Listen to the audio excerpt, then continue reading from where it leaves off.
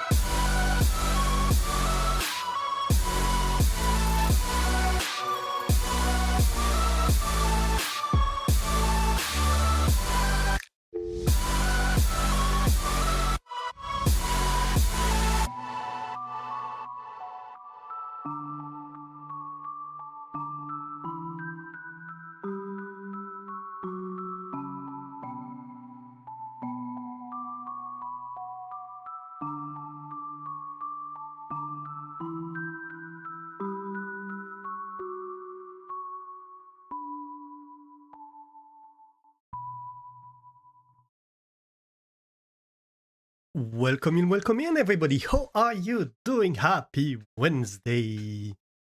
How has been your beginning of the week, everybody? Hello. Who do we have here? Kaz, of course, redeeming the esteemed title of first for today. Welcome in, Kaz. How are you doing? Also streaking a 10 stream streak. Oh my. Also, Resubek. Wait a minute. I lost the message. Oh, right here. For 29 months. Thank you so much, because 29 months is such a long time. More than 2 years you've been here. I can barely believe it, I'll be honest. I still can't believe how long we've been here together, all of us. So thank you, all of you, really, for being here. Welcoming Doran, entering the cheese zone and getting 46% more boutons de culotte for today for a grand total of 84%. That's a lot. That's a lot for one day. Very nice. While I'm becoming 25% more elemental for today for a grand total of 45%. Ooh, nice.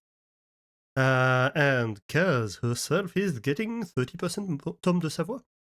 Not bad. The cheese is a lie. Hello, Guppy. How are you doing? The cheese is not a lie? No. A hydrate. Thank you for the hydrate. How is it going? Ooh, and a stretch and a posture check. You're looking for excuses to spend your points, aren't you? I really need to restart community challenges and stuff like that. Yeah, welcoming everybody. What else should you do with 90k? Oh my gosh. Yeah. That's a conundrum, isn't it? It's like, okay, what can I do for like such people that have a lot of points like that? I can't wear a onesie, I don't have a webcam, I'm not really sure, to be honest. We'll figure it out. But today, all you can do is drinking lots of water. But I have infusion or coffee, so you know.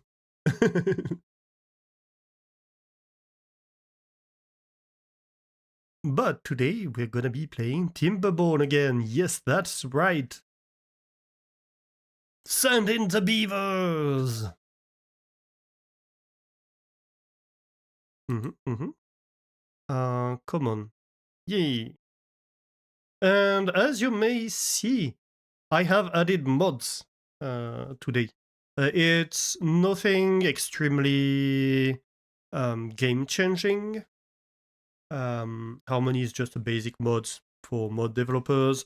Resource detector is an automation to add a new sensor that can detect like tree growing and stuff like that, to be able to add a little bit more of automation. And high transmitter is just so we can hide some stuff from the huge list of automation sensors and stuff.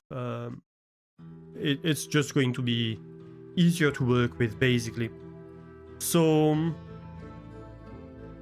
quality of life, mostly. Nothing hugely game-changing.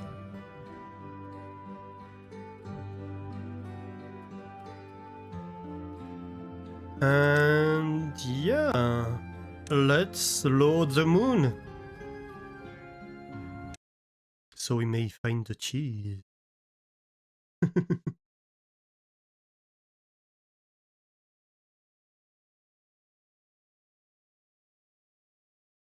Yeah, so again tonight we're starting a bit late. I apologize for that, but I am out of tone still, so we just have to have these later streams when I'm out of tone. And I don't know, Sunday might be similar, I'm not entirely sure. We'll have to see.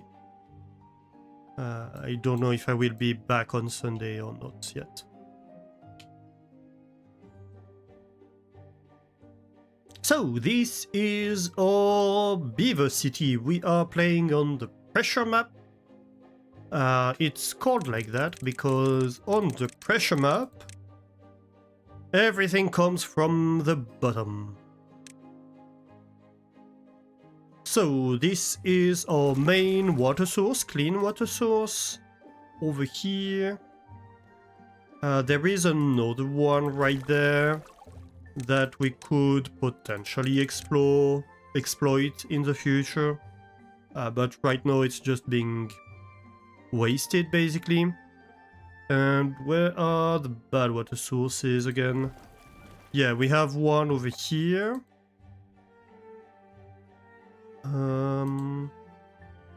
Is there one here? No. I think there's another one somewhere. Oh yeah, right here there's another one. That's like closer to the surface. And so basically all the water sources are underground. And other gimmick, there are lots of bombs on the map initially that end up blowing up and digging holes through the terrain. Like this, for example, where if we hadn't built that wall around, we would have Badwater coming in here and coming into the base. Where else? We had another one blow up over here. We had another one blow up over here. We had two of them right there. And so these are all bombs that potentially might get you in trouble because they lead to bad water mixing up with clear water, which would not be ideal. But right now they've all detonated, I think. I don't think there is any left. And that's what we are left with. So we have a little lake right here in the middle. We have our main water supply that comes from up there and just keeps a constant level in here. And there we have a little dam. We also keep some water at a constant level in here. This water comes from like a secondary dam right here. Same, we use valves to keep a constant water level in the river. And then this all comes from up here where we have, well, we have this little dam that's being fed from both top side. And if we go down, we have a water channel here. This comes from the main water source. And so if this water is clean, we allow it to get in here. So it's feeding the main channel. But generally, otherwise, it's going up there and being sent into this dam that completely fills up and is connected behind over here, sends the water. And anything that we cannot use for the city is just being rejected over here where it eventually goes off map. If we have bad water coming from the source, it's coming all the way up here and then this levee opens and just allows it to go over there. Where there is a pit that allows bad water to go down and then resurface in other places where there are holes in this cheese of the map. So I think this one is a resurgence of this water source, for example. So like the bad water would go out here, go down, and then come back up over here, for example, during a bad tide. I don't remember exactly if it's this one or this one that it's connected to, but one of these two. And either way, it just ends up going off map. And right here we have started last stream a Badwater pump. We've made a Badwater dam right here. And we have a water wheel. With the water pump, we are running a centrifuge and an explosives factory. And so we have just started making explosives, making extract. So we can go into the more advanced industry, which is the goal for today. Right? On top of that, we have a bit of automation. I'm pretty happy with what we did. Last stream, we set in place a system. So for example, this being up means that we have more than 95% of our water storage filled. And so that we stop completely the water industry from running. And as water goes down in the storage, as it gets consumed, we have more lights that light up and allow more stuff to run. Could I explain automation? Absolutely, Doran. What do you want to know about automation? More precisely, do you have more precise questions, or is it just a general how does automation work in this game? But yeah, absolutely, do ask questions. I'm always happy to explain. You didn't play with it yet. Okay, so the way it works. So we have a brand new automation panel here. And what you have, for the most part, is a bunch of sensors, right? So you have depth sensors, contamination sensors, chronometers, weather stations, like population counter, all sorts of stuff. The one I use the most at the moment, two of them actually, are the resource counter and the contamination center. So you have these. So all of these here are resource counters. What a resource counter does is it detects a certain condition being met with respect to the amount of some material you have in storage, or the percentage of the storage that is filled. That's what I use mostly.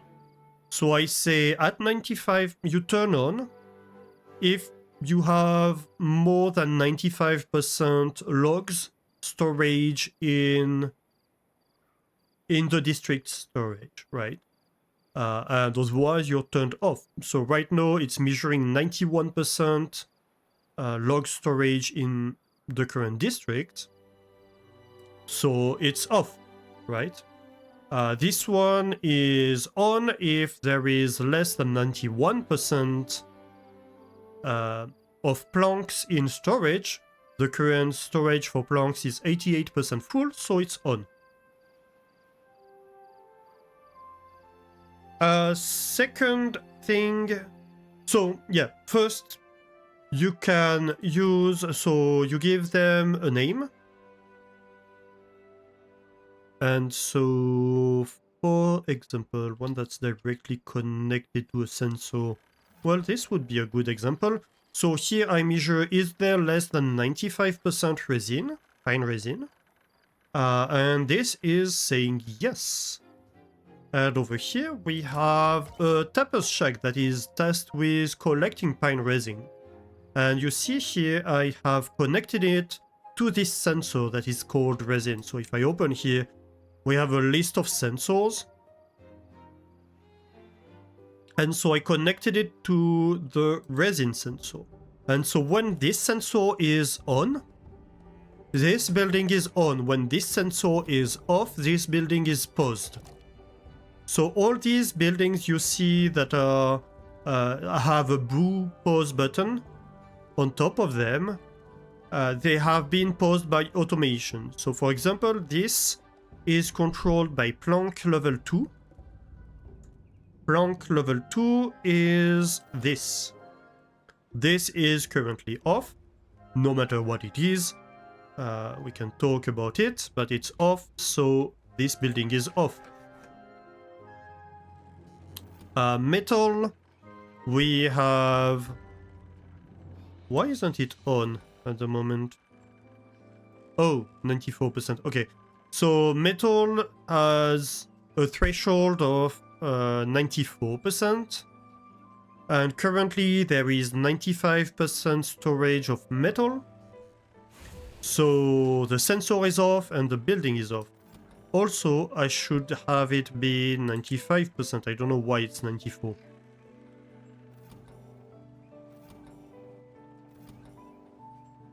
Let me check on all of them.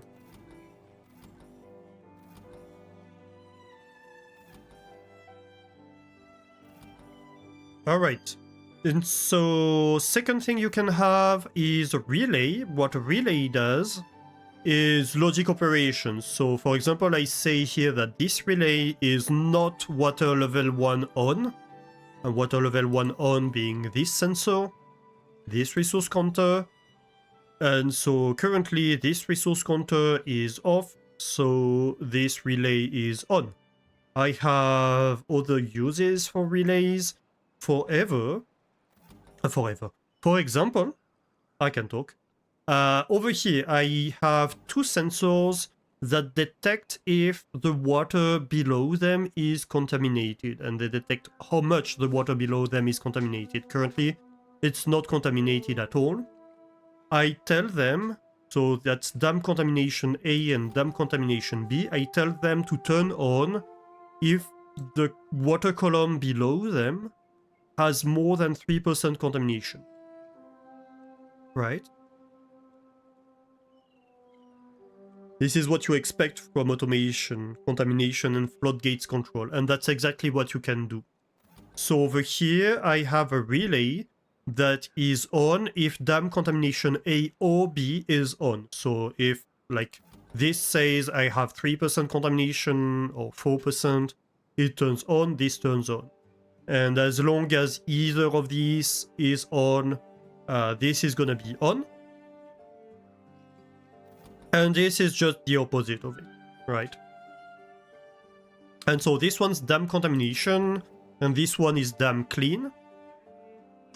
This floodgate is connected to dam contamination, and so when dam contamination is off, I tell it to be at 1.8 meter. When dam contamination is on, I tell it to be at 2 meters. This floodgate that lets the bad water go out. When dam contamination is off, it's at 2 meters, so it's higher than 1.8, so the water will go there. When dam contamination is on, so when the water is contaminated, it's at 0, so the water will be allowed to go there because this is lower than the 2 meters that we have over here. So that's how I control this. Also, I have this gate, and I love this one. This gate closes when the dam is contaminated. It's only opened, this path is only opened when the dam is clean. So as the water starts being contaminated, this closes. And that's amazing because it forbids my beavers from going down into contaminated water. I love that functionality. And yeah, basically all production buildings you can connect. So you can see if we go a little bit further down inside the shaft here, I have sensors over here that are detecting contamination. And if either of these sensors is contaminated, I shut down this valve. So that replaces basically what we had for sluice gates. So they removed sluice gates, they replaced them with valves and automation. And with a combination of valves and automation, you can perform the same functionality as you used to with sluice gates. It's more items, but it's more basic functions, which means it's more powerful. Because you can also control the valves with completely different things, right? And yeah, for example, I have the same thing over here. I have two contamination sensors over here. And if the water in here becomes contaminated, I open this floodgate and I let the water run off. And that used to be my contaminated water control. And if the water is clean, I control the water level in here to be 0.8. And so right now, since we have the contaminated water being managed over here and down there, this should never become necessary to switch, but it was there, so I left it here. And so, yeah, you have float gate, you have fill valves, you have throttling valves that can control water flow. Most buildings can be controlled through automation.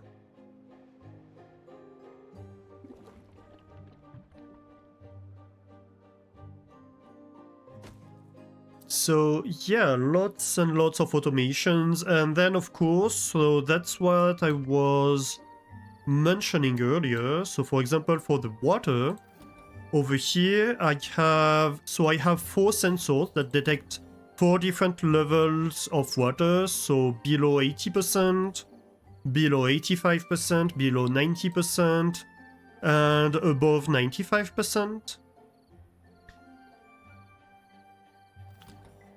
I have relays that are basically not functions. And I have memories because you have memory elements. So this is a set reset memory. And I use a combination of the sensors and the relays for these different memories to remember a state of my water system. So currently, my pumping is off if there is more than 95% of the water storage being full.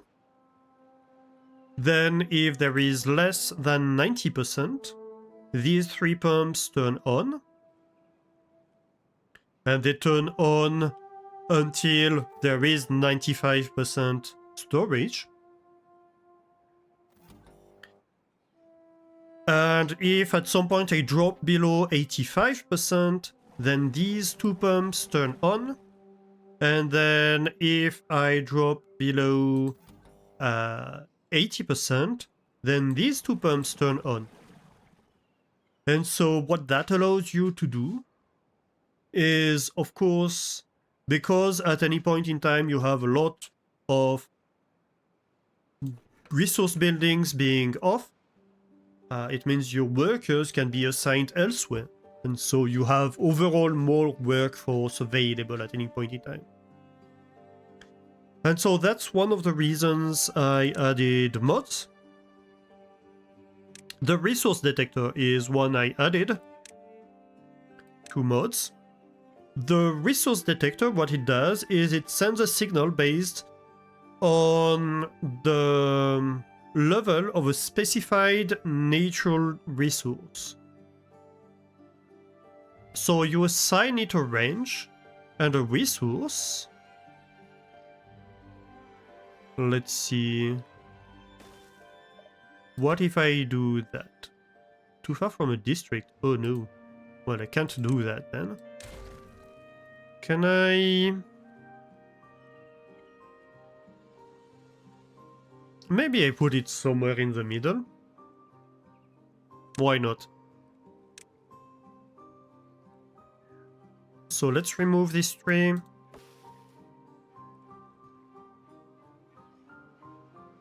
Are automation buildings free of charge? No, they do cost... It's not a huge cost, but like... the resource counters cost a few planks, a few gears, a few... how are they called again? Metal parts, which is a new type of resource which is made from metal, so they cost some metal. So that's the main drawback, is that I feel automation comes a little bit later in the game than it used to. Well, not really, actually. Because the sluice gates cost metal too, right? So really, It comes pretty much at the same point in the game. It's not a huge amount of resources, but it is some resources. That said, you can make use of the fill valve.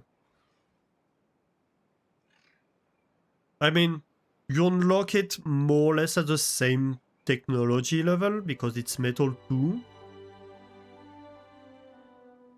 But you could start using the fill valves without automation, and that's what I did at the start.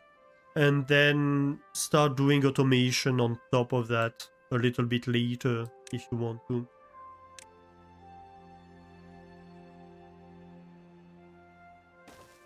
Yeah, okay, so... You don't control the radius. Interesting.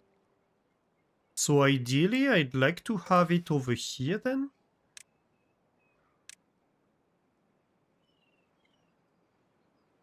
Wait a minute, before I do that, pause this.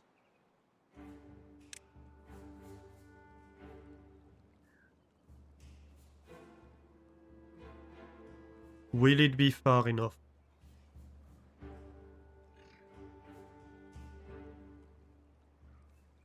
That's weird. Oh no, wait. Okay. I see. Okay, so let's say if I did put it here. Okay, so the range is like that.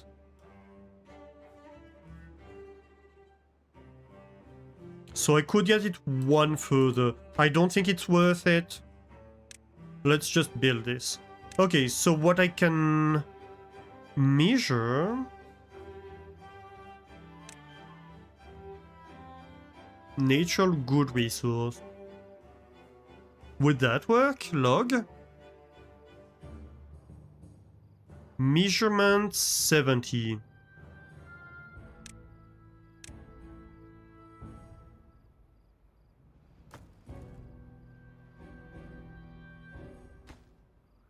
Yeah, I feel like it's the number of harvestable logs in range, right?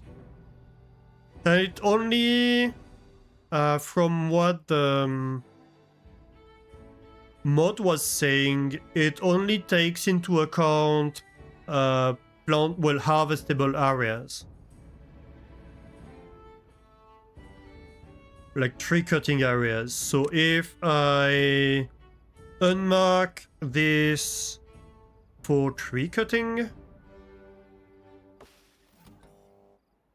Yeah, I see one now. Okay, so it's the number of trees. It's not even the number of logs that I could harvest. It's the number of trees that can be harvested. Good to know.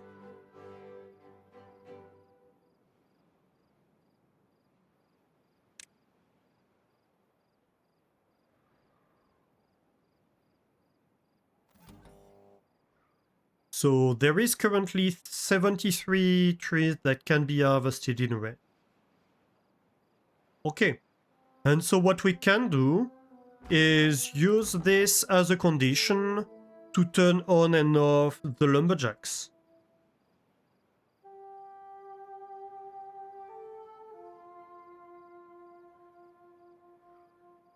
And we'll have the same kind of sensor over here.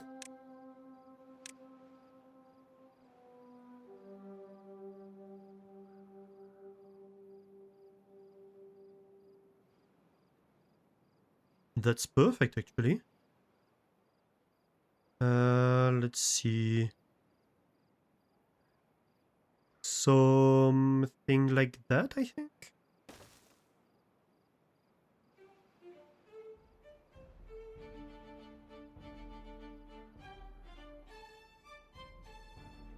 Right, if I went one further, they would overlap. So these two cover this entire forest. And now I can be like...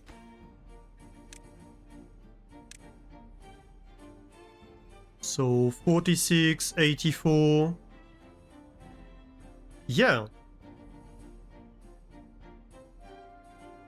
And so I can turn these on if the rest of the automation tells them they can turn on, and if the sensors tells them they can turn on locally.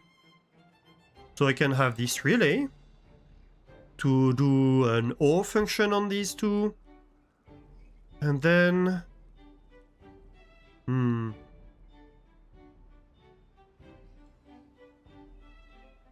maybe I have these here.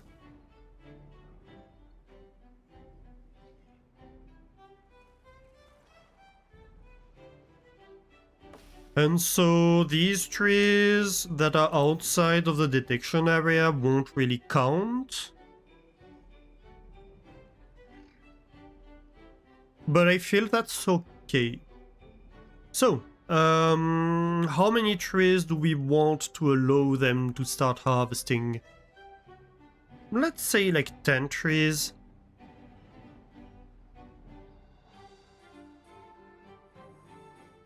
So, that's gonna be forest 1.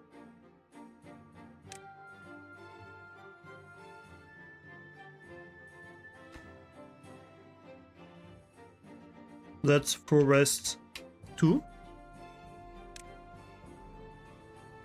And that's gonna be forest 1A. No, 2A.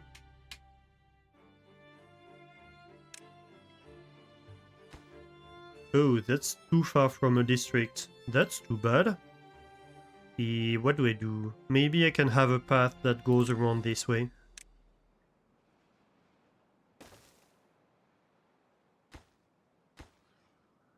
That's too far from a district too. And that one's harder to... to change. Maybe, I know maybe what I can do. Maybe I can have a little path that goes around here. To allow for construction behind. I never realized I might need access behind. And forest 2B. And we can be like... We want like 5 trees in here and 5 trees in here, for example. So forest can be or forest 2A or forest 2B. Okay. Now I can take this sensor, and that's the second thing I added as a mod. It's this little button. I want them to hide this from the list.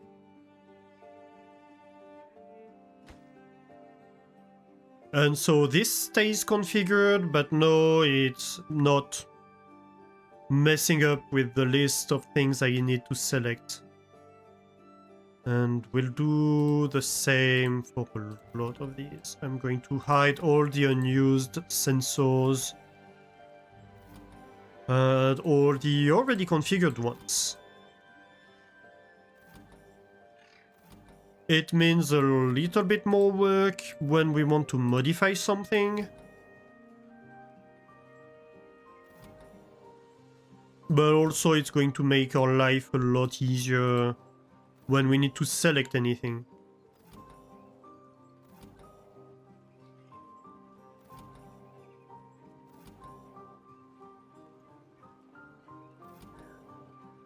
I kind of feel like this explanation might be new, I'm not entirely sure.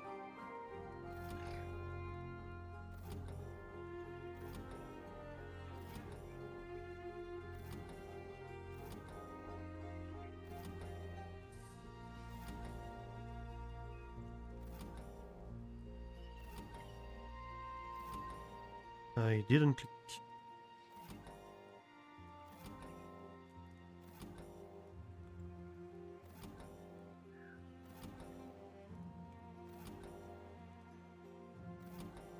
And these 3 we are going to need in a moment. What we also can hide, the sensors for contamination.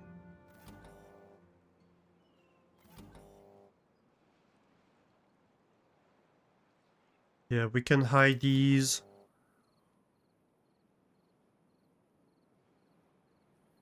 Same over here.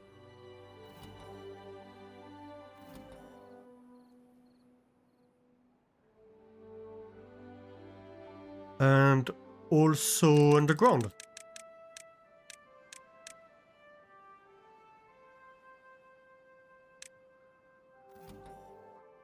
Hide from list.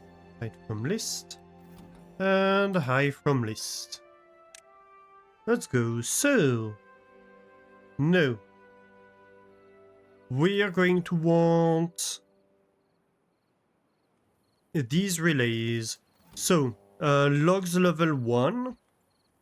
We are going to want a signal for forest A and a signal for forest B. So it's going to be an AND function. So logs level 1 and forest 1. That's going to be forest 1 level 1.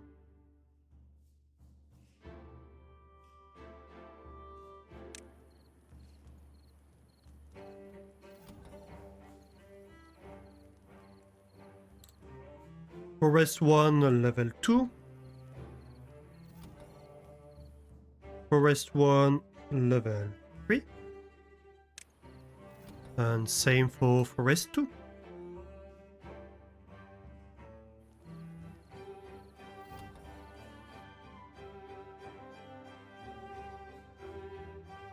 Level 2.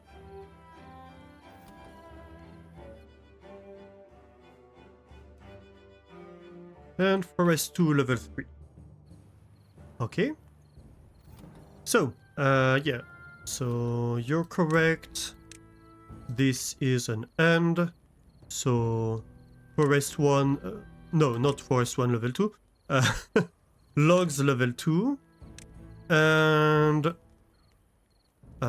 forest 1.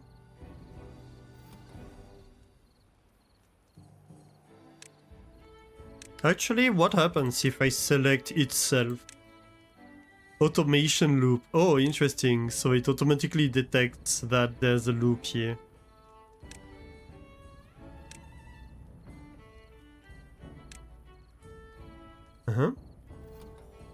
What we can also do is select them on the map like this, which helps in this case.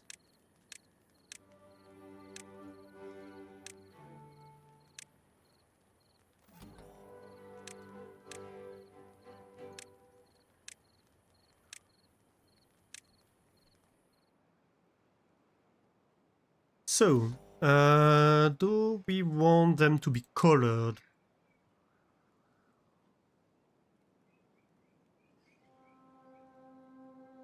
I think they're going to be blue. So blue is my indicator for a status signal. And then I have basically red, green, orange status systems. So like green is we're mostly full, orange we're a little bit less full, and red is we're producing full status, right? Okay, and so we can change this. This is forest 1 level 1. This is forest 1 level 2. Forest 1 level 3. I need to hide these ones. And while we are here, since we just finished doing forest 1, we can hide these. We can add the forest 1 signal. And we can add the forest 2 signal. And so that should make it trivial to go and select the right signals for that, because yeah, we just have a couple signals left.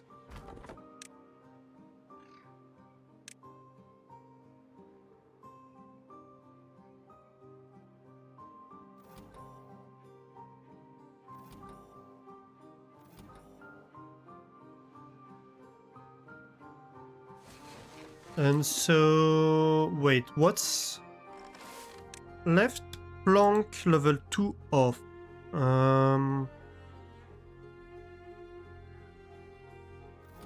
This one? Yeah. Okay. What else? Power needed. Oh yeah, that's this one. We didn't do anything with it yet. So this one we wanted to automate. So we're going to want a memory. We're going to want to start this.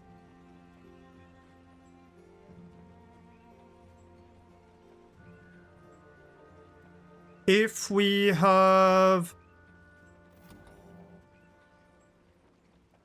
less than 400 whatever horsepower surplus, or less than 0 surplus, so if we're not producing enough power to sustain whatever is on,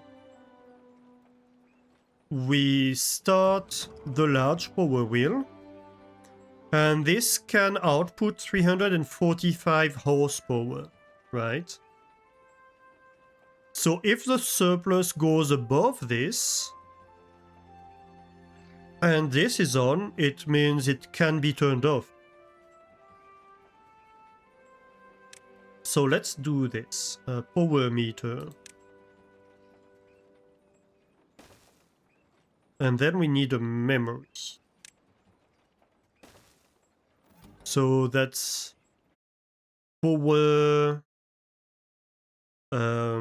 wheel on. And that's going to be power wheel off.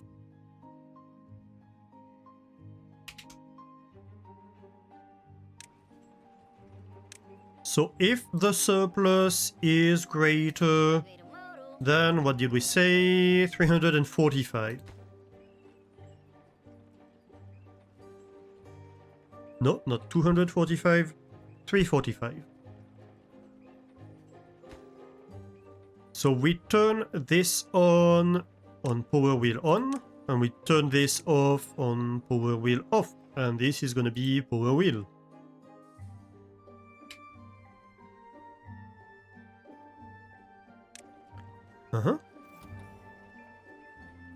I should be able to hide both of these.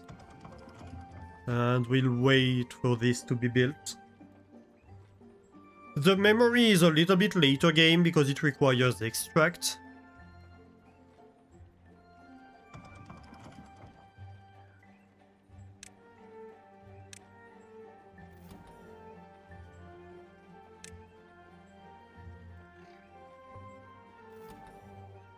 Okay, so this is blue.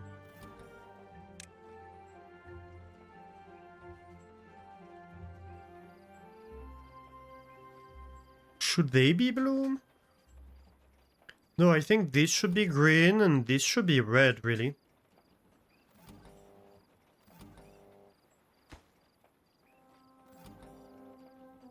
And this should be a status thing. So currently our power is red. We are negative.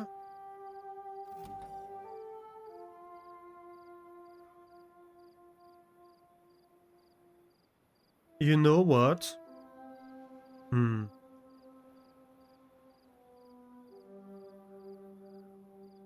it. Okay, let's duplicate this.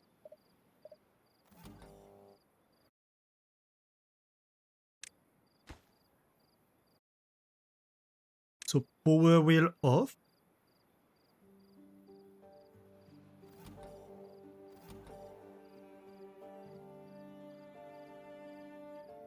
We are going to copy this one in here. And this is going to be called power wheel on. And I'm going to remove that one. And this is... hang on. This is set on power wheel on and reset on power wheel off. Oh yeah, I can keep it hidden actually. And then I can have a green, orange, red kind of thing. This one can be orange. Why is it?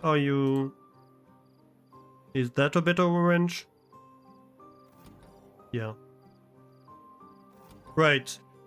So red is we're producing power manually and we still don't have enough.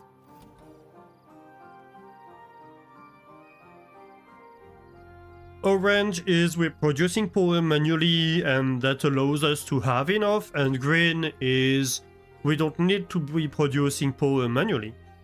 I think that's even better.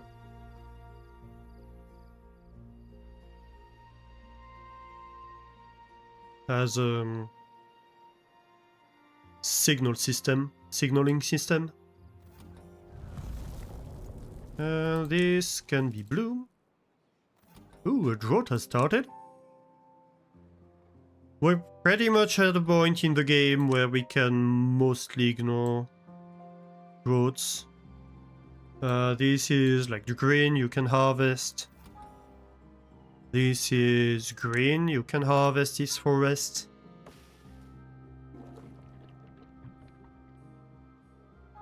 Yeah, so we can mostly ignore droughts because, well, the only thing the drought is doing is that we're stopping to hydrate this valley here that we're not doing anything with.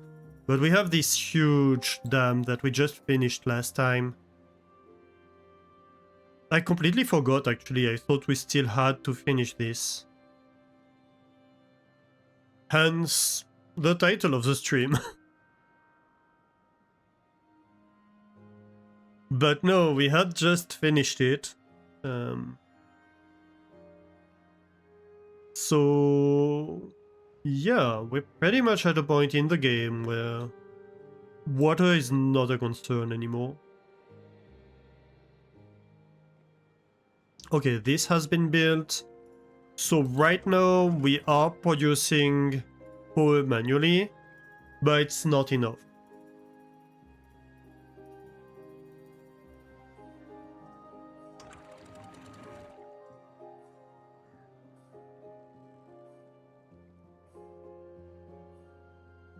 Okay, so we do have a Badwater dam.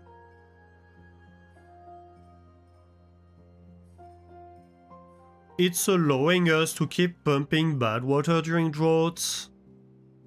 But to be fair, we don't really need a dam for that. The intention was more to use it as a water storage for the large water wheel. So I'm kind of going to want to regulate the flow of bad water that goes into the large water wheel. I think that would be a fun project to do. And another thing I might want to do today is going into robo-beavers, really. Robo-beavers, higher well-being, this kind of stuff. So that means more different foods.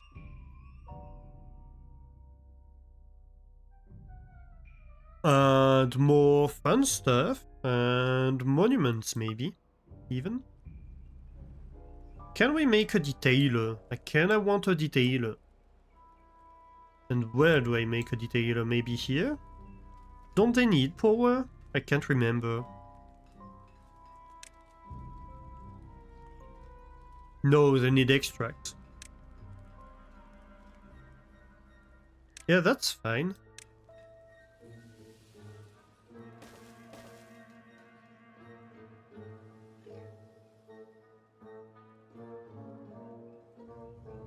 Let's build one.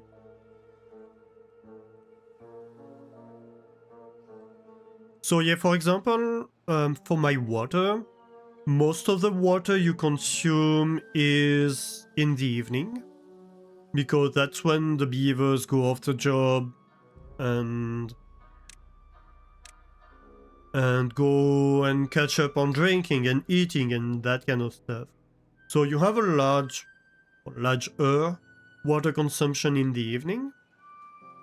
And so what usually tends to happen with the water is that we'll get to maybe level 2 in the evening, sometimes even level 3. And so in the morning we'll have a lot of pumping that is on, and that will take a high priority because pumping water is one of the most important things we have to do. And then as the day goes on, these buildings will slowly start turning off one by one, and the beavers that are working there will go do other things, other jobs, if we need them over other buildings. Mostly, maybe they'll go and do some hauling or building or stuff like that.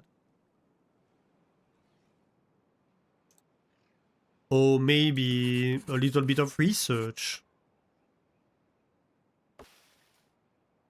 And so we can have jobs like that that don't need beavers active all the day. And just turn on when needed.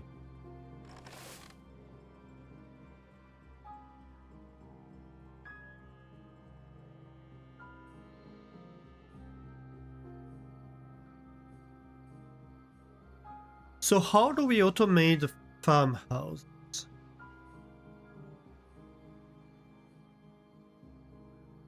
Currently, we are automating, well, actually pretty much nothing on these ones. Didn't I automate a little bit these ones? Yes. I automated the one that prioritizes harvesting.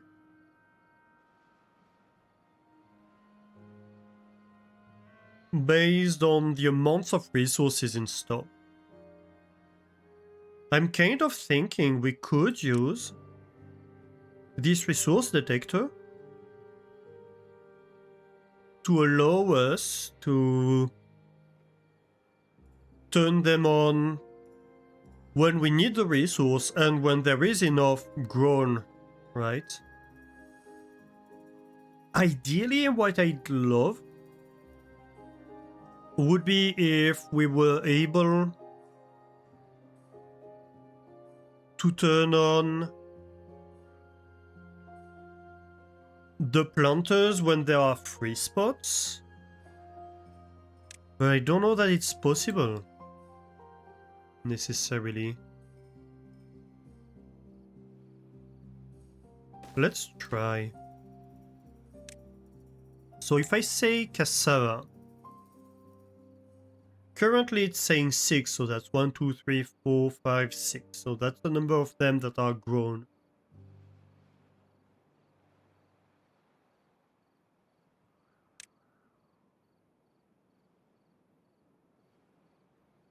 But I don't have a unplanted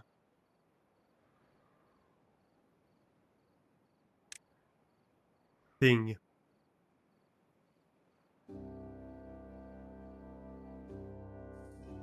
So I could name this cassava grown.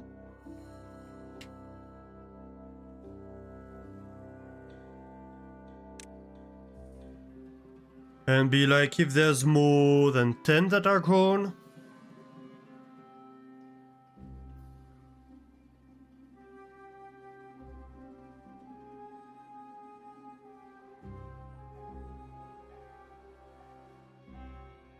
but then what's the point? I guess is the question. Like, we don't want to...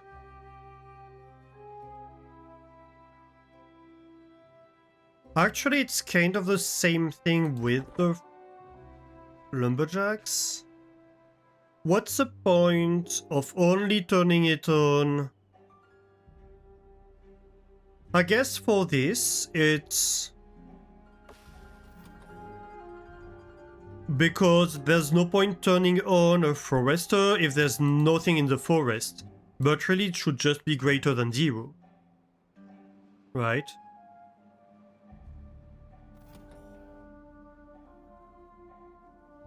There's no point keeping 10 trees in there.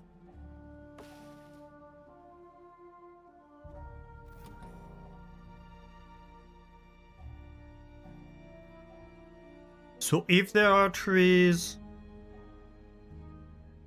and we need logs, then you harvest. And this could be the same. This could be if there are cassava and we need cassava, then you turn on. But there's no way to turn on the planter.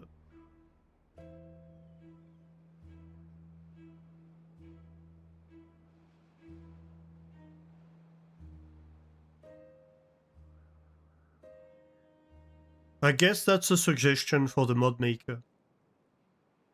To have the resource detector being able to select the unplanted spots, well, to detect the unplanted spots or the full-grown spots.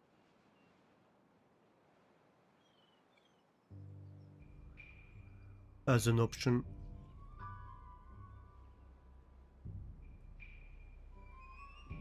And we could do something similar over here. Resource detector. Yeah, the question will be how do I do it? Technically, we can reach a large enough area. I just need to be able to have the detector on the right level. No, that's not the right level. Need a total.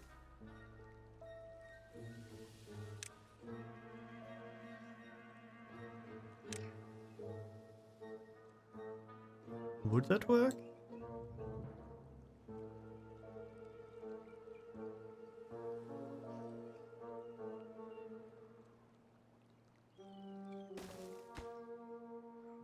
I'm not sure if that works actually. Mangrove fruit? I don't see the area being lit up. I know I do see it. Well, I'm gonna blame shenanigans. Oh, maybe it's because the platform wasn't built yet. That would make sense actually. So, mangrove fruit.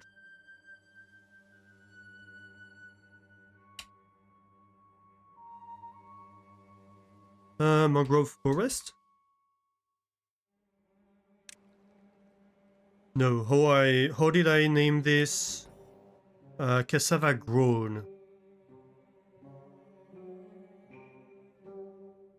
I should have dash.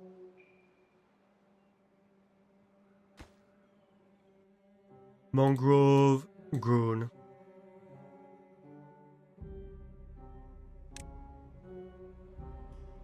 And we could do the same with the berries.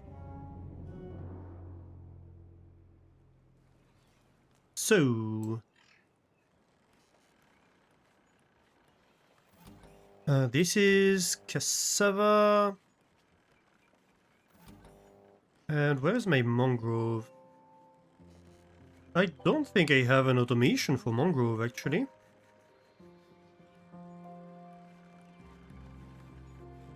Okay. So this is going to be a relay. This is gonna be cassava on.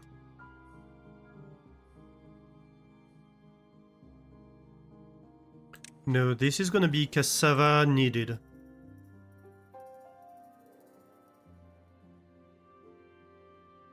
I'm kind of defining our standards as we go. So that's going to be an and between cassava needed and cassava grown.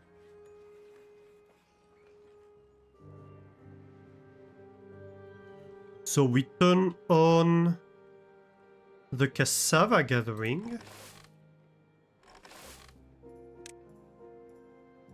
if cassava is both needed and grown.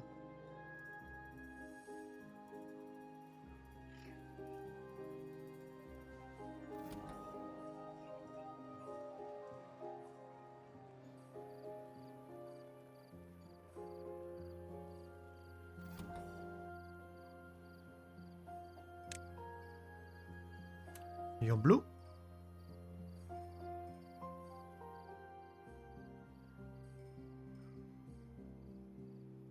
And I suppose you're gonna be green.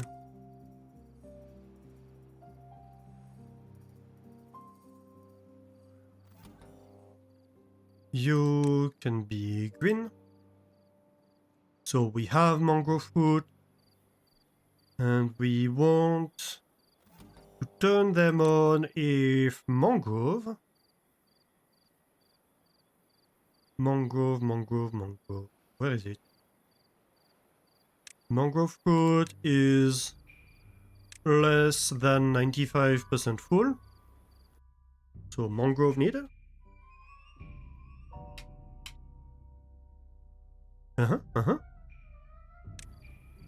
And we are going to have a relay here. Can I reach that? Yes.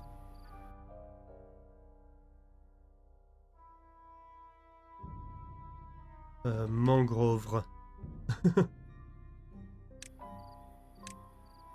We turn on mangrove if it's needed and grown. You are status. You're white. You hidden.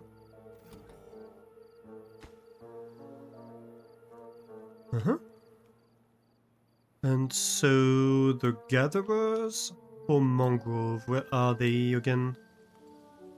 I lost them. Right, so you're gathering mangrove fruits. You turn on based on mangrove. And you turn on based on mangrove. Currently it's off because this hasn't been built.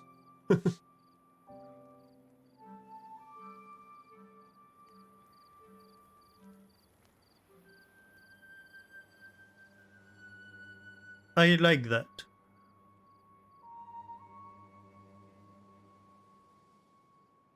Is it over-engineering? Possibly a little bit. Let's accelerate time. We don't really need to go slow anymore. Okay, so currently we do need mangrove and we do have mangrove. So we gather mangrove. I like this.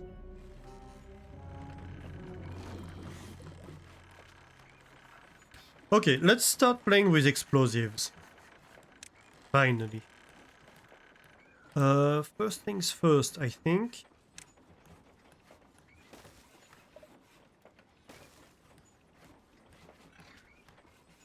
Possibly even this one. I want a second fermenter. So we're just gonna have to explode stuff. No, but more importantly, and that's really the project I want to start working on.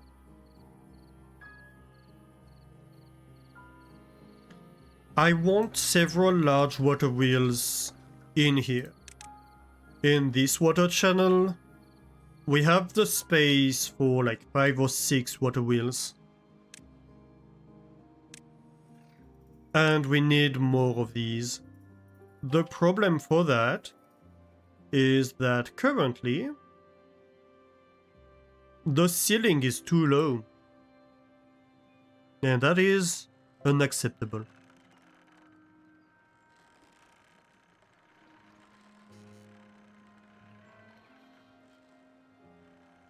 So, let's solve it. I kind of almost want to get rid of these little things so I can have a path on this ledge. I don't think it's necessary though. So let's start with the necessary stuff. And I think blowing up all of this over here is going to be necessary. These ones are in the way of the water wheels. And these ones are in the way of where I'd like the... well, I guess...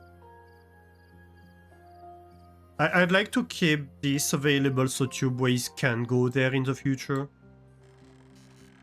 If I need them to. So let's start landscaping. No? Ah. Yeah, of course. They need platforms underneath.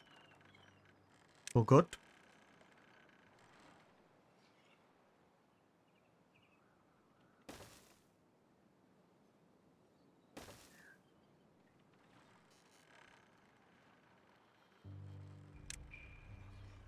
Actually, no. That's not gonna cut it. Dang it, they already built most of them. That's fine. We can fix it. We can fix this. They need to be able to reach up. Is what I forgot.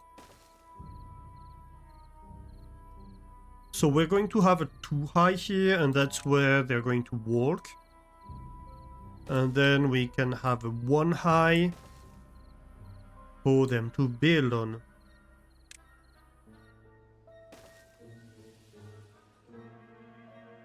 We're going to have an entire thing of scaffolding.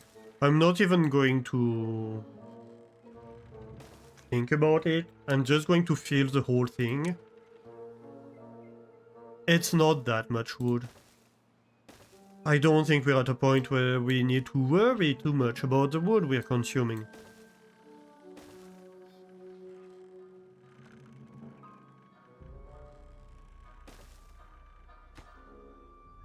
Actually, we don't care about that one. Because now we can have spiral staircases. Yay. Okay. Tunneling time.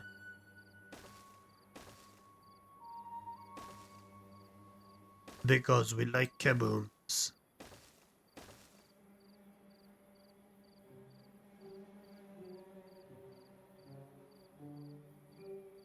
Don't we? I am worried. I think we definitely are going to need this to be empty.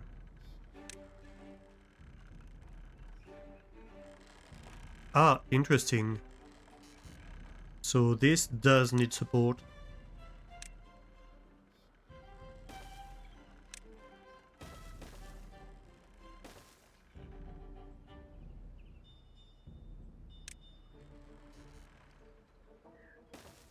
Yeah, of course, because over here we didn't have the holes. Okay.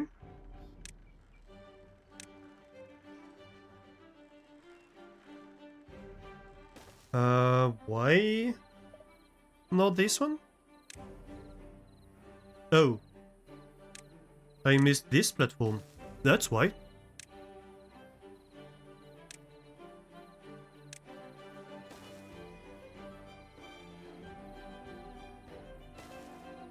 It seems we must have missed a platform here too. Uh-huh.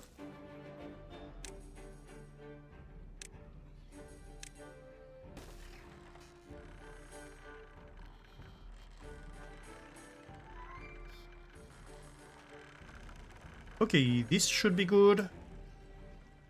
I think.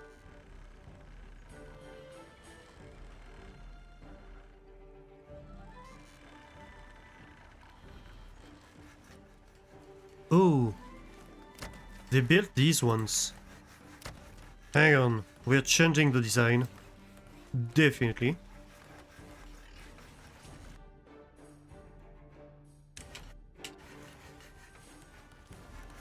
Come on, get detailed. The name of this building, by the way, kind of throws me for a loop everywhere. Detail sounds like the name of a workshop that would cut the tail of the beavers. And it's like, oh no, don't do that. Yeah, look at that. Isn't that cute? I love having the logo on their tails. The logo of the channel.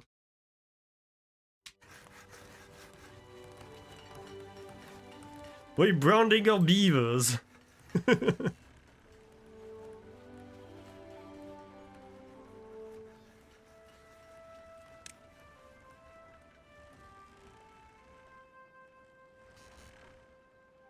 To be fair,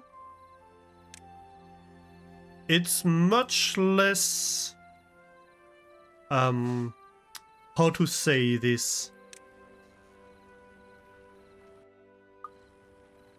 Much less bad for them than cutting off their tails. So, you know, I'm sure they're not too unhappy about only being branded.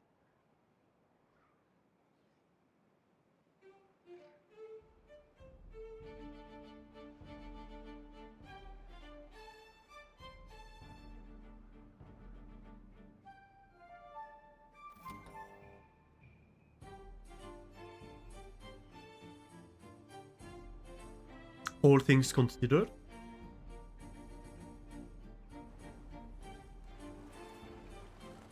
Let's see... Yeah, we have tons of extract. I think... So we have used advanced breeding pods on these. But we still have a few normal breeding pods.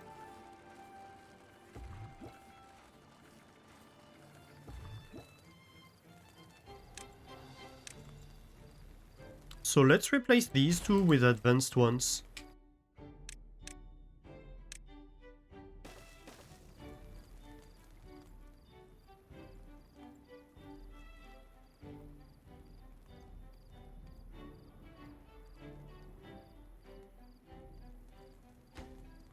And that's going to help grow the population a little bit, not that we really need to.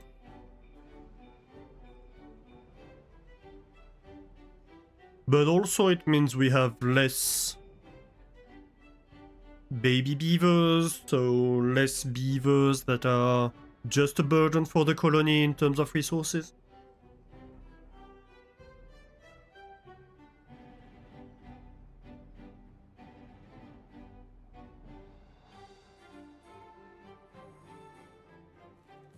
Ooh. We are very out of planks. And so you see all of the lumber mills are working at the moment.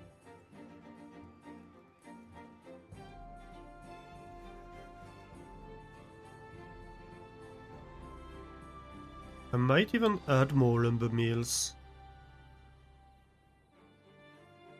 We'll have to see. Yeah, and we have a few buildings unstaffed at the moment. But they're going to be like research buildings and stuff like that that we can afford to run less when we have a surge of need for producing something in particular.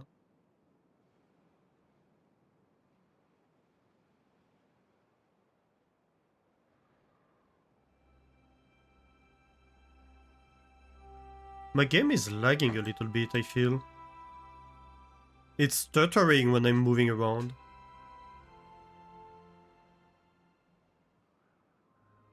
I wonder why, because it's not that big of a colony.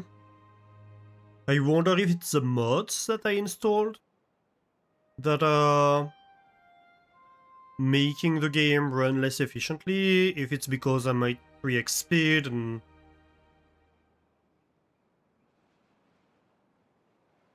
I doesn't love that. I don't know.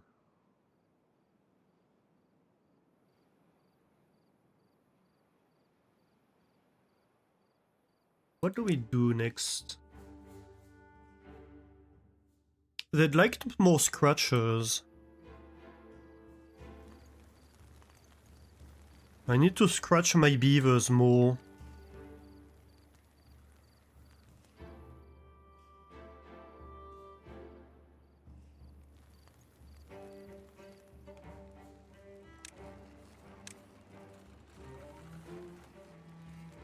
They want a good scratch. Ooh.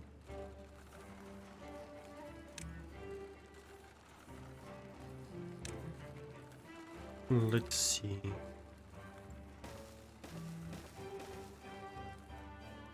Uh-huh.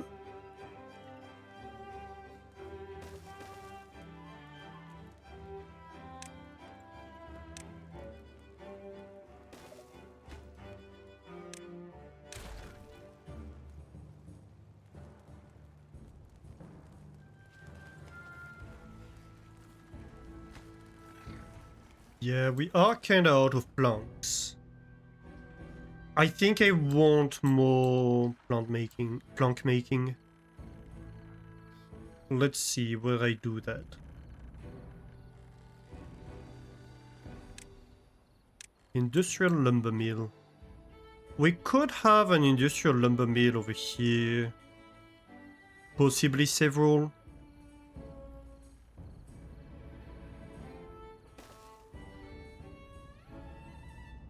Let's add 2 of them. We will want more storage for that. We will want local storage for logs and planks, I think.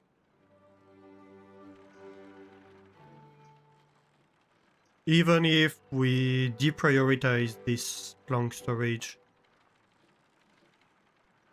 How do I do that?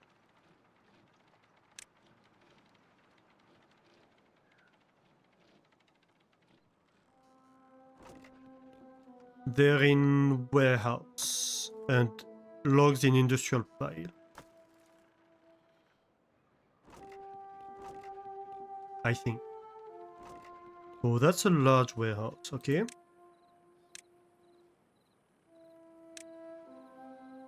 So I can add logs over here and maybe like a large warehouse over here.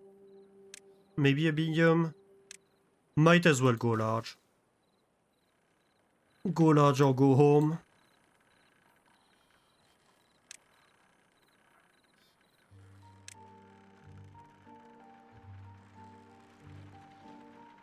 We can flip this.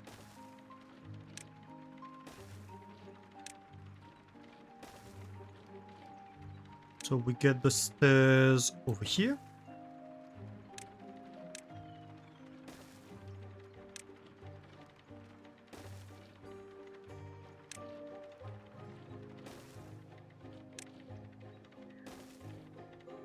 All right.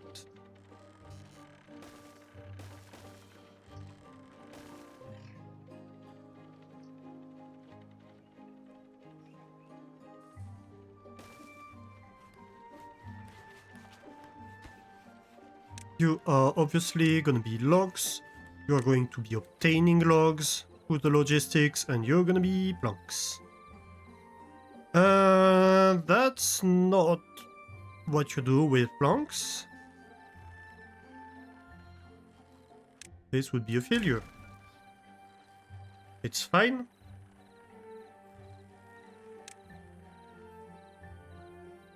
Large industrial pile is what I need for planks, and we supply with this one. Where do I store my planks? Aha, over here we are obtaining on this one, and these 2 would be suppliers.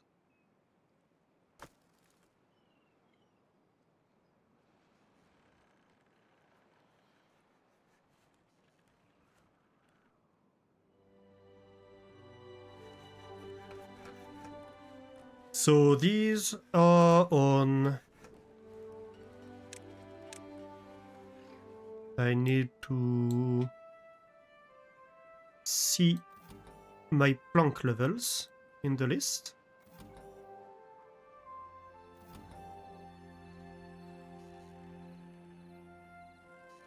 Yeah, I feel like 3x speed is a little bit stuttery. This is better. This is better. Right, so planks level 1. You are going to be on planks level 1 too. I feel like you're gonna be planks level 2. Same as you. And you are going to be my planks level 3.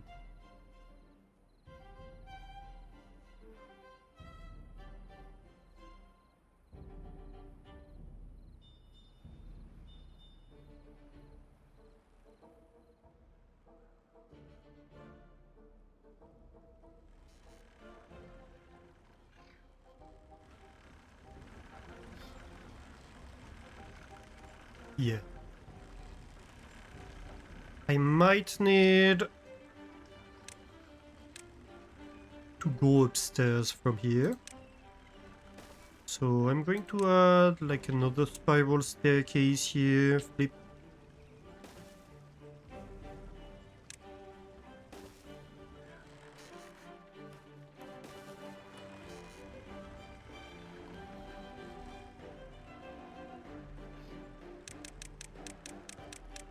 What are we doing on explosives?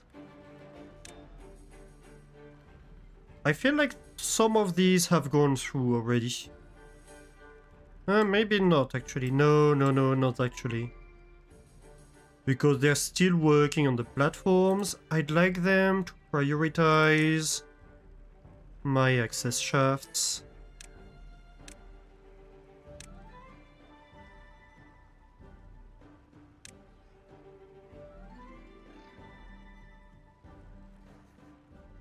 Because it doesn't matter if you're building this platform if you can't go up there. Basically.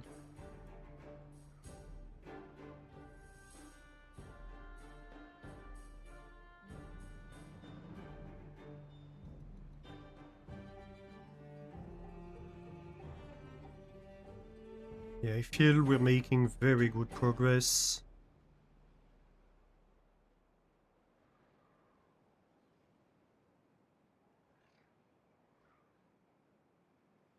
But of course,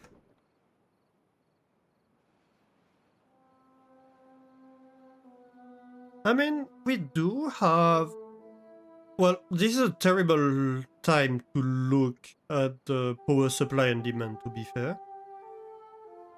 And probably the worst time I could have picked. But I feel like we're not gonna be producing enough power anyway to run all the industrial stuff we need to be running at all times at the moment. So adding more planks means technically... Well, more planks factories means technically a larger proportion of this power is gonna go to manufacturing planks.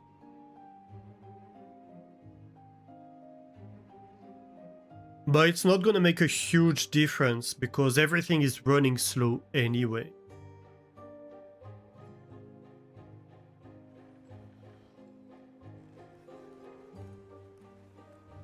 So it's going to have to be a big problem for us to address, and the way we address it is by blowing up things. Blowing things up, blowing things up.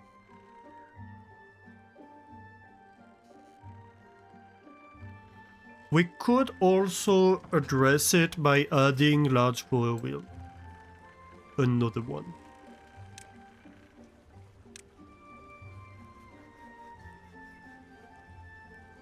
That might be another clever thing to do at the moment.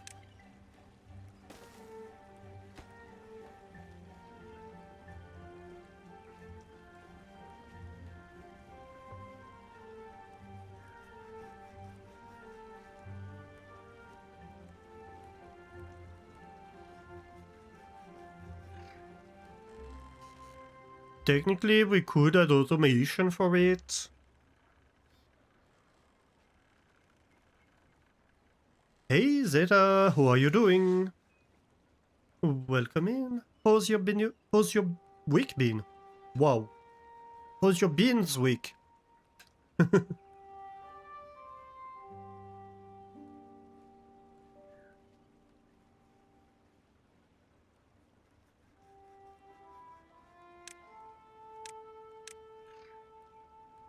Way too long already. It's always interesting how time can be at the same time very fast and very slow. There are days where you're like, oh my gosh, it's been so long, and there are days where it's like, where has the time been? That's been more my case, to be fair. It's like, oh my gosh, we're Wednesday already. Wasn't Sunday yesterday? What happened to the week?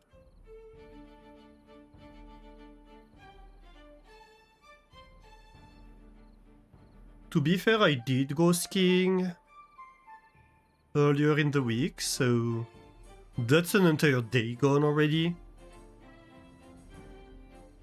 Without you even noticing, right? I managed to fall for the first time in decades. That's on your bucket list. You've never been skiing, Zeta?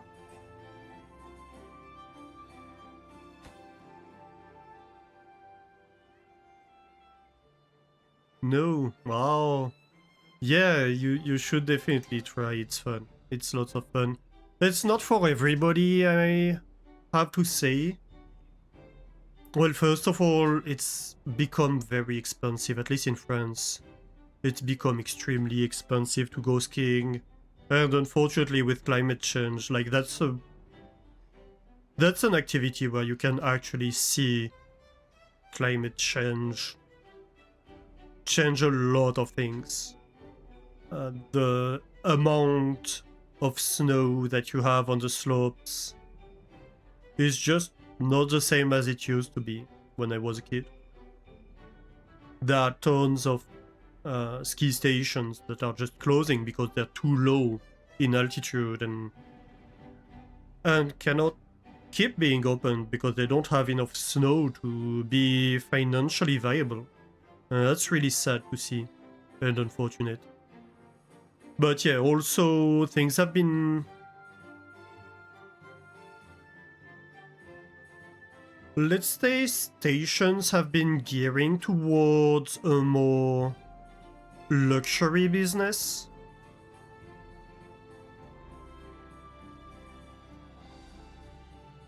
And so you have very high-tech lifts in stations now compared to what you did have when I learned skiing as a kid. And on the one hand, it's very comfortable. On the other hand, you're paying 60 euros for a day of skiing, you know, it's... And that's with having everything in terms of equipment. It's just to access the ski lifts. And that's not something everybody can afford to do very often, right? Nom nom nom nom nom nom. There's usually not a lot of snow there. There are some ski stations that use artificial snow, I guess. Yes, there are, and even like the big stations that are high enough also do use artificial snow. Because, well, sometimes there are places like where you may have a long time without snowfall, or it also allows you to extend the season a little bit. But to be fair, artificial snow doesn't have the same quality as natural snow. You can feel the difference.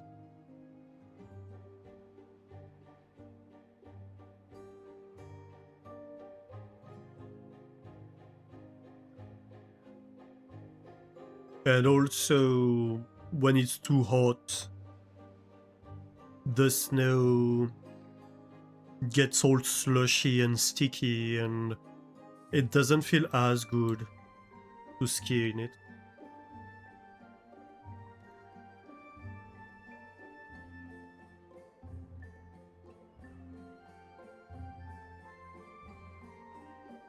So yeah, there are definitely difficulties even when you can use artificial snow. Also, like, you have a snow cannon for generating artificial snow on a slope, like spreading it over a certain zone. But you need dozens of them to cover a single slope. So it's a huge amount of equipment to keep being opened if you want to cover, I don't know, a big station might have like 60, 70 slopes. That's kilometers and kilometers of slope. So you can't cover everything with snow cannons. So you have to make choices at some point when you're talking about artificial snow.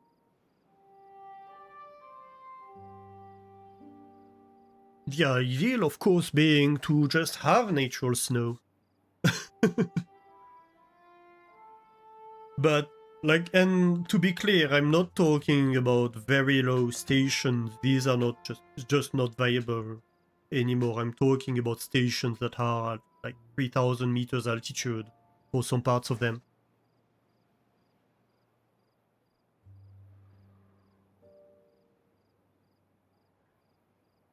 Your balance is crap, so you'd probably fall over. It's a learning process. I've taught skiing to friends, and I have some friends that picked it up very quickly. I have a friend that kinda gave up. Because, like, especially the problem was when he was falling down, when he would fall down, which when you're a beginner is going to happen like every 30 seconds or so, basically.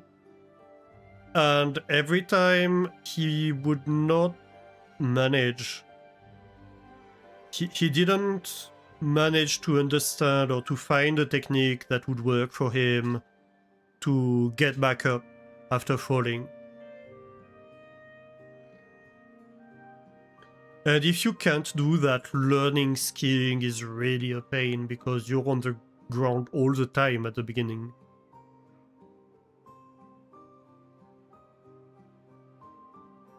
It's like learning to cycle if you had to remove the wheels of your bike every single time you fell at the beginning.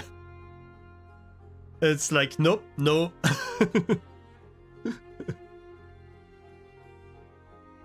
I tried, like, we tried for like a week and we just couldn't manage a way for him to learn to get back up without removing the skis. Which, first of all, is a pain as a beginner, but also might become dangerous in more steep slopes. Because the skis are a huge part of how you're able to even stand on steep slopes.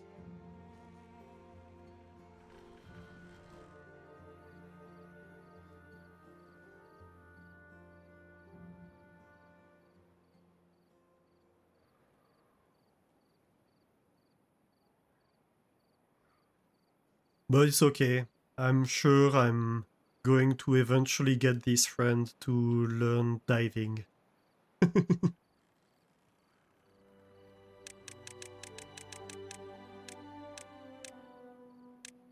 So yeah, it's not for everybody because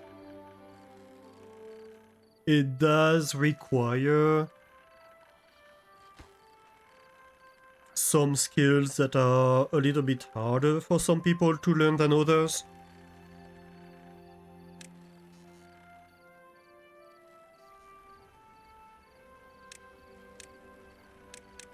But it's fun. And the nice thing is that for adults, like, you know, when you're teaching kids to ski, it takes them years to learn. Adults can become good enough to go basically on most slopes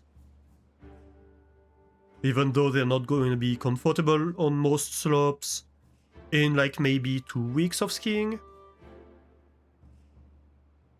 So it's a painful process at first, but it's not necessarily a long one. Because you just have the maturity to learn so much faster than a kid. It's also about 15 Celsius during the day there already. It's hard to imagine still skiing season. Yeah, I mean, it was very warm. I finished skiing in t-shirt. It was so warm. And amazingly, the snow was actually okay for the temperature. We were kinda surprised how good the snow was given how warm it was. It was really, really warm. Probably, yeah, something like 15 Celsius, something like that.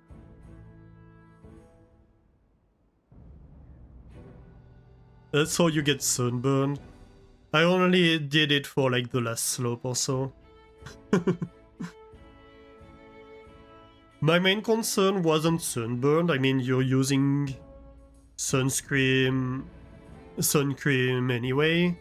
But my main concern was if you fall, like the jacket isn't just for warmth. It's also so if you fall, you're protected a little bit from scraping against the snow. And that was my main concern.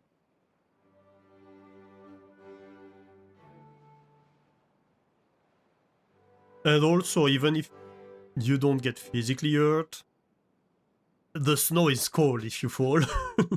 Hey Pitaka, how are you doing? Welcome in.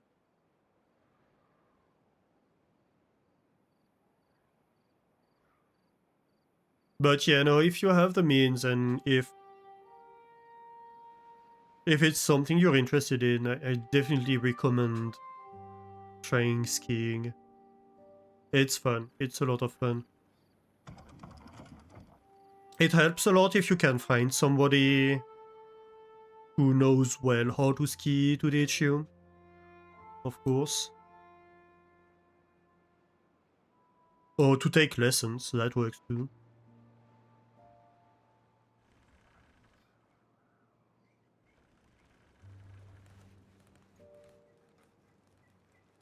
They're not even building this. Yeah, this needs planks too. Oh my gosh.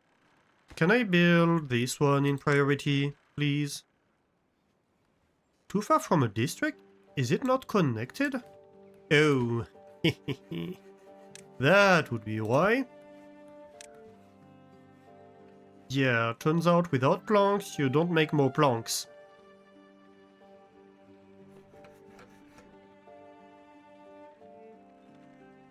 We're actually not doing too bad on power.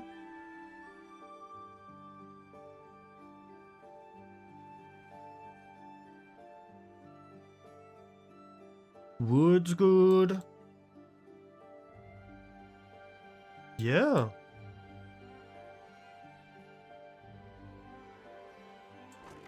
Cassava is getting there. Oh, thinking about which. Right, so I blew that up for a very specific reason.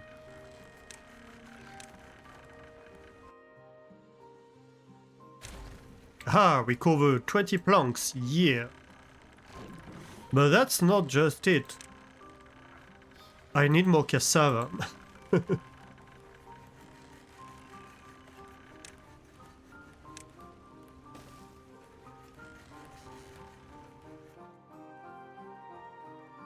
Oh, also among the things they added to the game, Doran, if you're still there, is the clutch. So you can mechanically disengage some buildings from power based on automation. That's huge too.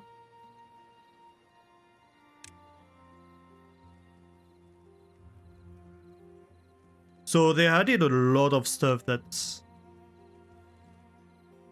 really fun, I think, to get automation better overall. So what's What buildings don't have beaver? One of the builders' hut doesn't have beavers, that's fine. A farmhouse, which one? Can you show me the farmhouse?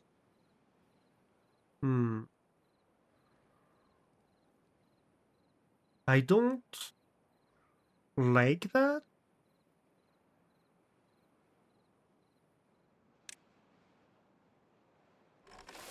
I think farmhouses should be higher priority.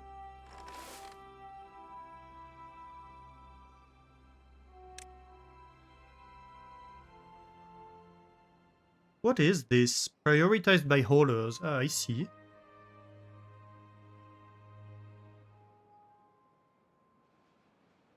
Maybe... let's see.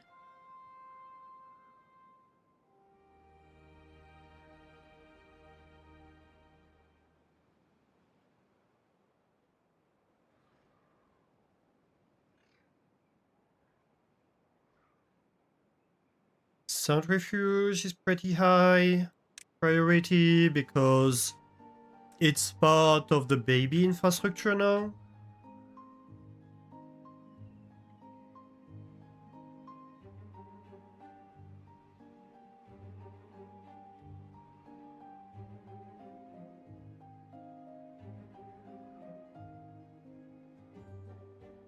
Yeah, inventors can afford to have less workers. I feel like the power wheels need workers.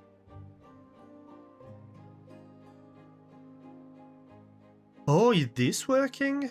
I feel like this is working. That's exciting. I feel like I just saw this turn on.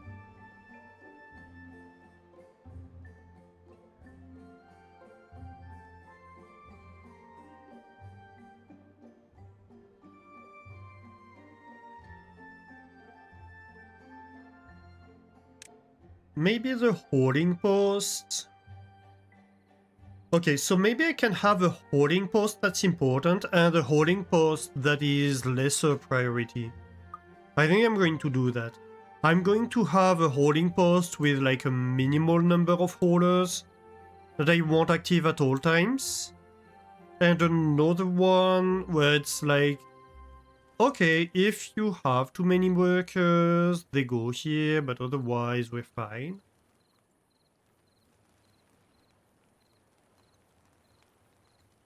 Yeah, I'll do that. Let's do. Where do I do? Maybe over here we can have a holding post?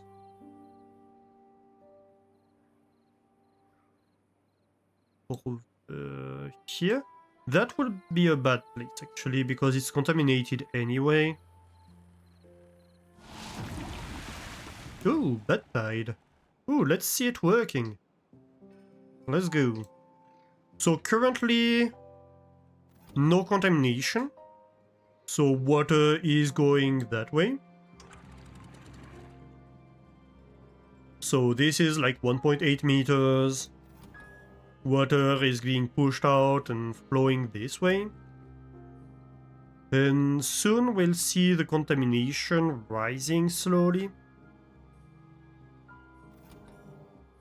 I think this one might be the first one we see starting to get contamination.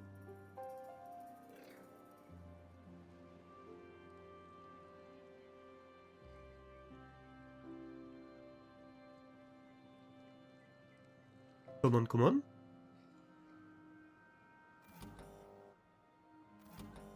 Still no. It takes a while for the water to get here, because it has an entire column to go through. Like, I don't know how high we are right here, but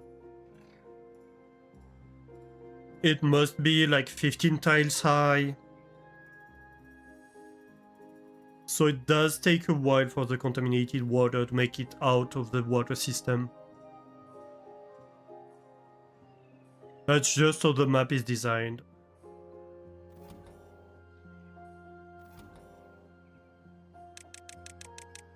If we go down here, yeah, we're starting to see contaminated water. So you see here, this water one is already in red because this is like, oh, we have 65% contamination over here. The contaminated water is just coming here, so right now we should start seeing. It takes basically almost 2 days to start having contamination in this. Here we go, 1%. I want to see how fast it is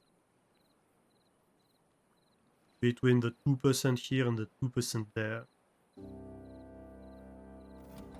Okay, it's basically simultaneous. Okay. So right now I'm below 3%. This is exactly 3%, so I'm like, okay, I'm still good, but as soon as this gets higher, this is red.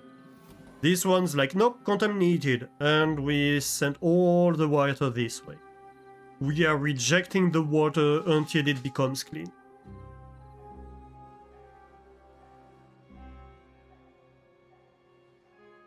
And the reason we don't do it at 0% is because really the actual number I think is 5%. So if water becomes more than 5% contaminated, it is considered contaminated and is making the beavers sick, etc. So if I'm triggering it at 3%, I'm well below that already. So even if this entire dam was contaminated at 3%, it would be no concern for the beavers. At all. So I'm taking a little margin. And it allows me to keep a little bit more water.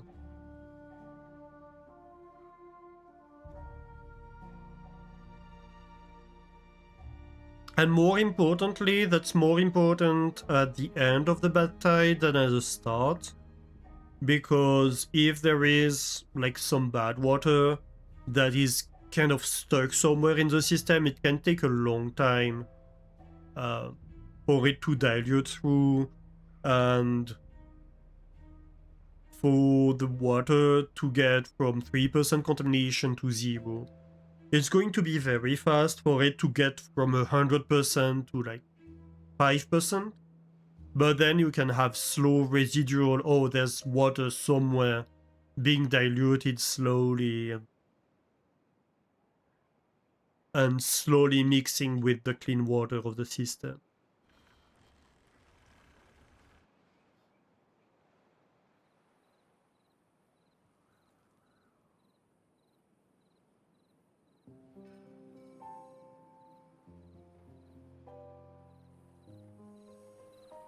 I should look at resin being available here, because like this is activated, this type of shark, but these spines have no resin at the moment on them. So let's automate that. Resource detector. I want pine resin. And currently there is 0 pine resin. Right?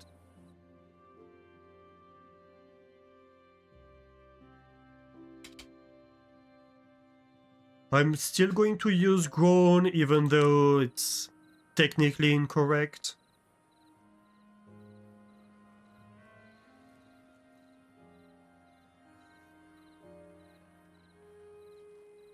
Where is my resin automation? Oh, right here. Dang it. It's okay. I can have...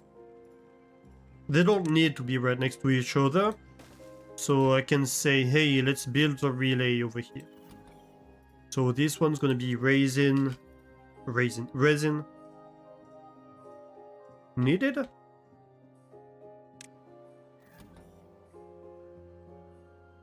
And this one's gonna be resin.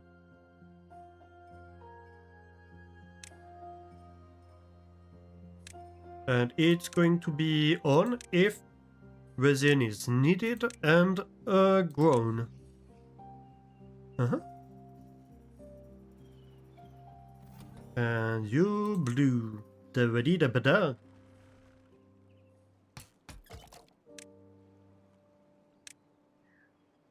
Okay, and so currently resin is needed, but isn't available.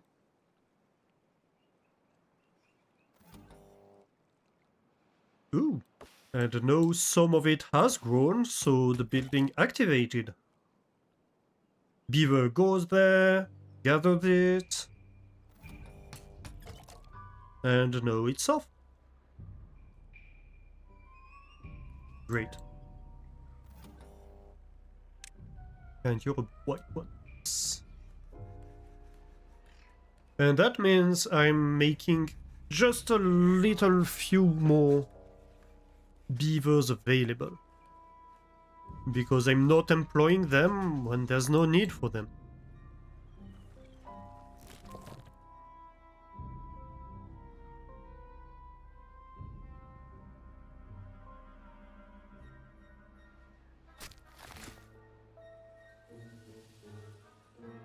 You know, I'd love to be able to automate the foresters. But I have no way to detect if there is an unplanted tree.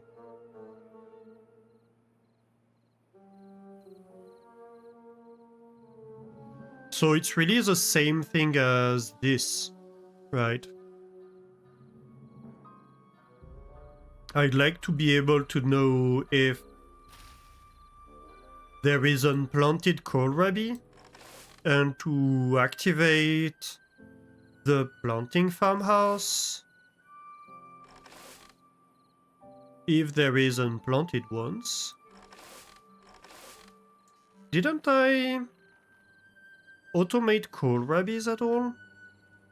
Apparently I did not. And really I should, because it seems these ones are...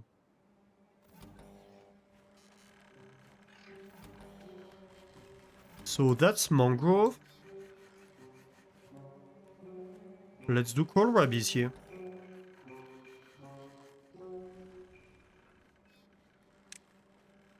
Where are they?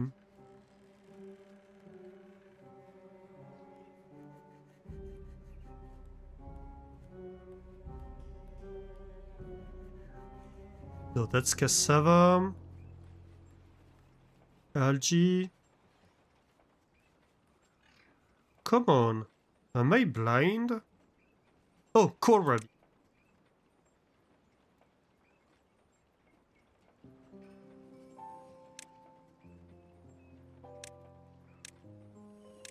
So kohlrabi needed.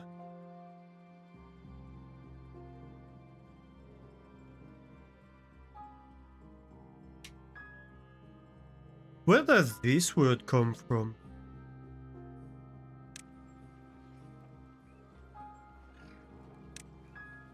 It doesn't sound like typical English word, does it?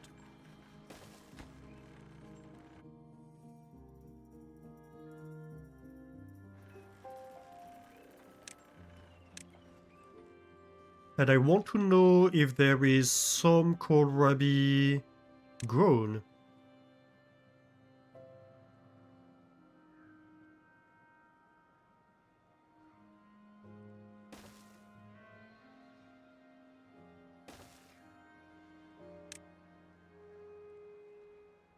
That's too far. I can have it here.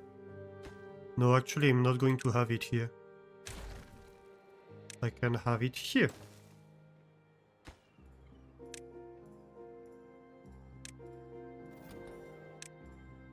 Kohlrabi available?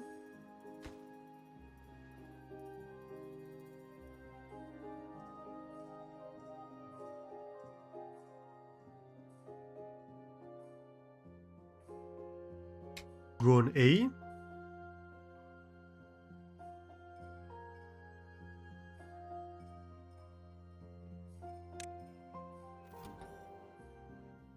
Kohlrabi grown B. you're going to be kohlrabi grown A or B. And that's kohlrabi grown. Uh-huh.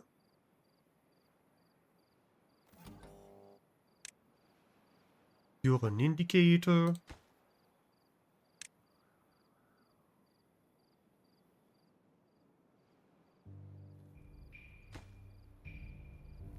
Too far from a district. Oh, they cannot access it around. That's a problem. It's okay, because this is an unused building, so let's just destroy it. And then we can build that. And so this can be kohlrabi grown and needed. And that's kohlrabi. Okay. We can hide them. This is out of building range.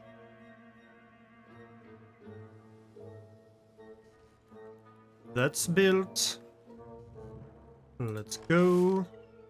So you are gathering kohlrabis. And so are you.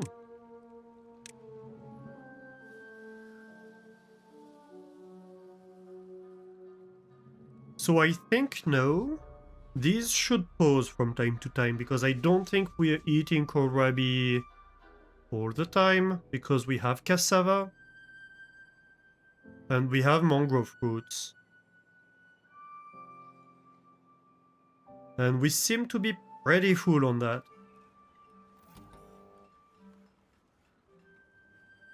Kohlrabis? Yeah. Rabies is supposed to be a bad disease. I don't know why we're saying it's cool, but you know. Hey Jonton and Persona, how are you doing? Yeah, this word confuses me. Just a wordplay. Yeah. No, but like same. It's the same thing that pops in my head when I read that word, and I'm like, why? Why is it named like this?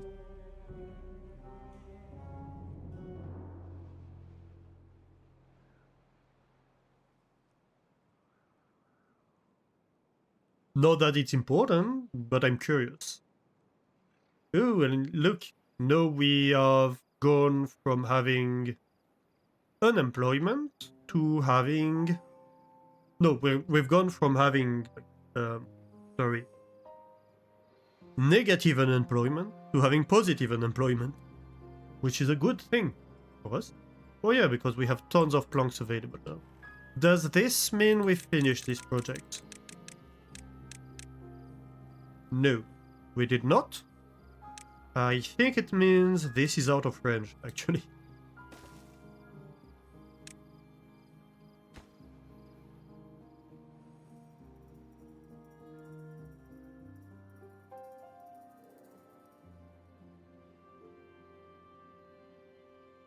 Project Kaboom is on.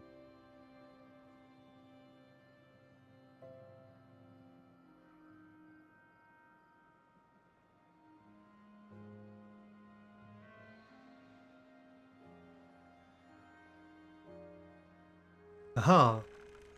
Builders incoming.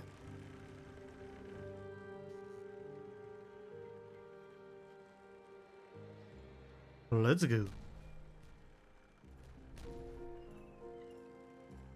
That's great.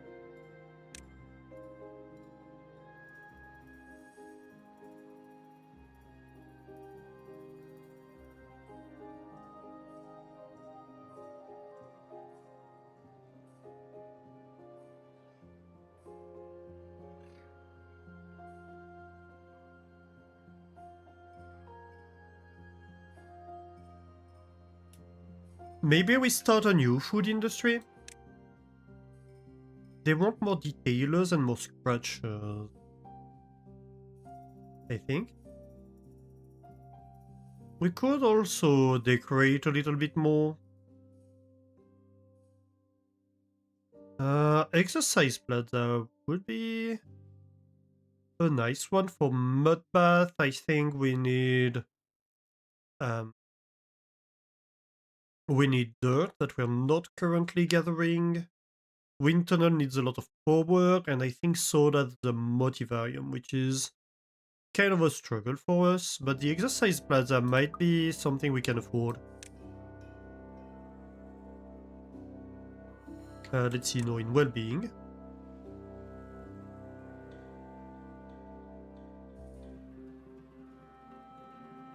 Yeah, it doesn't need power, it doesn't consume resources.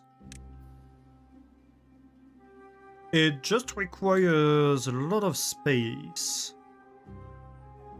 Which kind of is a struggle for us, to be fair. So where do we install that?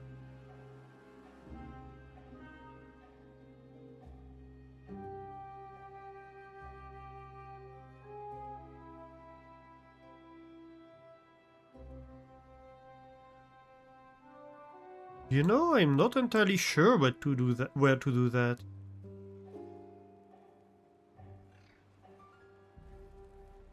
Maybe we could go build on the plateau over here?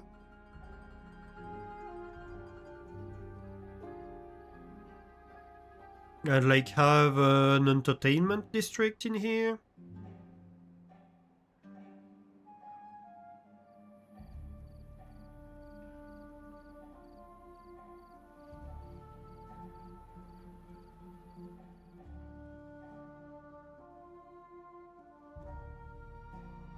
This is kind of the area we took for automation stuff.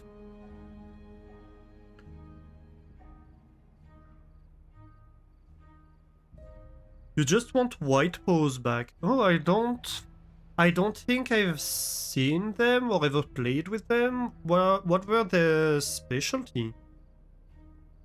It's a modded faction. Ah. What do they do?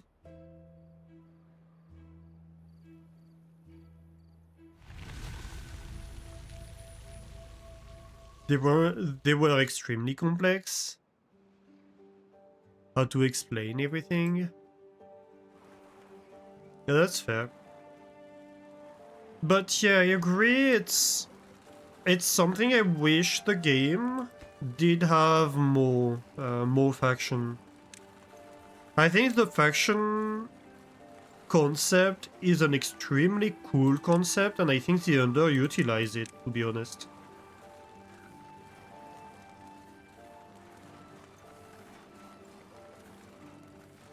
The concept is great, and they didn't do much with it. And I find that a bit sad. I mean, it stays a great game. I don't think anybody's discussing that, but it's something they could definitely improve on.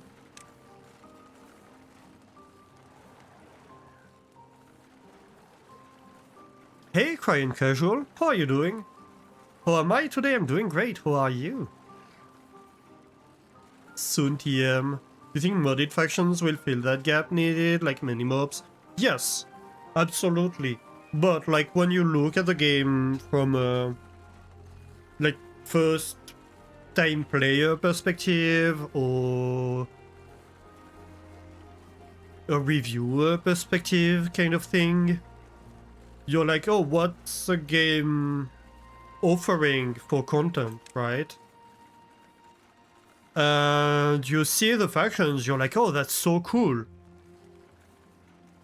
And then you see that there are two factions that you can go through very quickly, and you're like, oh, it's a shame. The idea was super cool and they didn't use it. Why?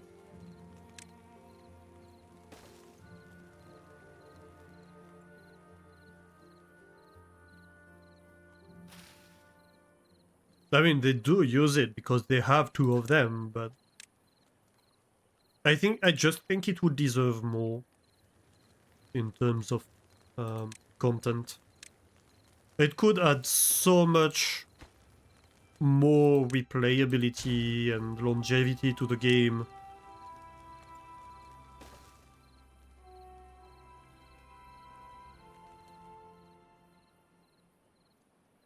And yes, community will design some, and there are some that are designed by the community.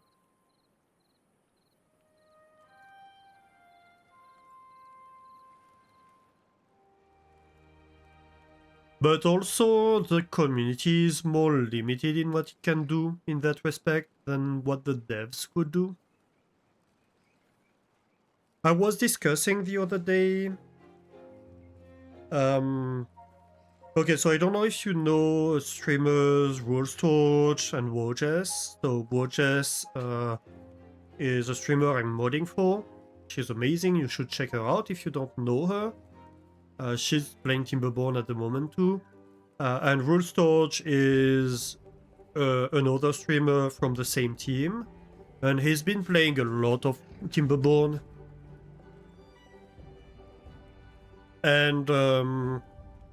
And so yesterday we were discussing in Jesse's stream and like a little bit before with his community in his stream too. And I was like, you know, there are... Wait, no, I dropped that. Hang on. No, that's right. Okay. Sorry. And yeah, so with this community we were discussing like, oh, there's droughts and bad tides, and people were like, it's a super fun concept to have these weather events that the beavers need to manage. I wish there was more, and you could do more, and there are more concepts. And so what I was thinking of was stuff like having like a monsoon maybe, where you have water that spawns, or rain, like heavy rain, I guess, where you have water that spawns on every tile, or having high tide, where you have your sources that all of a sudden start spewing a lot more water than they used to. Yeah, extra water. And no, it's like, oh, I have way too much water to handle. And if you're not prepared for that, it's not the same thing. Because the problem is, you could have other stuff around the idea of bad tide or drought, but that all amount to, hey, I have water that I cannot use. But now instead of, hey, I have water I cannot use, it's like, hey, I have way too much water and I risk drowning my colony. You see, like, this is a basin. If this fills up with water, I'm in trouble. It happened earlier because I was modifying the dam and I accidentally deleted an entire column of the dam while trying to remove something in front of it. And so this entire thing started to fill up, and it's like, oh, nothing is working, not even the builders, until this is empty of water. Can I survive that? I'm not entirely sure, you know? So it can be a fun concept to work with, to be like, hey, you have extra water. And when I was looking at mods today, because I added like this resource detector mod and stuff like that.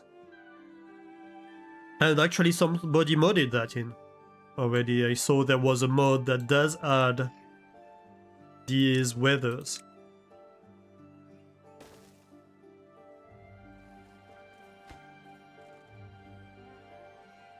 But at the same time, if you take like the history with Factorio, there are stuff like elevated rails in Factorio is something modders tried to add, but it just was too difficult without the developers actually modifying the game for it. So you have limitations that are basically game engine limitations at some point.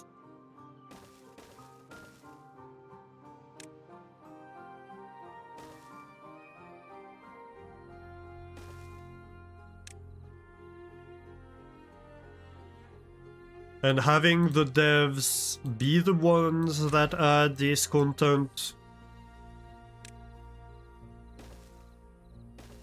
would allow it to be at its best. Well, hopefully. At least would have a better chance of it from a technical standpoint. Because the devs can do more optimized, more with the game overall than a modder will ever be able to. Just because they have lower level access to the code.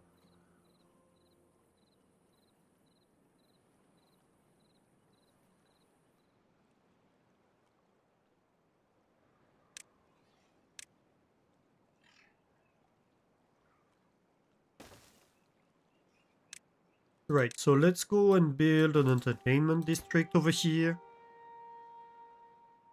Some mods improve game quality and efficiency. Yes, sometimes. But if that's the case, I'd say it means the devs did a bad job.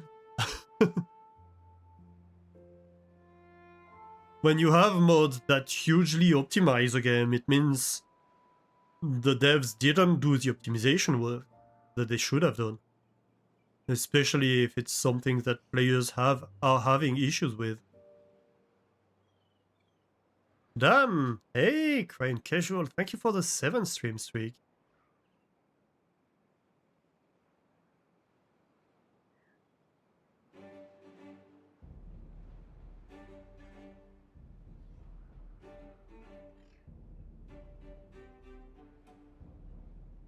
As for the quality, I suppose it depends what we're talking about when we're talking about quality. Like a dev can add content that is great quality, you know.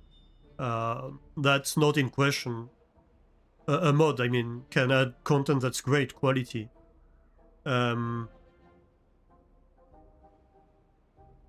what I'm talking about is sometimes because they have limitations, technical limitations, they're not able to reach the same level of quality that being able to modify the engine would allow them to.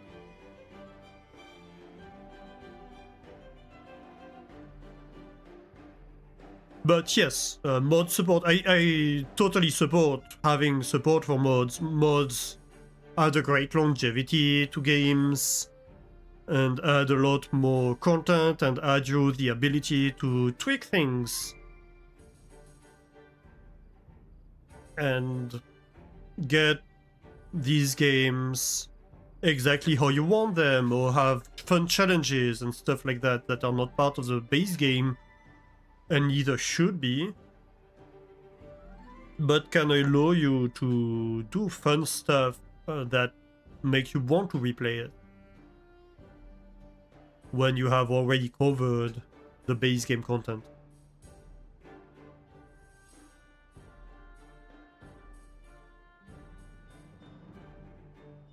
Generally, I try to stick to quality of life types of mods by choice, but it's great that there are a lot of transformative mods that in fact do a great job at it, and sometimes end up being part of the dev team because the devs are like, ooh, you're doing great stuff, we do want you to work with us.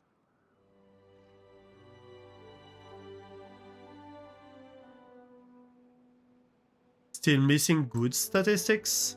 That would be a good idea, yeah. All I added for now was, no, not this, a mod that adds this ability to hide a signal from the automations list.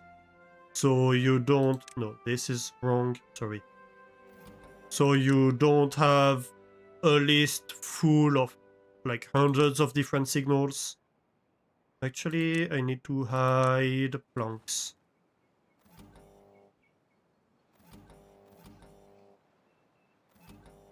So I can hide the automation devices from the list that I don't need. And I added, well, these resource detectors. That's all I did for now as mods. But yeah, the statistics would be a good idea actually.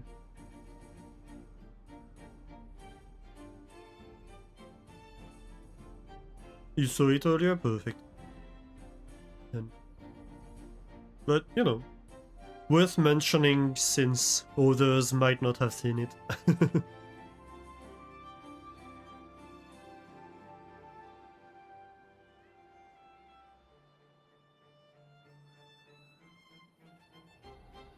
Okay, so what's next? We have planks. Have we finished digging?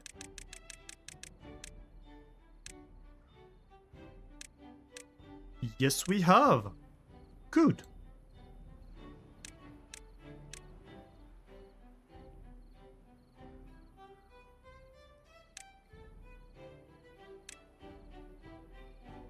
So,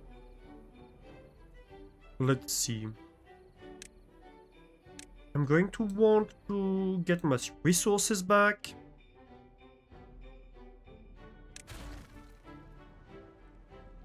So that means please prioritize the hauling of this.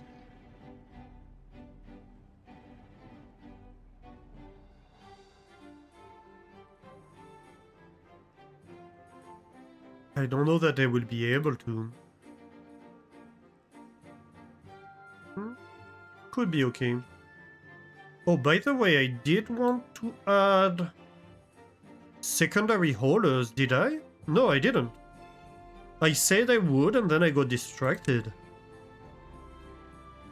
I wanted a hauling post right here and then I went and automated the coal rabbies instead.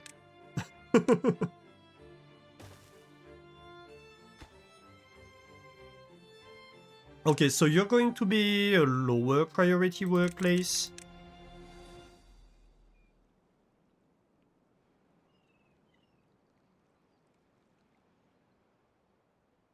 Even maybe a lowest priority workplace.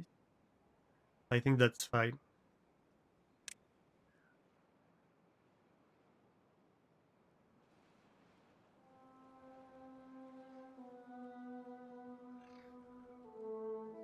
No storage. Yeah, I kind of was concerned this would happen.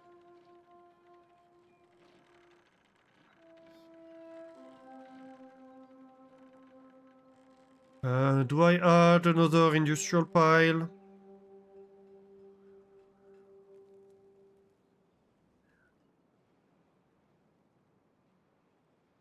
Yeah, I think so. We only have 400 planks. It's not gonna be that much when we do large projects, to be honest.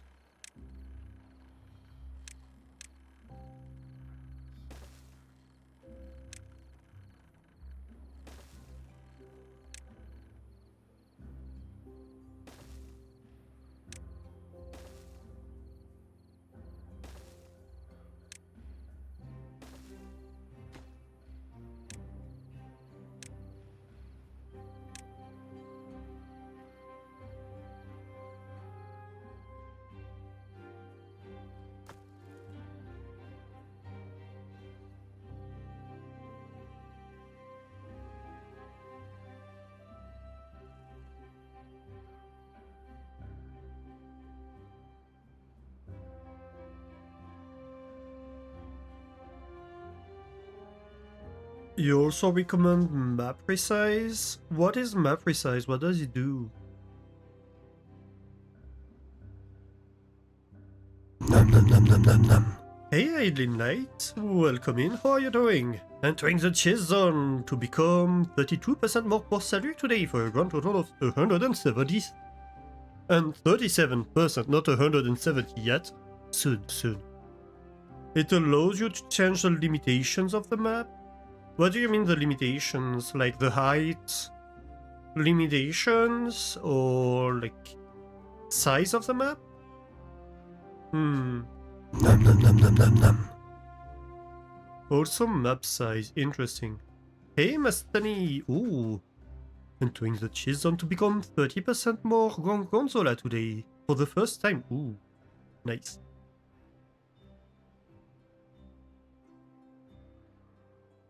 You have returned from volleyball. How was volleyball? How did it go?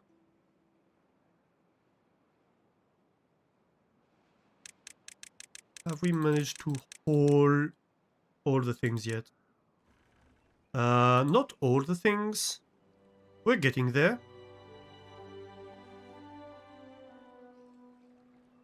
Slowly but surely. Didn't play well, but had fun. Well, that's most important, isn't it? Playing well is secondary. I never played well volleyball.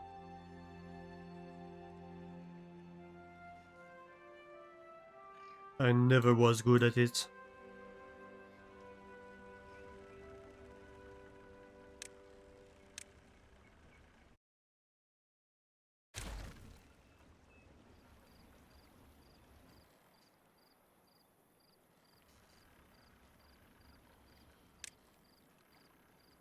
I think I might start removing the top floor.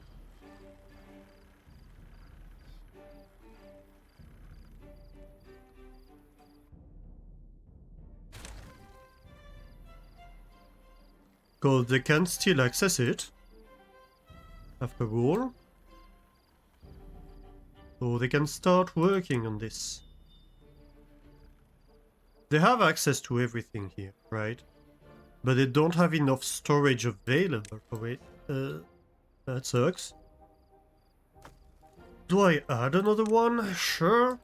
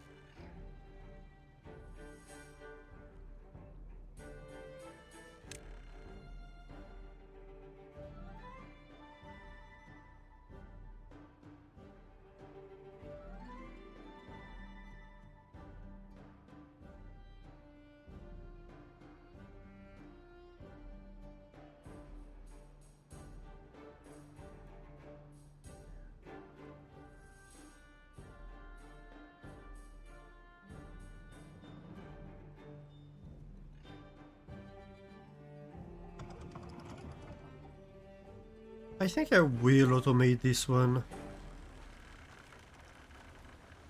But it might, so how would I automate it? I'd need to turn it on if this is on and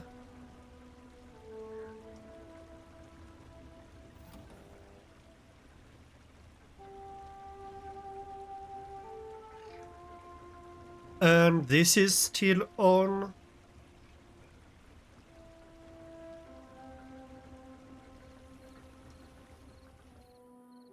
But I need to turn this one off if this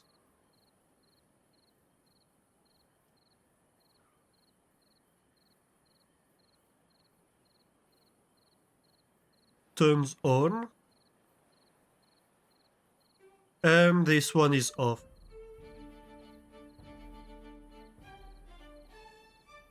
Yeah.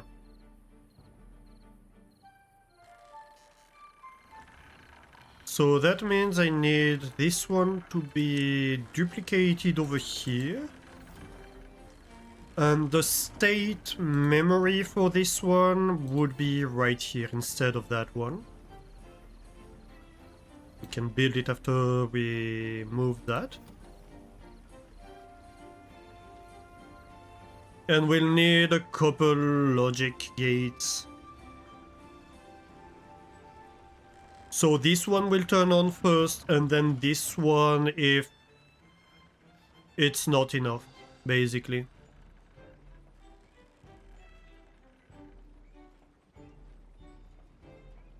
Maybe we also need a timer.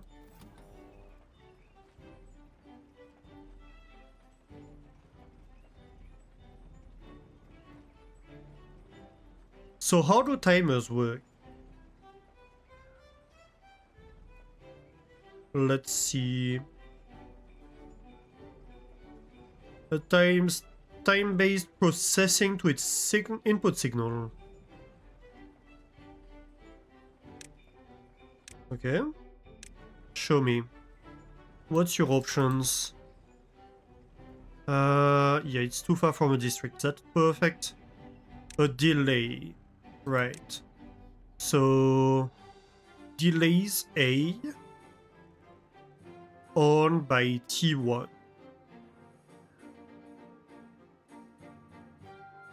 And A off by T2 and resets when RS T. Okay, so it would be okay. You turn off after this signal, like an hour after this signal turns on. And you turn off an hour after this signal turns off. So we could use this. We could use a timer. We could say, okay, once this turns on, we check like 12 hours later if we still need power. If we do, then we turn that one on.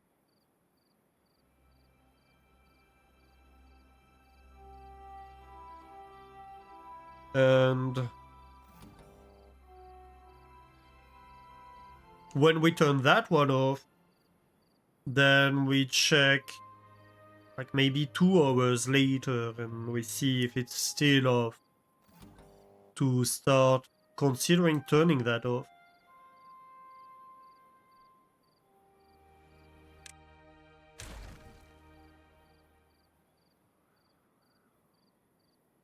So it adds a timing component. So we leave enough time for the beavers that are working in here to get in here and start pushing the power wheel. Because of course, if we're like, oh, once this is turned on immediately, if we still need power, we start this one. And this one won't have had time to start, so it's going to immediately turn on. So the logic would be useless.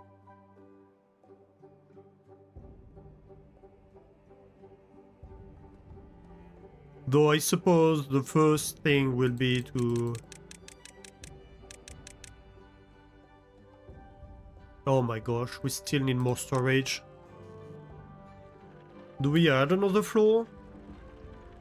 Sure, let's add another floor.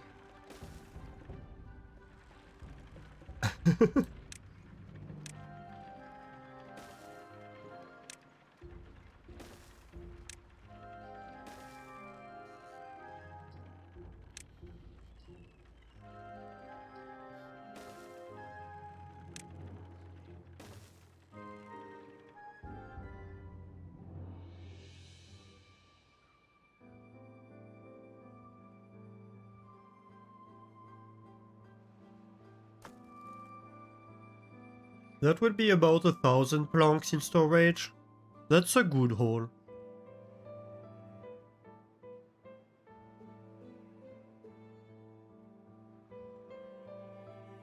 Just one more floor. That sounds like Alchemy Factory. A little bit. A little bit. Yeah, I do tend to build a little bit skyscrapers in this game. I try to do it less if I play with the folktales, because I feel like it's more in their spirit to build extensive.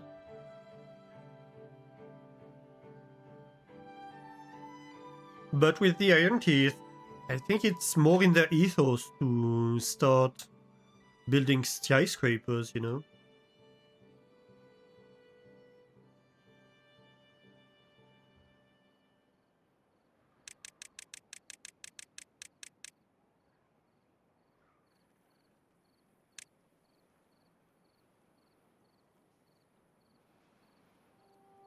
I think we can start removing these ones.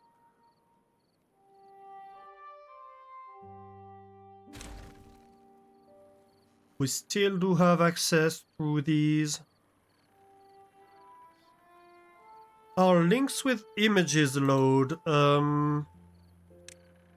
It depends. Let me check real quick.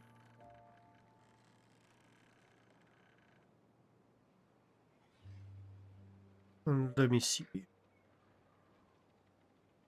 View time, because it depends on your view time.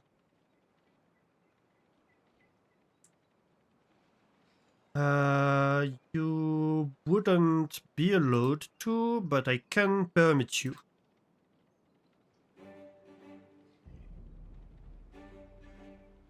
Here you. Oh.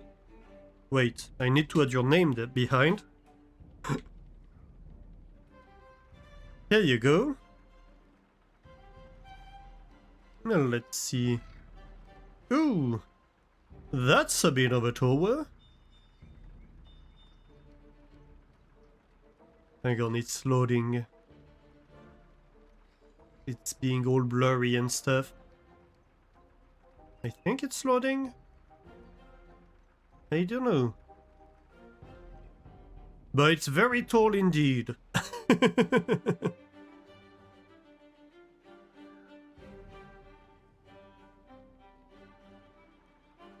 Yeah, so what I did is that viewers need at least 10 hours watch time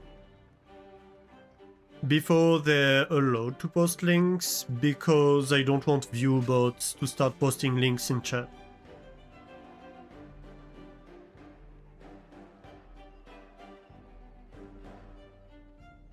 And my bot says you have, well, it has seen 8 hours watch time from you, so technically you're not allowed yet.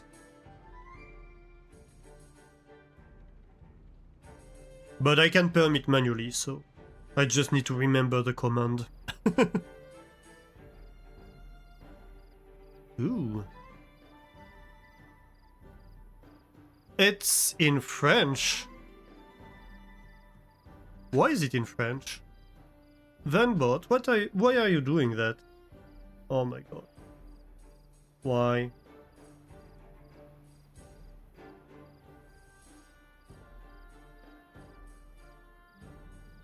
System commands?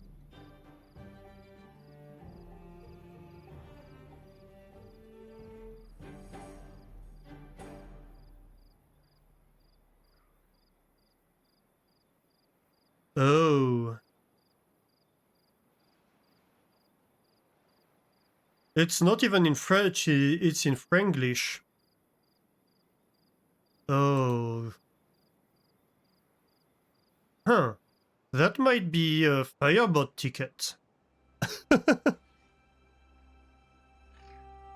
Why is it not année? Année is singular, it's always one. So if you want to express a length that is not like 1 year, you're always going to say 1 an, 2 ans, 3 ans, etc. Yeah, but like 1 year and something is not 1 year. Une année is precisely 1 year. Right. Okay, so now I can somewhat see it better. What are you building? I don't see what it is in this image. Or is it just the storage? Yeah, it's a storage tower, isn't it? Wow, that's a tower and a half. These are ember pelts. Oh, I saw the mod. I've never watched what it does precisely. Well, how they work precisely, I'd say. So, for people who don't know, ember pelts are a modded faction that, funnily enough, is a mod that's being developed by a Factorio modder initially.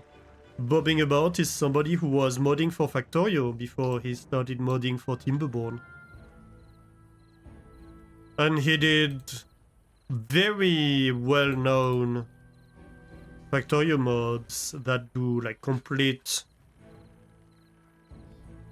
game transformation, which is called Bob's mod.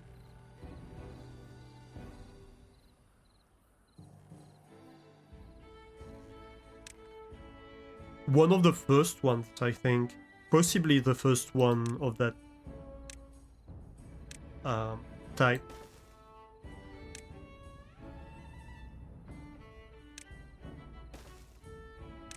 No, he's doing Timberborn mods. I think he's still active in the Factorio community. I'm not entirely sure though.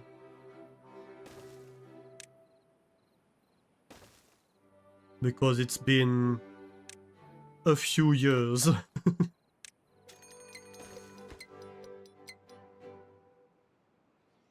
Yeah, une année is when you're speaking of precisely 365 days. Yeah.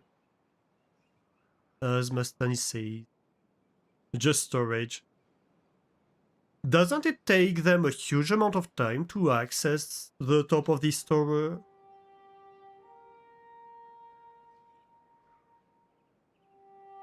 You think you just connected why you have to say X on when saying your age? Yeah, it's the same thing, yeah.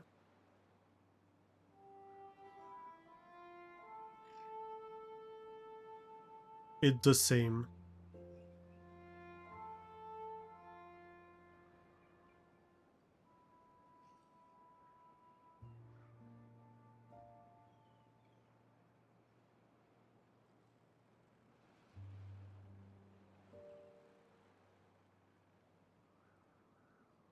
Storing all the blocks.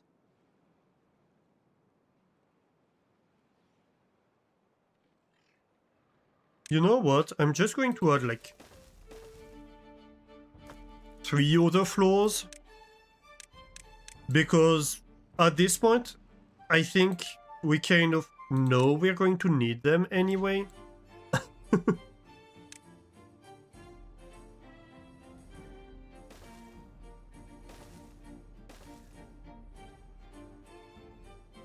So we might as well just start doing it immediately. Why wait?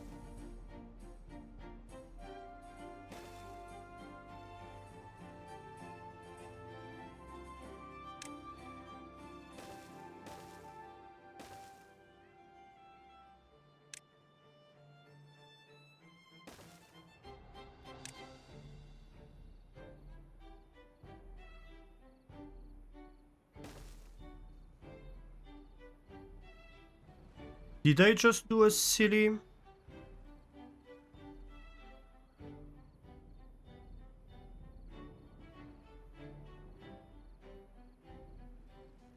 No, I didn't. I just forgot one of the stairs. I mean, it's kind of a silly, but it's less of a silly than I suspected I might have done.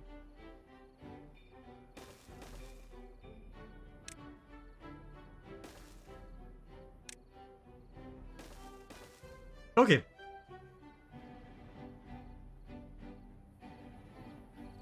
Yeah, that's a few planks.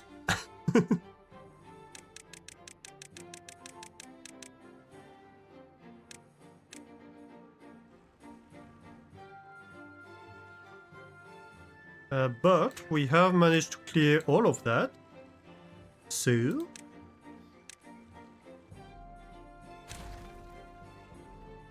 we can be like, hey, remove all of that. Good. And then... we can be like, hey, remove all of that too.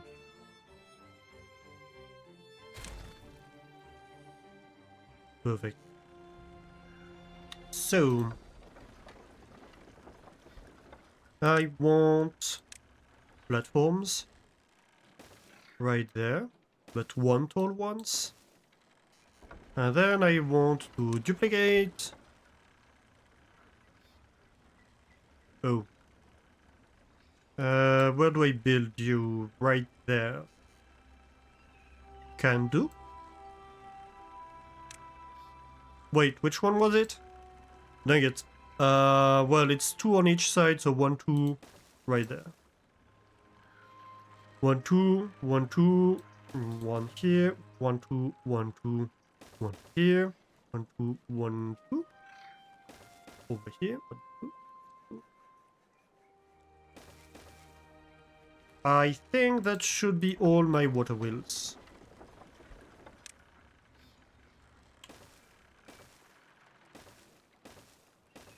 Let's go.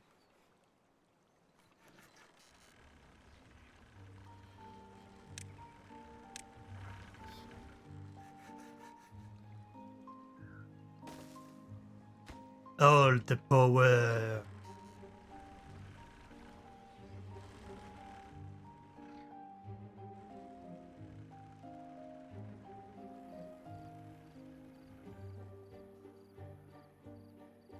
And now we are going to sink all the planks we have just stored in that project.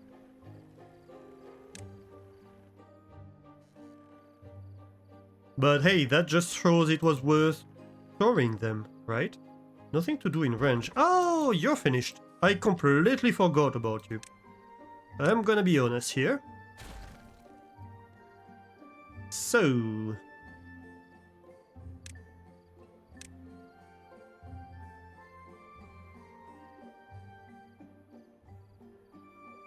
yeah, that's right. We wanted to have them start doing, like, exercise on a plaza.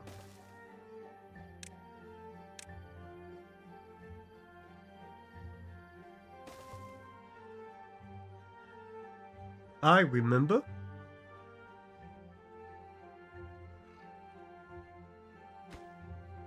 That's also a lot of planks and logs. I wonder why they need so many planks and logs to make a plaza. Also, we wanted... okay, so...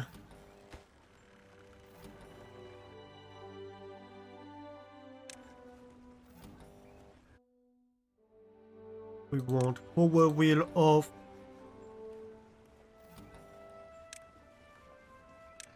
this one. We destroy this one. And we're going to duplicate this.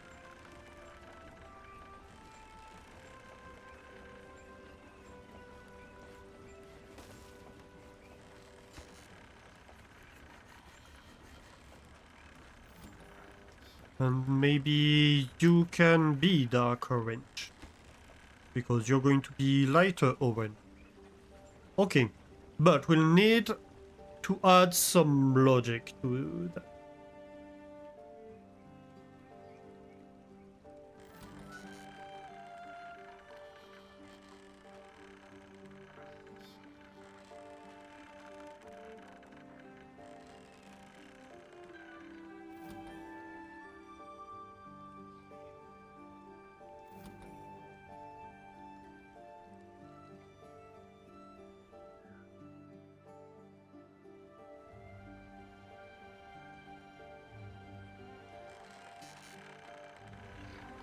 Let's see. Should we start configuring it? Sure. First things first, I think. So this should be power wheel B, probably. And this is gonna be power wheel A.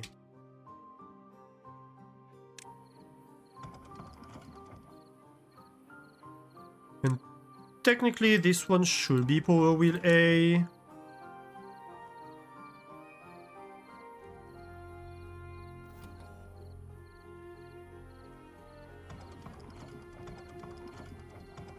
We're going to cancel automation for now. They're just on. So, power wheel A turns on when power wheel on gets on.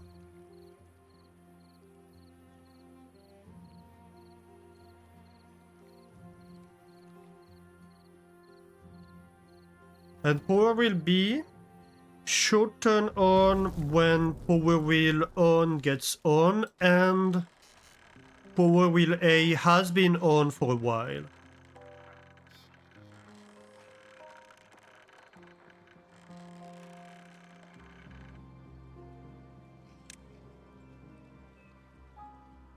So we're going to have a timer.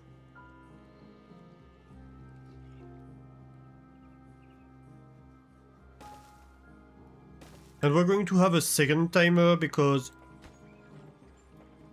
I won't be able to build these. Hang on. I'll never be able to build that. Where do we do this? Maybe over here? Sure. Yeah, so we're going to need a timer.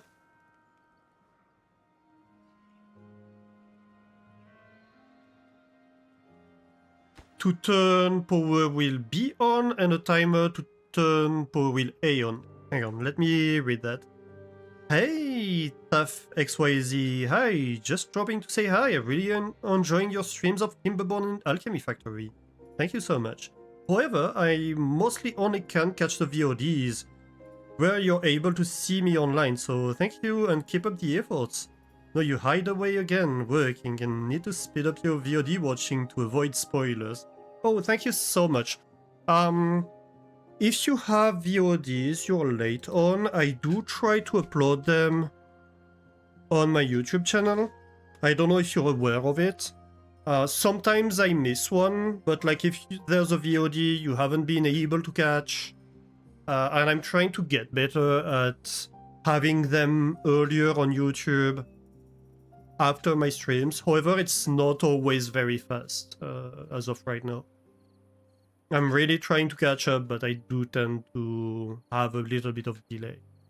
But that can be a tool that might be useful for you. And yeah, I'm really glad you're enjoying the streams. And thank you for dropping in. And also have a good work. Alchemyborn and Timber Factory. Yeah.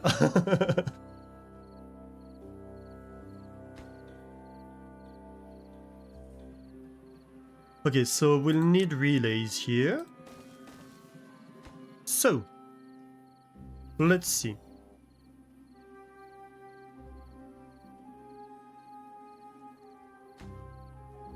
This would be power will be on.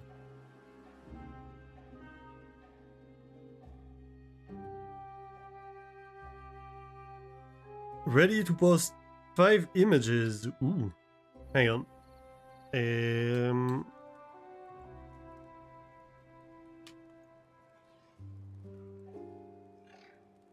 Here you go.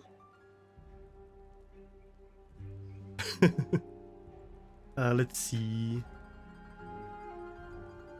I think you should wait a bit because it takes a while for the website to have them in a high enough quality.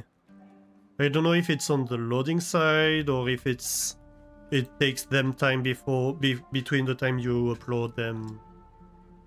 And between the time I can see them in a non-blur, completely blurry way. So let's wait a little bit. Took a while earlier. So...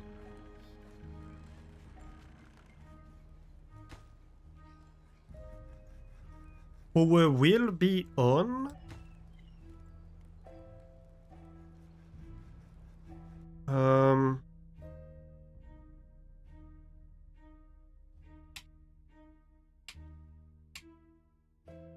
Power will be needed.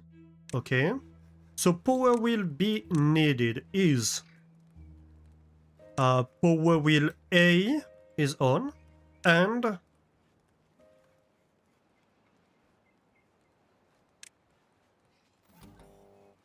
I should show this.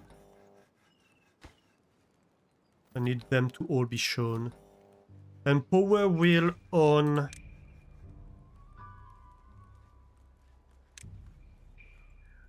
is on. So I need more power. And power wheel A is already on. And so if power wheel B is needed for 12 hours, we're going to say power will be on.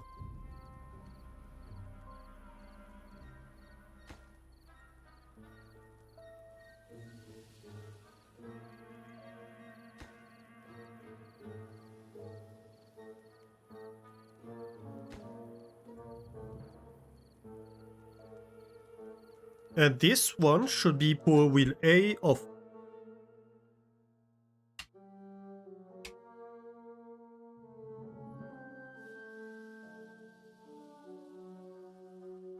Weirdly, those would work too, but Timberborn sounds like some kind of ARPG.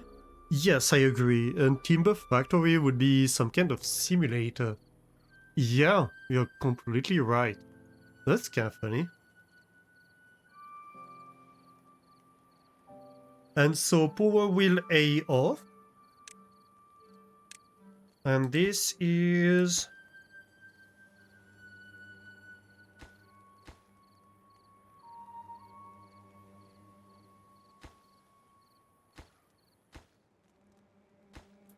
Power wheel A unneeded?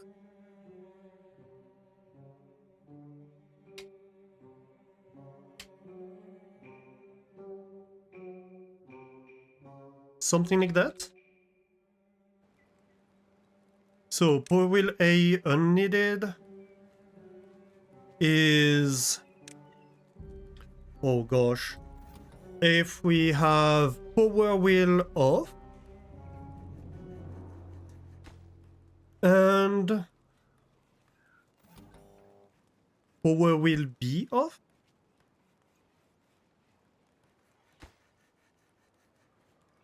So can I do X and? No.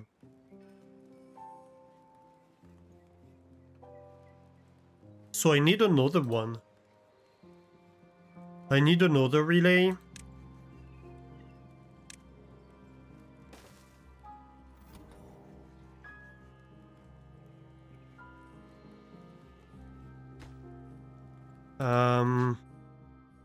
Not...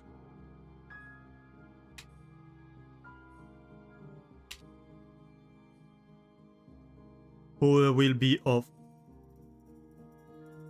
No. Power will be on? No, not off. Ah! Not power will be. I don't know. Yeah, I need power will be... No, power will off and not power will be.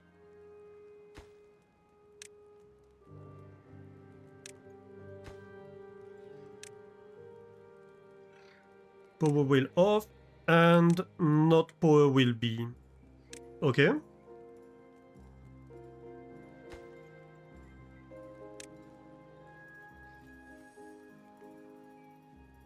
And so power will A off. for like 6 hours. Maybe this can be 0 hours before it stops going on.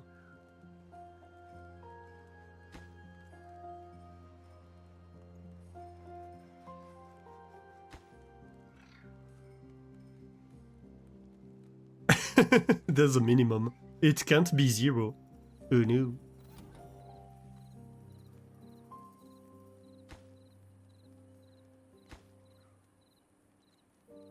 Okay, and so this can be power wheel B on,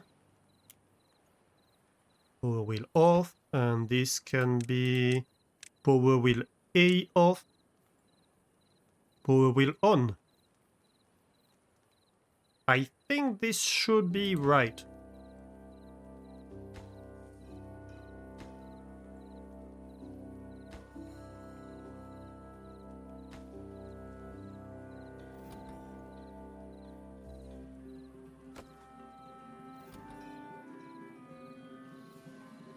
Is that the confusion relay? Yeah, kind of.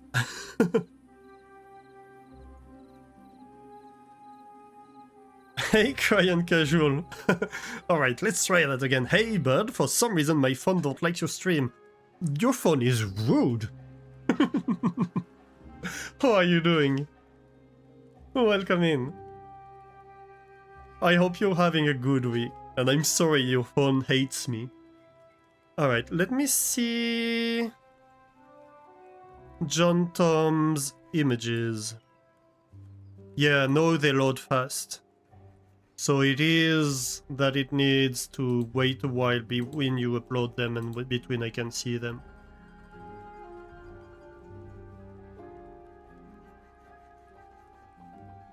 Okay, so what are you showing me? Oh, that's a short underground tank. Interesting.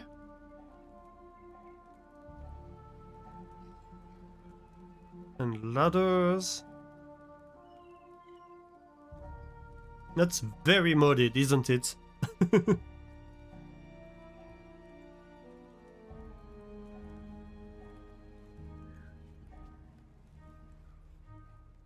Funny thing is, you think this system would help rotate like underground storage.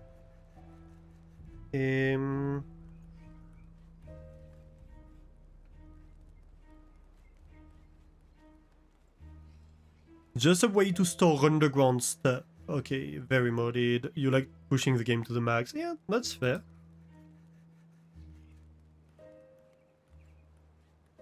Oh, so... I see, you're building like dirt on top of buildings, basically? On top of storage stuff? Compact water wheel. Compact generator transforming a flow of water into power. Other buildings can be built on its top. I see.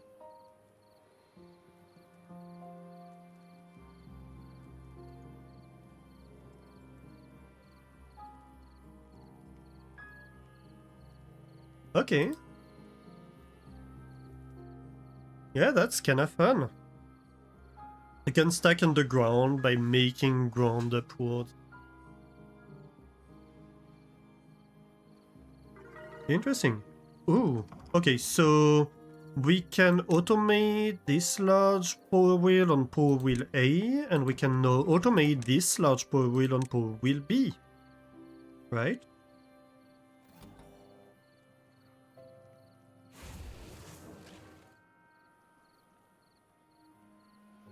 Interestingly, why is it...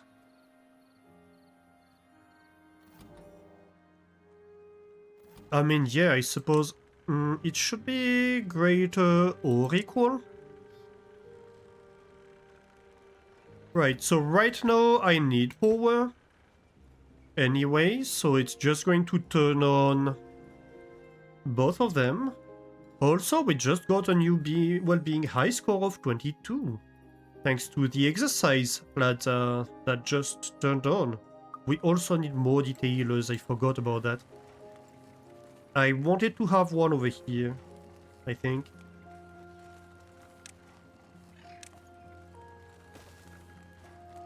That's a perfect spot for it, isn't it?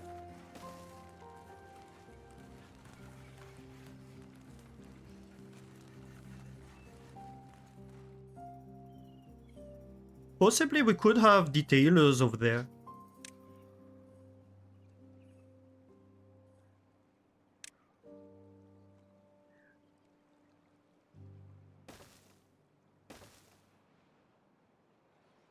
So beavers go to the exercise plaza, and then they get detailed. And all is good. Also, I need to make sure I give them the right pattern.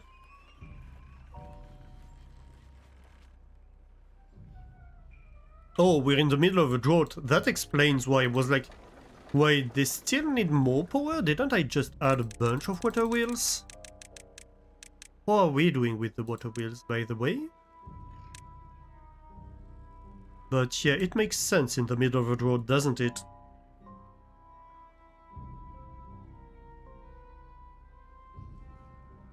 I could even continue it over here. This water channel is great here.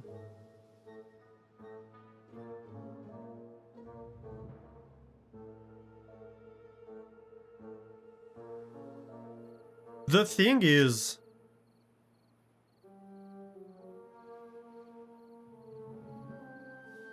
you can already stack water storages. You just have to use a little bit more of a complex setup, but you can totally, with the base game, go, hey, let's build an overhang on top of my storage.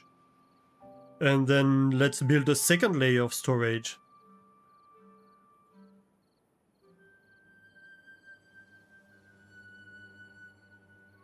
I have a save where late game, I reworked all my farms and all my trees and stuff like that to just have in a corner of the map like layers of metal platforms on top of each other. And basically what you can do, which I really like as a design, you can go... Oh, yeah, that's fine. You can go 5x5 platforms like that.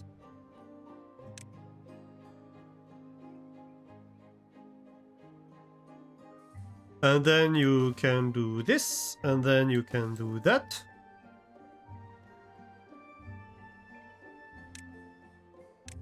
I'm going to need this overhang, and then you can do this. And then you can do this. And then you can do that. And then you can do this. And then you can repeat... Hang on. And then you can repeat this structure, like, over there. And, like, you have to have it every... And then, of course, yeah, then you have dirt on top, of course. Something like that. You know, and then you can say, oh, this is actually gonna be a water channel, so I'm going to have like an impermeable floor over here, and then I'm going to have a little platform on top, and then a little impermeable floor on top, and then why not a path on top, right? And so this is my path. It's also an irrigation channel. And then at the edge of the thing, you need to have a water storage kind of thing, a big tank that goes upstairs, and that's going to feed all these water channels. And then you can repeat that on top, and you can stack them. And they cover quite a lot of ground. And of course, if you wanted to go more floors up, if you wanted to make this structure thicker, you could have it very long on one support. But I tend to think that this is a wide enough area on one support that I don't have to repeat them too often, and it preserves compactness a little bit.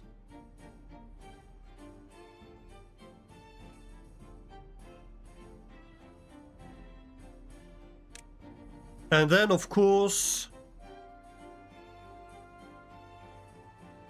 you can be like, okay, I have my dirt here.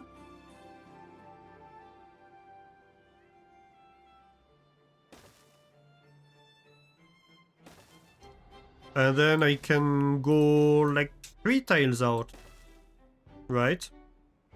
So maybe you can hold a tubeway station or something like that.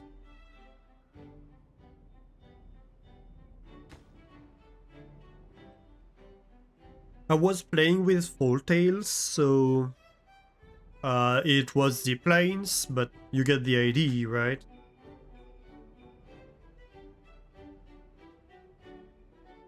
Or if you go one higher, you can also have,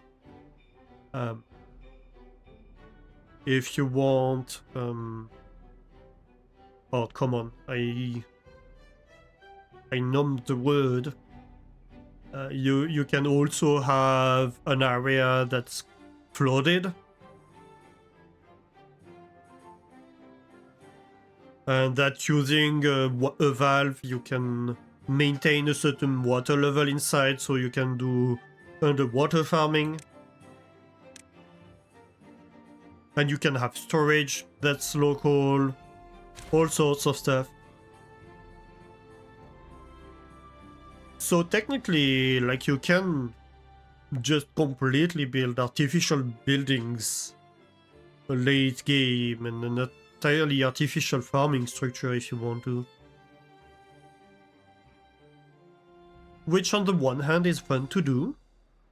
On the other hand, it means that you're not doing anything with most of the map anymore.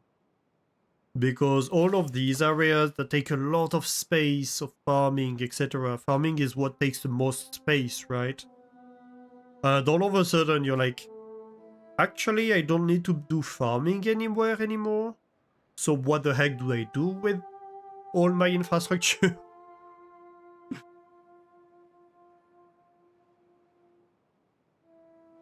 So I like the engineering fun that it provides, but also I don't like that it makes you not want to expand on the map, because I feel like a big part of the game is actually like, oh, how am I going to expand my colony, and I need more farmland, and how am I going to get the farmland irrigated and playing with the terrain, rather than forgetting about the terrain and building a flat skyscraper that is completely artificial and you build on.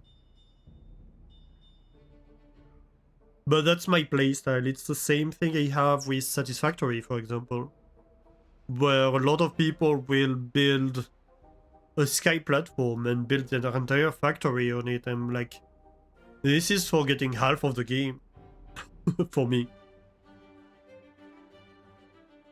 Satisfactory is a beautiful game, so if I'm going to play it and not play Factorio instead, I want to play with the terrain, I want to play with the 3D, I want to start building a building in the middle of a jungle, rather than having a flat land that I can build a 2D structure on. Or a 3D structure, but very unconstrained by any of the terrain.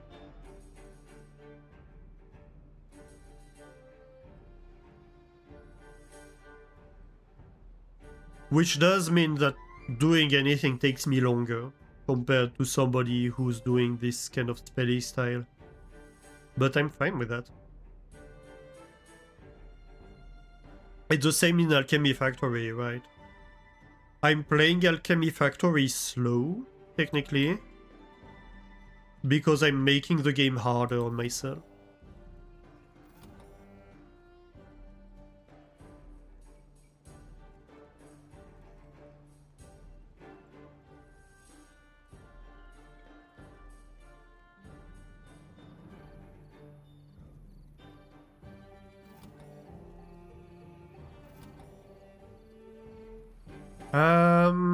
No, that's not it. That's Power Wheel A unneeded that I need to be relaying. Not off. Where is it? No, don't hide.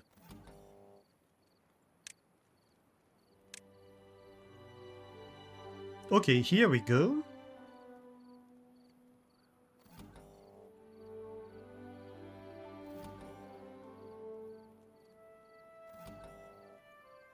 And you're connected to Power Wheel A off.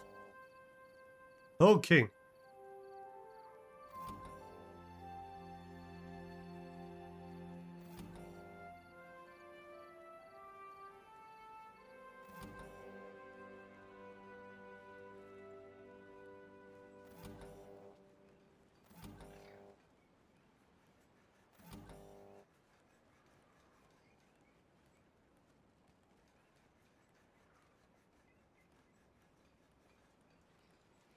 Wait, why did it reset?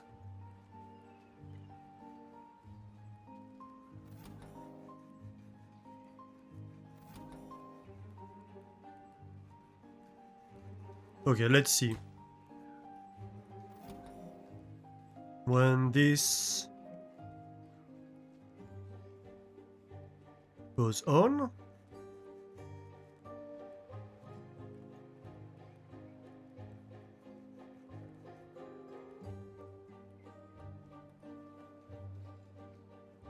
Okay.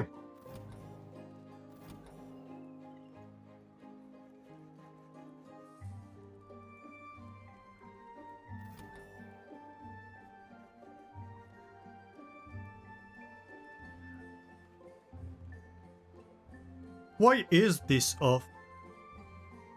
Oh, because the surplus is only on the order of 80 horsepower at times. I see. So this one does need to run from time to time. Interesting.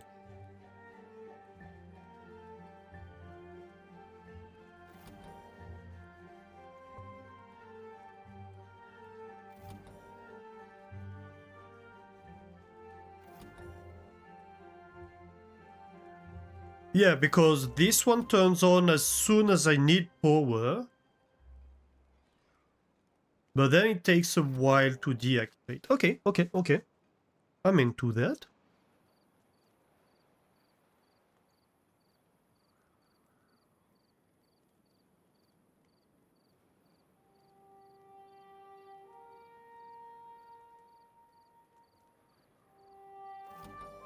These all need to become indicator lights. Based on my color coding. They're not a status light. That I need to be looking at to see if stuff is turning on and off. Because the status is over here. Right, so right now I'm producing a surplus of power.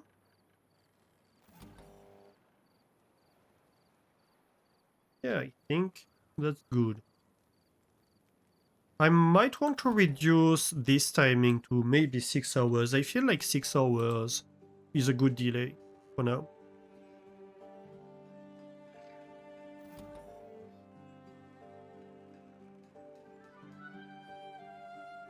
Because if you imagine a drought,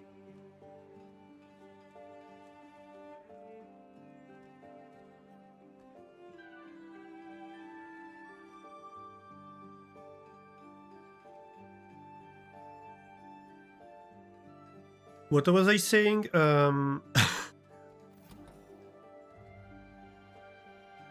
Yeah, if you imagine a drought, and I start needing power because of a drought, then I don't want to wait basically an entire day before I start actually responding to that. I'm fine with taking a few hours to let the beavers get there and see if they start working. But I don't think 12 is enough. Well, I think 12 is too much, rather. Oh wow, words.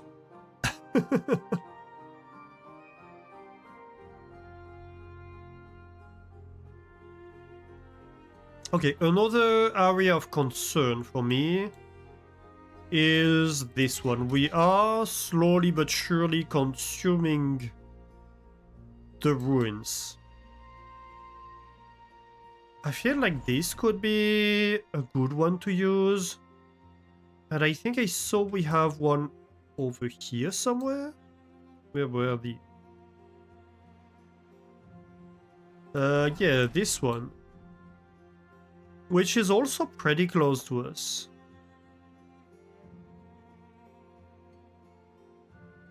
Which one do we want to play with?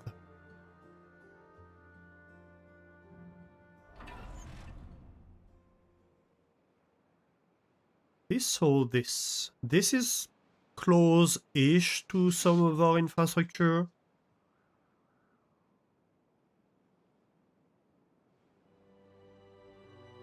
You have no strong feeling one way or another. Yeah, I just need to make a decision, don't I? Man, I don't know. This... The reason I like this one is because this is connected to an underground channel over here. And that is clear water. So this is connected to my clear water network. If I did close this off and start putting the underground channel under pressure,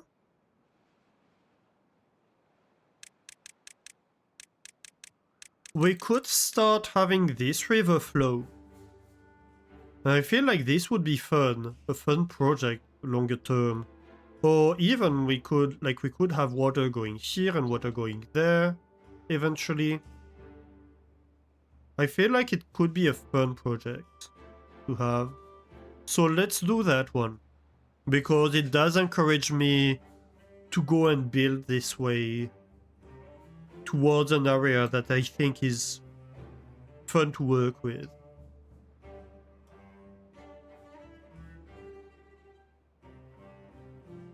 So, we will want to build an efficient mine.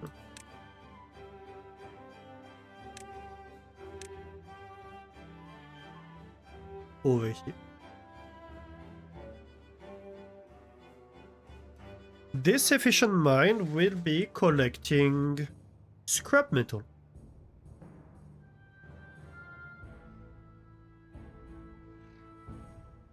But it will consume treated planks for that. So we'll have to produce a lot more treated planks long term. And I think we want storage over here.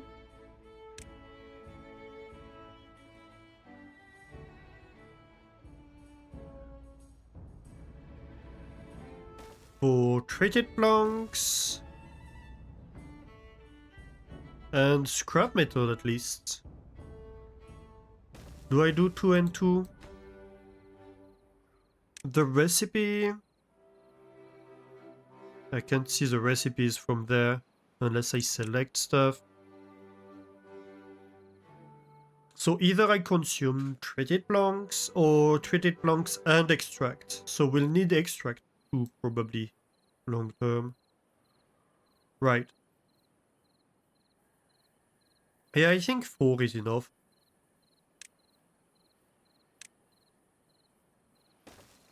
At least for a while.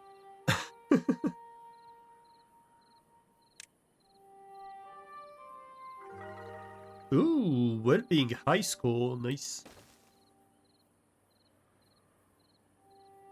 Actually, maybe this is fun.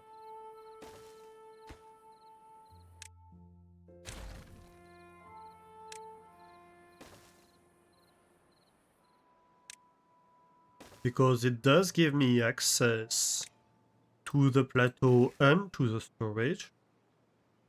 Yeah, I like this. And we can have platforms over here. I need one more to have a big tank.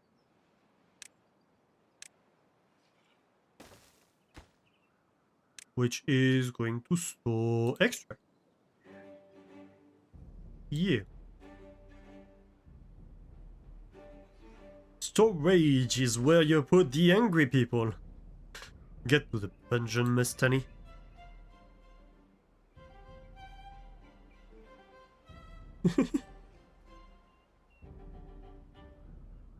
Hey, the pixels.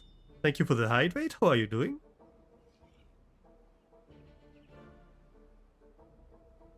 Isn't storage rather when, like, you get so angry in a store that you start destroying everything?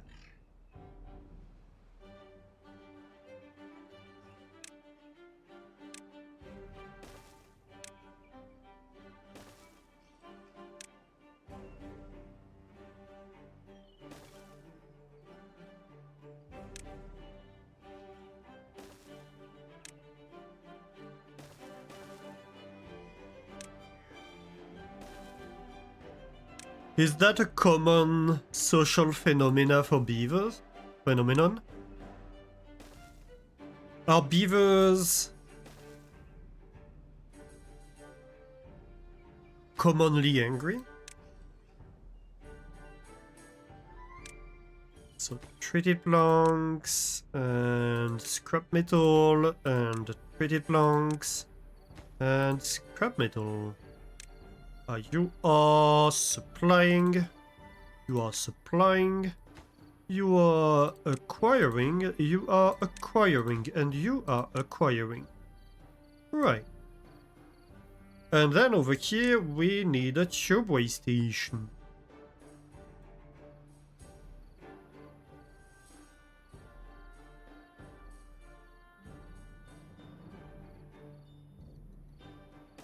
If you park the angry people in a shop, it can be storage as well. Yeah, it's all the rage these days.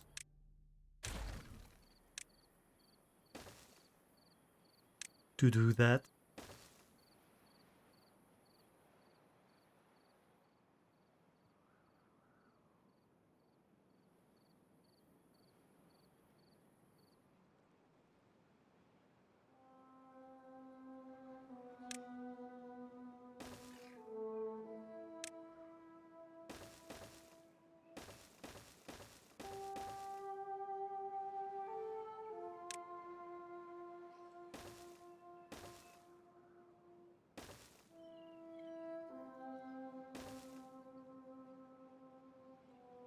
Oh man.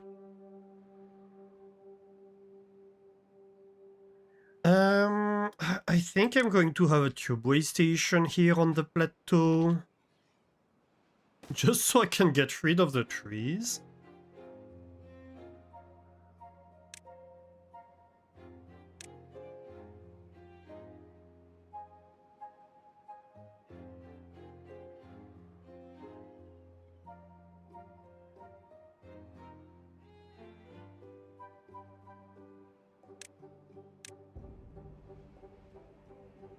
Little lumberjack flag. Connected here. And then we can probably have, I don't know, what to do. Something like that.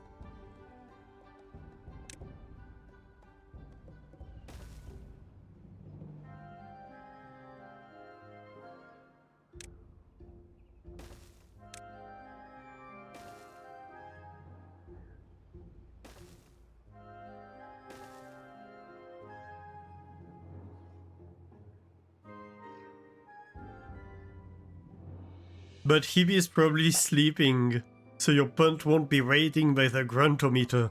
Better clip it for her. She might ban you for that. Be careful.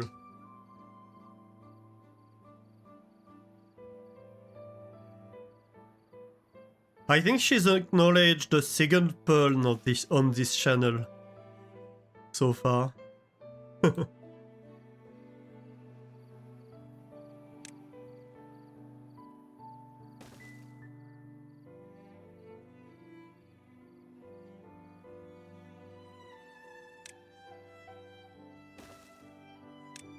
But I would recommend circumspection when storage baiting Hebe.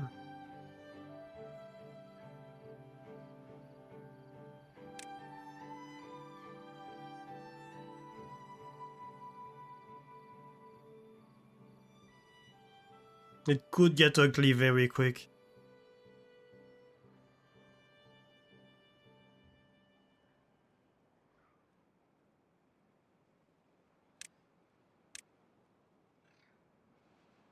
I think I kinda want to have platforms. Crap. Just because I don't want to have like 30 different elevation changes.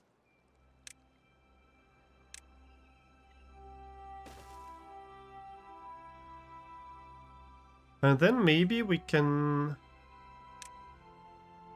have like just a tiny one over here. Sure, let's do that.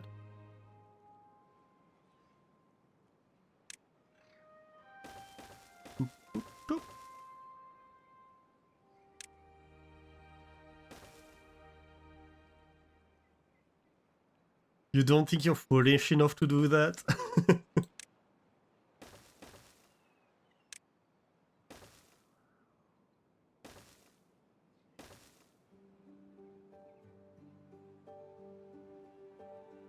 I'm already kinda surprised she hasn't complained more about the grantometer. To be honest.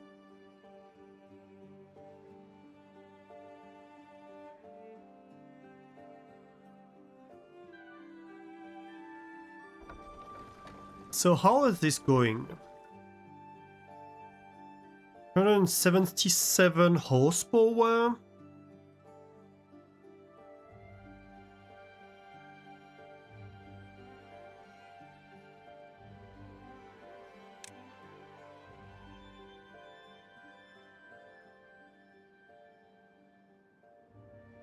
Is there a maximum the large water will reproduce?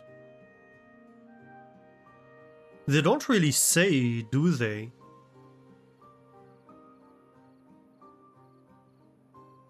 And does it actually slow down the flow? It shouldn't, I think. Yeah, it depends on the flow, but like, is there a maximum flow? How much can you force? I don't know. I mean, currently I'm forcing that. So we could see if we can get this higher amount of Badwater. That could be an option. So we have a Badwater source right here, and then it's going in there. And then... yeah, and this is the Badwater flow output from the base. So technically we could cut off all of that, right? Where is this going? This is going there. And then it's going upwards. Yeah, we could cut that off.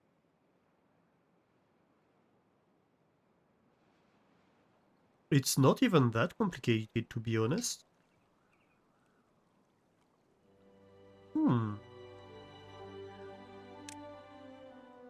And is that all? Is that all that's connected to them? I think it is.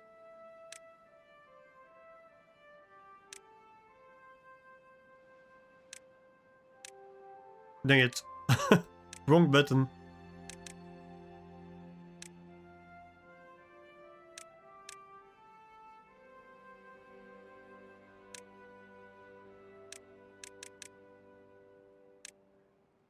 Yeah. Okay, so that's a totally independent network. Yeah, let's do that.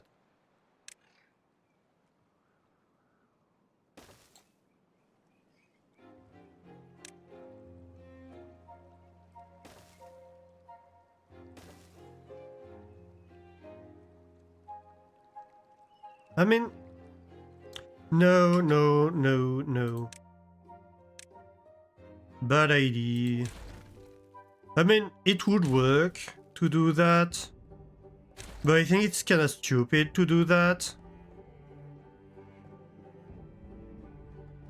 Unlimited supposedly? Well, I suppose if you bring too much water at some point rather than going faster, it's going to just have the level of water rising, supposedly.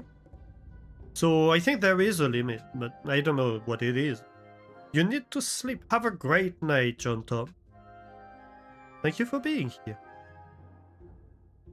And for being your lovely self.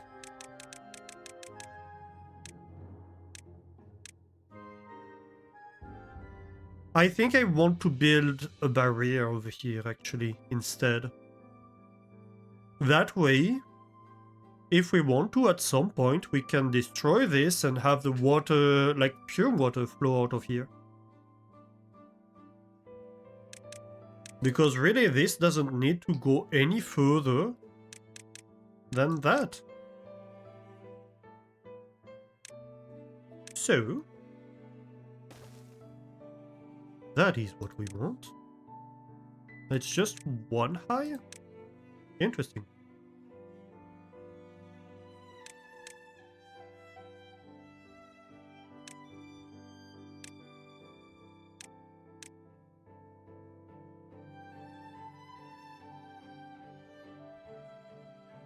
You think you should get some sleep too?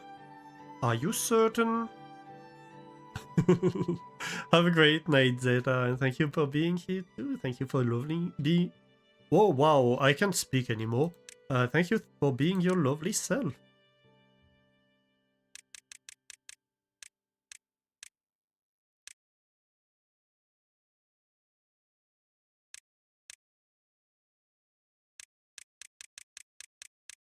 Let's see. I think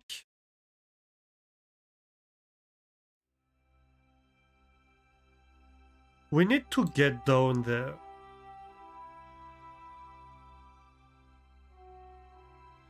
Well, I know we need to get down there. I think we're going to try to go through there.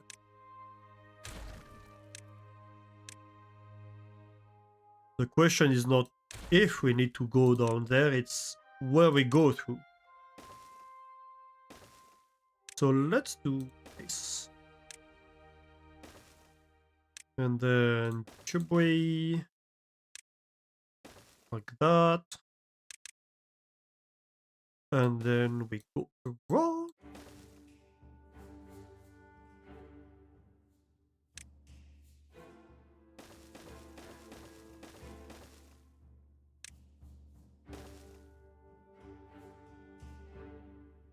Well, I'm not certain I should. I don't always do it, but today was long too.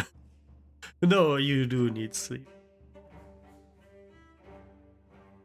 So I don't have the authority slippers, but this is your midnight reminder. It also is your good night message. Have a great night too, Mastani. Yes, a midnight reminder indeed. Thank you for the timing warning? I don't know, how do we call them? But yeah, have a great night, Mastani. Thank you for being here, and thank you for being your lovely son. As well. All the lovely people over here. I'm so lucky to have you, all of you guys.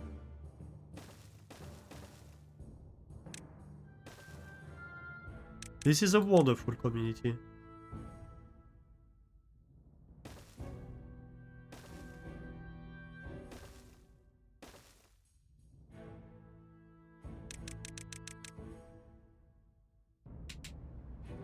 Alright, let's get building, beavers. Let's get beavers building. Hmm. He's working, but he can't get his logs anywhere. Maybe I give him a little storage? Like a pile or something? An export pile? Of logs.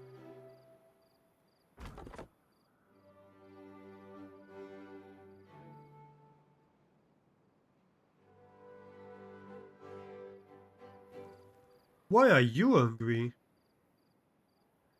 How are you hungry? What for are you hungry? Cheese? Fair enough.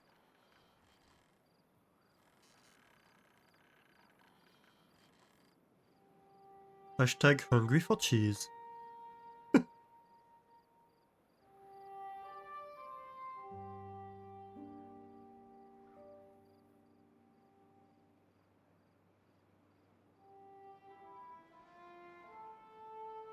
They're making funny patterns with the wood. I like it. It's not... I mean... Is it crop circles if it's trees? How do you call crop circles in the middle of a forest?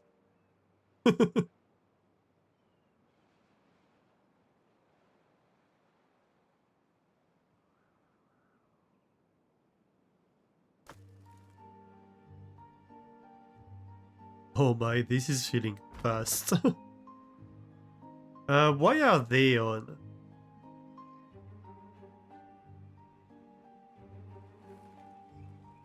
What's going on with logs?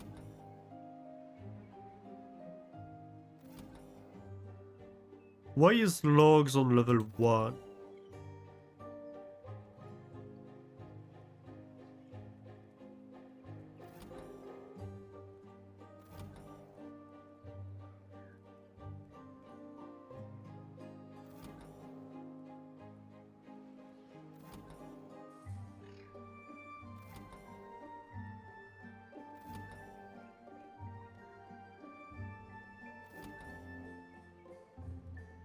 %? Well, I suppose so. Fair enough.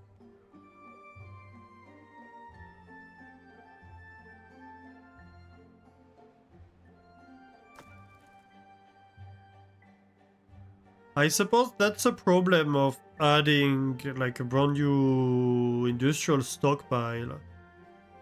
It's...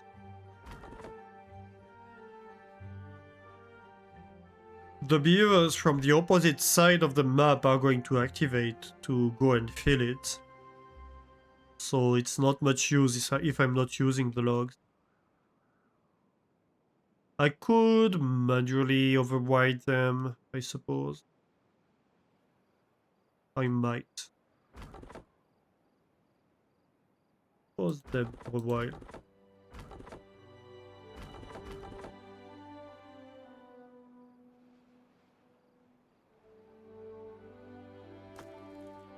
This is already full. Well, I was too slow. How are we doing on this? Ooh. Hey, we're getting there actually.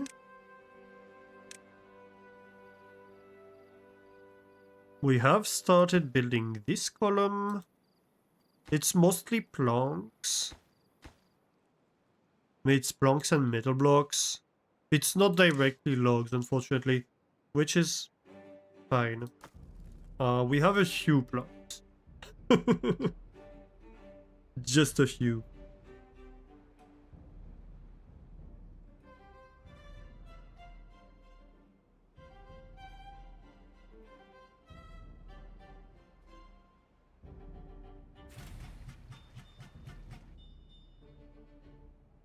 Technically, we're not supplying that much more water than the demand. Which is kinda impressive. I would have expected a lot more.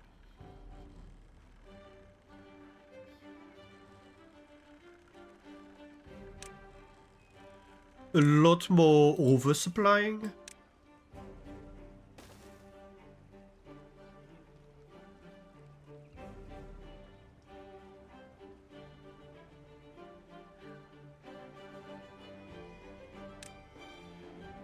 Can I get like a lumberjack?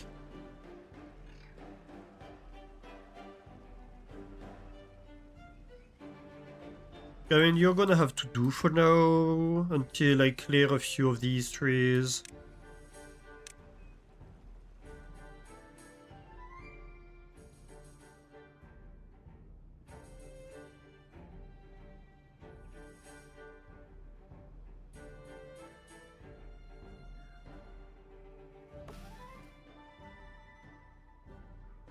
I hope they get to this oak soon.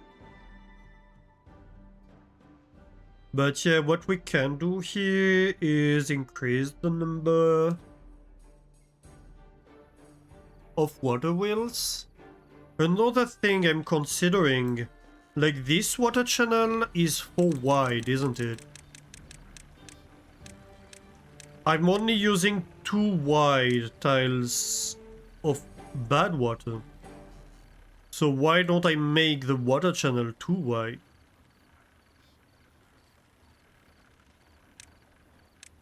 It's technically all I need. Though I might have to rebuild all the water wheels to achieve that. And that kinda sucks.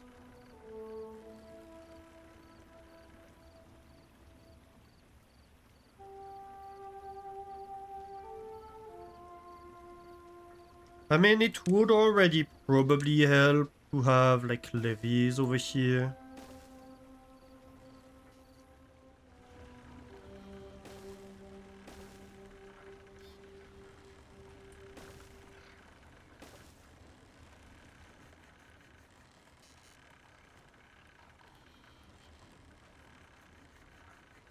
I'm probably going to need to rebuild a lot of this infrastructure.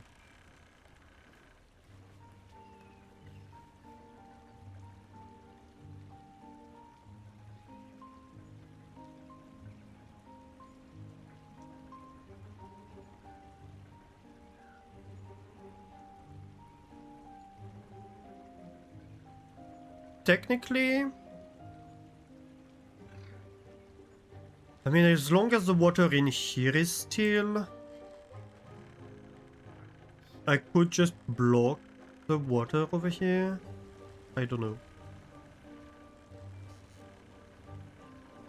We'll see.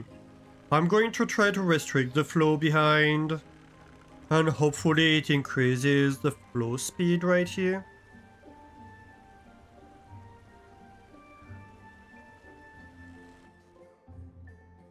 It's all about getting like more water through less space.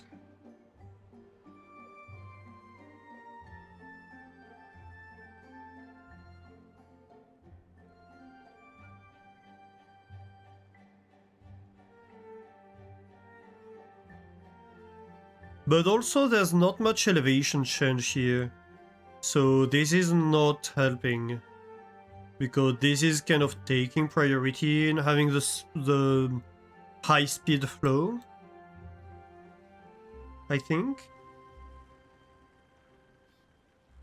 I don't exactly know. Water mechanic is hard. I think we did increase the power output.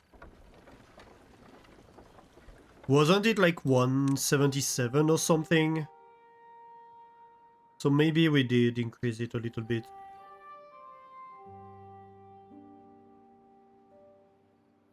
What are we doing inside here?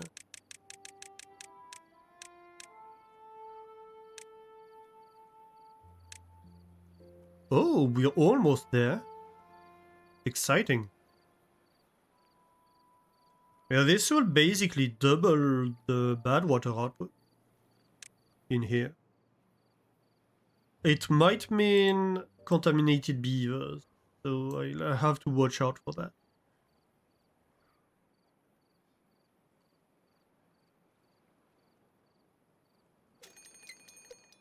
A drought is approaching. Well, that's not gonna help my project.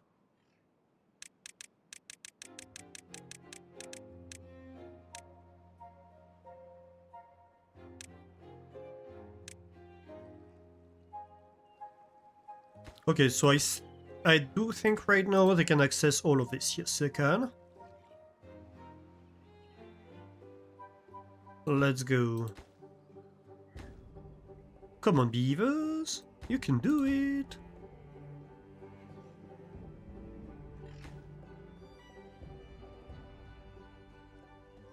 And here we go. This is stopped. So all the water is now officially going over here. Which should mean a lot more water flow. Yes, it does. Ooh.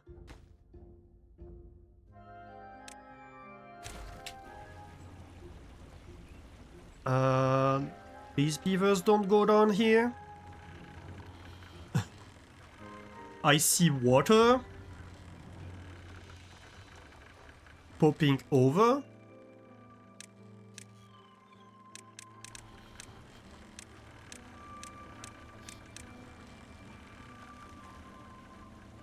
I think we've recovered. Yep. It was just temporarily floating when the water was, well, temporarily or not.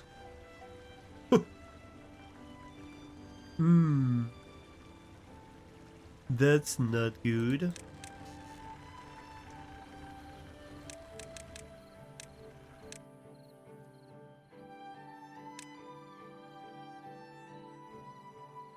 The water level in here is keeping okay. And down there seems to be oscillating actually. Oh, each of these is providing 500 horsepower though. And that's exciting. I see the water flow is much faster. Ooh.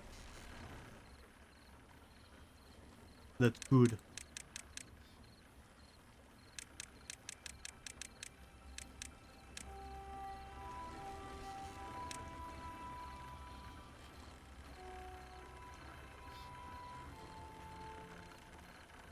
How do I stop the water from flowing in here? Can I stop the water from flowing in here? I don't think I really can. I could help slowing down the flow in here by having like an obstacle in the middle. But I don't think that would definitely solve my problem. I think the only way to definitely solve my problem is to just like completely block off the path to exit, probably is more efficient.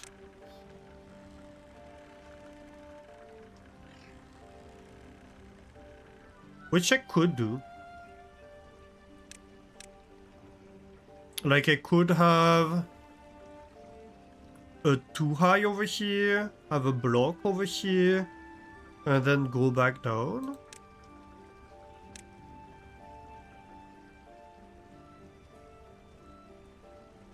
It would mean changing the over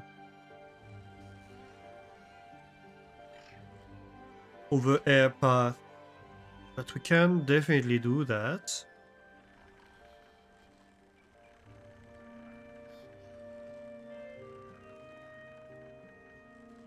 We could also just dig here.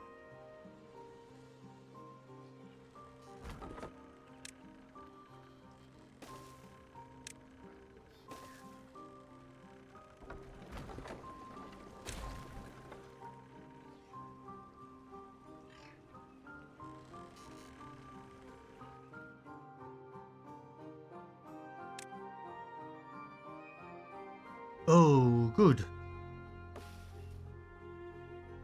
You might want a path that allows you to traverse this. Otherwise, you're probably gonna be sad. I don't know why they asked confirmation to remove just path.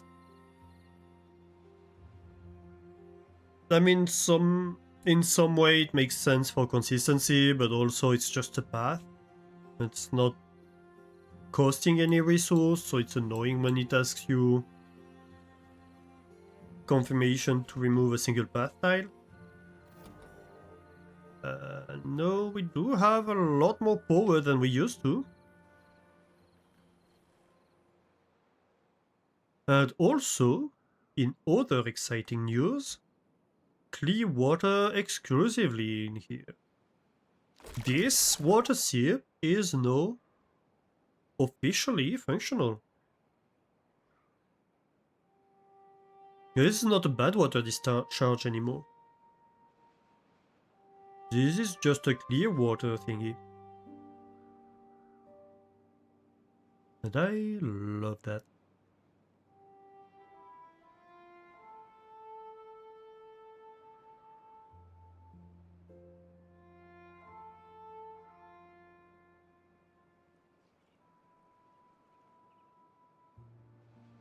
Is that a Badwater discharge outside the footroad? I think it is, probably. So technically I still have Badwater coming in here. But this entire section is now clear.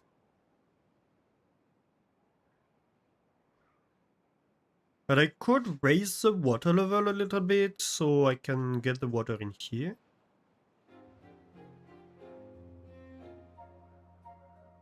But it would need...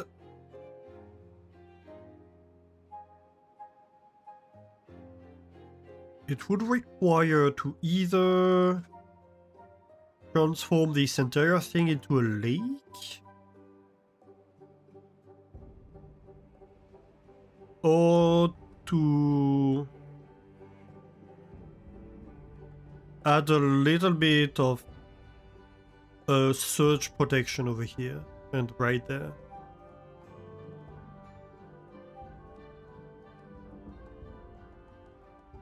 And of course we need a small dam right here, but that's already something I was thinking of doing.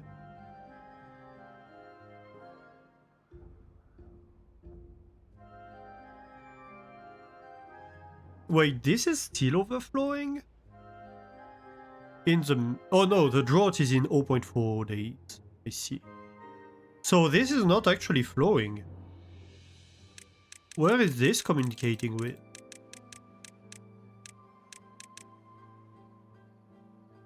Ah, it's because the Badwater is going out. And so it's just raising to the level of this, is it? Maybe a bit more? So there's a little bit of pressure that raises it a little bit more. But this is taking off the pressure. I see.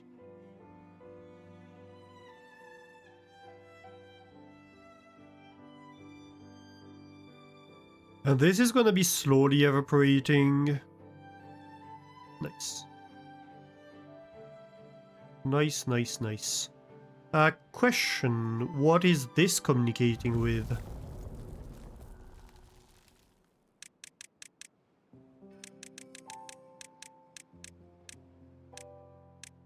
I don't quite remember.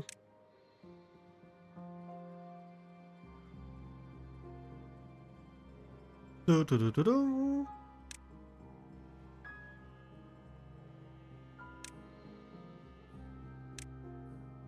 over here, this one, okay.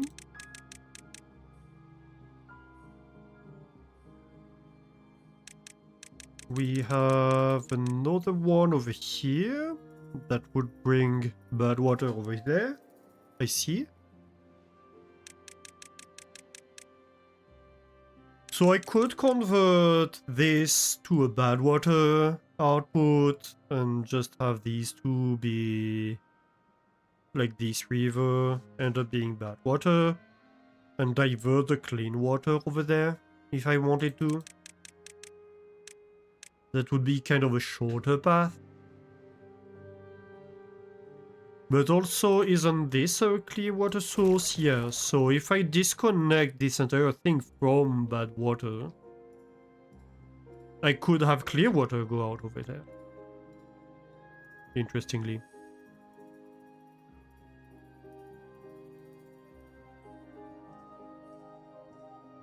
Yeah, so basically it's the whole main Badwater network, right? Because I think there are only 2 Badwater sources on the map? No, there are 3, I lied. So this one is the one I'm currently exploiting. So it's only feeding my little system. This one, what are you feeding?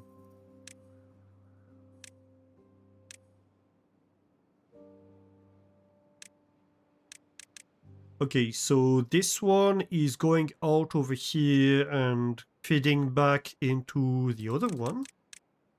So they're connected through here.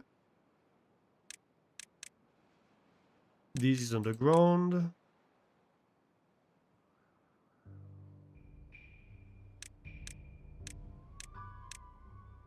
And over there, it's feeding the bad water that's in here. And that eventually goes out. Where does it go out? Oh, right here. And then feeds the river, I see. And also partially this. But then this also kind of feeds back. No, actually no, that's one of the exits of the river. Right.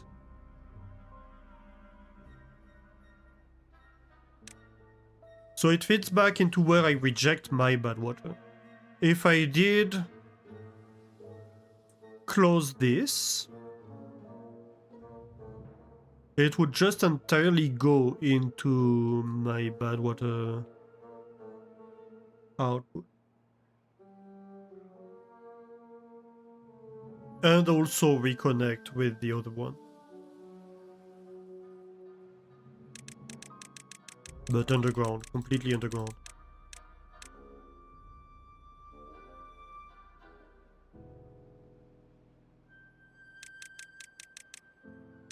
I guess there is this Badwater volcano over here.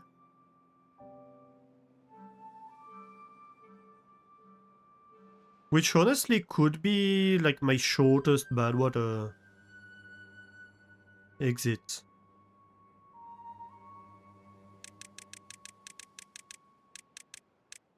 Unless I want to do an underground one. Yeah, this could be one. Couldn't it? Like the Badwater is right below here. This could be collecting all the Badwater of the map. Except the one I'm using. If I block this off, then all the rest belongs to clear water. And even if I remove these barriers, I could double the water pressure. Interesting. Sorry, I'm doing a bit of planning ahead. Kind of trying to understand the water network and the potential things I could do with it. Because that's gonna inform a lot how we're terraforming things around.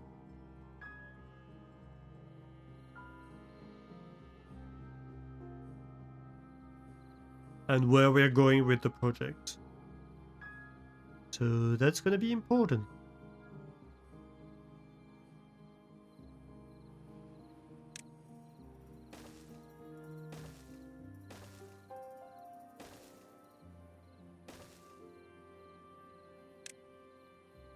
Another thing we will want, definitely, is to remove the trees that are in my way.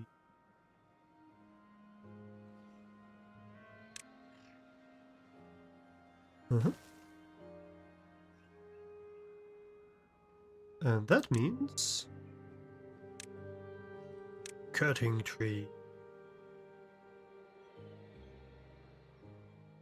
I'm not a fan of this tree cutting area mechanic.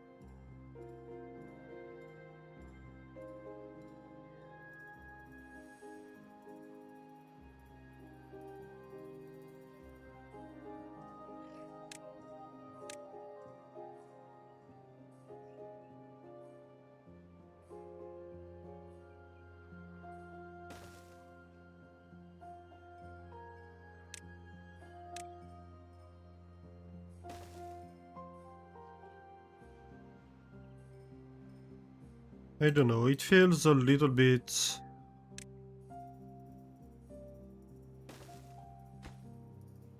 superfluous.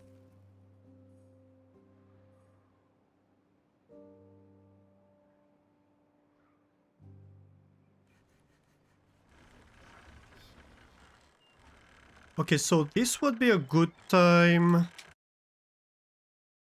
to work on this.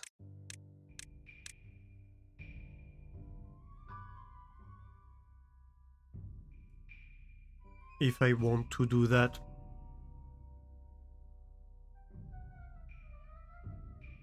But it's going to mean removing a lot of infrastructure, unfortunately. I think what I might want to do is a throttling valve here.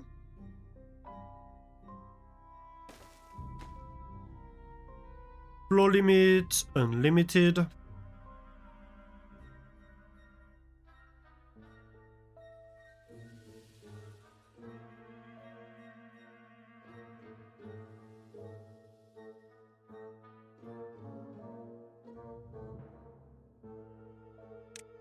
And then a dam on top.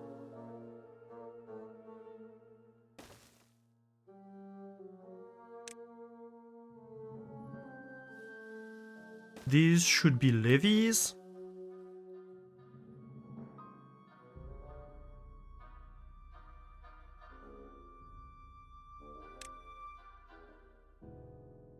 I might want to remove this station entirely for the time being.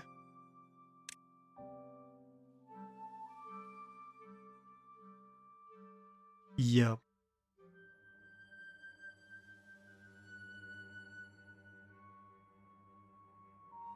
Are there beavers in this region already?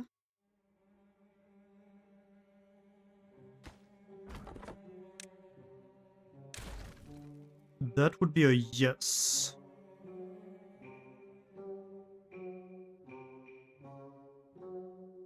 Because I might be about to cut them off.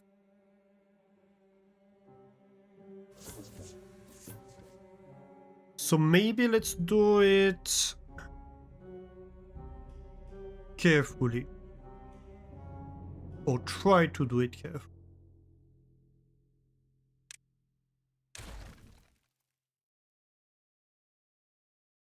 But at the same time, I need to intervene here.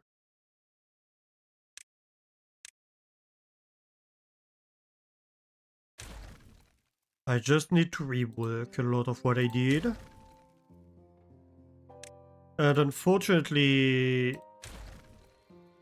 I can only rework it by removing a lot of the infrastructure I built in this region.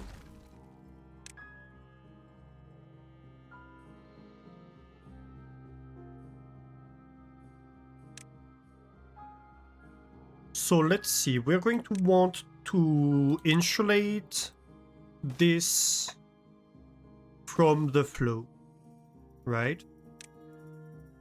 That's the first thing. Second off,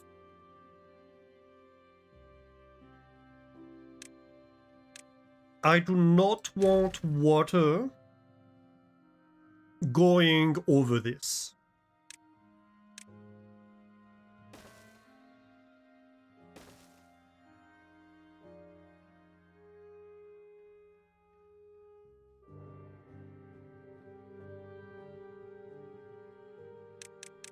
On the other hand, given how I've designed this at the moment, water might not have a choice, really.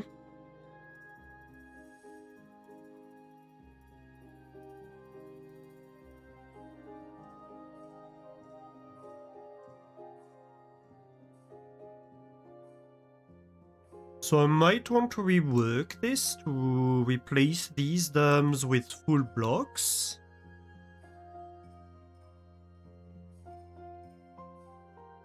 And then what?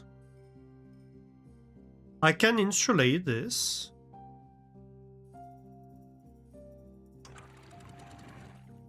And the valve can be unlimited flow.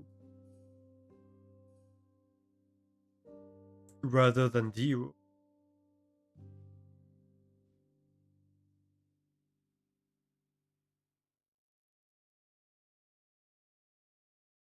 And technically I could have a chamber behind.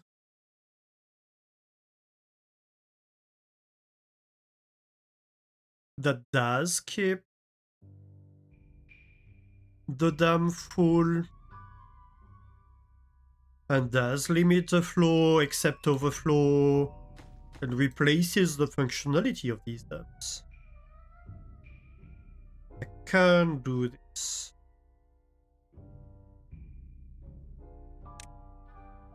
I think let's do that. So this is all impermeable flow. That way, anything... Oh, but... Can I build a station on top of impermeable flow? Yes, you can. Okay. Good.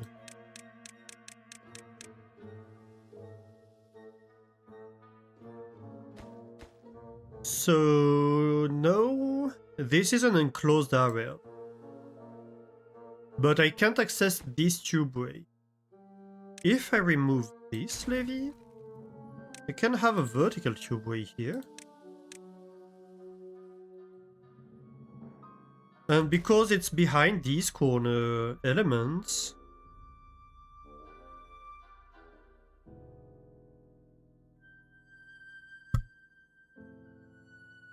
yeah, it's fine. That's fine.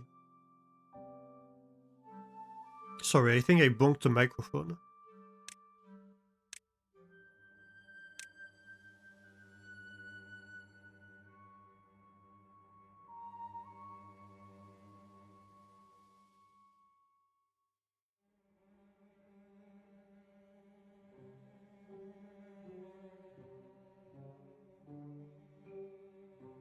So then the tubeway could be here, and then we could have a vertical shaft that connects to this tubeway.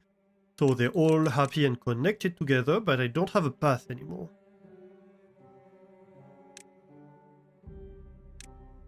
Well, this could be a path, actually. Because no, this levee does not need to levee anymore. Does it? Yeah. Okay, that works. I'm going to build this thing. Insulate everything, etc. before I open the path. The levee. Because I'm concerned about the risk of not finishing before the flood. And before the Badwater returns, basically.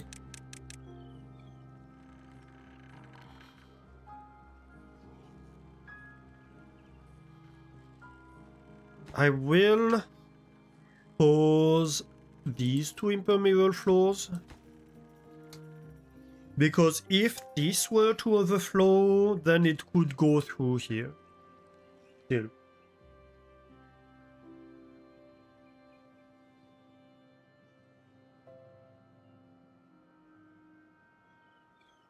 I mean, technically we do have the space to manage the overflow through here.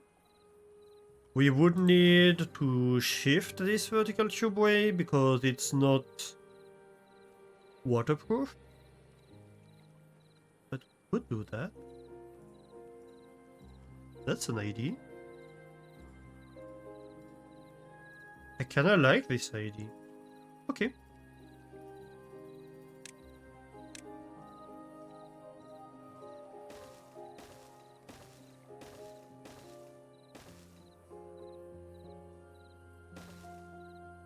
So we keep these dams, and when overflows happen, water gets into these two tiles, basically.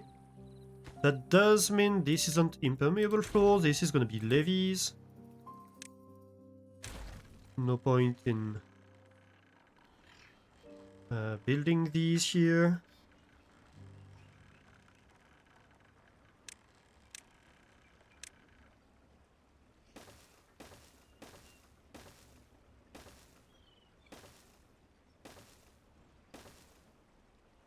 And just in case, we could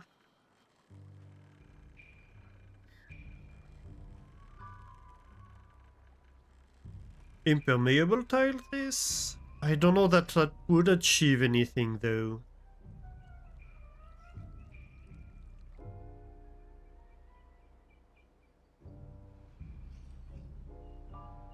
Because if we impermeable floor this and water would need to go over, it would overspill everywhere else too.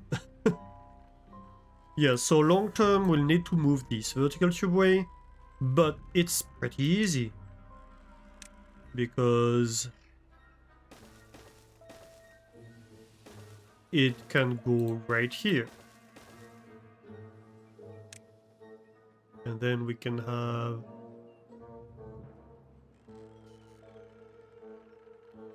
actually, let's go one higher.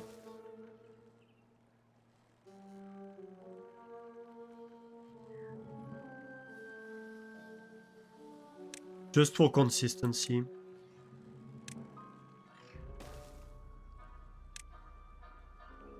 We can build this.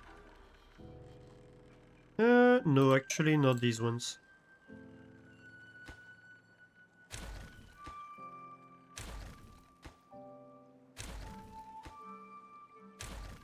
I'm going to go over there.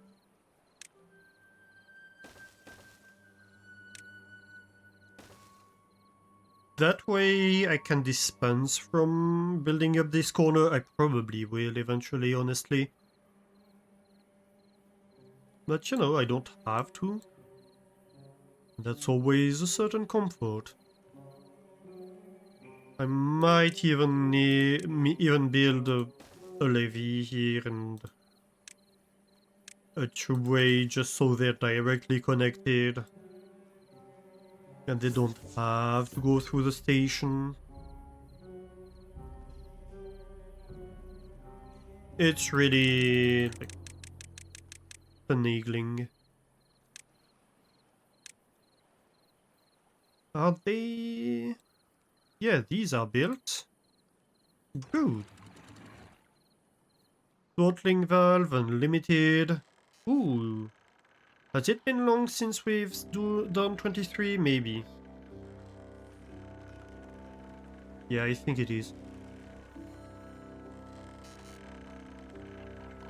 So we were saying we can remove this levee.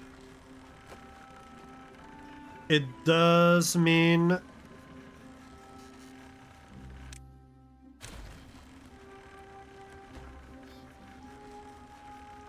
There you go.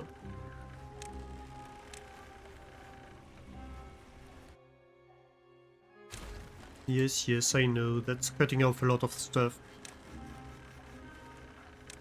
But it's for a good cause. It might be dangerous if... Okay, yeah, no. Let's... You know what? Yeah, I know. I hate this too, but we need to.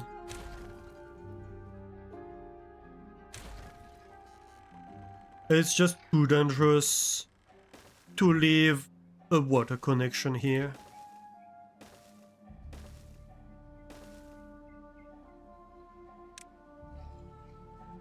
honestly, I'll even do that.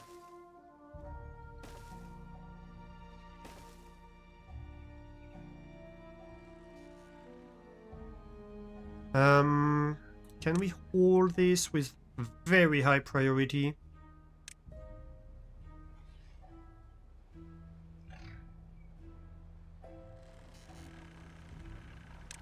And where is this going? This is going, I don't know. Maybe here? Sure. I guess.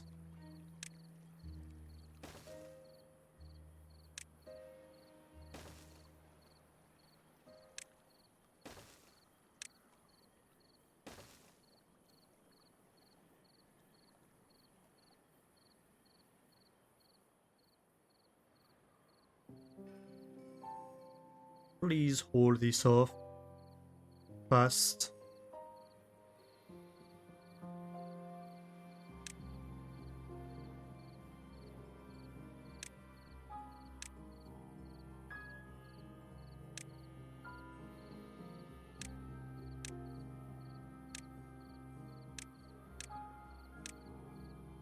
Right, highest priority, these things.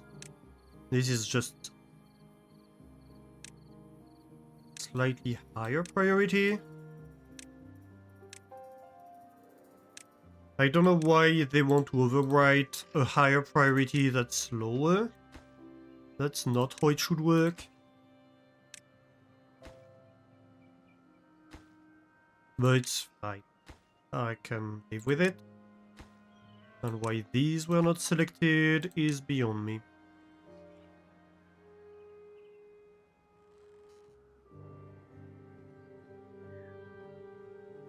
Then, once this is built, we can rebuild all of these.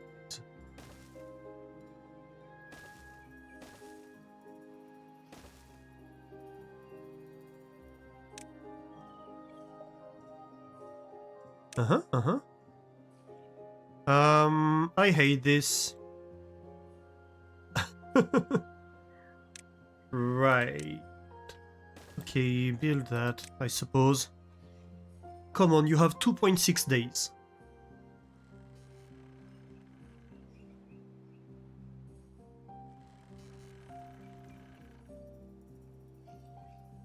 To go and collect this stuff. It's kinda important.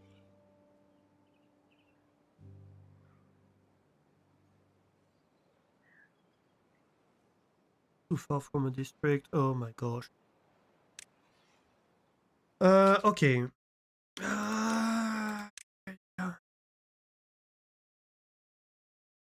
Come on. You. I cancel thee.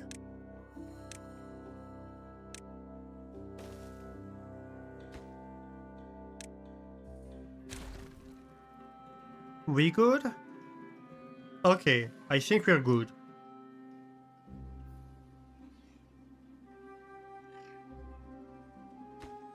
And then I can cancel that. I managed to do all of this without getting a beaver stuck. I think that should be noted.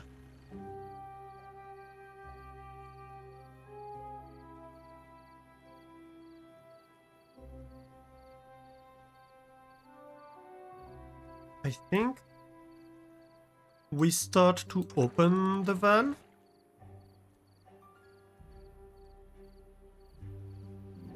Like you open below 1.6.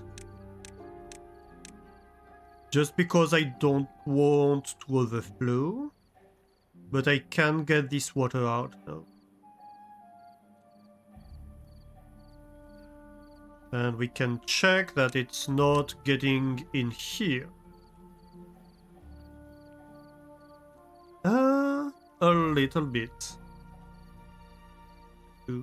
Well, thankfully we didn't remove this levee. But that is something I had not considered. We do need to rework this corner.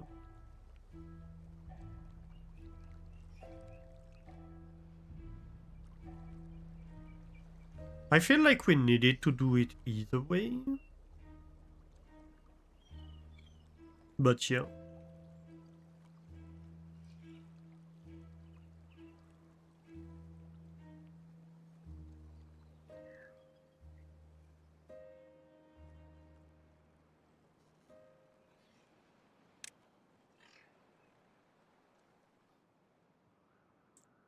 That's a lot of work for my builders. Oh no, I have a contaminated beaver. Alright, trying for medicine. Decontamination pod is going to require some horsepower. But we have what we need to make it work, to be fair.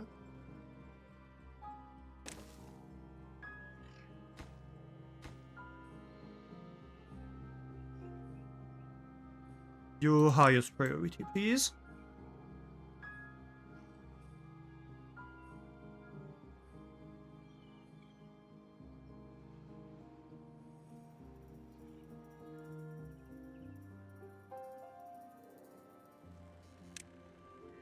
And so, on the population counter, can we see contaminated beavers?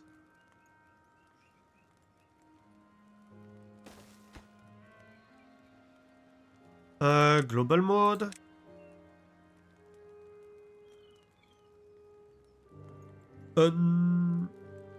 Contaminated total? Okay.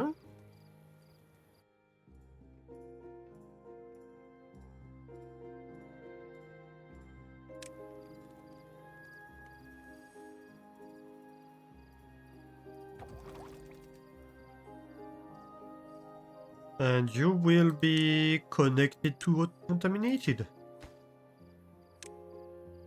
So as soon as there is any contaminated beaver in the colony, we activate this decontamination pod.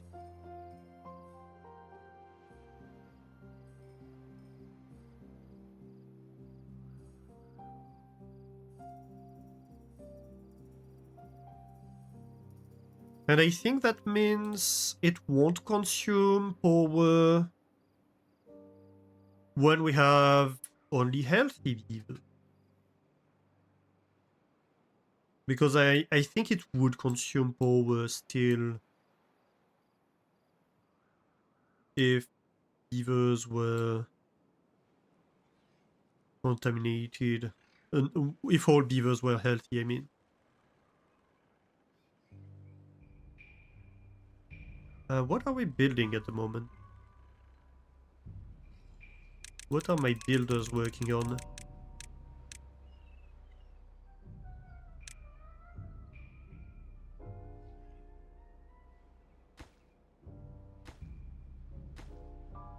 Not these, that's for sure. I feel like I'd like them to start prioritizing a little bit.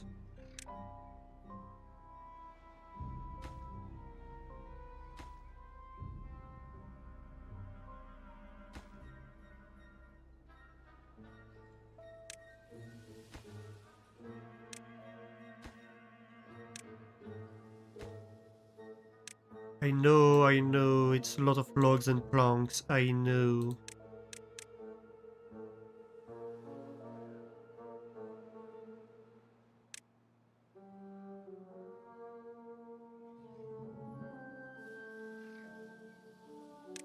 I mean, that's a pretty good haul too, so would be nice to grab.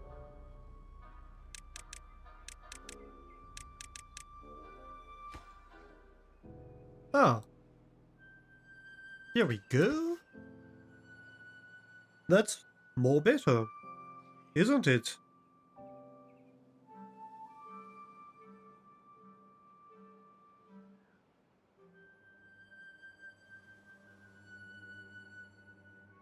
Nothing to do in range. Yeah, that's you. That's fair.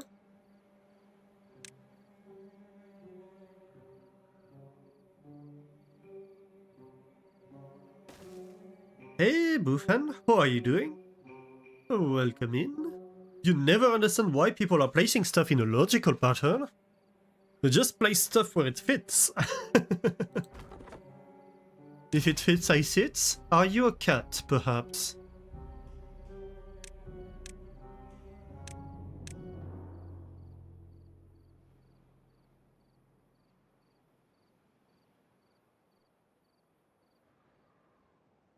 I like my colony organized. Though placing stuff where it fits is also a very common thing.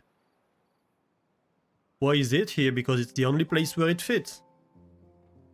You think the fire ant is your spirit animal, if we're going to have that discussion? That's an interesting one.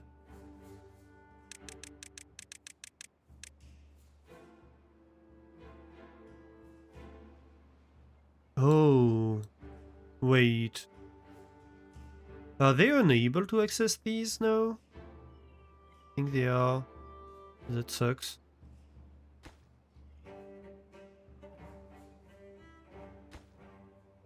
Okay, let's open this levy.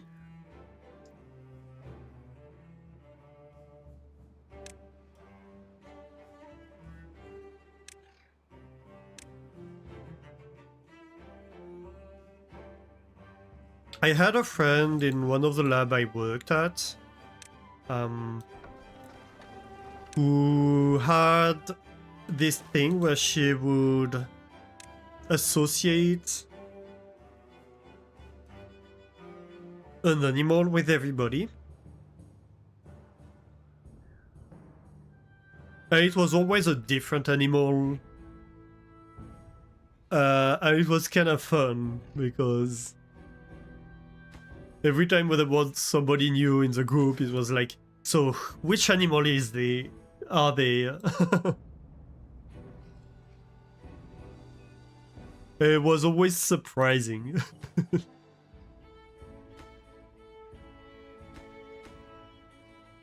Sounds like a fun person. Yes, very.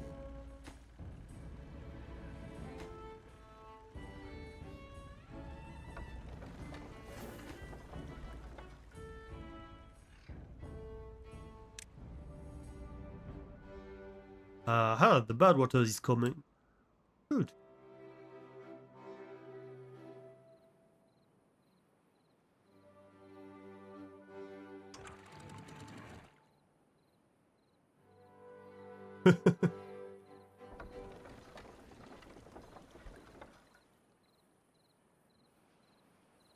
Uh-huh. We have power again. That's great. And now we should be able to see how much flow we have. No, it's not telling us. What if we tell it to, like, automate? No.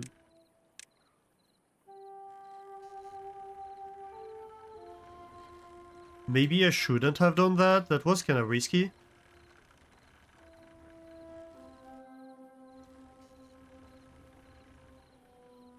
Ooh.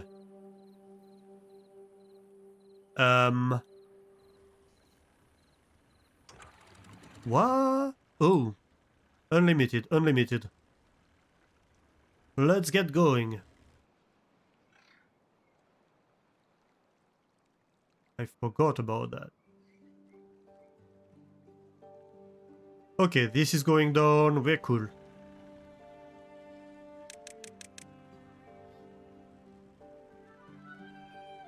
You think you'd be a red panda to her? Oh no, that's silly animal. I was... Oh man, I don't remember the name of that bird.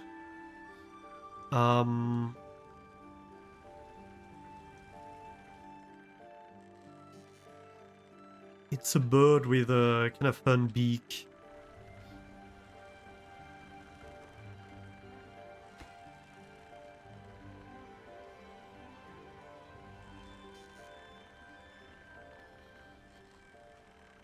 That's a great kennel. Yeah, we have Well, naturally, Badwater was coming through there. So what we did is cut off the ceiling a little bit so we could place these large water wheels in line like that, because it was too low in places to have the water wheels in here. So only at the beginning it only had one. And now what we just did as a project during the last drought is to get the canal to a 2 wide width, because it was going 4 wide and that would get the water a lot slower, of course. I don't remember the name of the animal. It's a bird with, you know, this kind of long rounded nose. That's black, I think. I don't remember the name of it.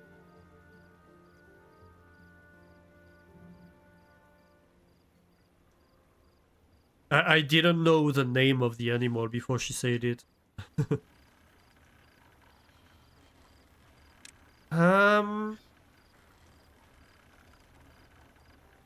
I think it kinda looks like a toucan, but it's not a toucan either, I think.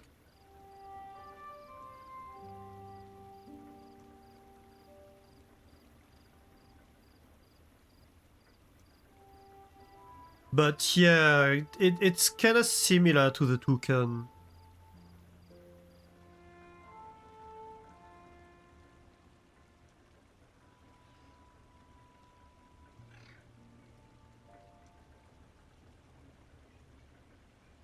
It's a similar bird.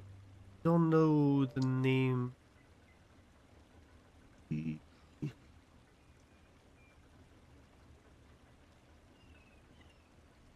I'm not a specialist of birds by far.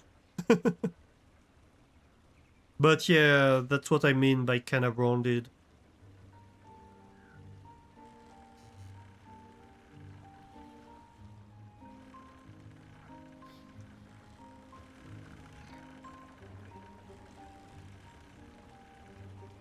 Alright, so we have the water canal.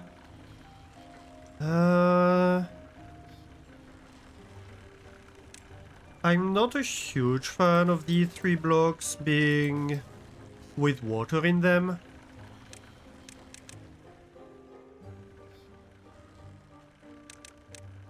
So the idea here, we haven't implemented it yet, but we're going to have a Badwater dam in here. So right now these valves are opened. But later on, we're going to have this dam over here, and then water that overflows the Badwater dam is going to be channeled in here.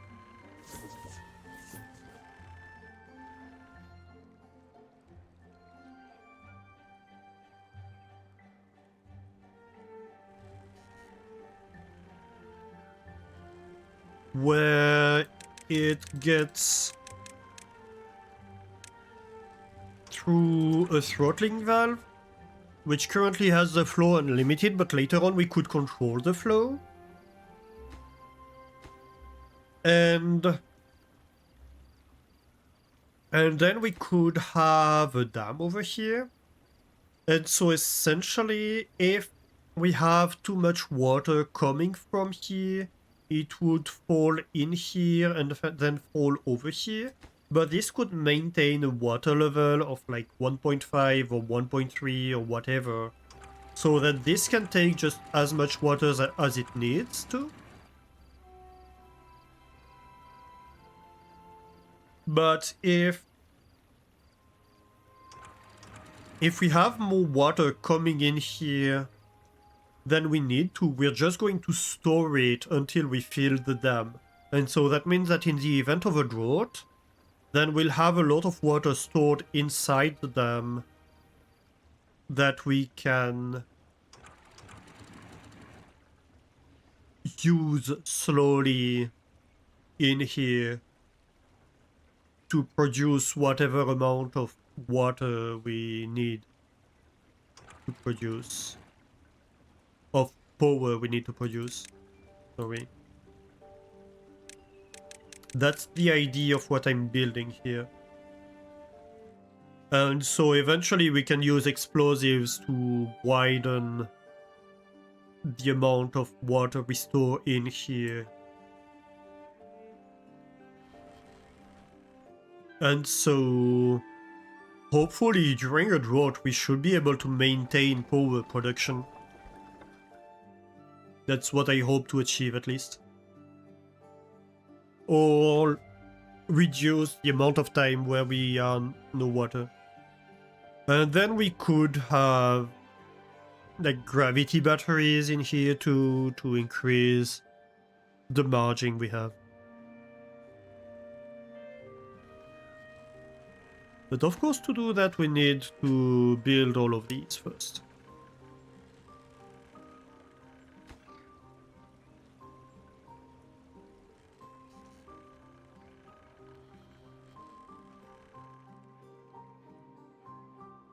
Oh, did we disconnect power to everything? Yes we did, and I forgot to reconnect it. That's my bad.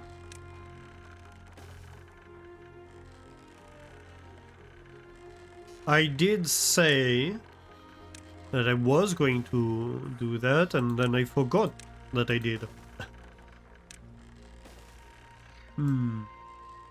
Yeah, that might be my highest priority thing right now. Also for power, please.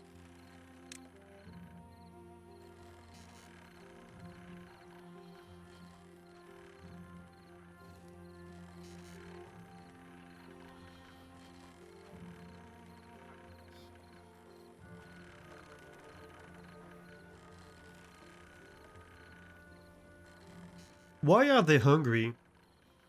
We have food.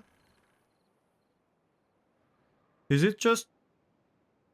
Why do I have beavers? Oh! Yeah, because I cut communication here. Oh yeah, actually this isn't connected now. So there's no real point in having this tubeway, is there?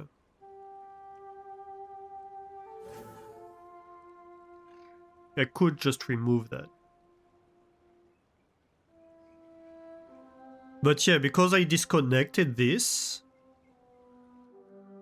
now they're going all the way around to get anywhere. Not ideal.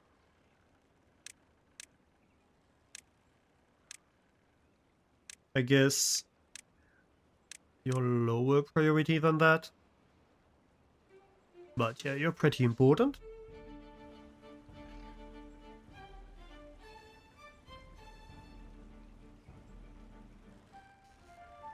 We will need to hold this, please.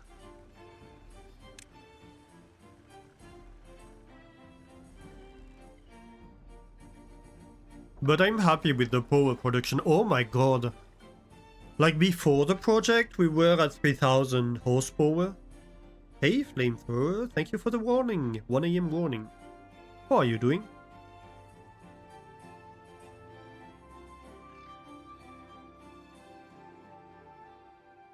And that was after optimizing the flow a little bit already. By reducing, like building a lot of the levees on the bottom level to avoid a lot of the water going to the two other blocks and slow down the flow back there. So I feel like we probably more than doubled the water flow since we started this project. That's nice.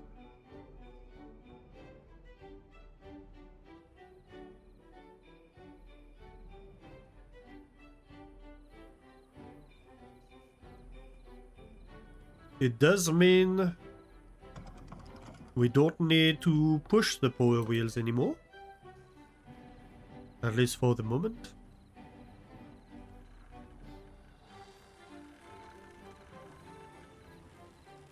This has been taken off.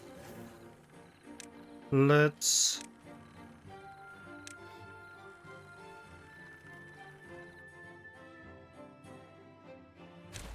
remove this. Priority hold that.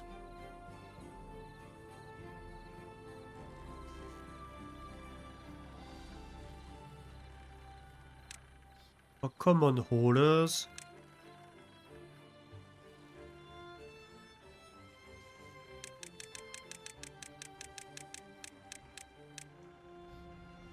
We have so much materials in there.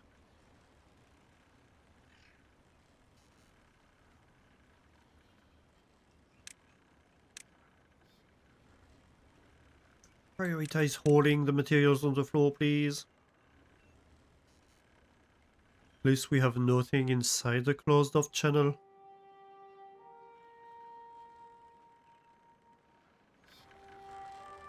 Technically, oh no, this is still contaminated, and that makes sense because technically it's still open here, but now it's not taking some of the flow anymore because water is not going in there from this side, it's going in there from the output.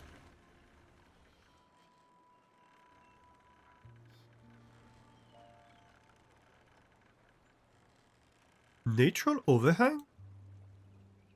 Oh yes, that's my path. I forgot about it.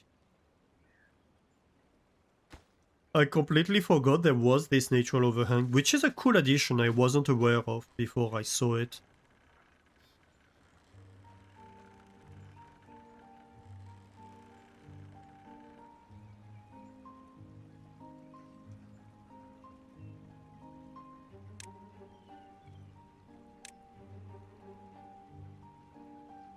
I feel maybe let's do that. That way we ensure that the rubble is pushed outwards. Yeah.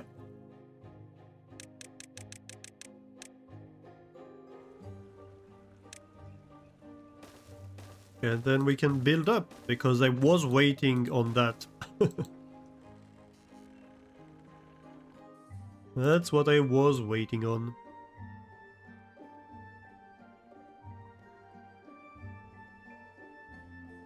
I think long term we're going to have platforms cross over here.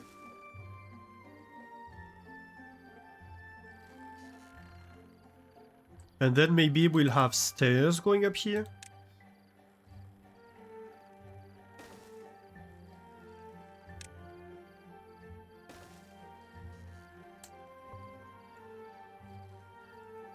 And then we're going to reconnect here.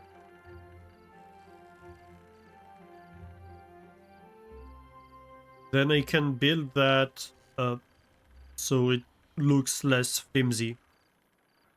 That's gonna be purely for the looks, but that's important to me. And maybe we can have over here like a spiral staircase that goes up to this. Yeah.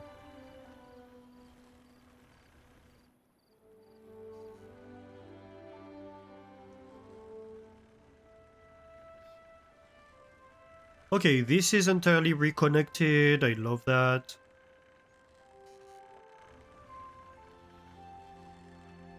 If we need to prioritize now. Yeah, these are highest priorities. That's fair. That's totally fair.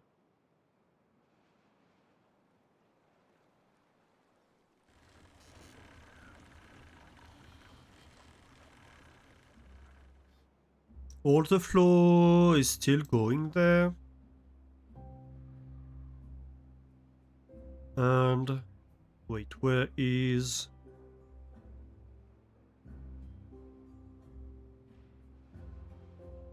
Oh, right here. I was lost. I'm not used to look at the map from the other angle. So I was kinda lost. Okay, yeah, the Badwater is slowly going down here. So this was a Badwater resurgence that was mixing in there. and we cut off the flow from downstairs. And that means that all the bad water from this source is coming out of here and being used for power generation.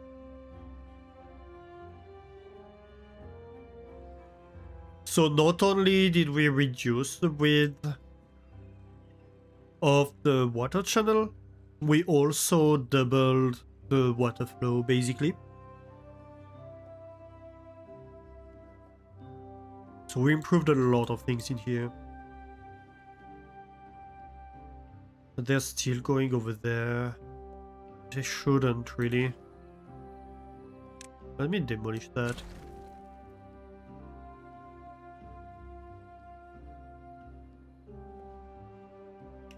Interestingly, they go back a lot faster if they don't have a path.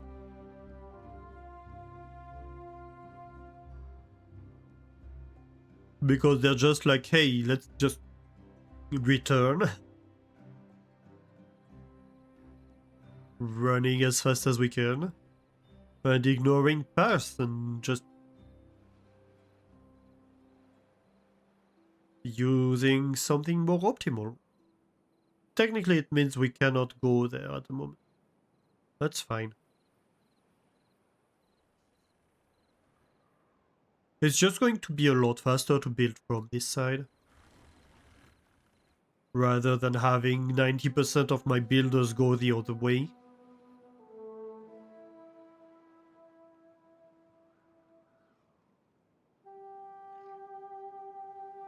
Ooh, what is this? That's logs. Yeah, that's fair. Oh, actually. No, that's totally fair. I forgot. I minorly disabled logs production a while ago because I wanted...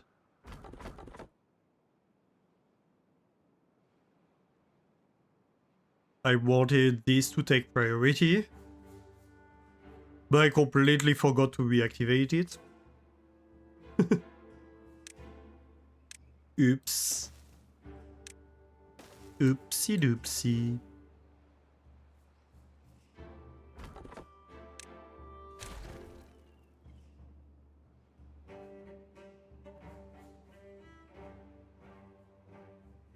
Right, so this is gonna be long-term or iron production.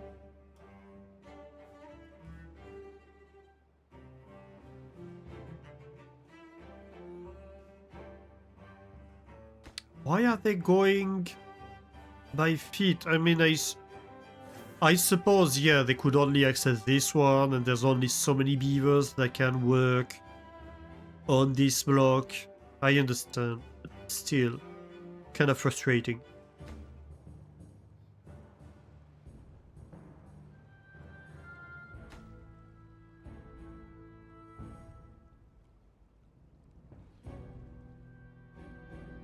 It would technically go so much faster to just send them all in the tubeway and have them wait on the other ones depositing their materials in the first tubeway and building it so they access just a little bit further rather than going around by feet. But they can't anticipate that, so... It's a game limitation, I suppose it's a fair one. It would be a little bit complex to calculate.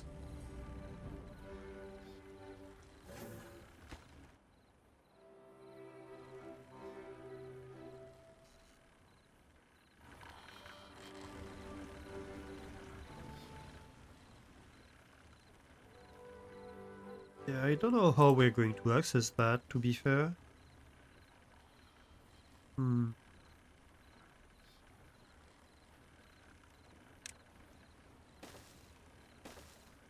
I suppose I could do that.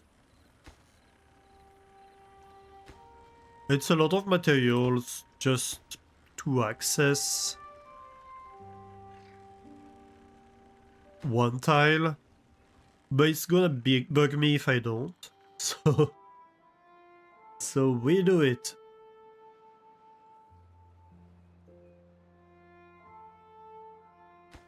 I just want to see how much wood do you like? Do you get 100% back, or do you get like 50% back? I don't remember how much you get back. Just to see how much it would cost me. Also, how did I manage to believe that this was... you get 80% back. Okay, fair enough.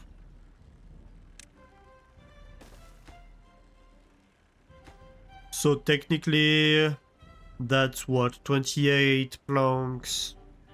It's going to cost me probably 3 planks to build this.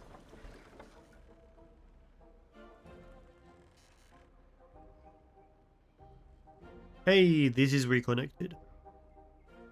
Good. No, we can reconnect the path.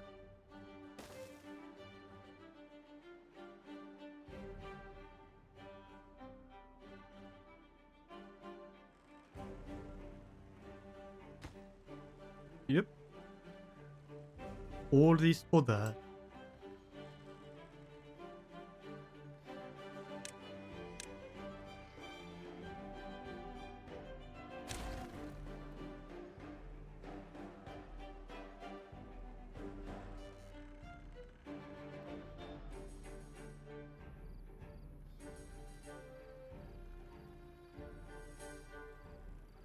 I'm not producing enough fermented cassava.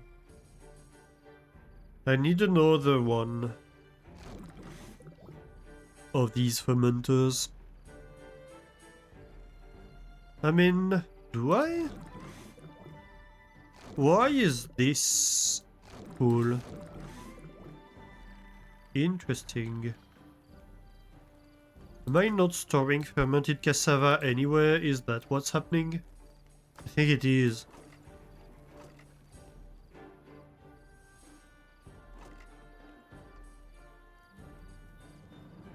It's a bit far from here to here, but I think it might be my best option.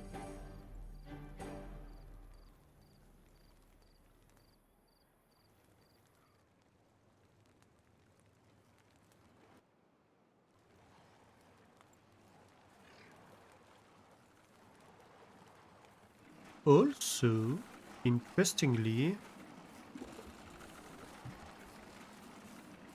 I might want to connect this to this.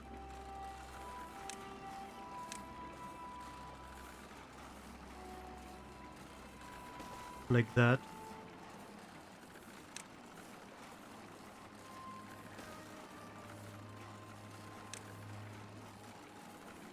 Because that's very close to the tubeway station that's right here. On this path. And so it gives me a lot of access to a lot of places. Much faster. Okay. Large warehouse? No, I suppose medium warehouse. For fermented cassava. Alright, and then I need... Well, first things first, I need to connect this to this path. But also I'd like it to be connected downstairs. And that probably means a spiral staircase and relocating this down.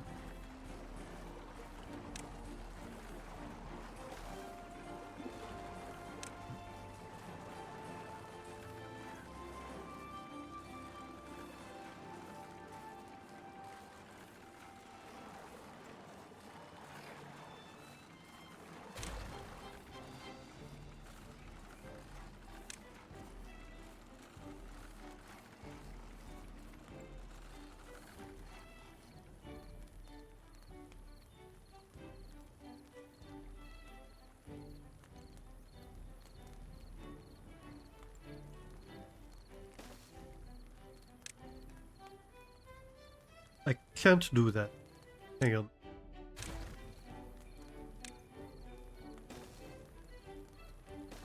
Like this. Yeah.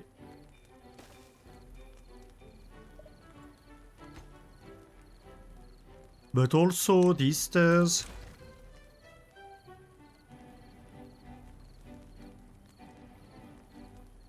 Hmm.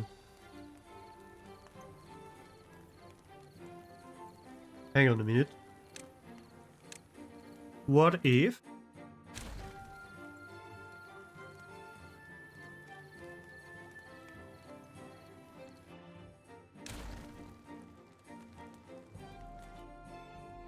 Hear me out.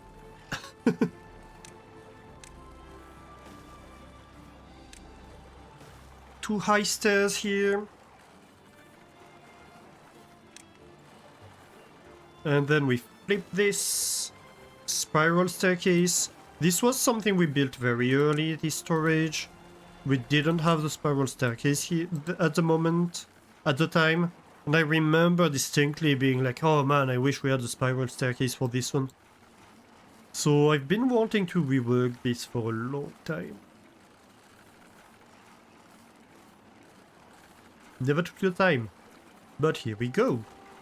So we're storing fermented cassava. Yeah, it seems the figures are increasing. So we do have enough fermenters actually. Very good. Ooh, that's good too.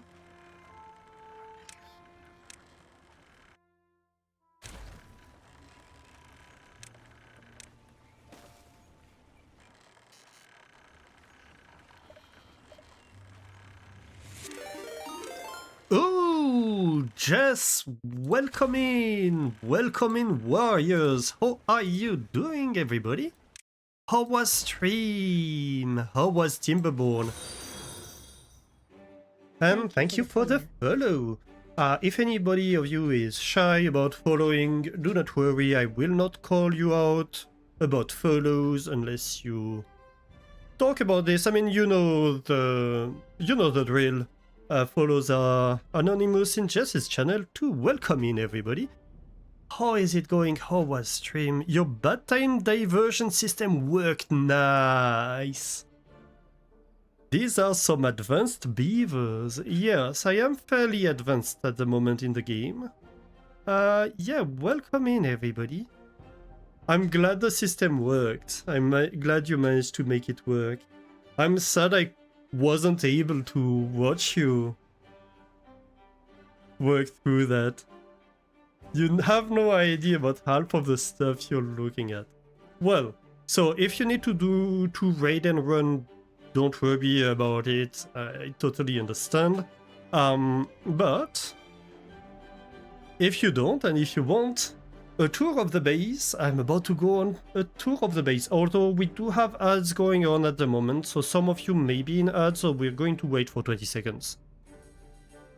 You see some relays, yeah, not just relays, in fact. Hey, Battery Smooth, how are you doing?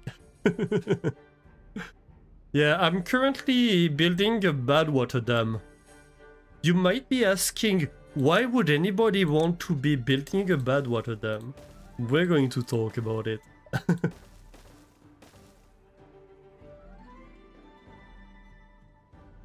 This block is just for aesthetics. Water fortunately doesn't go through corners. Hypertubes, yeah, we're zooming around, aren't we? We're going to have water limited to 1 meter behind this. And we'll see what happens. It seems the flow is still enough. Okay. So, this is a map called Pressure, which is a little bit particular. It's a little bit quirky. The whole quirk is that when you start the map, so you see we have the city built inside this crater over here. If I get the level down, so you can see better what's happening. At the start of the game, all the water that is inside this lake is coming from this hole over here. It's coming from this hole, through this underground system of channels. You do actually need to run Silent Rescue to help him with some building like 30 minutes ago. You have been a delinquent. Yeah, thank you very much for the raid, Jess. Have a great time. Do go help Sedentary. Thank you for being here. And yeah, for the others, thank you. Yes, I will. It's always fun playing with your beavers. So yeah, we have this underground water network over here. And we have a water source right there. You see Badwater in here. It's because underground, and not just underground, actually, in a lot of places, there was one here, there was one here. There are bombs that are spread throughout the map. And that slowly open channels and connect the Badwater and the clear water. And so at the start of the game, we spent a long time kind of fighting against the urgency of bombs are gonna go off very soon. We don't know when. We don't know which one will go off first. We just know if they do connect the bad water and the good water, it's gonna be a bad time, and not just a bad tide that's approaching. So yeah, for example, our water source over here, we cut off this channel, because a lot of this was going to get exploded. And the water in here is currently going up here, which already existed. This column already existed. And it's then going this way and up here. And we built a small dam. A very small dam. And we did something that might be familiar from Jess's stream over here. I don't expect Jess has had the opportunity to go into automation yet, but this is an automated version of what she probably built, which is a bad tide diversion system. So we have a double float gate right here and a double float gate right here. When the water is clear, this double float gate is at 1.8 meters, so it's slightly opened. So water coming up from here can go inside the dam and eventually will either go inside the network of dams that we have throughout the basin that eventually feed this lake and are now the main feed for our lake. And so the water level is being controlled by a series of valves at the bottom of different dams. And anything that we are not using is going to overflow in these dams here and go in this river and eventually off the map. Now, when there is a bad tide, that like we're about to see in 2.3 days, what happens is this floodgate completely closes off. We get this to 2 meters, and this floodgate opens. We get it to 0 meters. And all the water is going over here, and you might notice right here that there is an opening. An opening that goes down there. You see there is bad water down there. And into a channel that is filled with bad water and is being filled with bad water by a bad water source. This bad water is going over there, going up, and eventually going out here, and going into our bad water dam and powering our water wheels. So we have a series of water wheels over here, and that's powering all of our industry. And then it's going into this river and rejoining with other rivers of bad water, and doing bad things like Badwater does. So yeah, that's the program for what's going to happen during the bad tide. And so this Badwater dam, you might ask, why would you want to have a Badwater dam? Well, the reason is we want to kind of regulate the flow eventually. I'm going to look into automatically regulating the water flow in here. So we have throttling valves. What they do is they change the amount of water they let through. And if this is letting more water... Well, if this is getting more water than we are using for power generation, then the water level is going to raise. If it raises too far, it's going to get over this dam and into this chamber, and eventually fill this and go through this dam. Then it's going to go into the water channel anyway. But otherwise, it's going to get stored in here. And that means that during a drought, we'll be able to have bad water that we can use for power generation. That's my hope anyway. So we'll have to see how that works out. But let's see, if we get like 2 cubic meters in here. So what happens if we go unlimited? So 800 horsepower per water wheel, okay. If you go 1.7,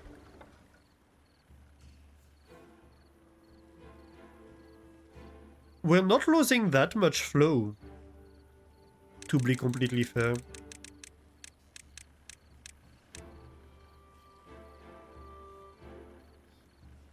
What's the water doing here? Is it overflowing? No, it's not.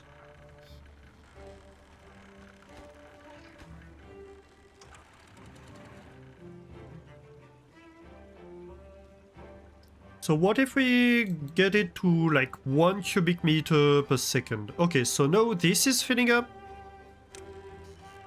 What about these? We're down to like 500 horsepower on the water wheel, which is more than enough power being generated for our current industrial demand. Okay.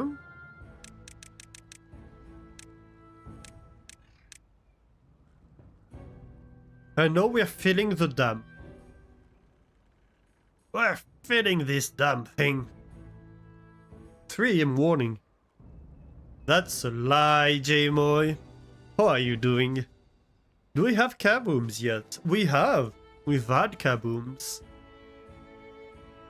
We have opened the ceiling of the tunnel down here, so we could get a whole series of water wheels. And I mean, we have a few explosives. You know, just a few. A very reasonable amount.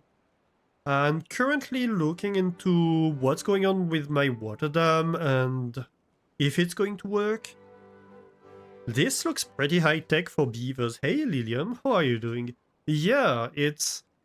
To be fair, we are pretty advanced in the game. We are pretty late game. I'm kind of hoping to go into robo-beavers today. To start automating the beavers themselves. How am I doing? I'm doing great. I am having so much fun with this game.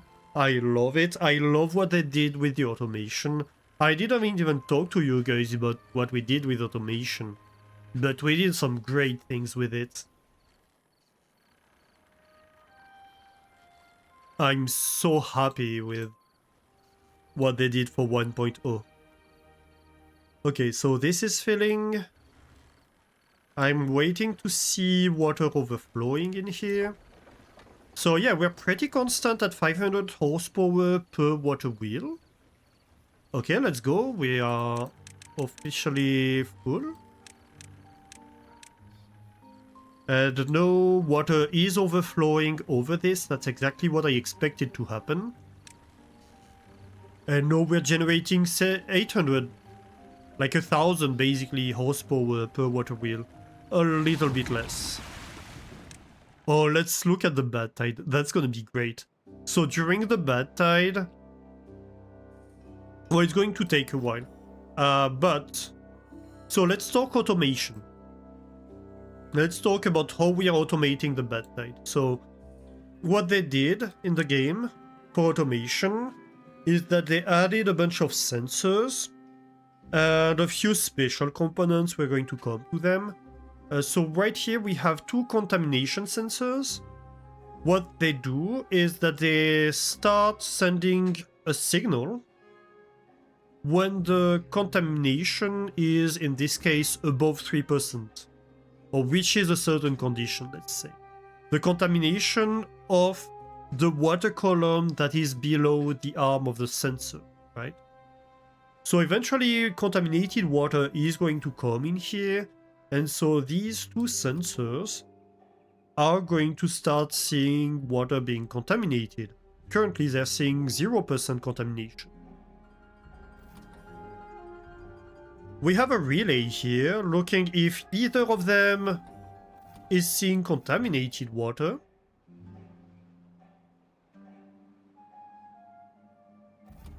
If either of them is seeing contaminated water, this closes and this opens, and then all the water is being sent to the contaminated side and eventually over here in the Badwater dam, right?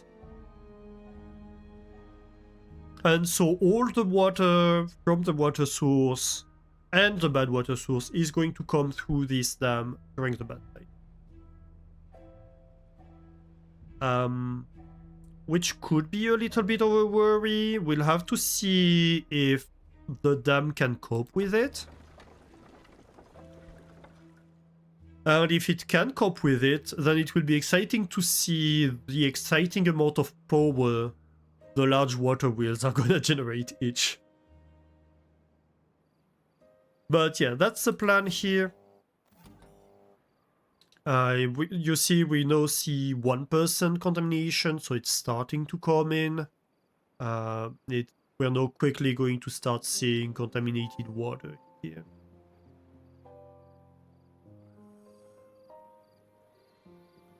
Is the water a little bit red? Maybe a little bit. It's hard to see. Oh, here we go. So this is turning red because they're seeing contaminated water, and you see immediately this opens and the bad water comes this way and this closes. And so as expected, water goes in here, and so we should see a surge of the water flow this direction. Hopefully this doesn't start filling.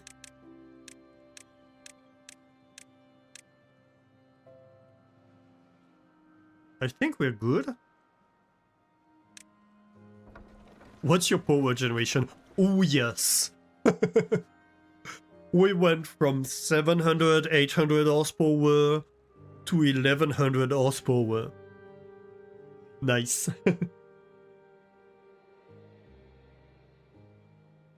Just a little bit of water, you know?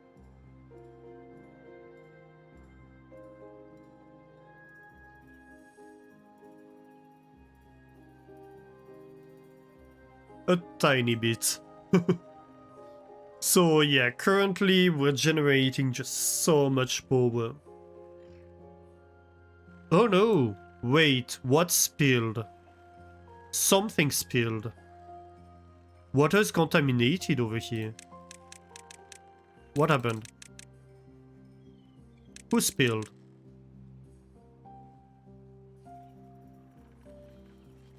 Who dared? Oh! Oh crap! Yeah, no, that's my bad. That's bad.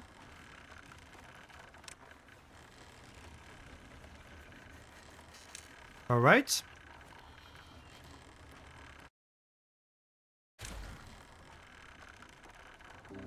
Dang it.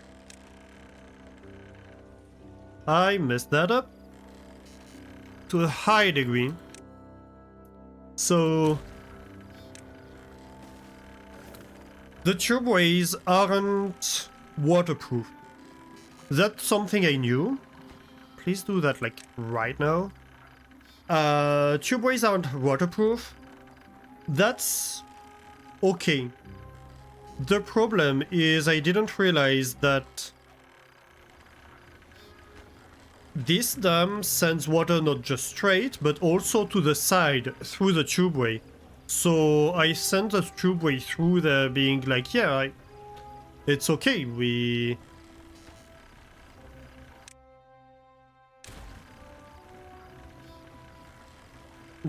can have the tubeway here and it's not gonna be a problem, but it is in fact a problem. Oh no. It is a problem because I just contaminated my entire lake. Not too much it would seem. A little bit. Okay, build this real fast. Okay, crisis averted at least. Okay, let me pause and plan a little bit then. Oh my gosh. Well, on the plus side, we'll have an opportunity to see this system come online. Oh no, we won't, because this is deactivated. Interesting. Oh well, it's fine. So what do I do here? So this is connecting transport from this side to a tubeway system that's going this way and to the place where we're mining metal and stuff like that. That does not work at the moment.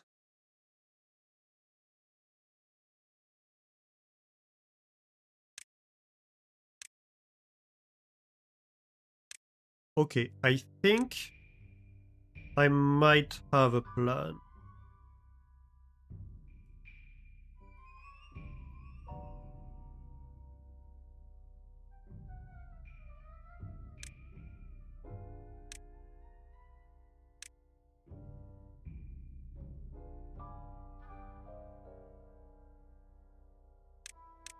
Okay, so first things first. This can't be a tubeway.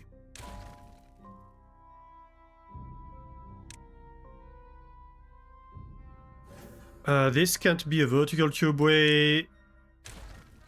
Hey, Crazy Rooster, how are you doing? Welcome in.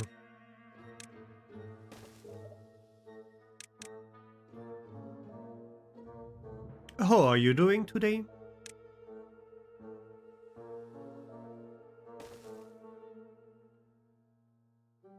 You're dying from this heat wave. You're dying from this heat wave.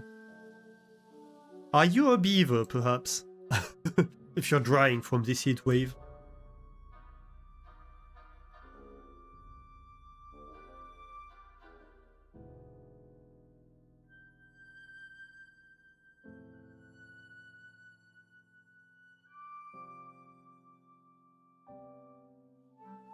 I don't need this path inside. Right? This path can easily be replaced.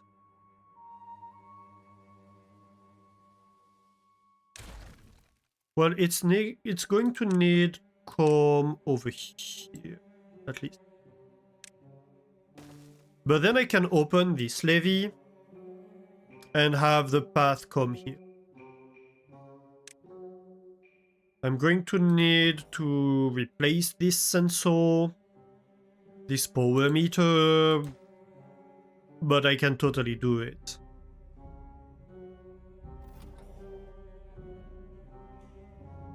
Yeah.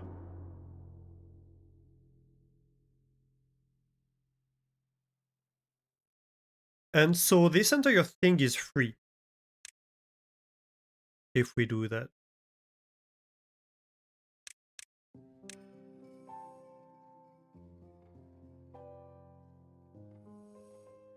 We do need to remember that this is currently opened on this side, so technically, like, water can flow back in here.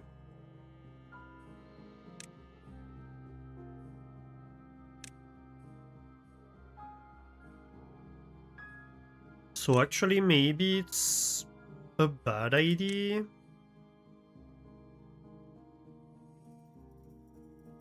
Alright, then let's do it differently. We're going to keep this containment wall, just in case. 35 Celsius over there? Wow, that's a lot for the season. That's huge for the season.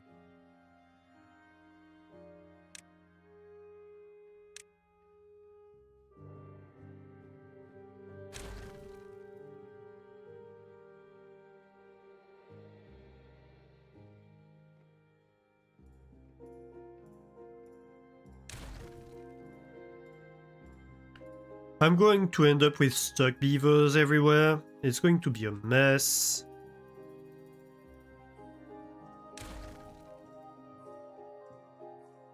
You know what? It's already a mess, so what's a little bit more of a mess? In the middle of a mess. Hmm? No, not a vertical tubeway, you silly. A power shaft.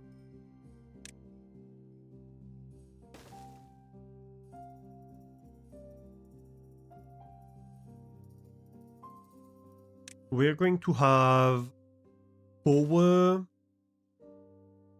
come up here. Can't. No, we can. We can. There doesn't need to be two paths going the same way, differently, one after the other. There's really no need for that. So we can maybe have levees over here. I made such a mess. This is bad.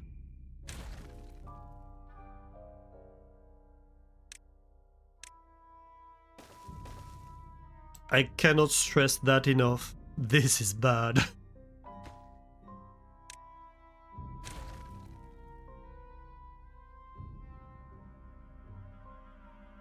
So the path is going to come down here. Yep. So that's the way the beavers are going to be able to access the service shaft below. We do need this power over here unless we relocate this entire logic, which I don't want to. And we do need these levees as safety. Because apparently I can't trust myself.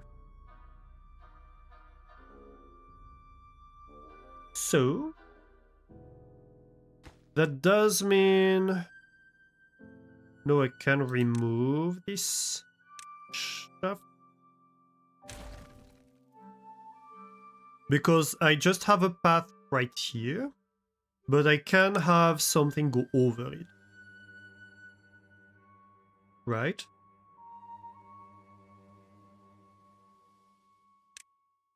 And so vertical power shaft here. We're going to have power go across the path over here.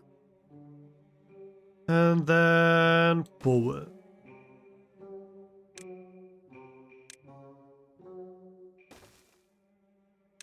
Then tubeway. Vertical tubeway. This. Vertical tubeway.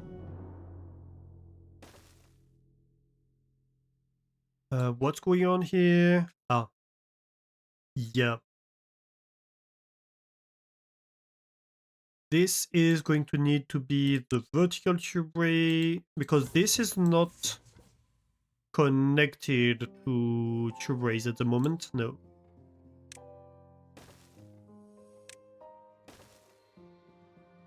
So we reconnect over here, and this is going to be the one that goes over. It's very, very messy. I don't really like what we did here.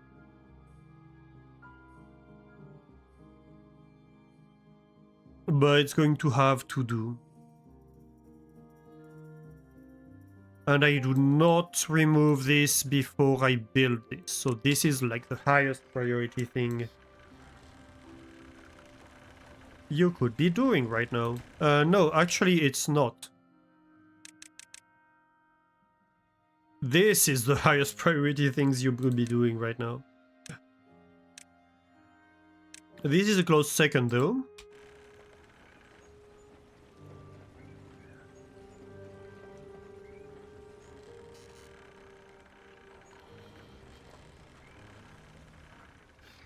I do eventually want to disconnect, like to close this, so this can be completely dry. And then once this is completely dry, we can remove the safety walls. But I currently cannot.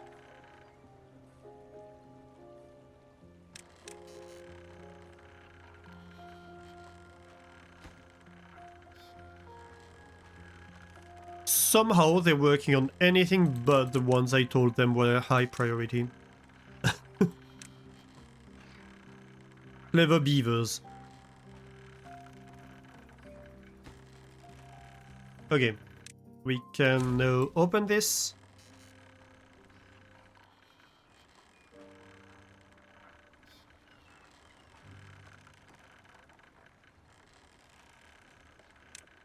And we're just going to have like a spiral staircase. Whatever. It doesn't really matter. Wait. Are we completely disconnected from that? Did I do all this for nothing? Yes. That's correct. Let's go. My, what a mess. Well, we could remove this.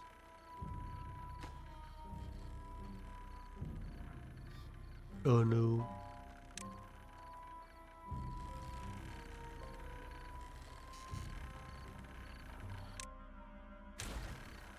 Fine.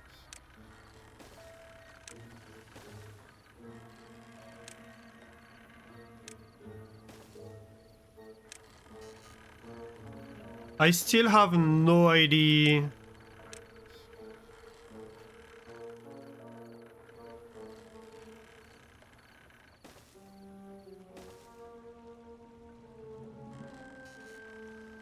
This is... This is so cursed. I hate this.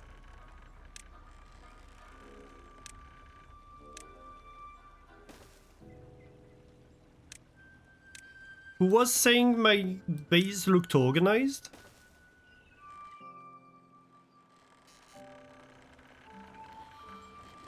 What's going on here? I don't even know.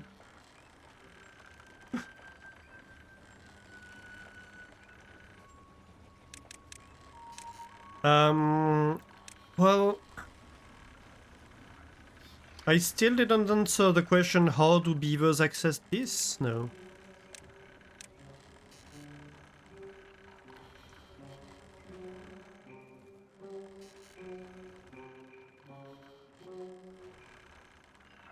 And honestly, I don't know.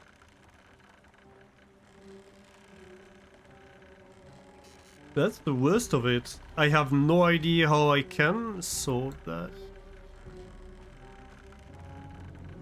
I mean, I could go over and then below. Although, no, this is completely closed off.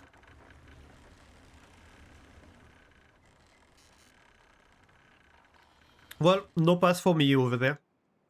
That's the only solution I see. If they want to go there, they have to go this way and then come back. That's the only way. Thankfully, they don't have to go down there too often. Or they shouldn't have to. At least they can travel using the tubeways. So yeah, somebody commented on this, like this is not cars, this is tubeways. I think they're pneumatic probably. The tubeway station are like a fast transport network for beavers. They go inside, they zoom across. They can go either direction, they can even stop in the middle, they can even build through the tubeway. So, like technically, you could start digging underground and build a little hole that goes all the way to the opposite side of the map with tubeways and explosives. If you want to.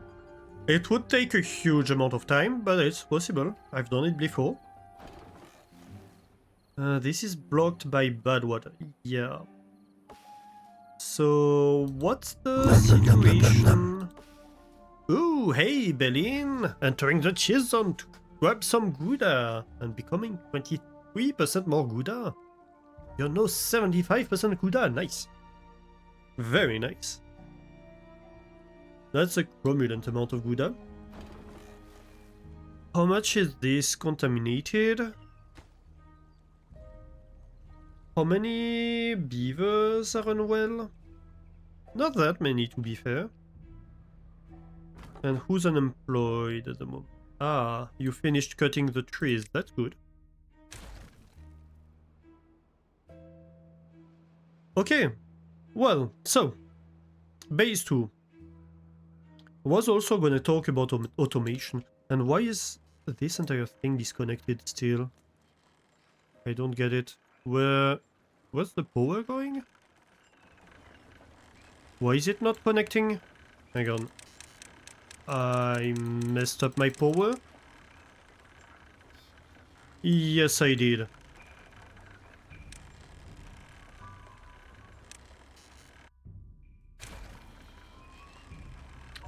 Let's fix it real quick. So... Oh.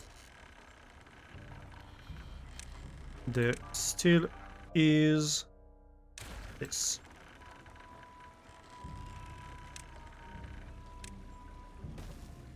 Uh-huh.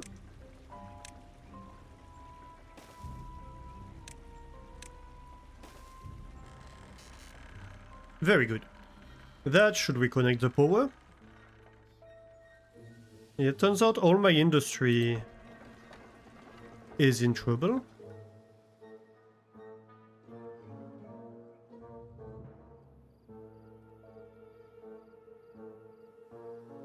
Thankfully we have a lot of clean water, and technically the pumps can pump clean water and filter out bad water.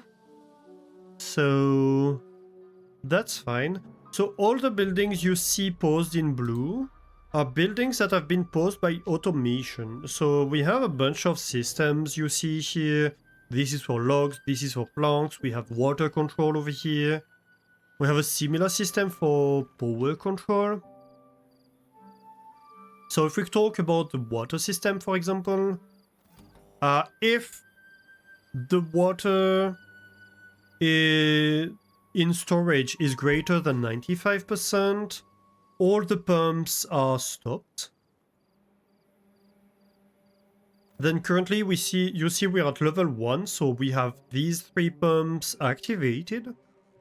That's because we went below 90%. You see we have 86% storage. We are going to keep them on until we reach 95%. If we went below 85%, which we almost did, we would activate level 2, which is 2 more pumps that would get activated and that would stay on until we reach 90%. And then they would, like the 2 additional pumps would turn off until we reach 95%, at which point the last 3 pumps would deactivate.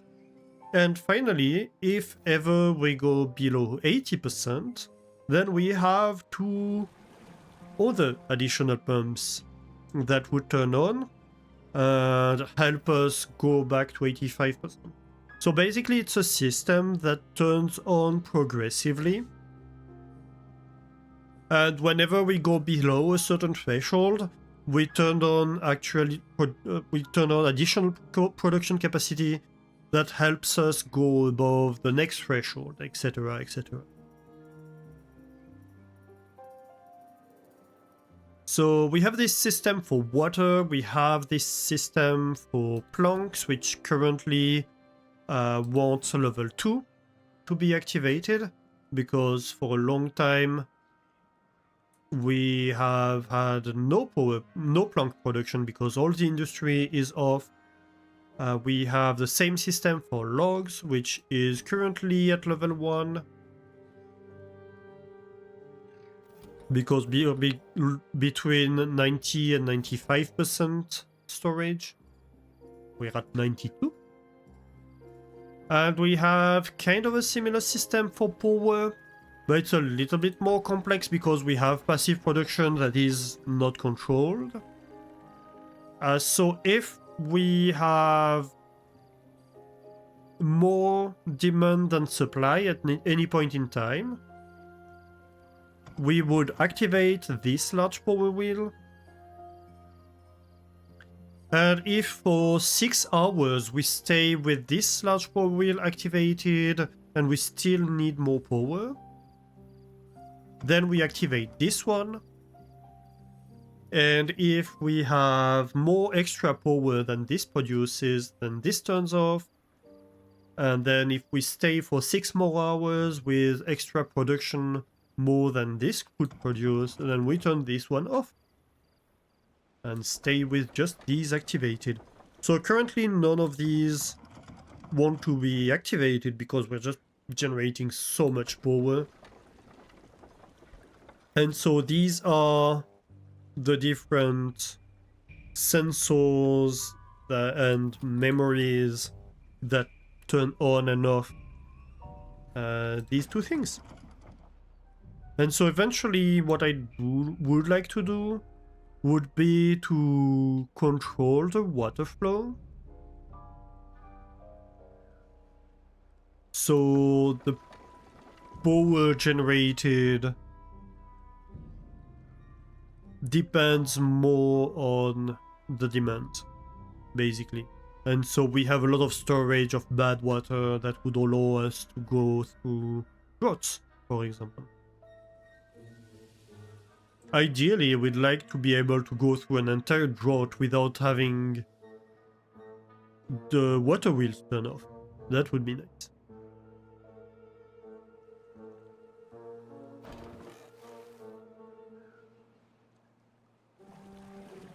I'm not sure what to do about the contamination here. It seems this is healthy. All of these are healthy. Beavers are not getting contaminated by the water they're swimming in, even though we have beavers that are getting in there and getting mangrove fruits. So it's not as bad as it could be. Oh, here we go. Okay, this is reactivating. So the bad water is slowly evaporating. And since we're not adding any more bad water, it should eventually go below the amount that will allow the showers to turn back on. Phew, that was a close call. Can we perhaps build that? Beavers, what are you doing?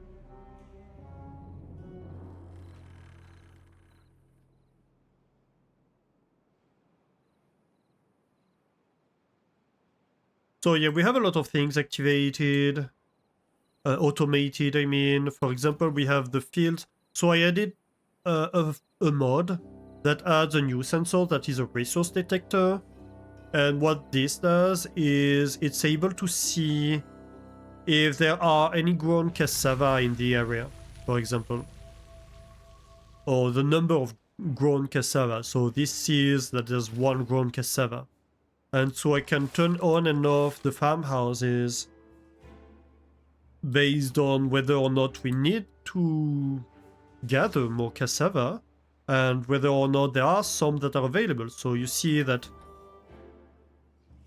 when this was off, this one was paused, right? Because there was nothing to gather anymore. And so we have the same thing for the forest over here, for the forest over there, for the pine resin, for the kohlrabi, for the mangrove fruit. We haven't automated the blueberries like that, but we could.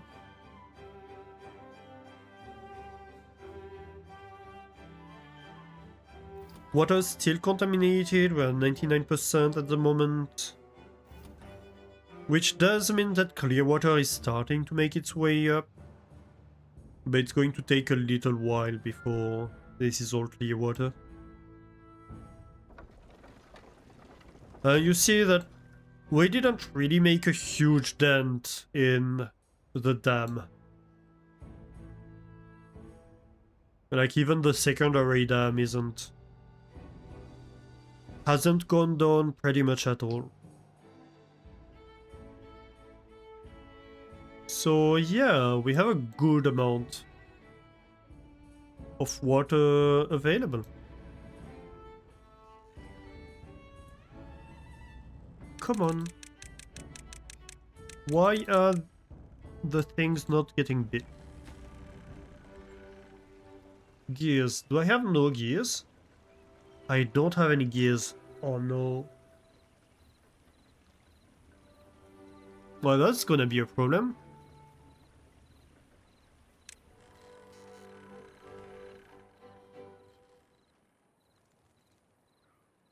I need to delete something that would lend me some gears. What costs gears? Well, these cost gears, of course. None of these do.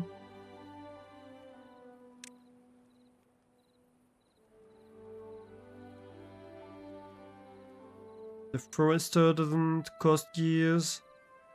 Tapper's Shack would be a candidate.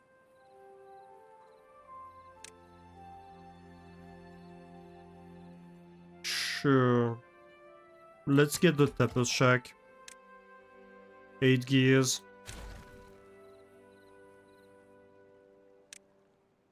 Please haul.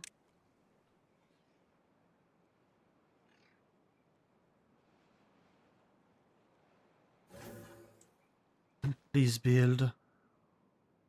Do not, and I do repeat, do not use the gears to build this. Don't you dare. Know this.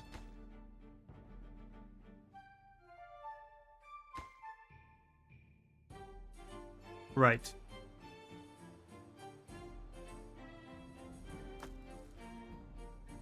We have scrap metal in here.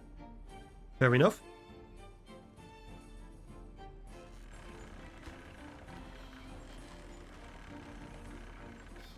I think that's why we were out of gears. They used all of them on the project. Ah, finally, this is reconnected. Ooh. Well, that was a difficult situation. Let's rebuild the Tapper's Shack, shall we?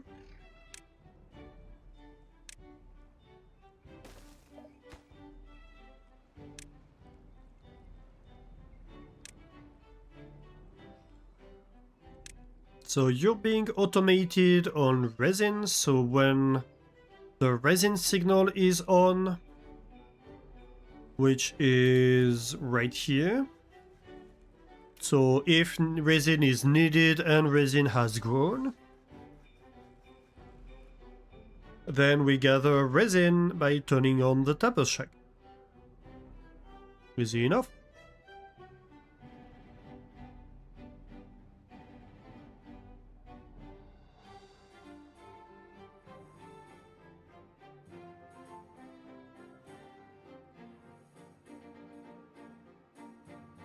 This is still...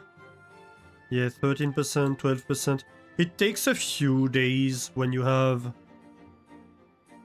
basically, we're managing the contamination quite far from the source, so it takes a few days of delay between the start or the end of the Badwater and the time it reaches us. But we're getting there, I think. Tomorrow morning we should see the measurement go below 3%. So this will turn off, and this will close, and this will open. Let's watch it happen.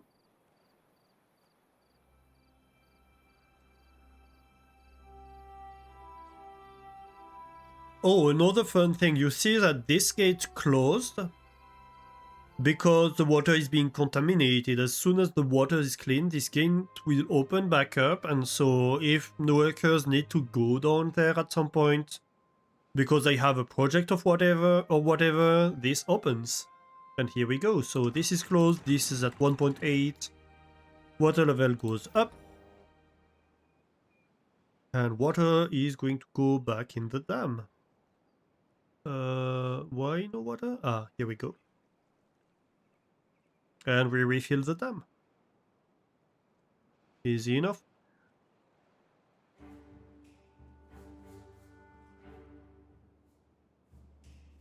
And so water might get like slightly contaminated, but among this huge volume, it's not gonna matter a lot. Because it's going to get diluted. Below, I believe, 5% contamination doesn't matter.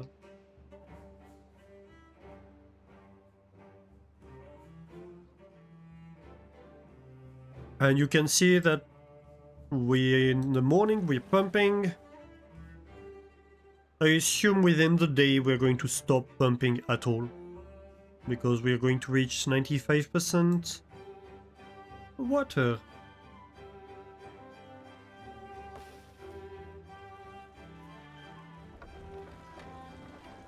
Okay, so power is sorted. That's great. Ooh. All of these are paused. We have no contaminated beavers, so the decontamination pod is paused.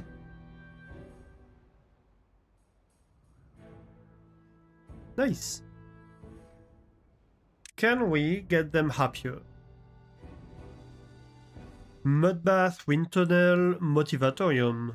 Honestly, it could be time for the wind tunnel or the motivatorium.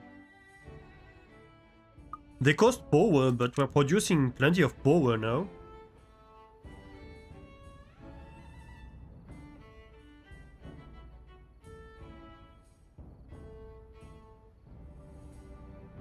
$400 horsepower for this one. 200 horsepower for this one. Yeah, why not? It does take a large amount of space. Oh, also it needs a power connection, doesn't it? We forgot about that detail.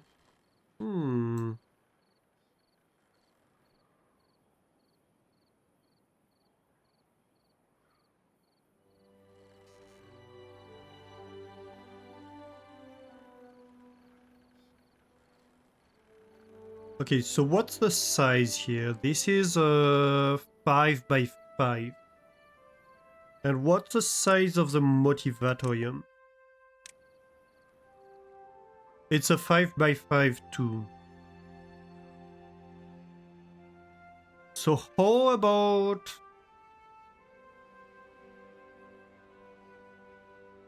we create an area with platforms for them.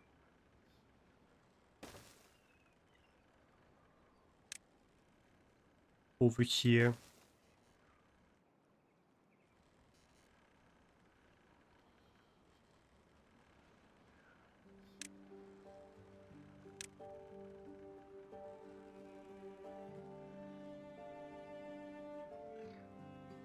This needs to be built on ground.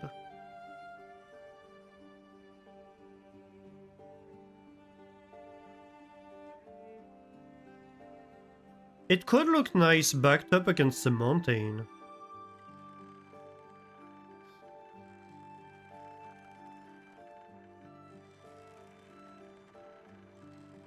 It would be in line with the path. I'm just slightly sad. I want to rebuild the tubeway, I think.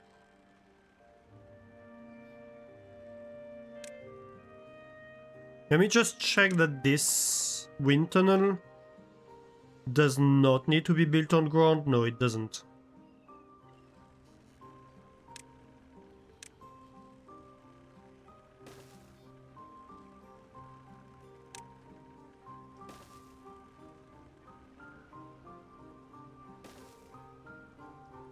No, why?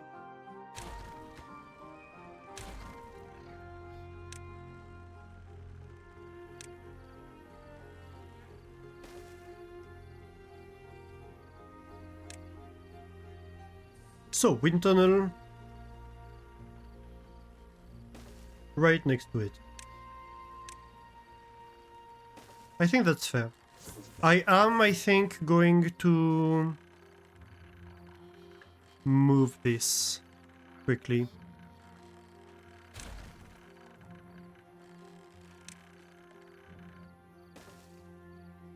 Just one tile back.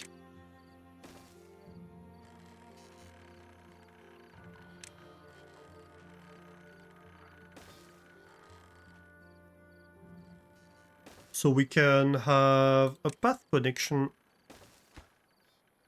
A path connection behind the centrifuge. Your high priority, please. I have a few unconnected buildings. Just a few.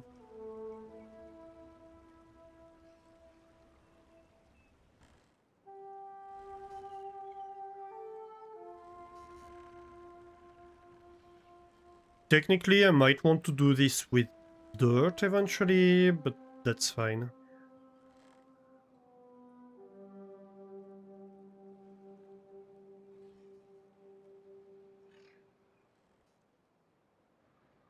Do I want to reconnect over here? I think I do.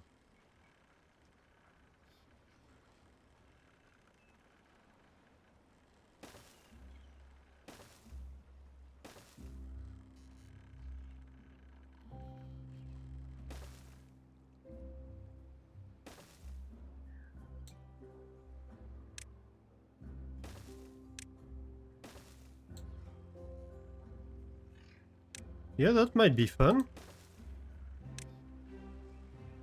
So there's a quick path. It connects like from here to there. And then they can choose whatever they want.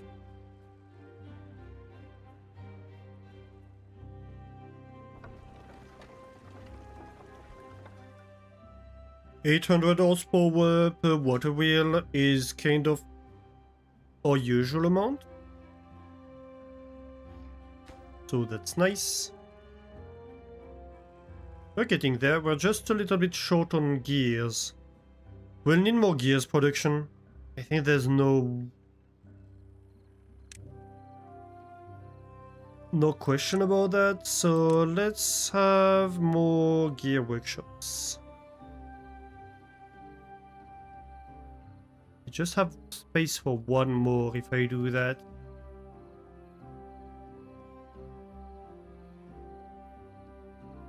Well, one more is already nice.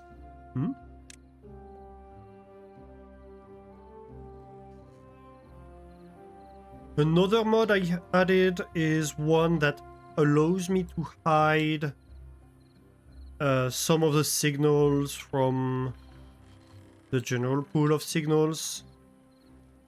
Don't I have an automation at all for gears? Apparently I don't. Alright.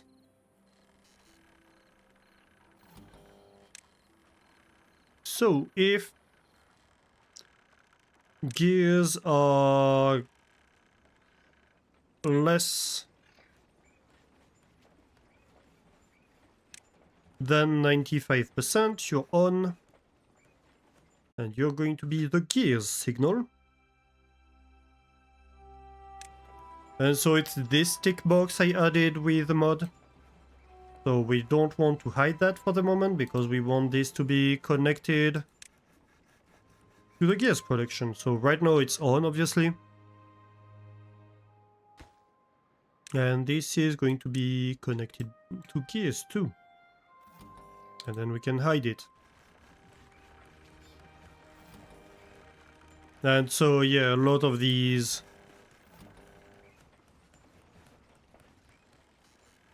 we hide so we don't have a list that's huge to sort through whenever we need to do anything. So like resin, the resin grown signal I see is still visible.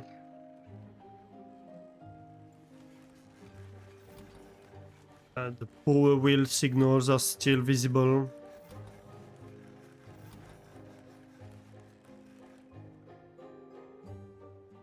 That doesn't change anything as to how it's working, but it does help me see what I'm doing.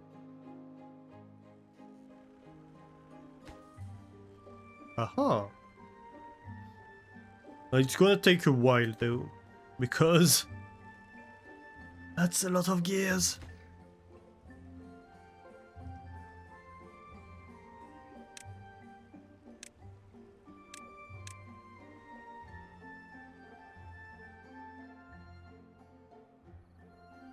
We still have a lot of metal available in here, but we're building this for when we don't.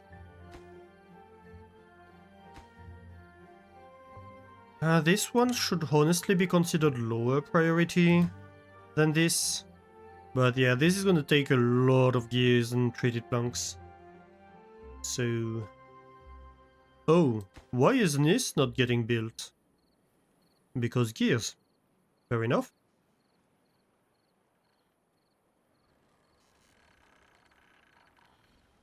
And where are my gears going? Who the hell knows? Go ahead and build this, please. We need more gears.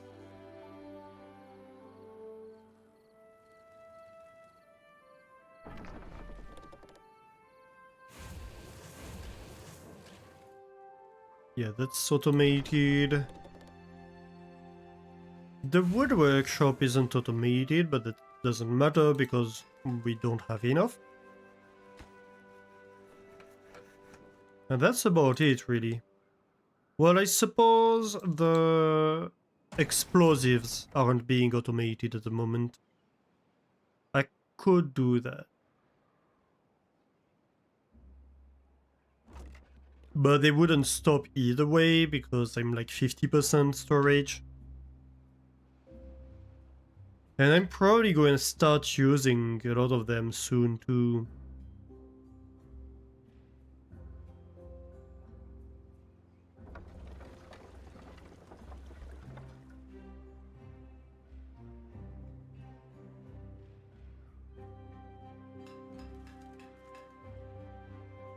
At least this is working nicely.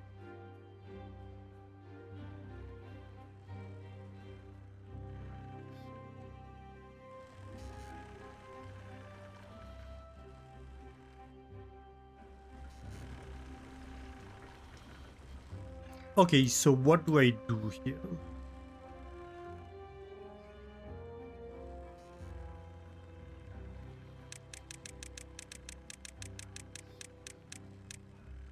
So the problem is we'd like to isolate this channel so it doesn't get filled with bad water.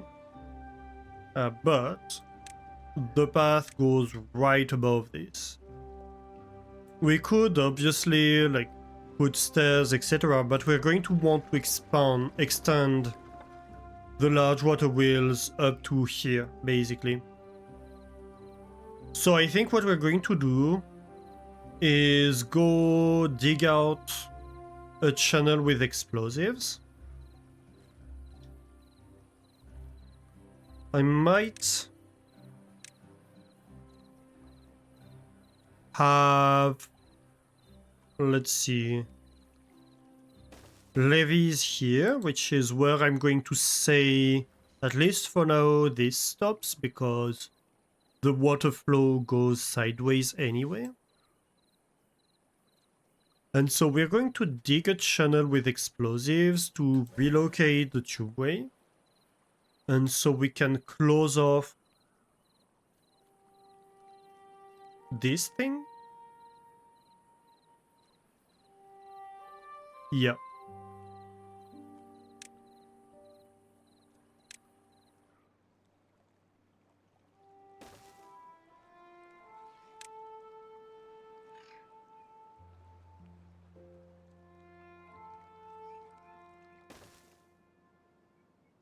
So I'm going to dig this. This needs to be double dynamite. All the way. Does this need to be a dynamite at all? No, this can stay with dirt. I don't care. This obviously is going to need to be a double dynamite too. That's our first open ground dynamite. Exciting.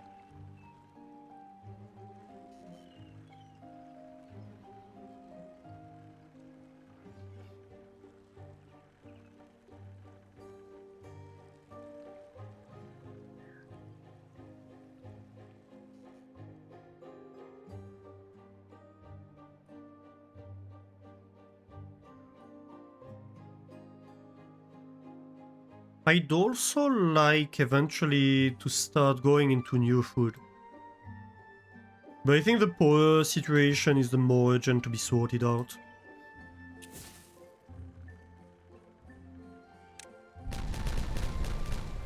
Kabooms!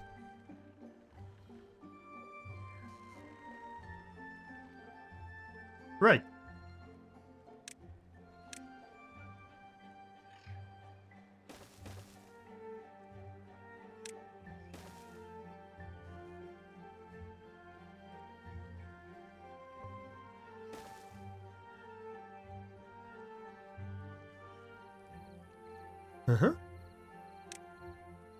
Then we put this on top.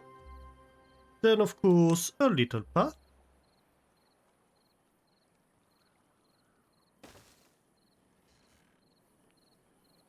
And at the end, we're gonna have stairs. A thingy.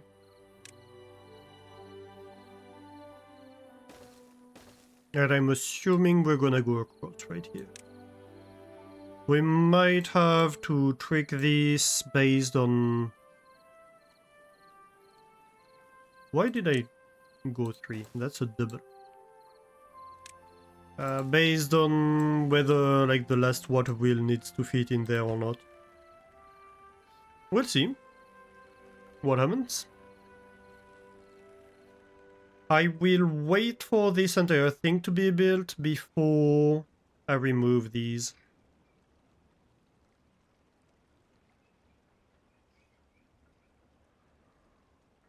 But I can remove these stairs though.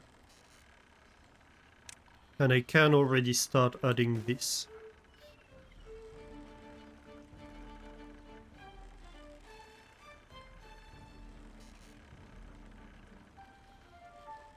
Are we done? Inside? Yeah, pretty much. So, since there's absolutely no point in keeping any of these, Yes.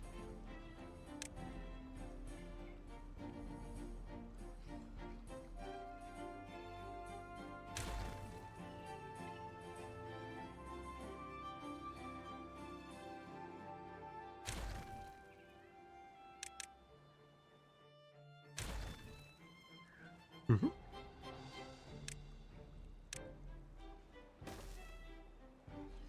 Real quick, we are going to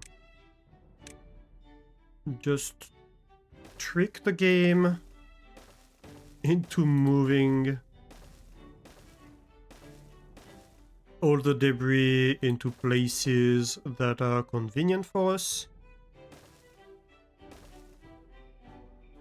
Well, most of them at least. Actually, this is okay.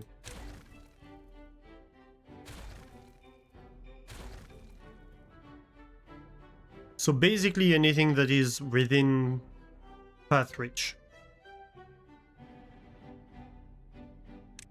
So we're going to want levees to channel the water.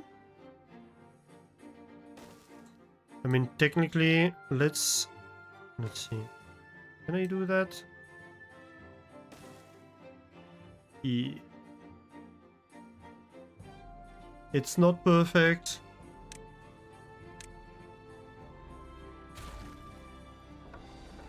How much is this? 7 planks. I don't really care about 7 planks. So I'm fine with that. Right. And we build a levee wall over here. All that is good. And that means we are going to be able to add 2 water wheels for the price of 2.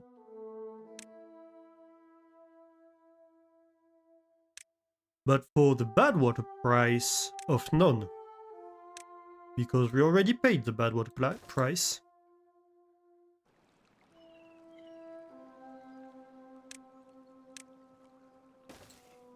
Let's go.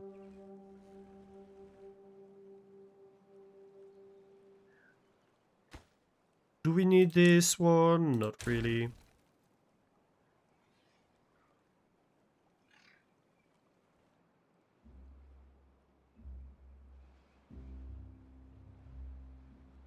And so once we build this, the good news is we cut off this channel entirely.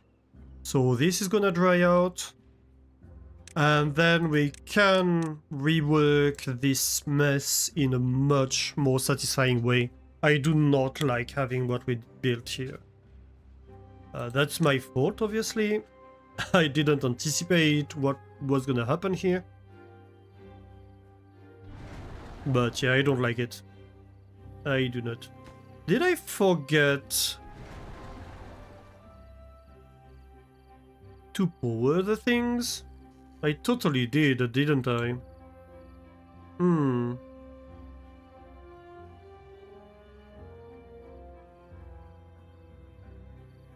Yep. What do I do?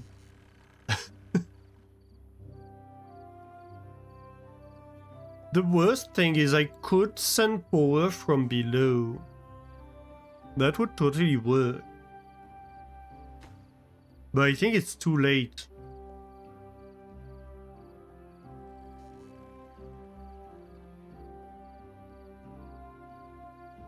Right, I have an idea.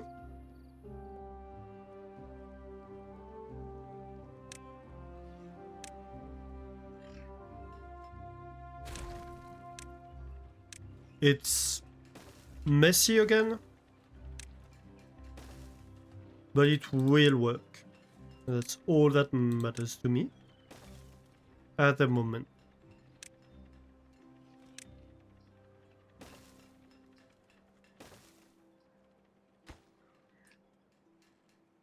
Though that's a problem. I might need an explosive here.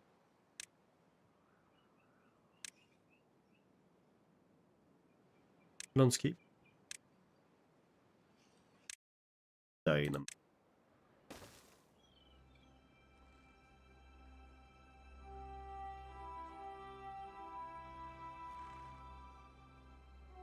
Can't access this, can we?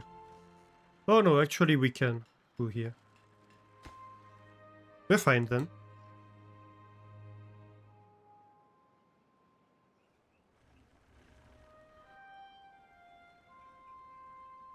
It's okay, I'd rather them work on this first. Anyway.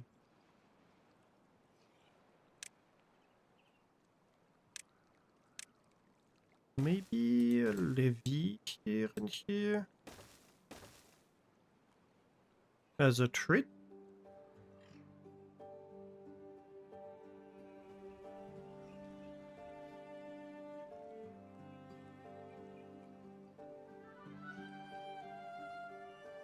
Yeah.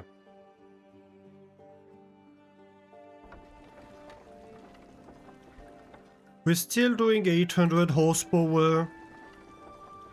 One thing I do not know is if there's a way to do math with automations. I don't think you can, actually.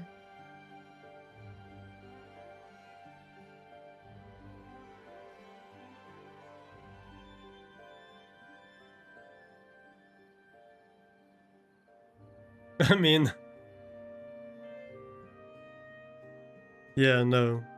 You can only detect thresholds.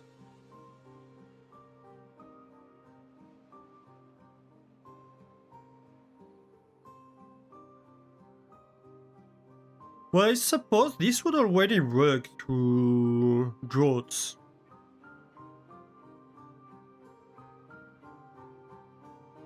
We just need to find what's the minimal flow we require.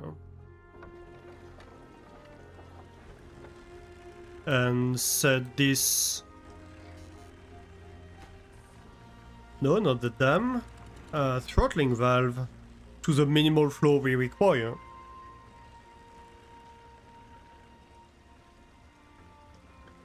And we could technically even...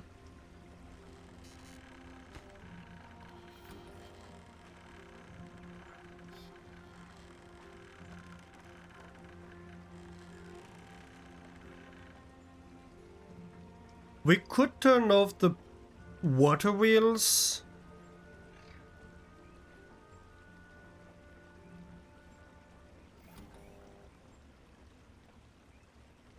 When we don't need power. That could be a first step. Yep, I think we're going to do that. That's relays. So not power will be...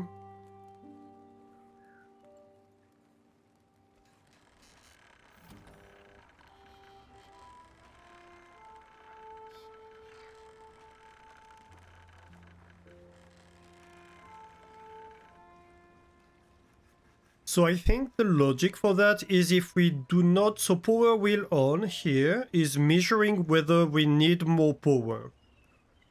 Or we...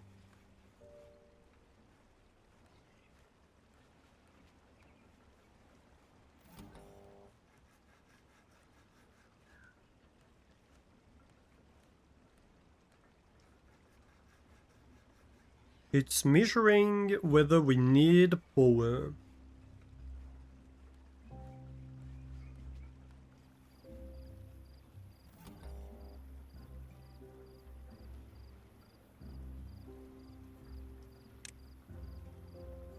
We could simply look at the power demand.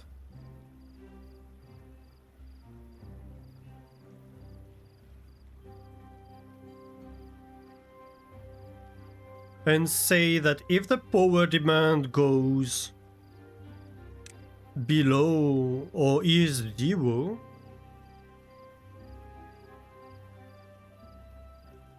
then we turn off the water wheels. I mean, yeah. Deal. So... Ooh, a drought is approaching. Well, we're going to have an opportunity to test that. Power meter.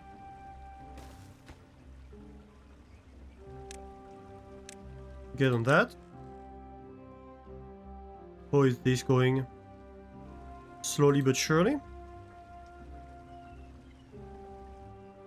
I have a bunch of planks.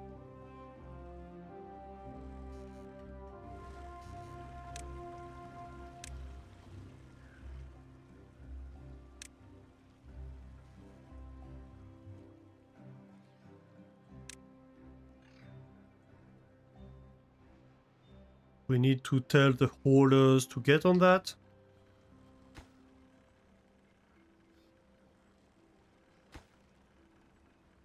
But yeah, they are building this platform and then we're going to have these 4 wheels. So, if the demand is 0... No, if the demand is greater than 0, then we start generating power. So, industry on.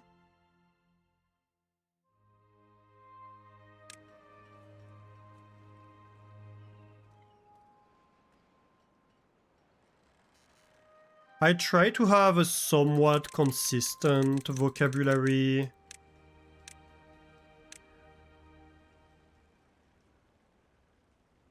Across my different sensors and stuff like that. It's not always easy.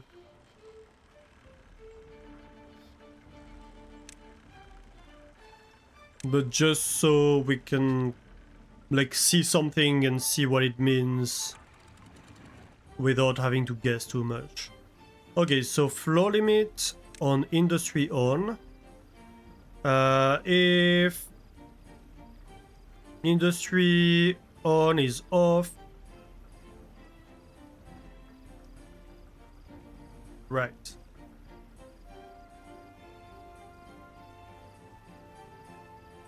So we only let water through if we have power demand, basically. Reaction speed. Interesting. So currently it's idle. And in the morning, as soon as people start going to work, we should see it open. Of course, right now it doesn't matter because everything's overflowing anyway, but it's going to matter during the drought. Because it's going to mean... Yeah, look at that.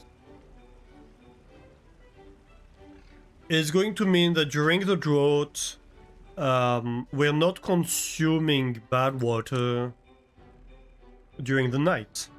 So whatever is stored in here is going to last us that much longer.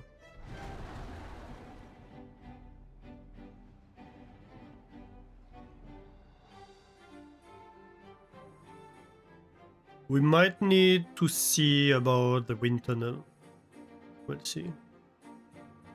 We'll see what happens. Aha, we can detonate that. Can this connect to power? Yes. Good. This should obviously be paused at the moment.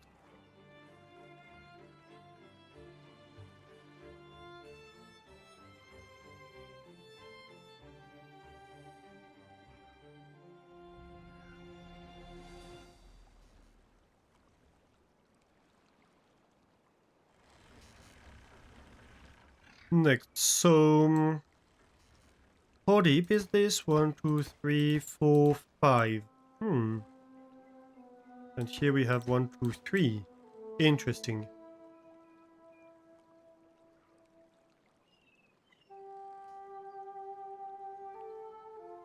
So I think over here we're going to have platforms.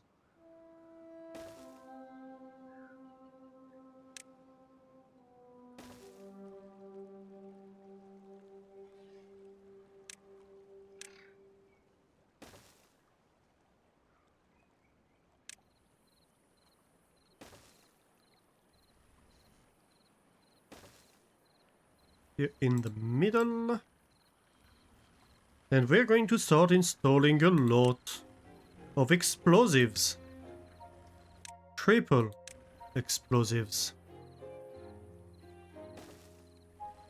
Because we like kabooms.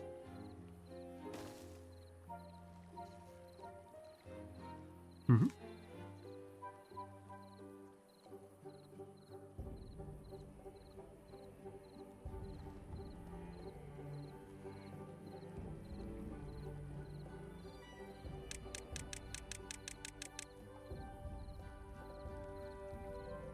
But not just because we like kabooms, to be fair. Because we want more Badwater, essentially. So this is 1, 2... So this one needs a double explosive, so it reaches to the bottom. This one needs a triple. And these two need a quadruple.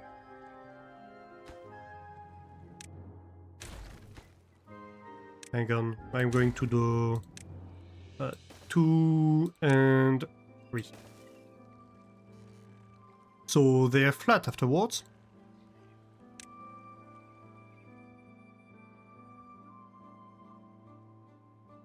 Technically, I could even like not do these and yeah, sure.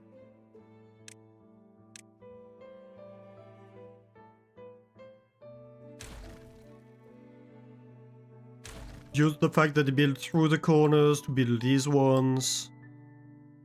And that allows me to place a little bit more kabooms.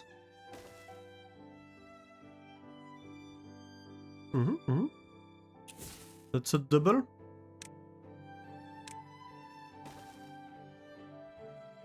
Double trouble.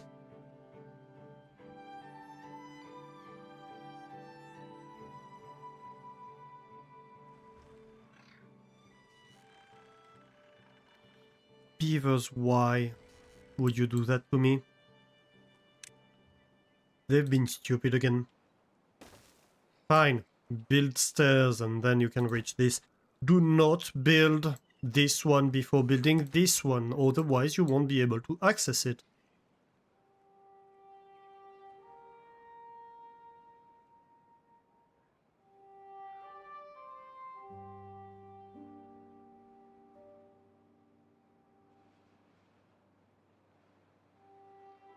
Should I start working on more farms? So what's the next step for food?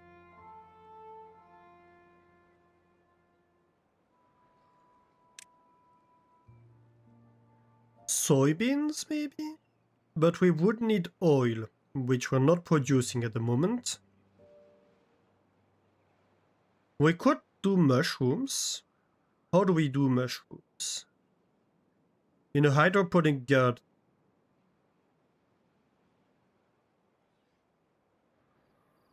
Though it does consume quite a bit of water.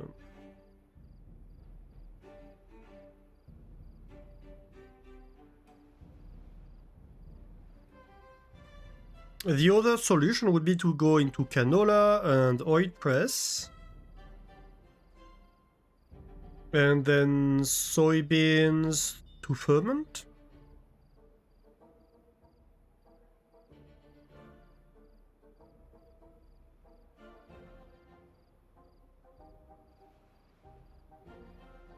Which would allow us then go into food factory stuff. Or we just go into food factory stuff and start growing corn. That's the least amount of effort, technically. Yeah, let's do that. We're going to start growing corn and go into food factory. Aha, so... How are we doing right now? Uh-huh. This is going.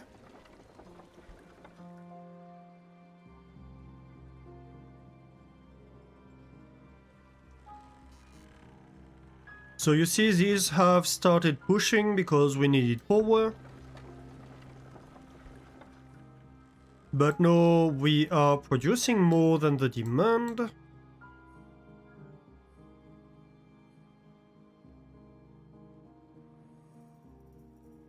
So maybe I want to lower my flow rate.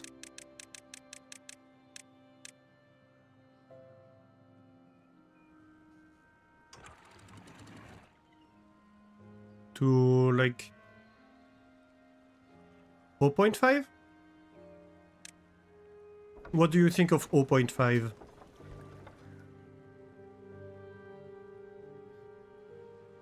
Yeah, that seems closer to the requirement.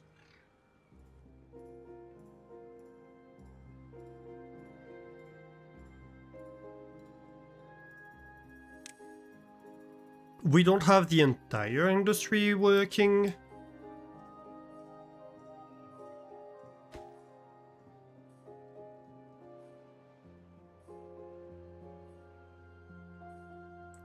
That said, this is almost empty already. So that's why I want a lot more storage of Badwater. Because as you can see, this dam is not gonna last long in a drought. It's gonna last about a day at the moment. That's not bad. Especially since at the start of the day it was consuming twice the amount of power it should have been consuming. And we could, if we wanted, adjust it more finely by having different flow valves that open and close based on the power demand. That's definitely something we could do.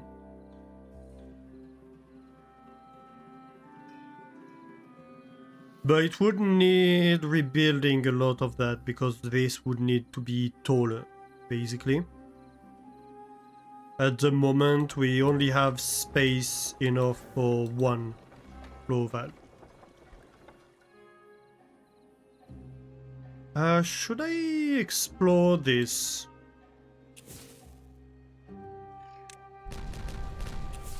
The answer is always yes, isn't it? I don't know why I asked.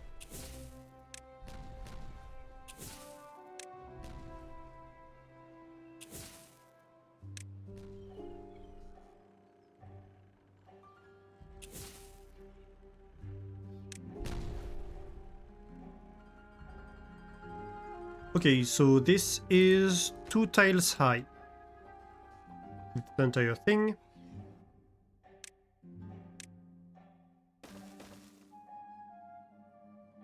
And this is a lot more. So this can get a 3 treatment. Why didn't I explore these? I can do it right now.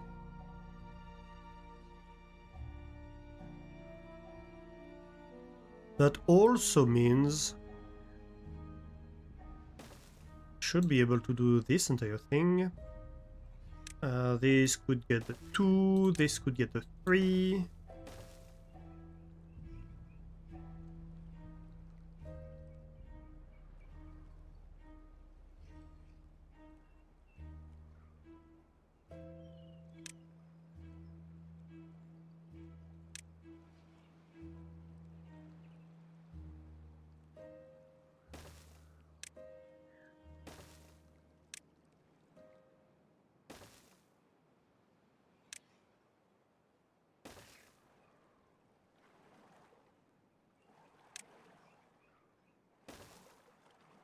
This gets in contact with all of these. This gets in contact with all of these. Yeah.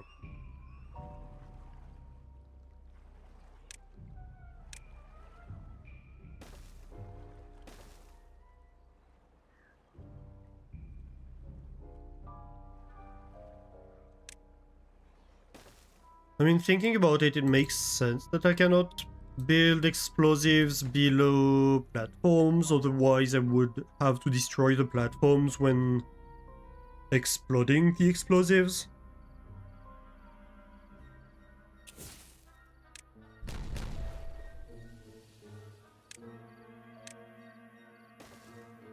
But it's annoying. I wish I could.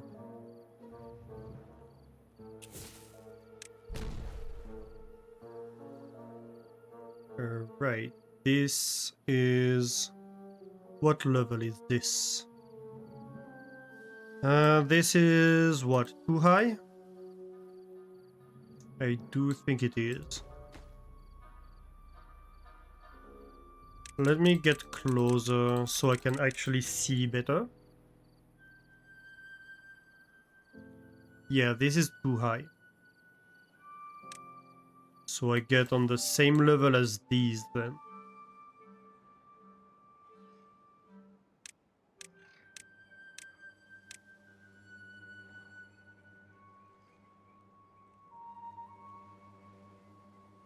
And this, it would be one of the three to get to the same level as the rest. Oh, I forgot this one.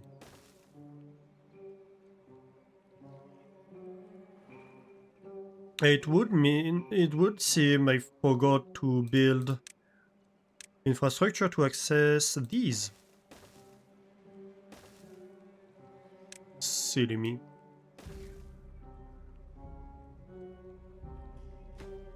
Probably don't need this double platform.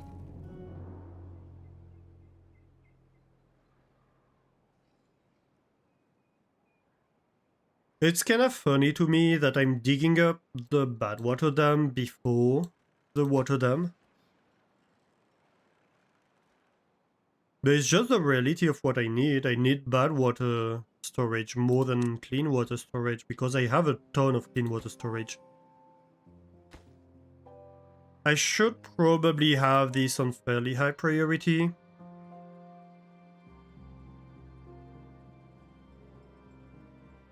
Because this isn't that far from running out and I really don't want to have to go to another ruin. I do not have the infrastructure to do that at the moment. I mean, I could, but it would take a huge amount of time for my beavers to walk there. Which would be a pain.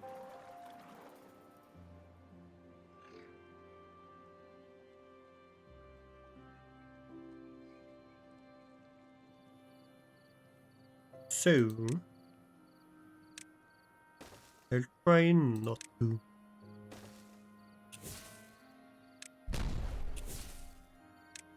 Let's kabloom the little sections. So what I'm trying to do here... Oh. Well, that works. Is bring everything to the same level. Little section by little section.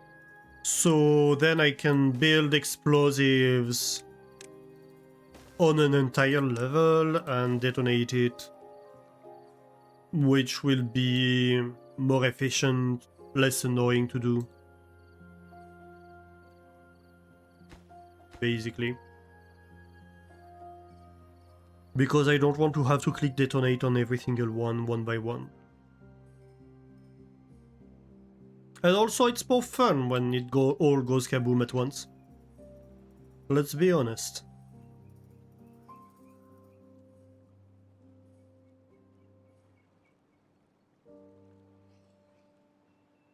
I wonder if they would tunnel below their feet. I think they might.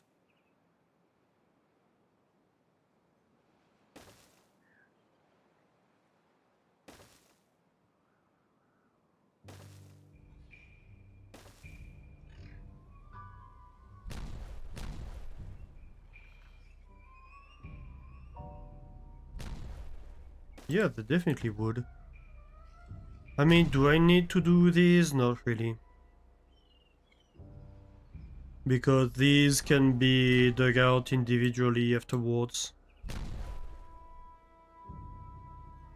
But this section where we have the tubeway would be better to do like that.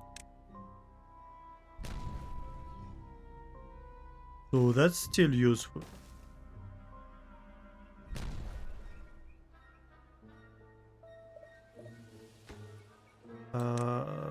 Actually, pause on that. I suppose we can pause that one. I want these to be done. Oh. No, not this.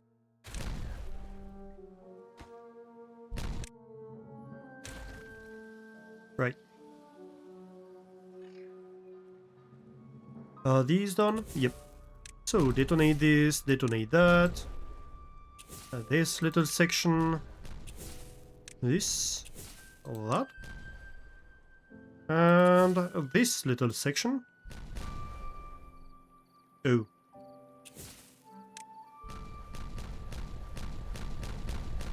Yep, kaboom. Kaboom it is. It's kaboom time. How deep is this? That's one, I believe. But I can now be maybe slightly more thorough with it.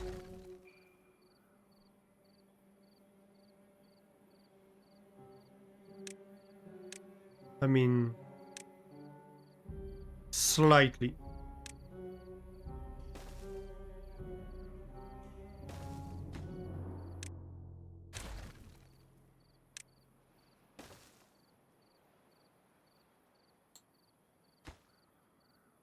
I can remove this.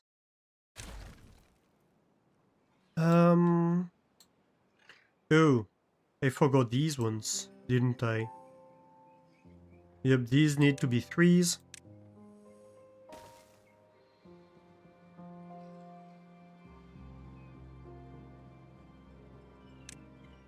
And while we're here, let's build platforms over here.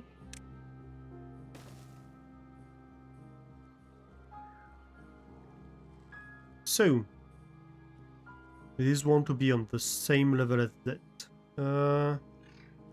Do they? Yes.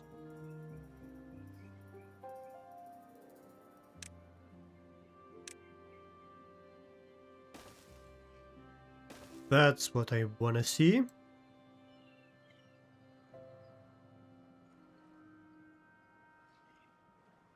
And I might want to remove that one.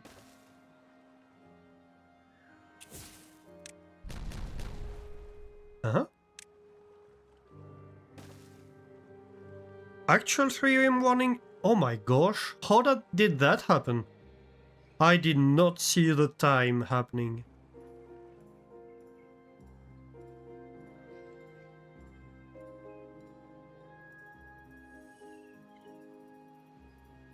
I have no idea where time went.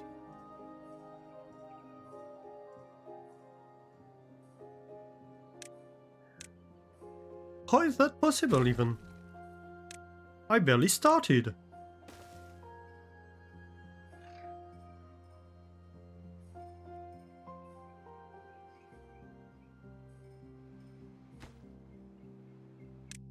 Again, I need to have just a little scaffolding here, otherwise I won't be able to reach this one.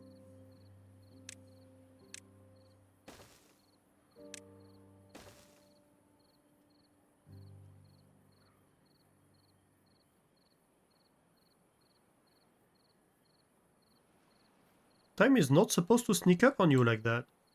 That's unfair. So unfair.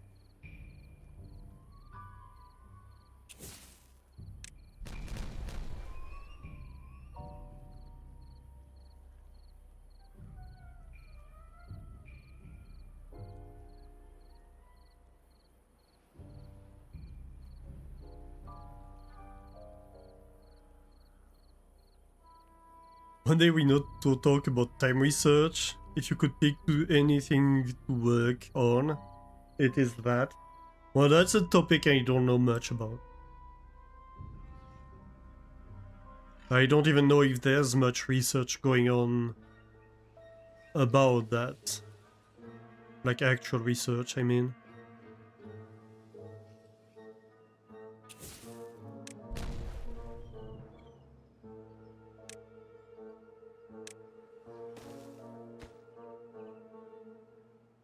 I suppose the general relativity counts. space-time.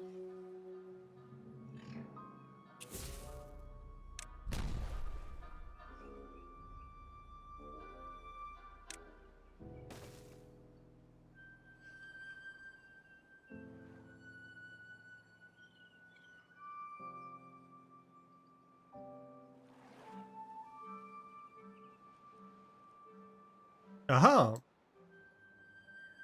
Alright. So, are you ready for kabooms? Kaboom time! I love that. I'm ready for more kabooms though. Actually, wait a minute.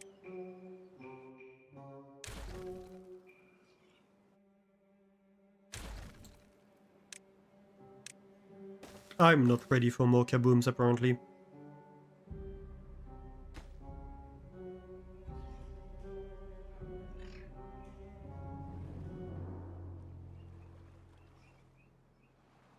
Aha, aha.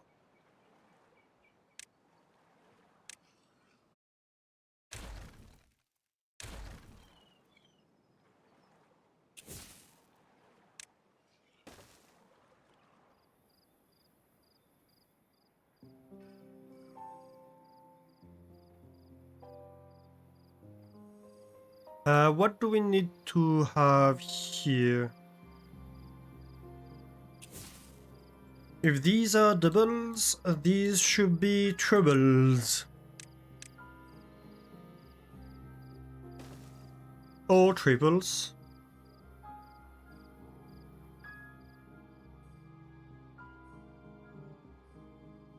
I love how once you have enough water storage and the right automation system, droughts is just something you can ignore. For the most part. The only impact it has on you really is the fact that you're not producing power during droughts, for the most part.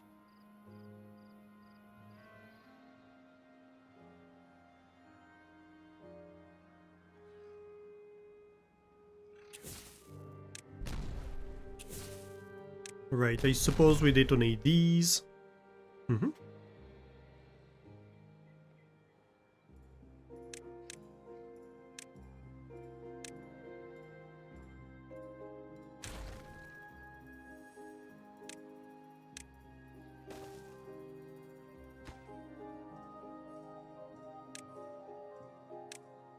Hopefully we finish this, and I suppose these ones will do later. Or we could... I mean, we could. Let's do them at the same time. It's going to be a little bit more tedious to do, but we can. It's just that it takes a while for them to hold the stuff, and it's not a matter of having the materials, we have the materials. It's just a matter of holding stuff.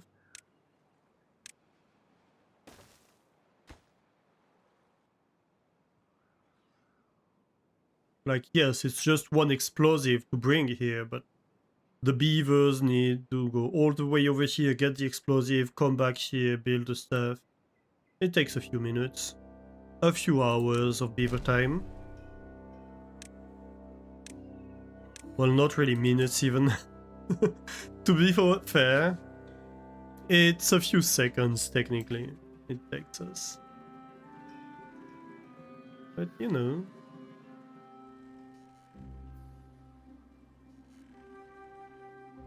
So, these would be enough to reach the right depth. That means we can start doing the same finagling with the sides here.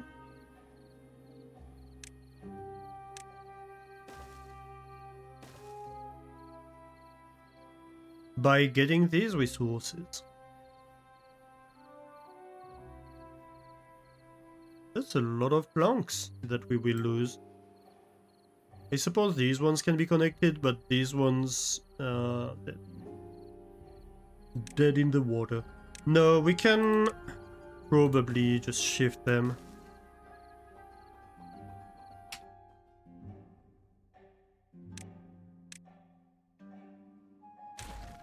Right, so now they can be accessed from the top.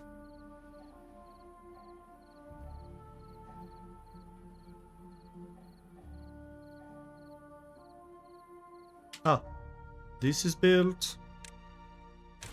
So we take this double platform, we need a double dynamite.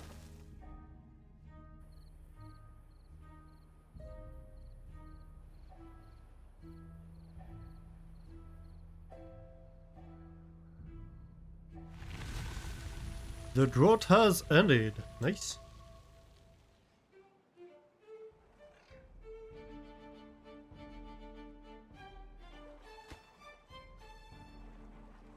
Come on, builder. And a kaboom. And then we need a 3D.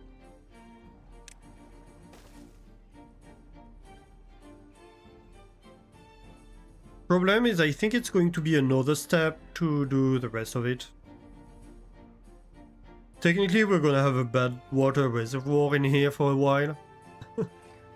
But first things first, it's time for kaboom.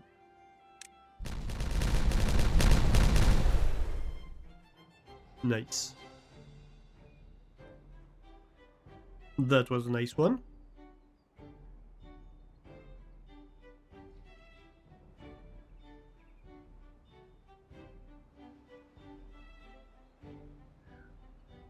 Nature called.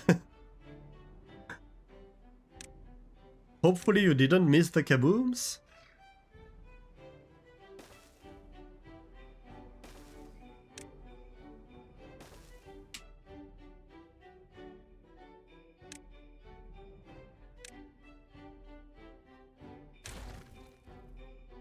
Got back just in time. Well, perfect then.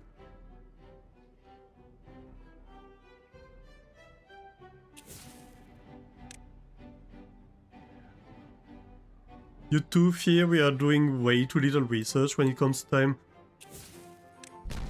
It's not that I fear it's too little. It's just that I don't know how much there is to research, to be fair, to be honest.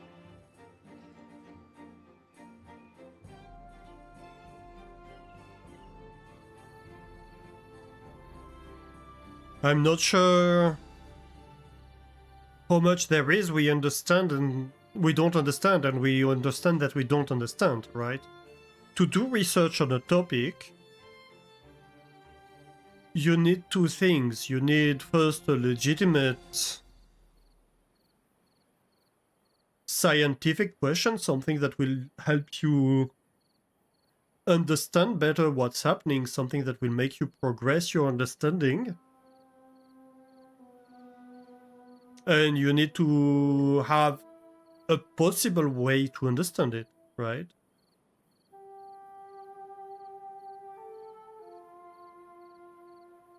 Yeah, but that's the thing.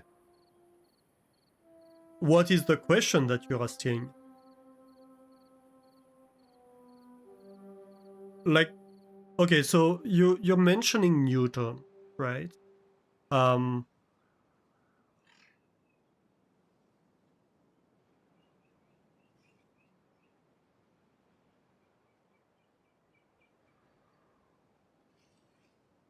What Newton did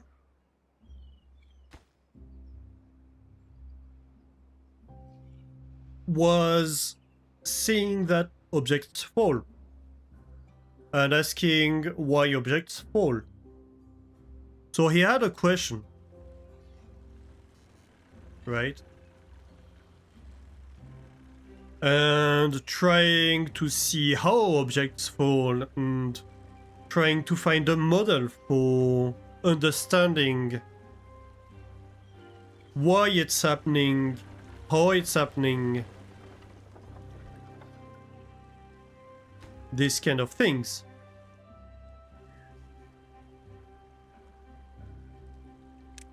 So like, he had a basis of understanding, which was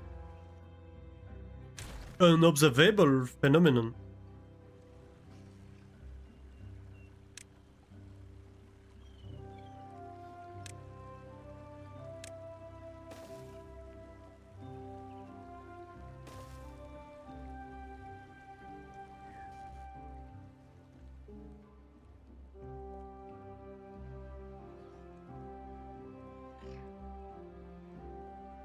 So when it comes to time, like, we have some things we understand with stuff like general relativity, that, for example, a time of an object that's moving, accelerating relative to another, passes differently. And that's stuff that is actually used in things like GPS. But there are corrections to GPS that would make it less precise if we didn't have this understanding. So there are questions we have asked, there are questions we have answered about that kind of things. But so the question now would be, what is there that we don't understand, and that we understand we don't understand, so that we can ask the question and actually answer it?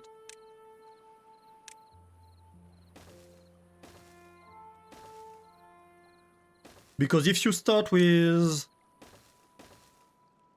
I need to understand things but I don't know what or why, then you're going nowhere, you know?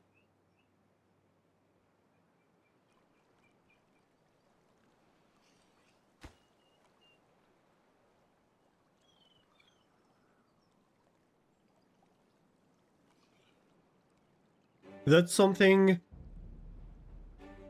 I have a friend, well, somebody I haven't talked to with in a long time, but someone I was relatively close with, who was a firm believer in ghosts, right?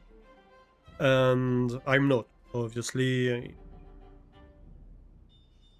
And she was asking me once, like, what does science say about ghosts?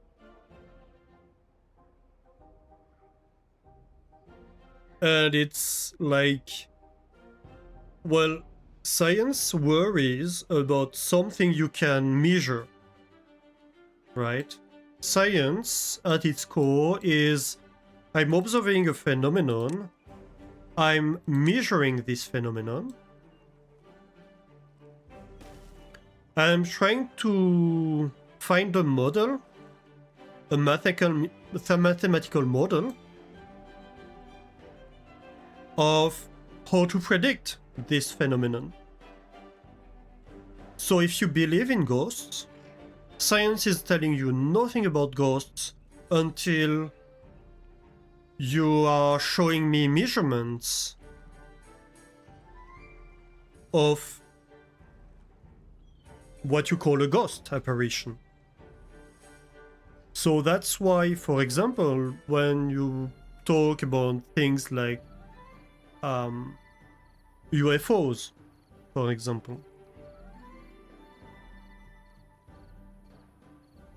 sometimes there are phenomena, aerial phenomena, flying phenomena that we observe, and sometimes we can film and stuff like that. And once we have observations, then we can start trying to explain what it is we saw and why we saw it. And if it turns out nothing of our current understanding allows us to understand what it is we saw, then maybe there is a new explanation, and maybe we can figure out what this new explanation is, and maybe that leads to something else. But if there is something that can explain what we saw, then there's no need for a new explanation, right? Because we already have an understanding of what we saw. And then, of course, you need the measurements to be good enough that you can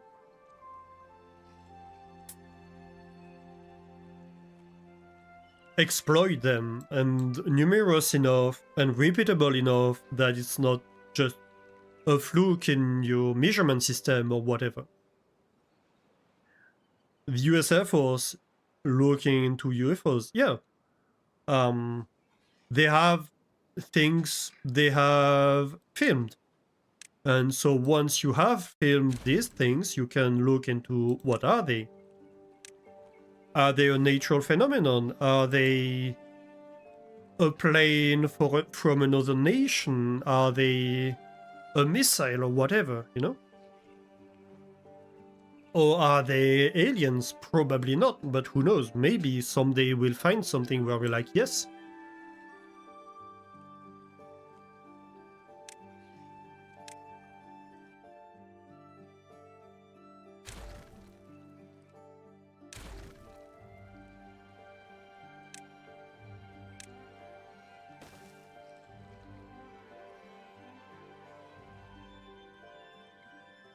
Okay, so... At some point we'll need to remove this and redo it differently.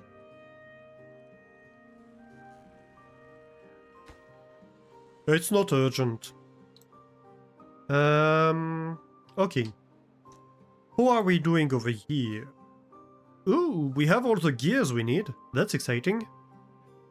I was slightly concerned we might be limited by gears. We'll need, of course, to make more treated planks, but we can deal with that later on.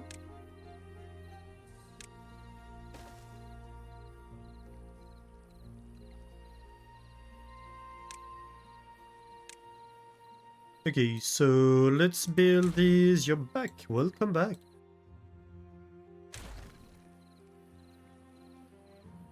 So, yeah, it's...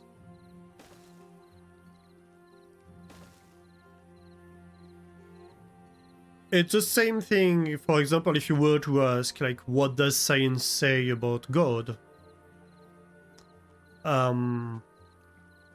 Science doesn't say that it's proven that a God exists, whatever one you believe in, if you believe in one at all. Science doesn't say either that it's proven that none exist. Science says nothing about it. Because inherently, if it's something you cannot observe, then science says nothing about it.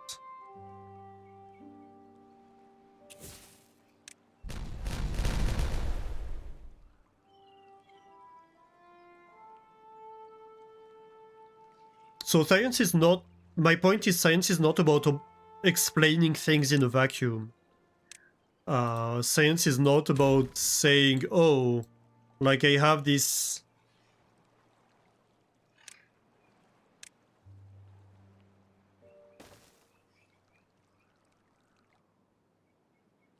I have this concept that I don't understand it in a vacuum. Science is about taking a measurement and explaining and trying to predict, like if you were to take the same measurement in different circumstances, what would you get, essentially? And if you manage to make a model that would give you the correct answer of what would I get in every possible circumstance, then you can claim to have understood it. And generally that will mean you don't just get a mathematical model, but you manage to relate it to other phenomena that you observe around in a way that gives you an understanding, a deeper understanding of what it is, how it works, right? Because that's what you need to do to be able to predict what happens.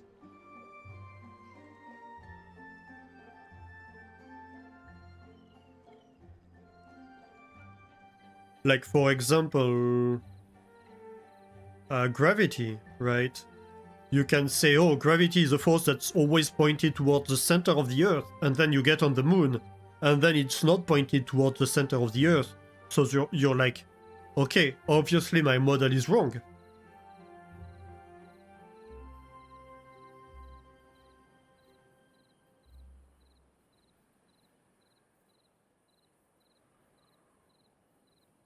You've read Richard Dawkins' book, where he very clearly states why it's very likely that God does not exist.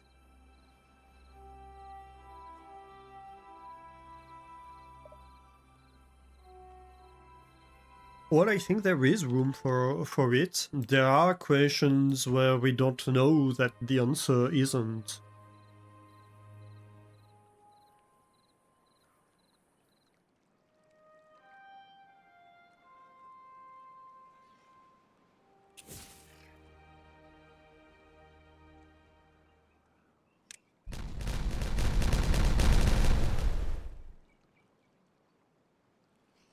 And also, likeliness is not proof.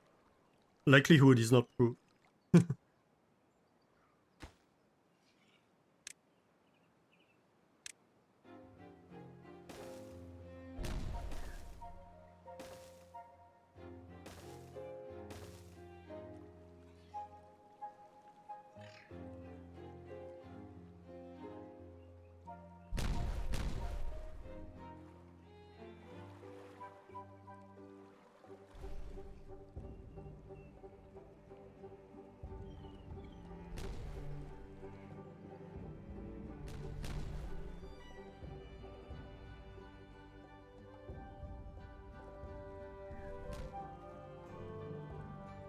I mean, scientists have beliefs.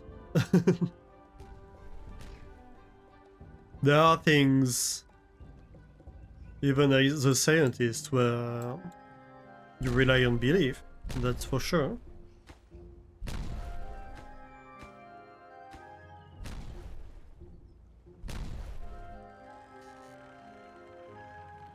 I know a lot of scientists that would tell you they are absolutely certain that a god exists. And they would give you their reasons for that. Some others that will tell you they don't think it exists and will tell you their reasons for that. But nobody will tell you I have proof, because nobody does have proof. Or if they do tell you that, they're lying.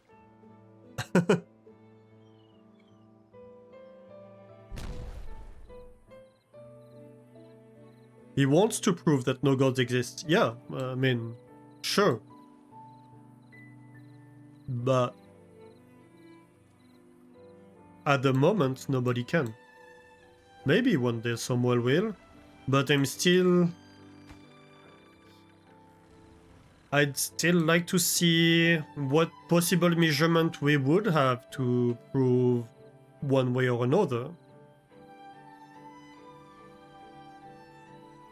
Basically, to be able to prove one way or another, you'd need to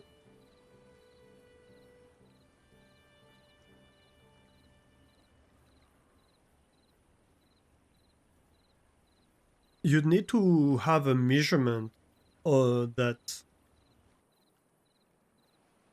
can only be explained by a god or an absence of god.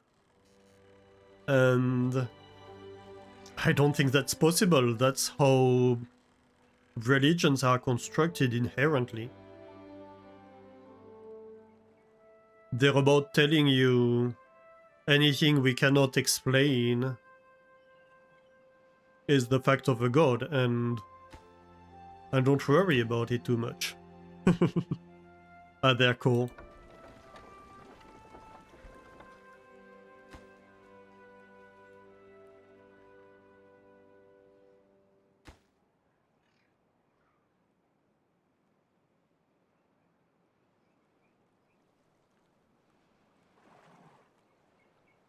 Okay, so we have this big reservoir of Badwater. This is easily more than double what we had previously. So that should last us about 2-3 days. Maybe 4.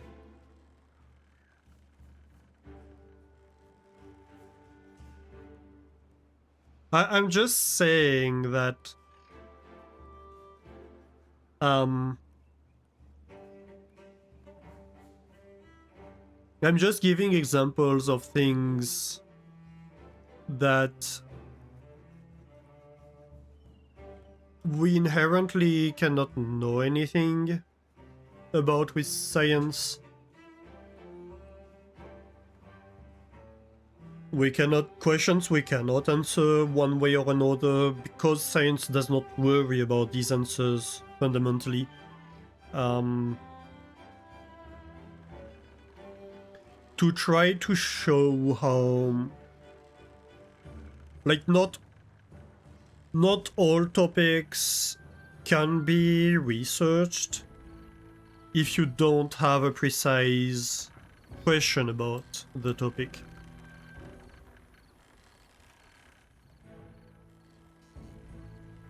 A question that can be answered.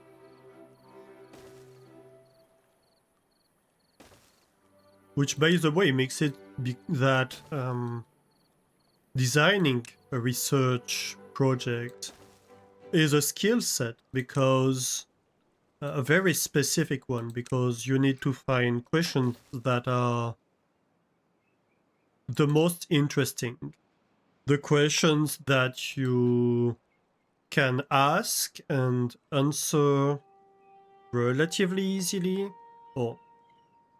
and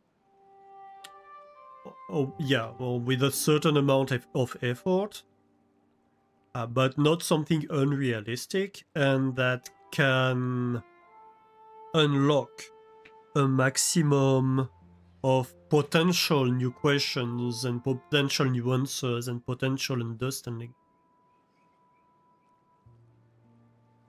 So it's something very interesting to do, but that can be complicated. Right? That's something you need to learn as a scientist. How do I ask a good question? What is a good question?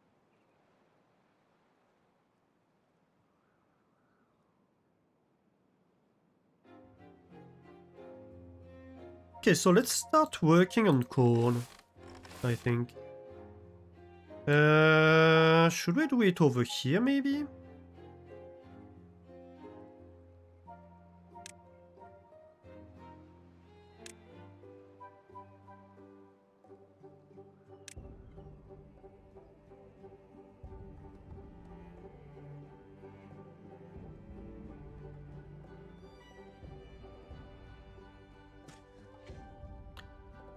I overstepped, didn't I? I wanted to do 9 by 9, I clicked 10 by 10. Good job.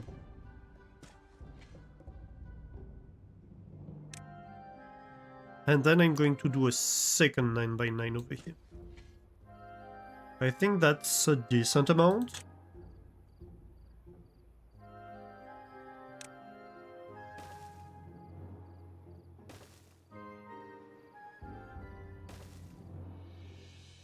Maybe able to answer you. This search is research in what makes up matter. Yes. In a way, yes.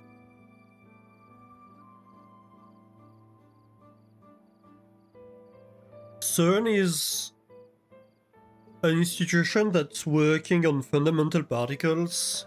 Both to check a hydrate and a stretch. Thank you. So they are... Hang on.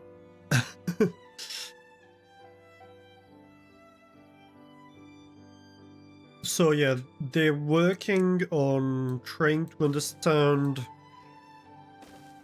what matter is made of and how these constituents of matter interact with each other.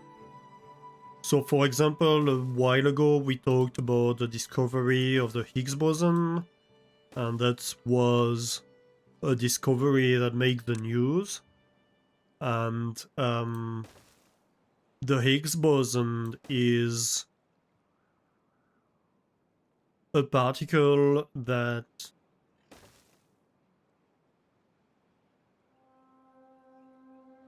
in a way is responsible for the mass of a lot of other particles, in particular the particles that mediate forces. So essentially it's responsible for the range of forces, basically. Actually, I'm going to remove that one.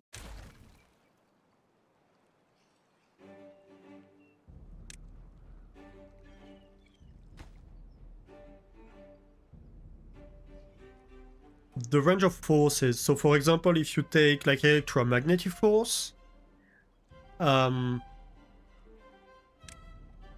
it doesn't interact infinitely at an infinite distance, right? Or if you take strong forces, which are responsible for why the particles in the core of the atom hold together, why the core of the atom holds together.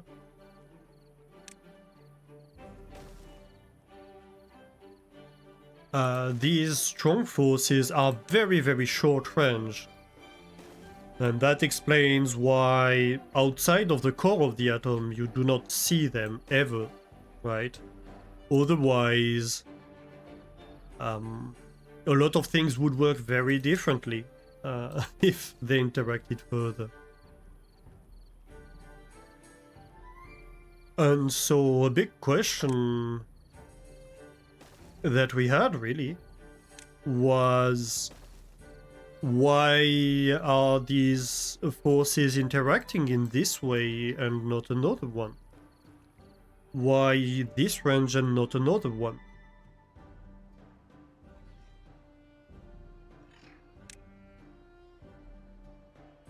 And essentially it's because they have a mass. So for example,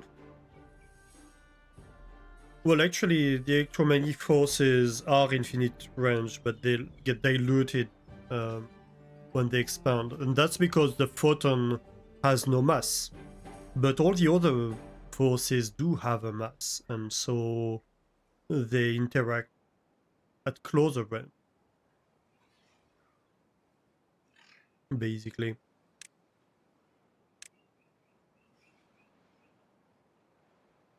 But one thing, for example,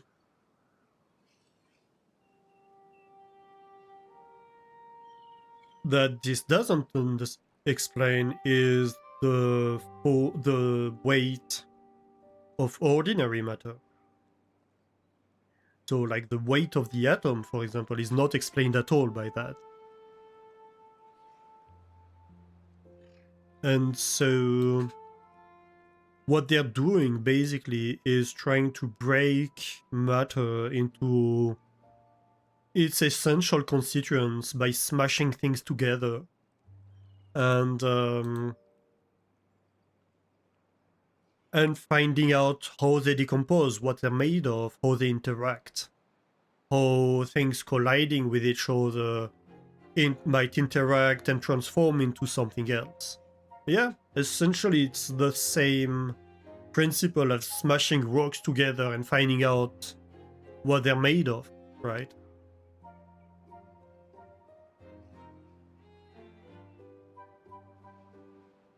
If you smash them down enough, you end up finding out that they're made of molecules. And then if you smash your molecules, you end up finding out that, hey, I can pull off electrons, I can pull off protons, I can pull off neutrons. You know?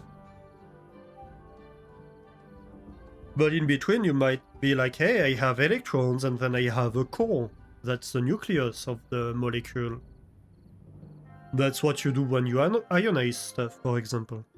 But then you can do nuclear fission, where you break it into smaller parts. And then you can break these smaller parts into smaller parts. And that's the smallest level of understanding that we have at the moment, these smaller parts. Is there something below? Not that we know of.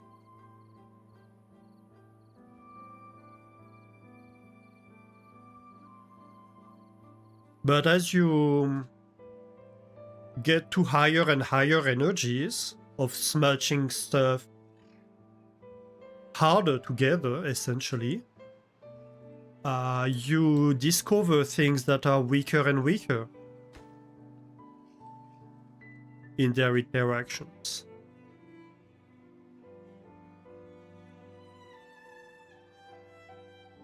And so you get more sensitive to smaller phenomena, essentially.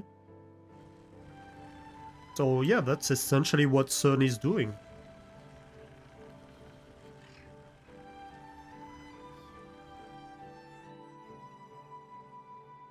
For these questions CERN is working on, let's research the same question just with time.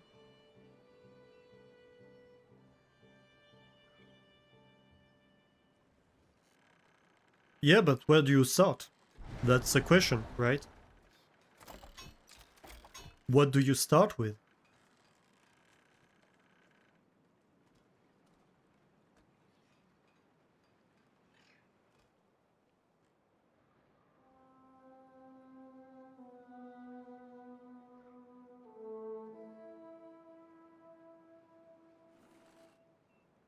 Like, even general relativity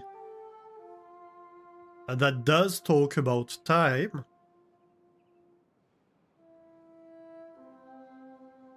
and to be fair, special relativity too. These were not discovered because we were asking questions about time, because, well, no, technically specific relativity was about time. It was about how do you synchronize clocks at a distance. So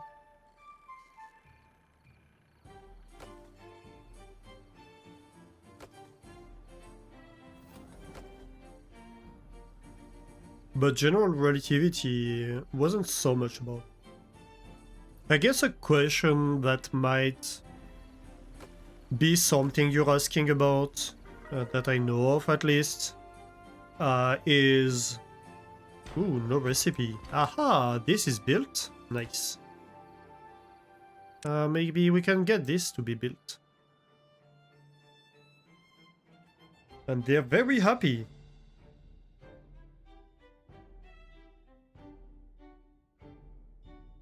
Yeah, so this question might be these things like specific and general relativity.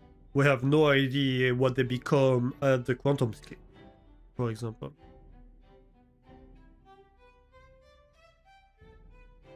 Yeah, the wind tunnel and the motivarium are giving us really nice bonuses. Nice.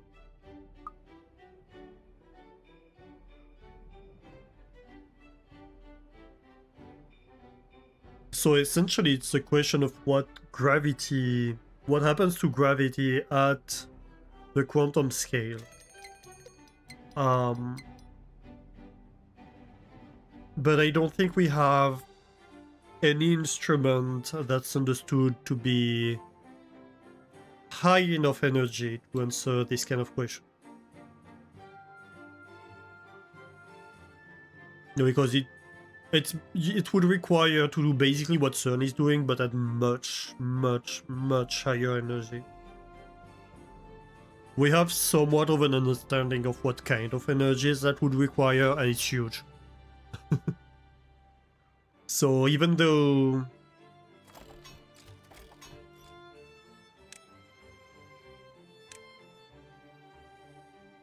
Can I see...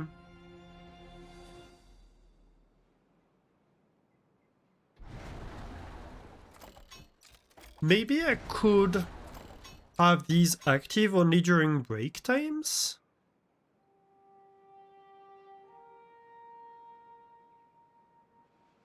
Only during downtime?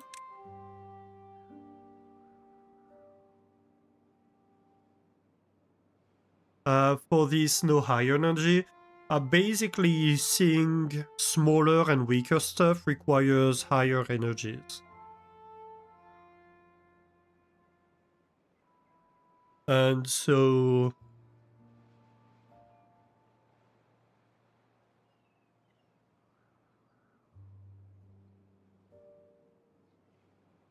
Gravitation being the weakest force by far,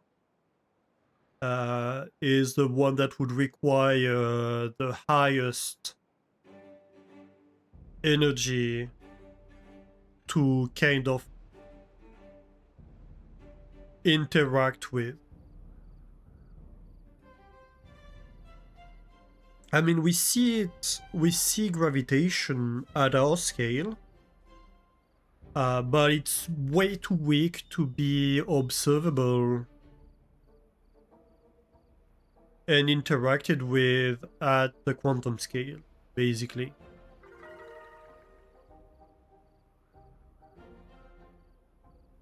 So maybe what we need is a chronometer, right? And maybe we start these at like 4 p.m. and stop them at...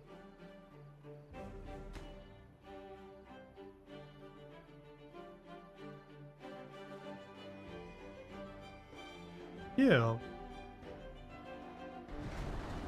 Maybe we could do that. At the moment, we require 600 horsepower during the night. Yeah.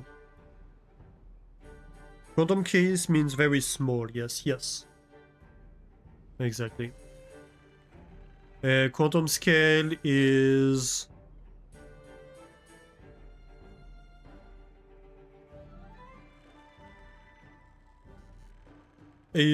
small enough that you require quantum physics to be able to model it, and...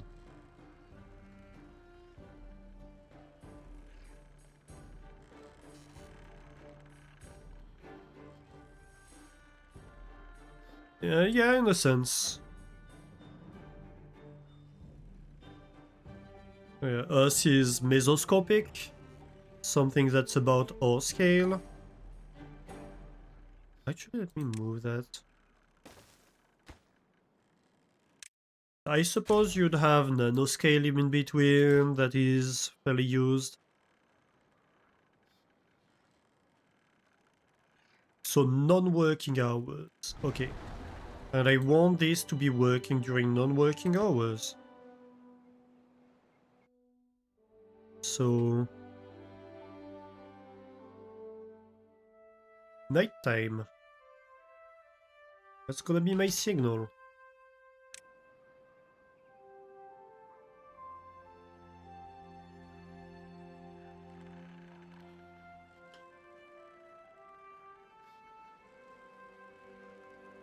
And yeah, these are scales that we differentiate because basically you start using different models when you look at these scales. You have different models that are like kind of the minimum model, where you can ignore certain phenomena and you cannot ignore some other phenomena. It's not that the laws work differently at different scales. It's that technically you could model everything using quantum physics if you had a complete model of quantum physics, obviously. It's one of the most precise models that we have created ever. The problem is if you were to try to model everything at quantum level, you very, very, very quickly reach a point where it's too complicated to calculate anything. And when I say very, very, very complicated, I'm saying modeling anything larger than an atom, a small atom at that, is practically impossible using like complete model of quantum physics. And it's not necessary either to use a quantum model to do that, because we have other models that have been developed at different scales, and if you use them, technically you're using a model that's wrong, but in practice they're true enough, they're good enough that at these scales you will not be able to see a difference, to measure a difference, right? So it's basically about being able to neglect some things at certain scales because the difference is too small to ever matter. And then when you go towards smaller systems, at some point you're not able to ignore these things anymore, you're not able to neglect these things anymore, and so you have to change your model.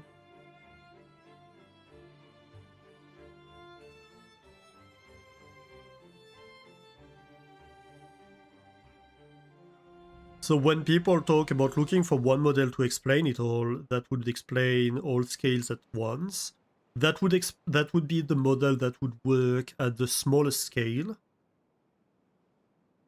But for example, our current understanding of quantum physics does not explain gravity at all.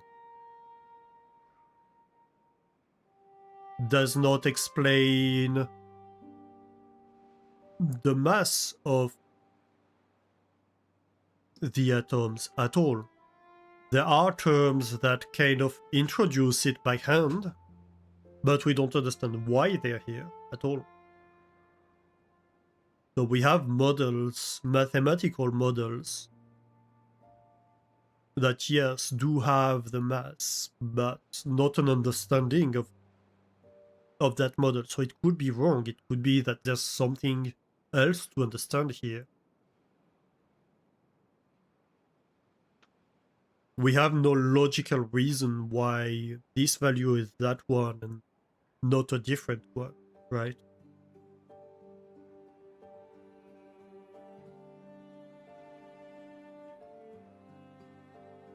And so there are a bunch of stuff like that that aren't explained by the standard model of quantum physics, what we call the standard model, which is the model that's accepted by everyone as being the one that we can agree on at the minimum. And then you can be like, okay, let's try to add this add-on to it to explain this thing, but you haven't proved, or you haven't reached a good enough agreement amongst everybody that yes, this add-on is actually true, right?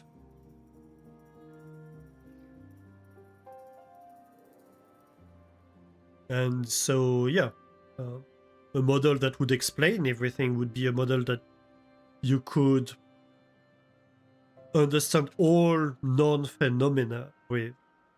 It wouldn't mean that we would stop using every other model, because it probably would be so complex that it would be completely unusable for most purposes, if that makes sense.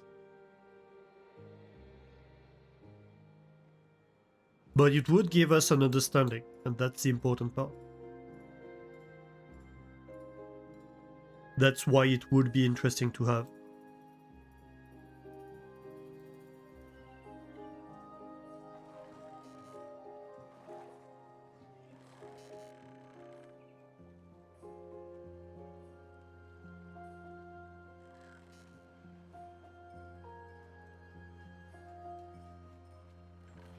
Oh, we should have finished this, right?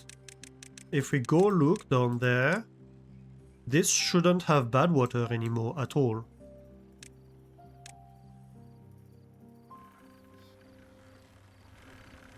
Yeah, this is completely dry. Good.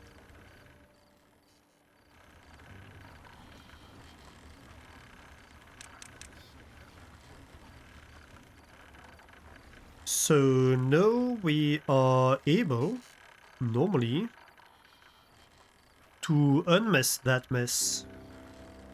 How do we do that though? Is the question. Well, maybe I could just remove this levee.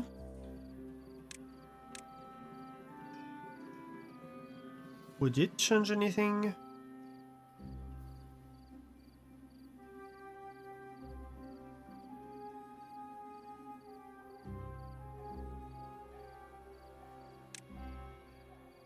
So the problem fundamentally is that my tubeway station is built right on top of this Badwater.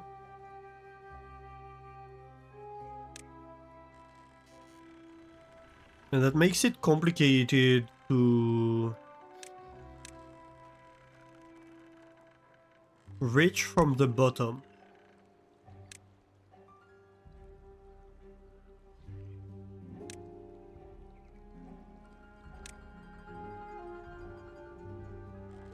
What we could do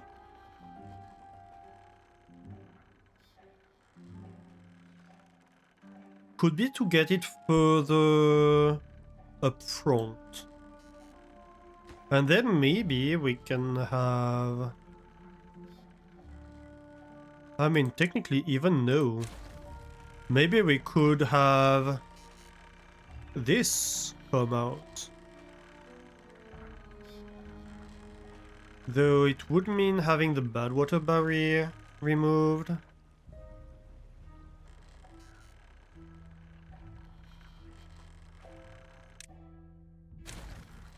Sure, why not? It's not like we're doing agriculture under here. If the soil is contaminated, it doesn't change a thing. So, whatever.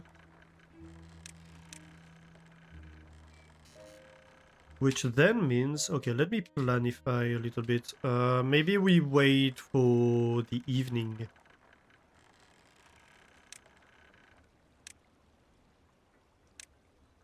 Okay, but while we're here, we can build up. This path tile is not necessary anymore. And we can connect like this on the front. Okay, so we're in the evening. Nobody's going through here. So we can talk about doing this.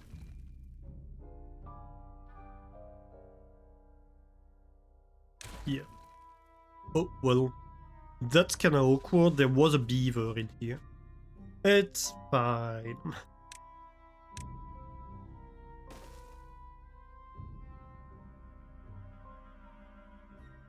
Technically, I could have irrigation barriers right here. Let's do that.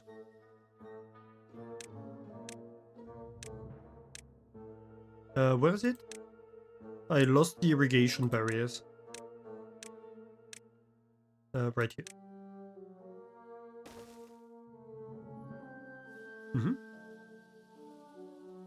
So, you are connecting downstairs?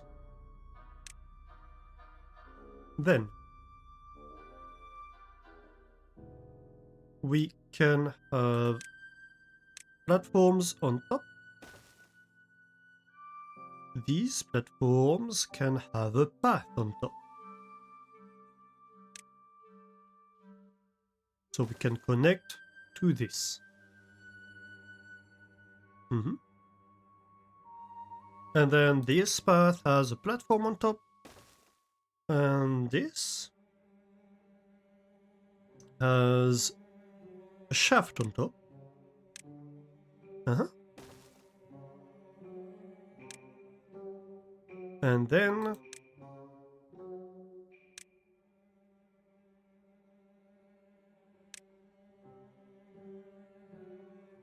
this shaft has, guess what, a platform on top.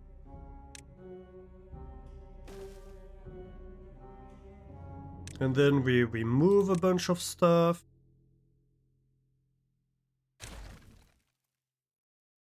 That really doesn't matter anymore.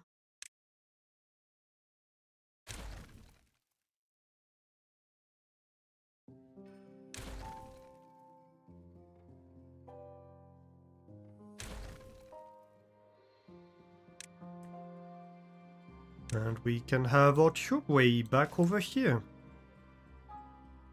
It's not connecting to this anymore. That's fine, because this can go vertical and we connect over here. That is so much cleaner.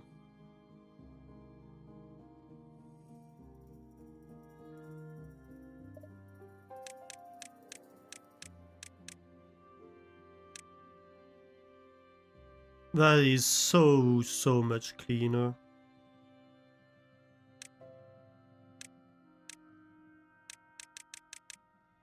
Look at that. It's pretty straightforward.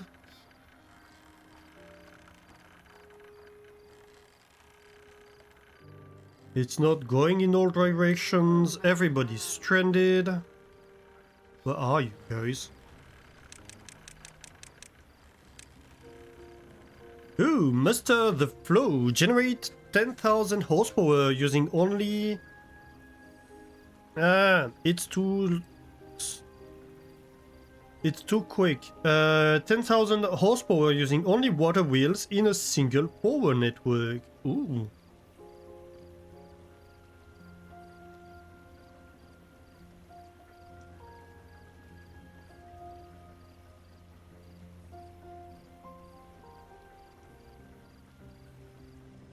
That's a lot of horses.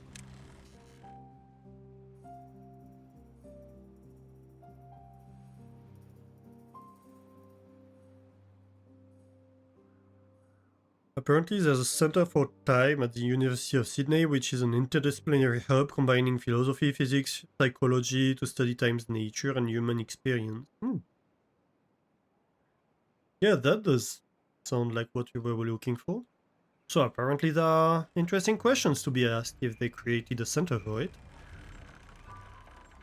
And to be answered too.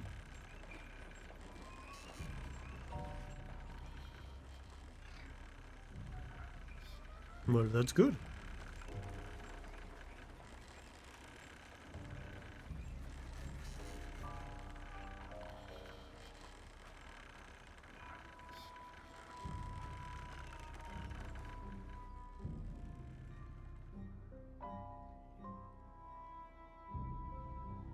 Thorium warning, oh my gosh.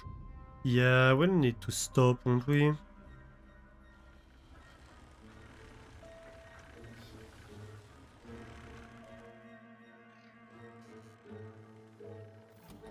So, this is working, so nighttime, you work during nighttime, because during daytime, you don't need to be working.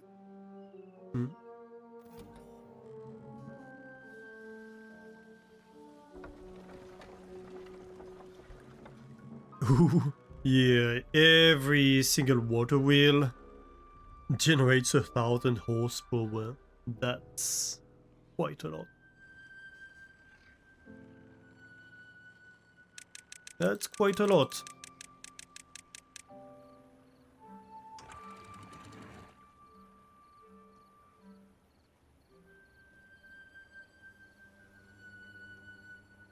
I'm thinking maybe 0.3 we can try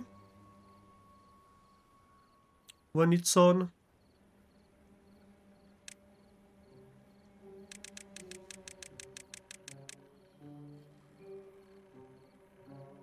And so you are working when there is demand.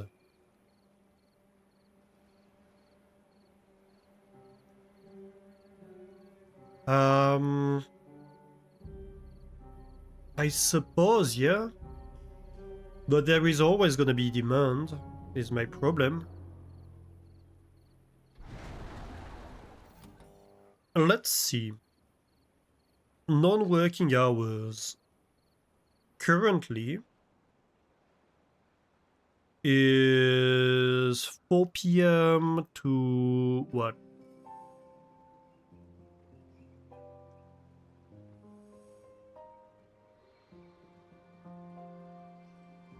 What's the time right now?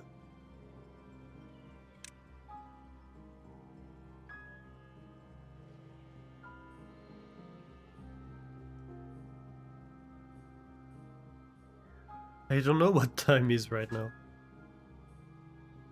But like that's a third day?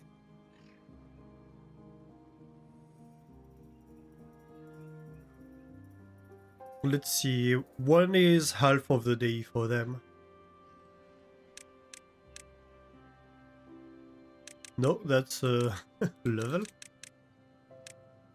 12? So midnight? Interesting, they start working at midnight? Weird.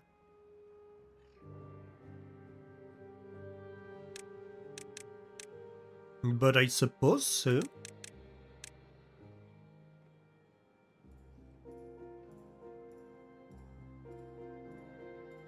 I suppose this is not midnight, this is...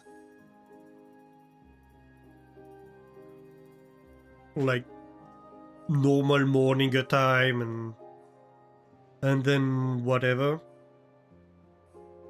But that means so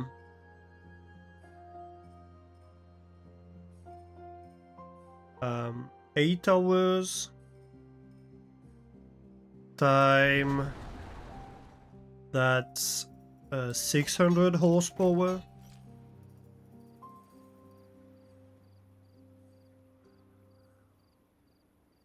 So how do I see?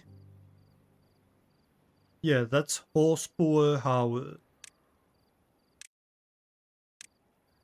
So I need to store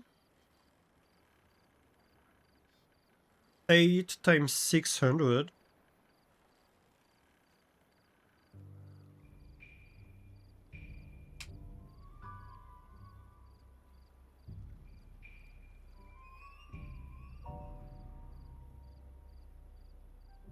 $4,800 horsepower hours. So this requires what? 6,000, let's say. So 3 tiles of height for one of these, which we can easily do.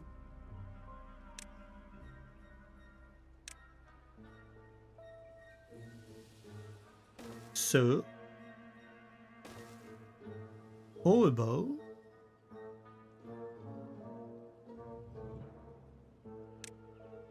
we start having gravity batteries in the Badwater Dam, right?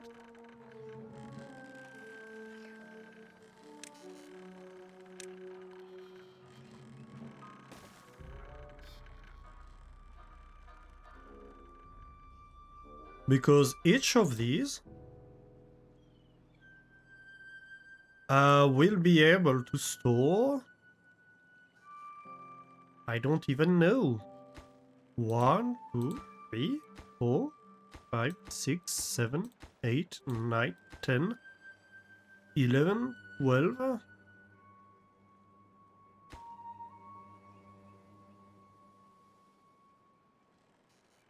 13, 14, 15? 14 or 15, I think?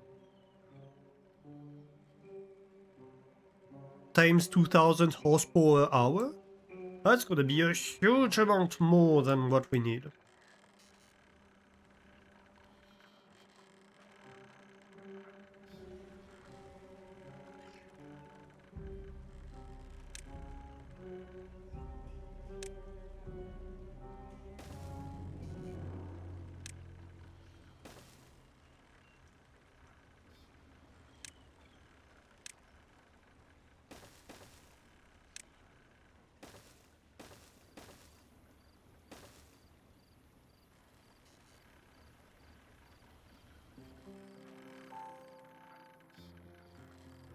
Let's see. Yep, that's it, 14. You've been wondering with this game from day one, can the Badwater destroy the whole beaver society? Oh, definitely, yes. Actually we had that happen in our previous save. I was playing in hard mode, and in hard mode, droughts and Badwater come faster and longer. And I was playing on a map where you don't have a lot of elevation like this one. This one, you have a lot of elevation around, right? So it's relatively easy to block Badwater by blocking a few tiles. For example, like when this was about to blow up, you see, like, we had a few tiles to block, and that was it. Or here, like, you have like a floodgate to put in, and when the Badwater comes in, you block it, right? But we built something on this map, on that map, to block the Badwater from coming inside and pollute our water reserves. And it flooded over. And we tried to fix it because we were very scared that we would die of thirst because we wouldn't have enough water, clean water left to drink. And a lot of beavers became contaminated. A beaver that is contaminated does not work. And essentially, all of our beavers became contaminated during this bad tide. Save for a few. And, well, not all of them became contaminated, but enough that it created starvation issues, basically. We couldn't produce enough food and water with the remaining working beavers to feed and hydrate everybody, because most people were not able to work anymore because they were sick. Most beavers. And so everybody started starving to death or dying of thirst. And at the end of it, we had 2 remaining healthy beavers. And we couldn't manage to get them to reproduce together, basically, before one of them died. And so we had 1 healthy beaver left. And that was the end of it, because 1 healthy beaver cannot reproduce alone.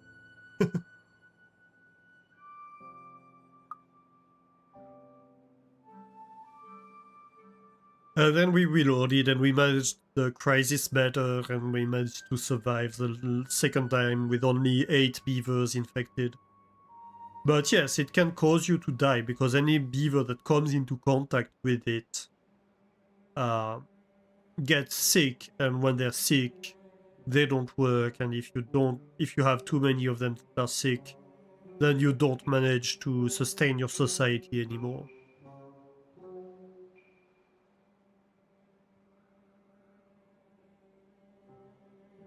Or it could also kill all your plants and make all your water pumps not working even if your beavers didn't come into contact with it and be enough that you end up starving to death or being dehydrated to death because you didn't have enough stored to survive through the length of the Badwater. So that's the challenge of the bad tide. It's that it's going to kill everything that's too close to what comes into contact with Badwater, Just almost died to that yesterday, actually. I was very concerned, not because her beavers were getting into the Badwater, but because the bad tides were killing all her crops, and I was concerned that she would run out of food. But she had a huge amount of agriculture, so even though her crops were dying basically every season, it didn't matter too much. And she had just enough water stored that she managed to go through the bad tide. But as bad tide become longer, you need more water to be stored.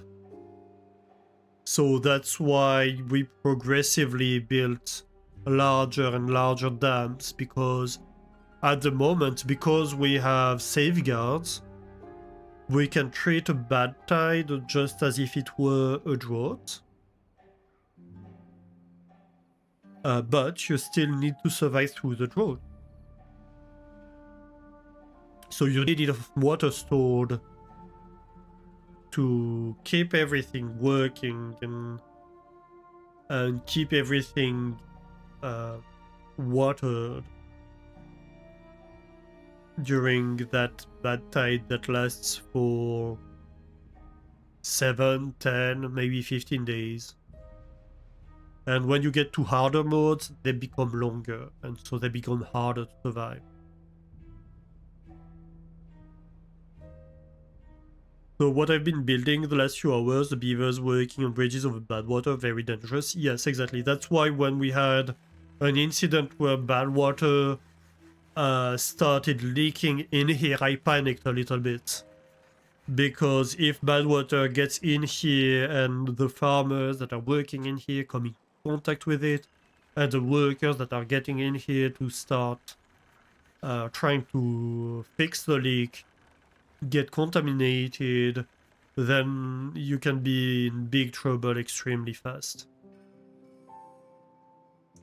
That's why also I really wanted this channel here to be dry and not have bad water just below the path,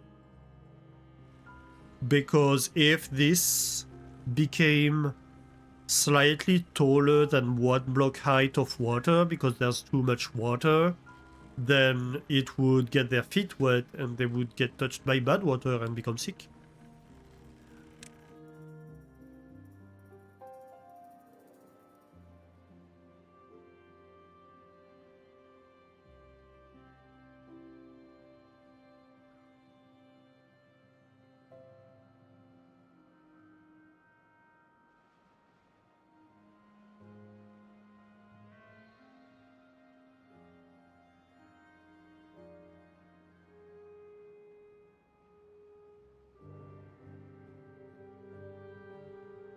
One thing we could do over here, I'm noticing, so we have this, that's bad water, right? This is a water ship that is only working with a limited pressure. So and see, basically if there's like 1 tile of water above this will stop working. So we could prevent this bad tide from expanding this way and just have it be a drought by just closing stuff around it.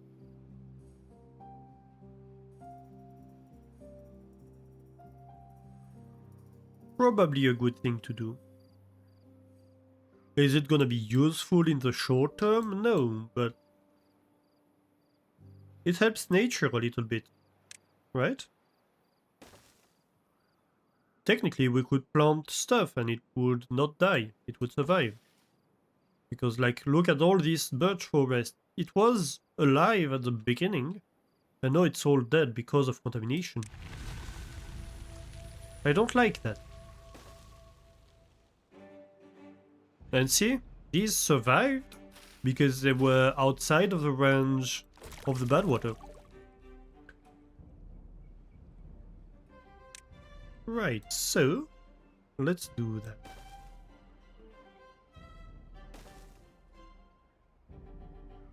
We're going to have, let's see,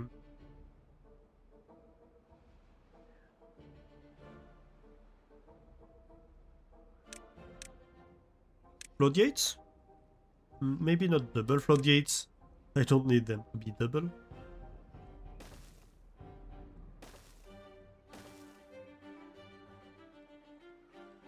Well, I don't need so many of them, to be fair. It looks cool, but it's completely useless. So let's not go there. I just need 2, really.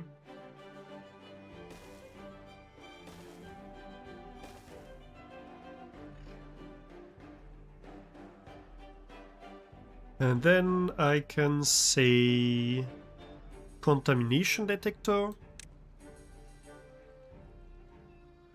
or season detector, perhaps.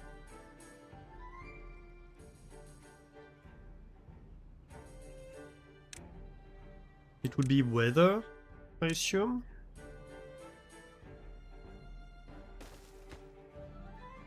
Yeah. Badwater, bad tide.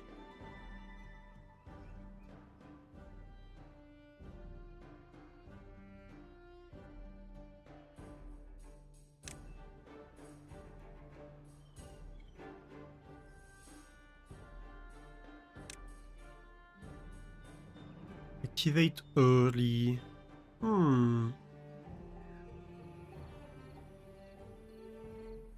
I mean, do I need to activate early? No, I don't. You automate on bad tide. When bad tide is on, you're at 1 meter. When bad tide is off, you're at 0 meter.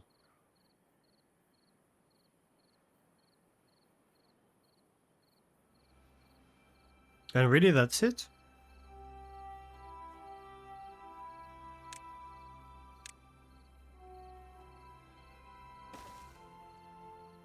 And so this will fill during bad tide.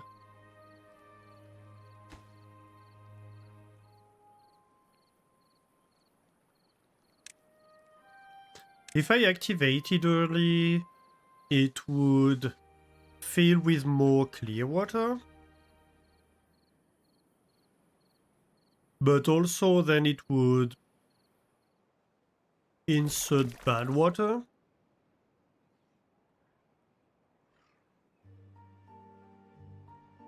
So whatever, we can have 4 blocks of bad water and then it will be fine.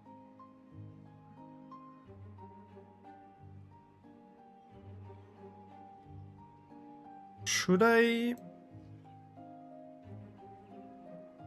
like find a way to get upstairs?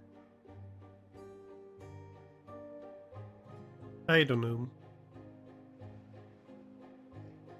What's going on here? Why Badwater?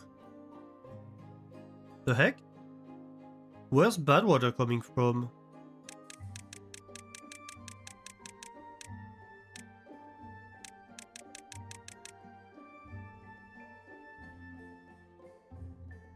What's happening here?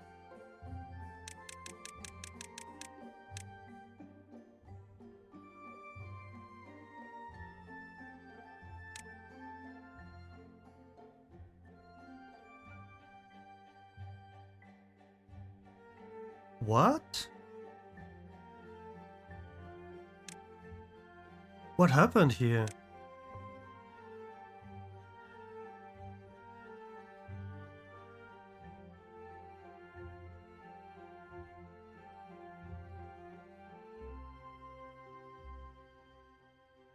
What is happening? Why do I get contamination in here? I don't understand. I blocked everything.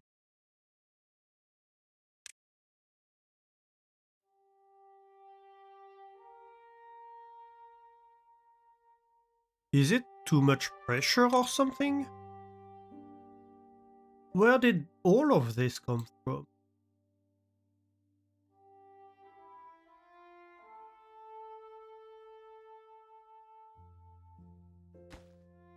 Huh?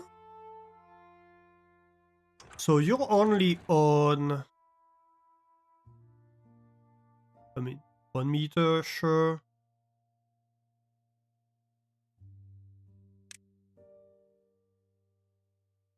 Technically, I suppose... these could overflow from the top? But then this should be filled if that was what was happening.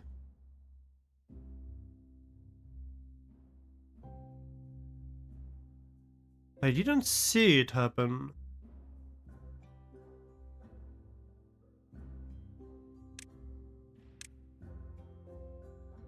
That's the trouble with what we did here, which is that if bad water gets in here, it can easily flow out this way, right?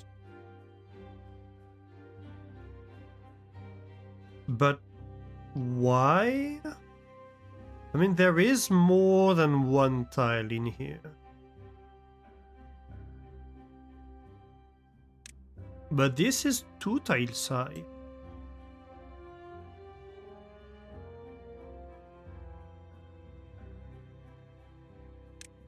I could get it 3 tiles high for a short time.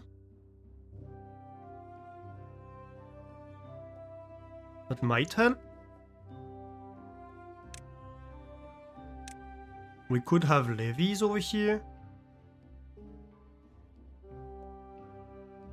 But why did it overflow?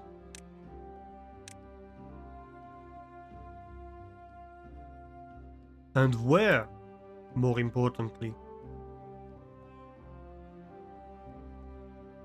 I suppose if it overflows anywhere, it has to be here? I just don't understand how that happened.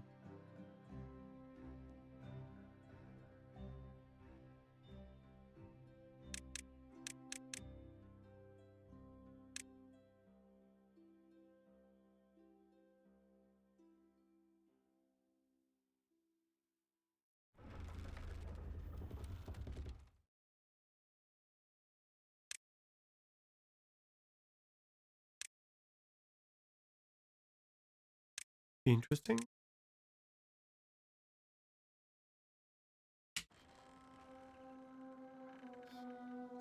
Well, dang. Well, if the plants are healthy, it means it's not enough contamination for them to worry about.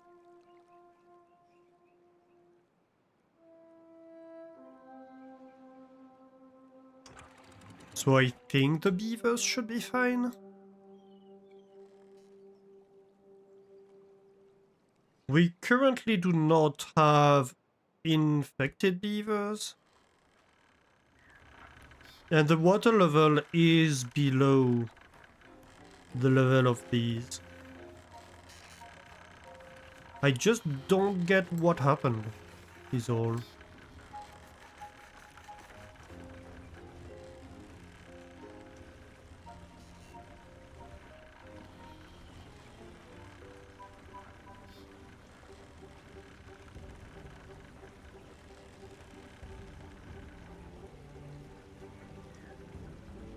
You underwent an experiment yesterday, you ate something which was 70% sure of...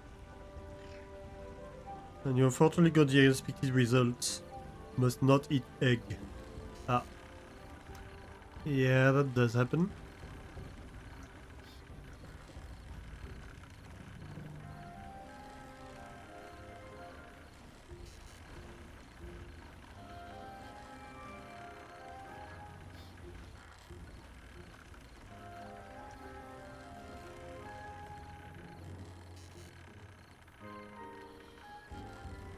Hmm.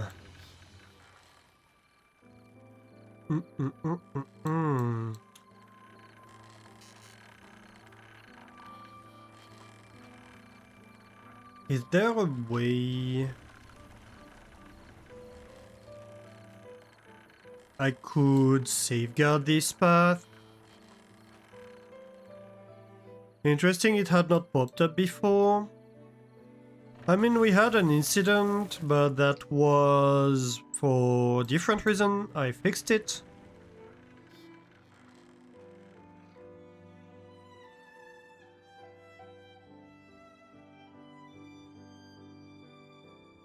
And in the past few hours, I did restrain the flow quite significantly.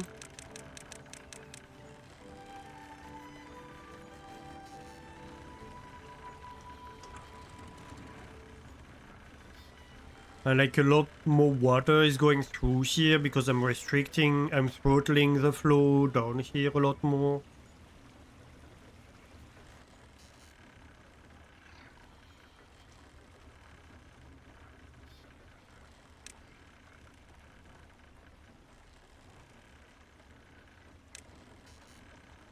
But I would expect this to cope with the water level. One thing I can do. Can I? I don't know that I can actually. Could I have impermeable floors here? Yes, I could. Ah. Could change stuff.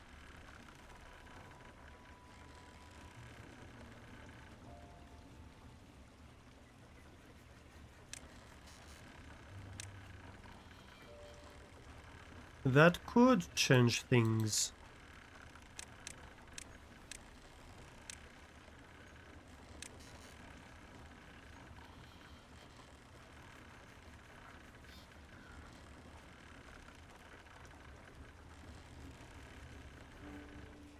Because let's say I have impermeable floor over here. Right?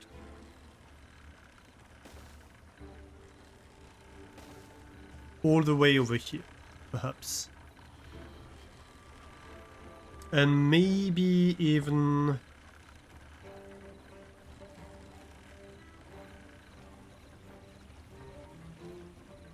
Well, that doesn't matter. Thank you Ooh. for the follow. Thanks for the follow. Welcome in. So, yeah, let's say we have impermeable floors all the way over here.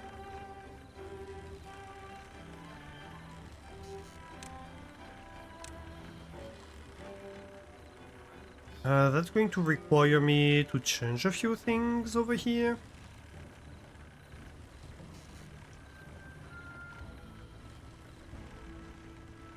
But that is possible.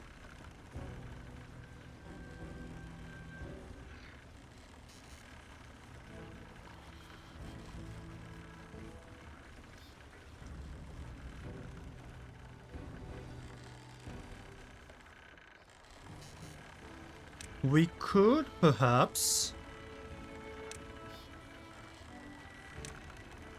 have power go this way.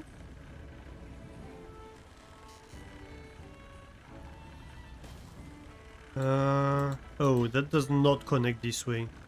I thought this would connect to the side of the power wheel, of the water wheel, but it won't. That's fine. Or it might not be.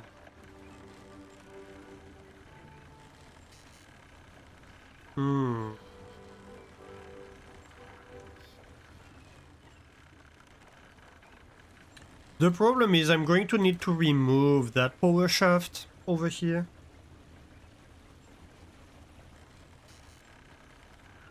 I could get it one higher.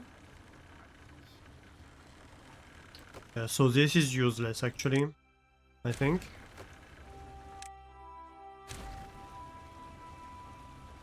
I could get this one higher.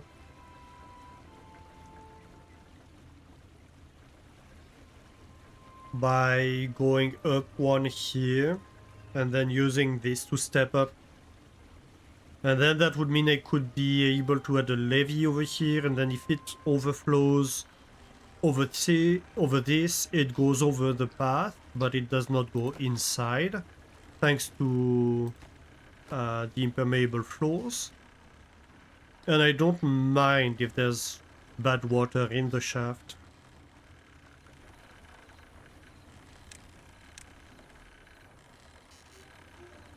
Let's try that. Demolish this. Again.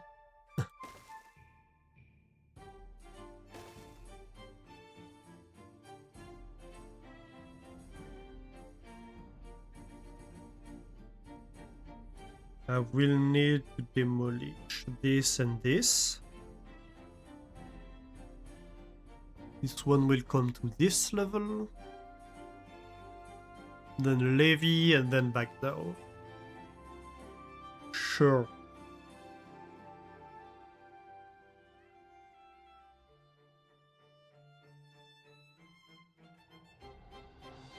It does mean demolishing this entire thing though. That kinda sucks, but it is what it is.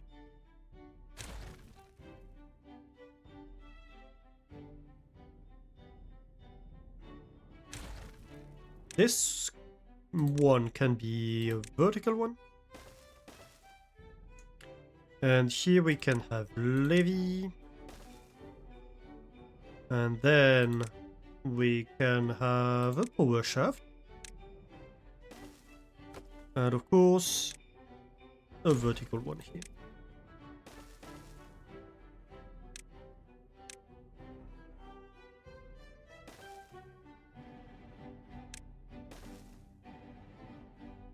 And then you get vertical again.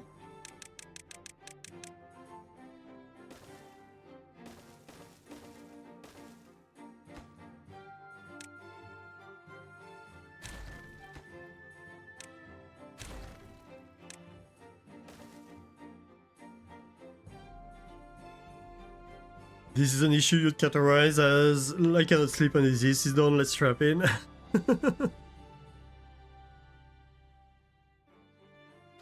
We'll be fine, but it's not great that this happens. And I hope my solution stops it from happening. I really do.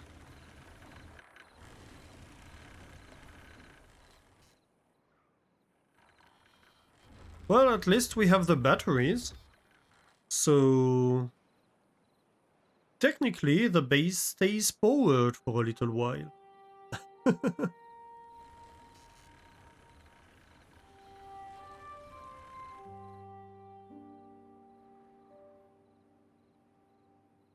For a good little while even.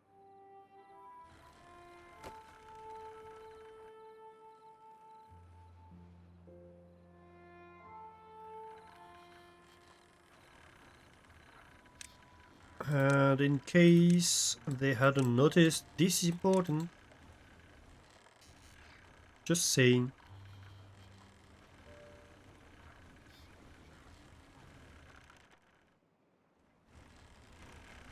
The only place we might have an issue right now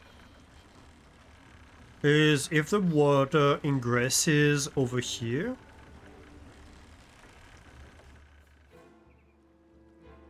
Is there a risk of that? I don't think so, honestly. The water level is lower over here than over there. Which actually I'm not sure makes sense. But it does seem to be the case.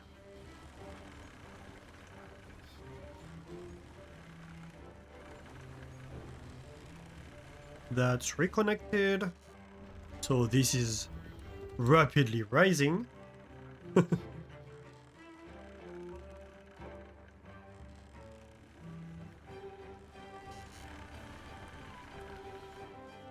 Especially with them pushing.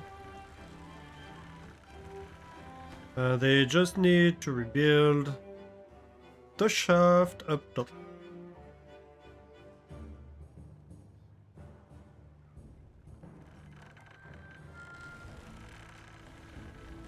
Alright, I think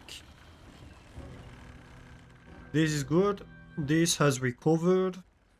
Nobody's sick. There's no way to test anyway. I mean, I suppose we could test by getting these to unlimited and seeing what happens. Maybe. Let's wait the morning though.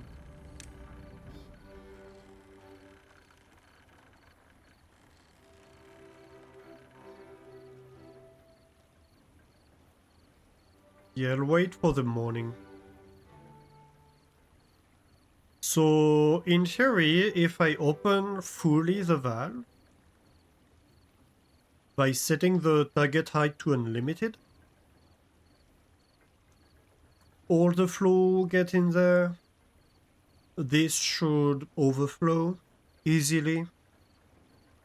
And we can see what happens when there's a big surge of water. Hey, Cryon Casual, how are you doing? Welcome in. How was Alchemy Factory? What did you do today? This is a casual raid. Let's kick back. We have the most casual of time. Hello, hello. How did it go? Welcome in, Cryon. Or welcome back, I should say. You were here earlier. If you don't know Cryon Casual, he plays a lot of factory games and stuff like that, so... Working on 2000 pieces per minute Panacea, ooh. Hey little gremlin, how are you doing? You hopped around too. Hello, hello. Oh well, you're just in time, we were about to run a test, so we had a small issue here. Wait, let me show you, let me explain to you. You stole one of my beavers? Oh, rude. So we have this Badwater dam, the point of which being to keep a flow in the large water wheel even during a drop, right? So what's happening here is that we have the dam, then we have a little water column and a chamber down below. With this fill valve, we keep the water height in here to 1 meter, and if it overflows in here, we have a dam at the top that lets it overflow in here. And then we have throttling valves that when I require power, turns on and sends water at a limited flow. And then of course, if it overflows, I have a dam that sends anything on top over here. And I restrict the flow, so it's only 2 wide, which is exactly the width of my water wheels, and so all these water wheels are connected here and producing power for my industry. We had an issue that apparently somewhere in there, water made its way inside the channel and back in here. Taco, welcome in. How are you doing? Thank you for the raid. Everybody coming in. Hello, hello. How are you doing, Taco? You hear the familiar truck sound of the taco truck. Friends holding beers. And tacos begin to stumble out of the cloud of smoke and start passing out refreshments. Ooh, nice. The taco party has arrived. Welcome in, taco party, and also thank you for the photo. How are you doing, friends? Welcome in. What were you playing today, Taco? I missed that. Oh, you were playing Timberborn too. How did it go? What were you doing? Thank you for the follow. Yeah, thanks for the follow. Hello. Hello, Decibel Blast. Hello, Shadewoven. Hello, Mushy Squid. Hello, Displaced Salad. Ooh, the Displaced Salad. Hello, Rose in the Rain. And Jobned. And of course, Taco himself. It's stream 3 of Timberborn and you are having a good time. You're just learning the basics. Oh, how far are you in? Well, let me show you around my little village. My little beaver village.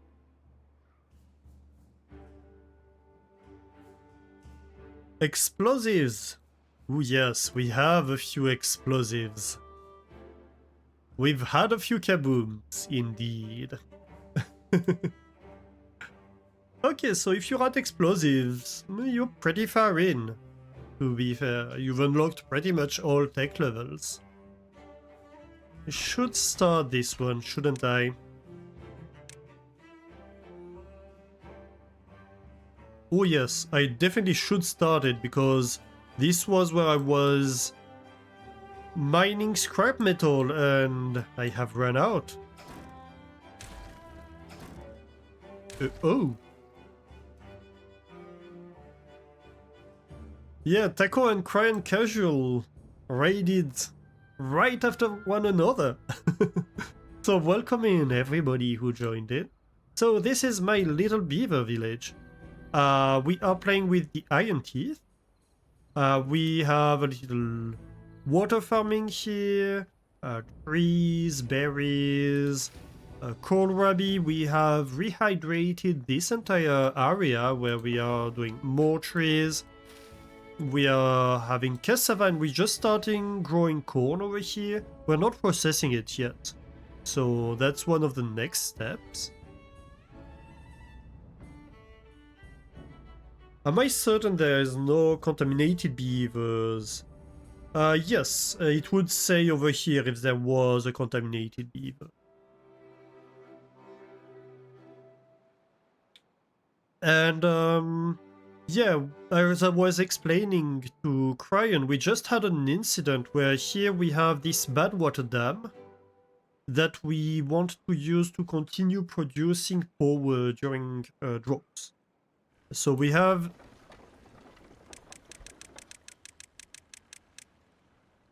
a number of water wheels that are producing power for the entire factory in this channel, and so pretty much all times it's being fed by Badwater, right?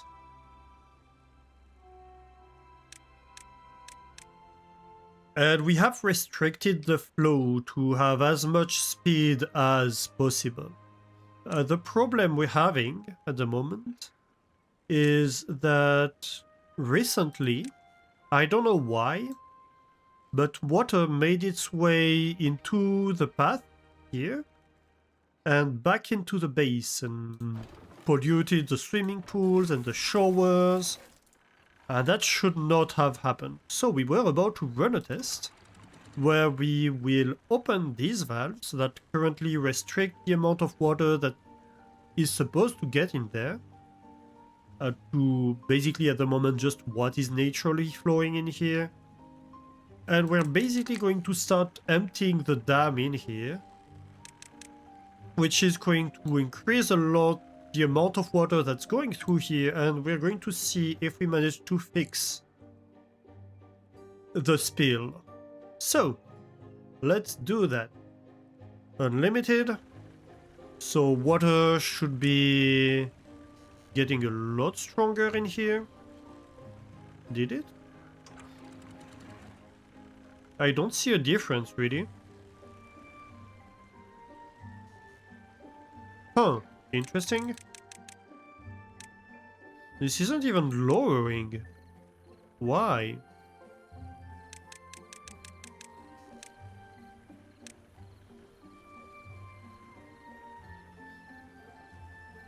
Oh, wait a minute.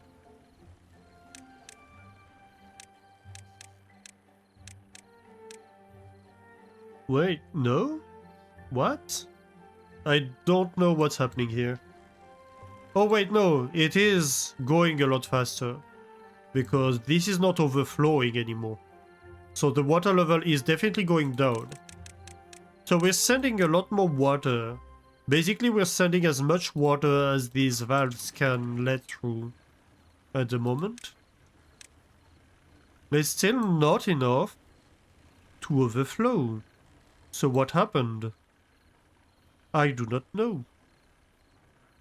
Well, that's a mystery. I suppose we'll just have to see if it happens again. Yes, we do have injured beavers. Yeah, so in these industrial buildings, you see medium chance of injury for this one, for example. So when a beaver works in here, there's a chance that at some point they're gonna get injured. And when they get injured, they stay for a while in the medical bed over here, and then they return back to work. So at any point in time with a colony as big as that one, um, you're probably going to have like one or two injured beavers just due to the fact that, well, they're working in the industry, and you need beavers in here to be running the colony, right? Later on, that's something I was hoping we would start doing today, but I don't think we will. We'll do it next time. So yeah, you see there is a high chance of injury, so every now and then a beaver will get injured. Right now we have 4 of them that are injured.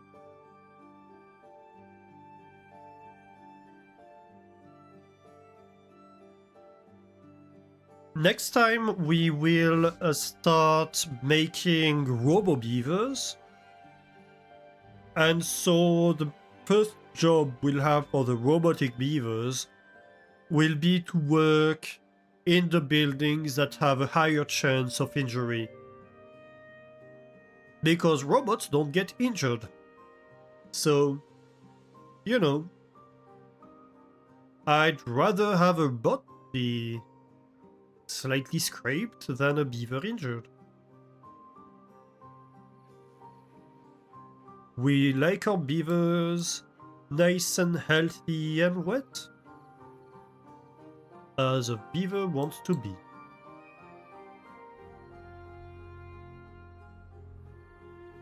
So yeah, also that's one of the benefits of most of the industry being paused through automation, is that there is less beavers working in there and getting injured overall.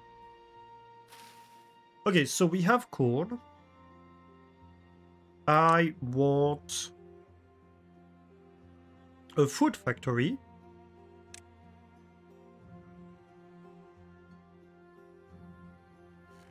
To process it.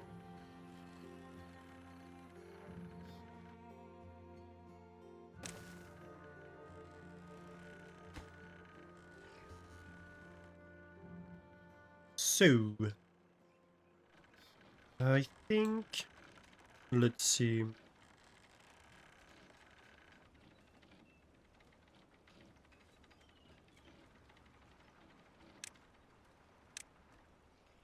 Let's have a storage over here. We're going to have another space of storage tower, I suppose.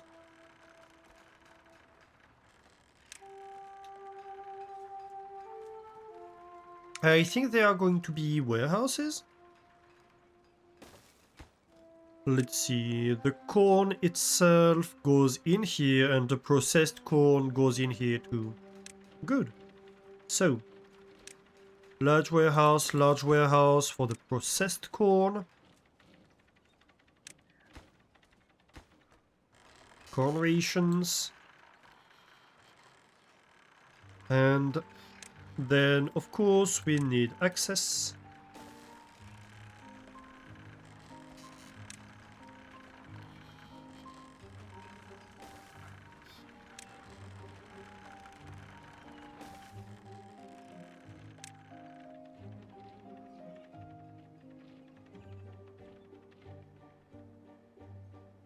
Or do I?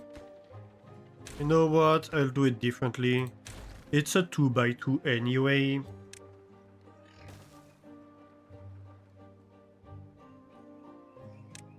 So this is probably better.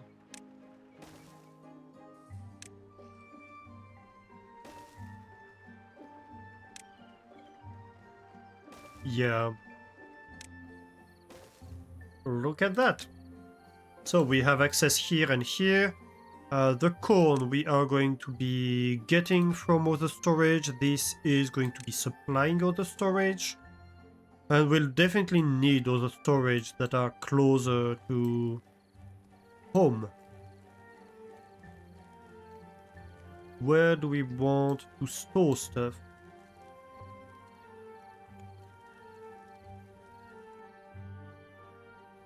I think we can have like a medium warehouse over here with the rations.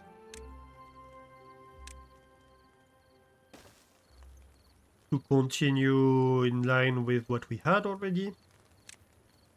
This is going to be too high.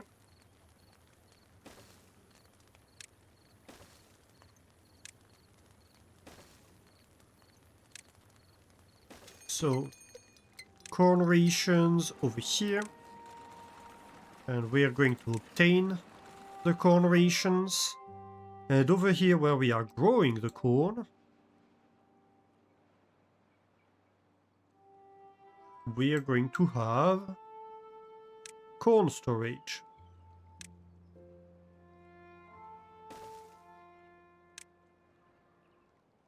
You can be a large warehouse, I suppose. And you're a supplier. Yeah, the contamination, it's not so much that it was clean, but it's that water and bad water evaporates over time. And so if a certain amount of bad water got in here, it eventually evaporated. Because the leak stopped somehow. I suppose it's a season change thing. What tends to happen when the season changes is that you have a little bit of extra water that comes out, kind of a flash flood. And so I suppose it overwhelmed some part of the system. I just don't know which one. I hope it's downstairs. Going to bed, time for bed. Yeah, it's 5 a.m. over here, so I'm going to have to stop soon to have a great night, Brian Casual. I'm going to have to go to bed at some point.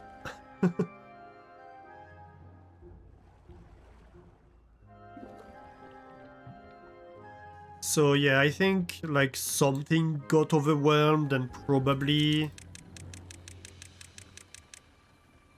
water just became too much down here and went over the edge and then spilled a little bit.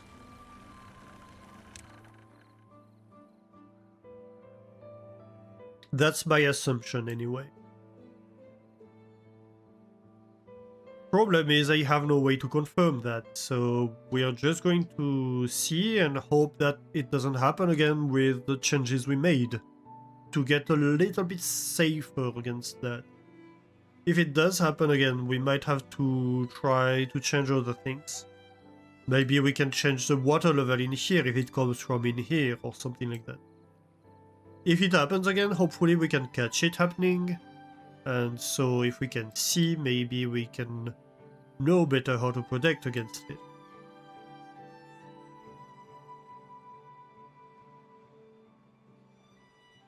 Right now, all I have are hypotheses of what happened.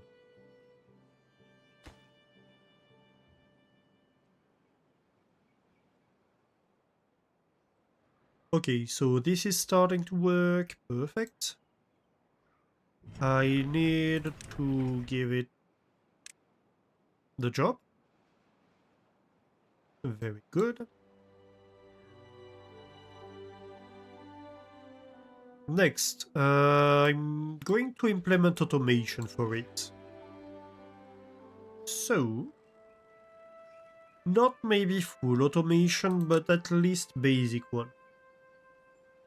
Resource counter.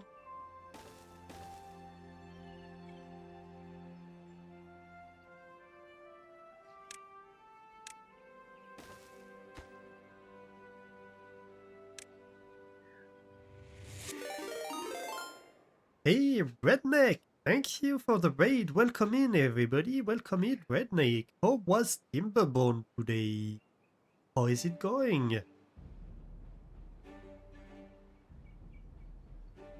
Oh my, everybody coming in recently. Hello, hello. How was your stream? What did you do today?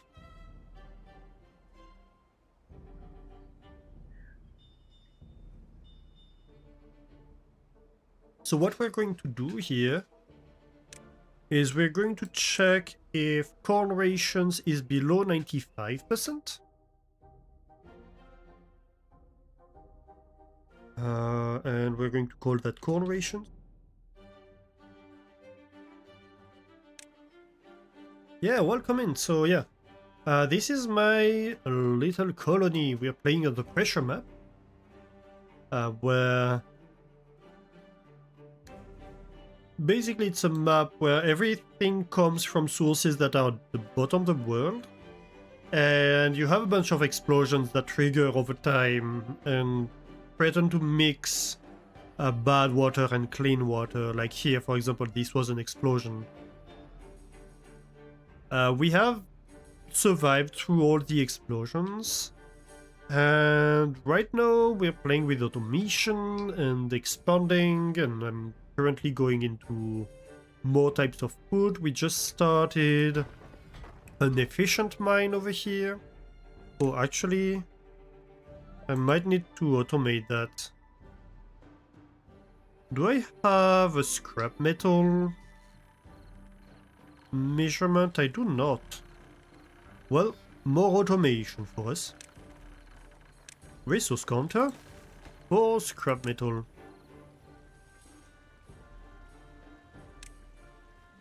And yeah, that's basically what we're doing. Today we've built a large Badwater dam that hopefully is going to help us continue having power production during droughts. That's my hope. And we've been dealing with a few Badwater spills that kind of got into our lake over here. So not an ideal situation, unfortunately. But it's mostly caused by the fact that we have been restricting the flow in here very much to get as much power as possible from it. And we've been increasing the flow of the Badwater source to get other areas cleaner. For example, Badwater was coming out of here. And we decided that we didn't like that because we'd rather have the Badwater come out here and be useful for power, right? But as a result, we are kind of going near the limits of what our system, as it was designed, could handle. Just a little water beaver fun, getting back into your old love story. Ooh, nice. Yeah, I really like what they did with 1.0. They did a great job.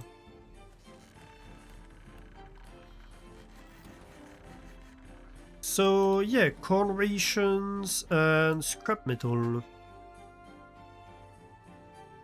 We're just going to call it scrap. So, corn rations is on corn rations. Very good. And you... Nope, where are you?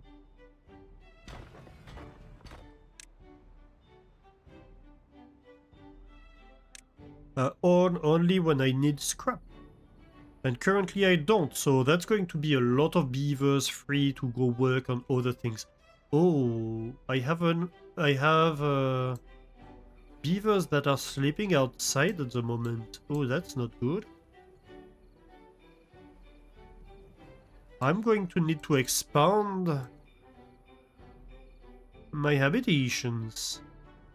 That hasn't happened in a while.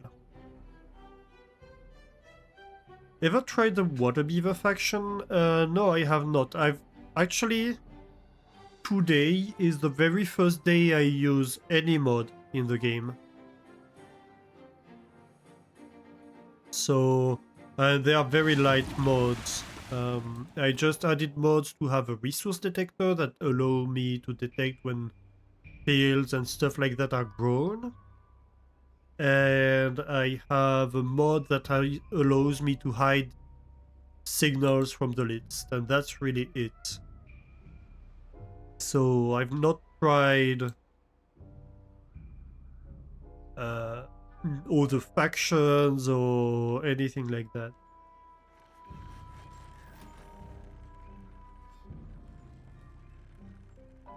Let's see, I want to check on corn with this one. Where is corn? So corn, less or equal to 95%. You're gonna be corn. Congrats on opening the Pandora's box. Yeah, that's the scary part of it, I suppose. Am I gonna be able to stop, you know?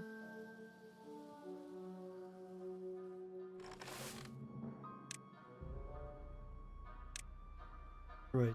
And let's automate him to only be on when I need corn. Did anything...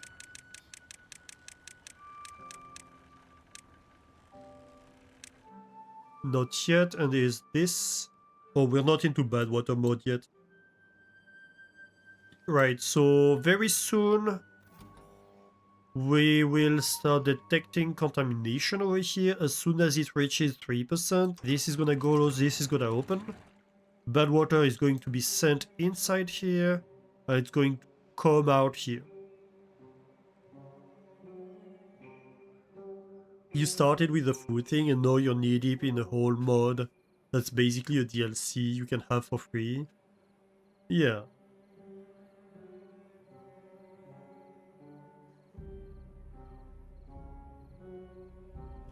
Yeah, I don't usually play a lot with mods in games. But we'll see, maybe I'll get into mods.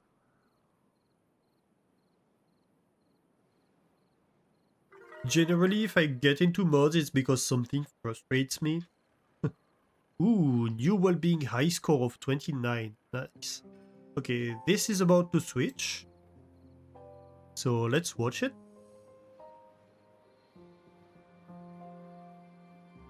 Let's go. Switch has happened.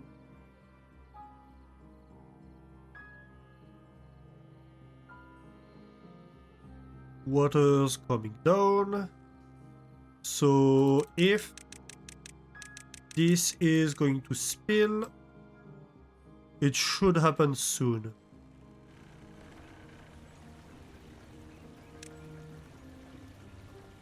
We've been having issues with... Oh yes. Look at that. Okay, that's exactly what happened. So yeah, we've had issues with water spilling over the sides here at season change and making its way back. How did it go there? How?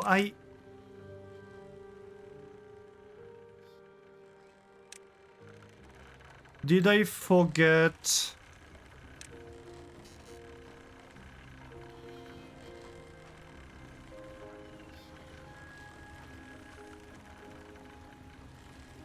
A tile somewhere? What happened? How is that possible? I swear, I put impermeable floors everywhere here. Did it spill over here? I don't think it did. So where did it go over the side?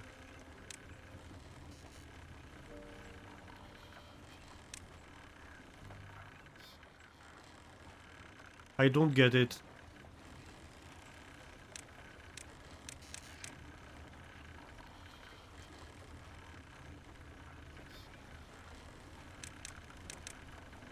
You know what? Maybe it's this.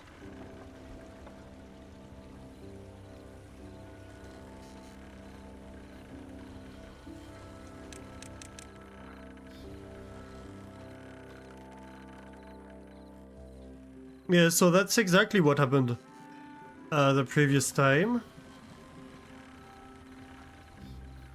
Maybe it's this and then it goes over there. Oh, reach an average of well-being of 30. We just got an achievement. Nice.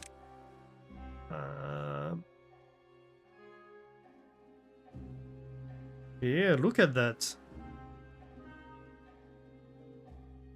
Oh yes, of course, because we added corn rations. I was wondering what we changed that increased the well-being all of a sudden. Nice.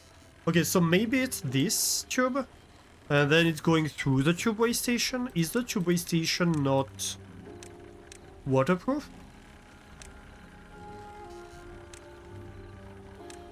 I would have thought that the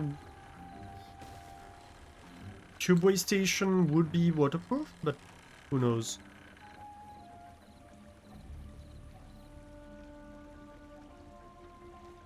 Can popcorn be considered corn rations? I suppose.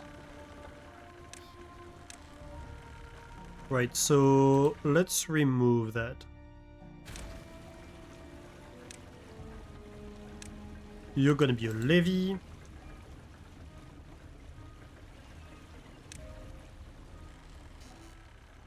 Buildings are not watertight on the base game, so it must be that then. I thought it would be watertight. That's my bad, I suppose. I made an assumption. Shouldn't have.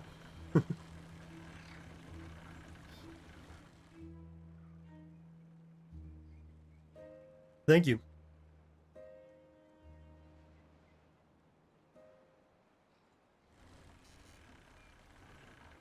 Alright, so now I understand what happened. So what we have done here to fix that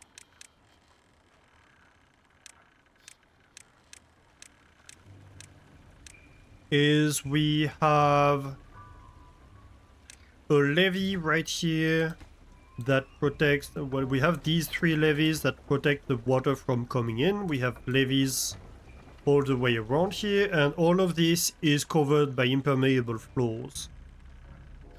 I suppose we could have something similar over here, but it doesn't seem to propagate that far. So I think we should be safe with that.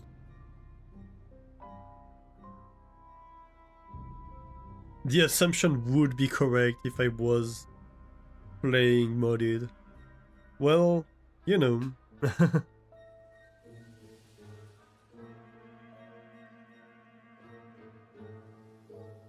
It's fine, it's just I need to know so I can fix it. Also, don't you love the detailer?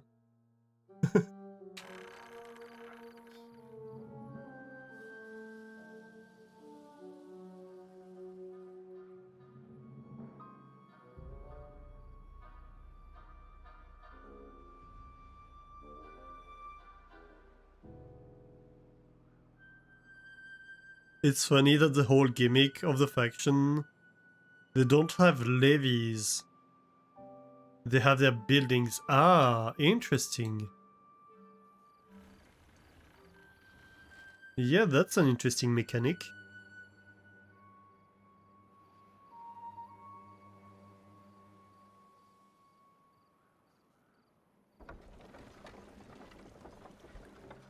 The water wheels are producing so much power during the bad tide season. Like each water wheel is currently producing 1200 horsepower. We have so much power in here. It's kind of funny, the sheer quantity of power we have available.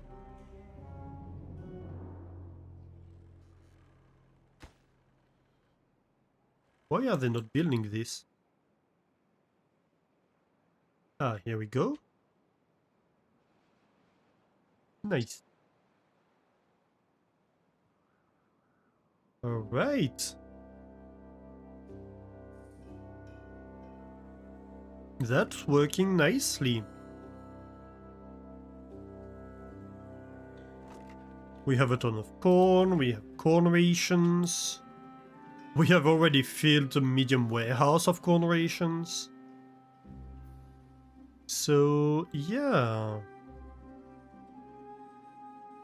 Number crunchers go brr. I've actually not installed a single number cruncher at the moment. It's all running on inventors. I have 6 inventors and that's all the research I've been doing.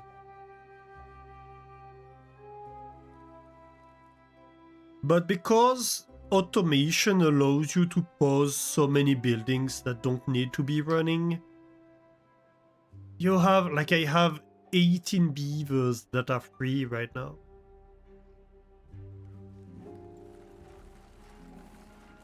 That's so many of them.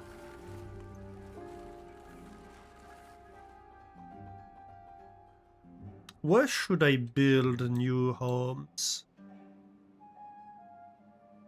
Kind of a conundrum. Maybe I build the new homes over here? They will be a little bit further from food and drinks, however.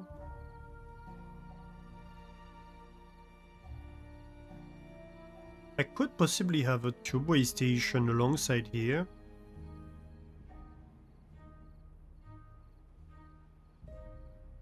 If I got so much power, might as well do it and let my beavers have more free time. Yeah. Yeah, no, for sure. But also, I don't need science really at the moment. I could use it. Yeah, let's install a few.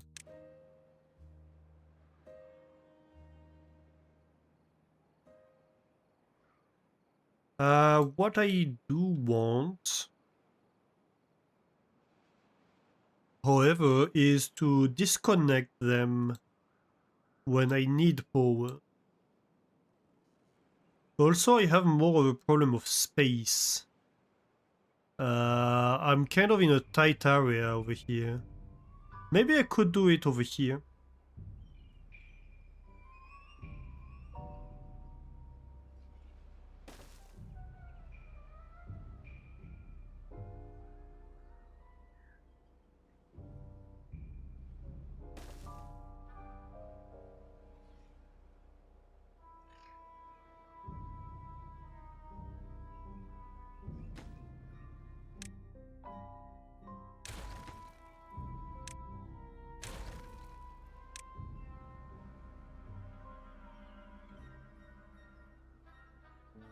Let's have one over here.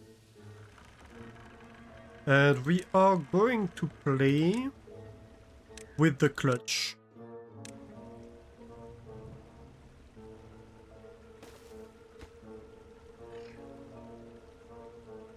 The clutch is going to be automated.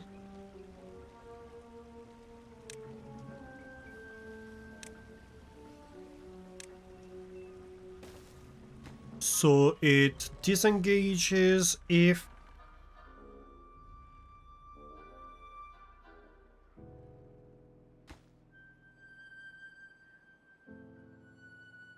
I have less than 500 horsepower available.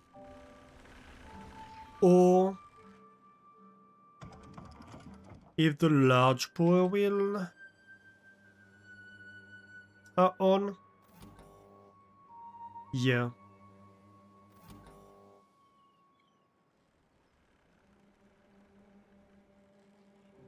So I want a power meter. And I want a relay.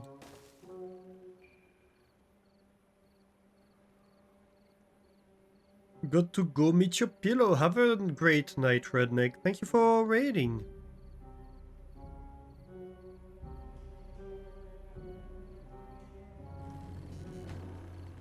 Yeah, a funny thing I realized is You could technically, like, eventually replace your entire beaver population with robo-beavers, but then you would lose. You could, like, make robo-beavers do everything and then reduce your beavers to 0, and then you lose.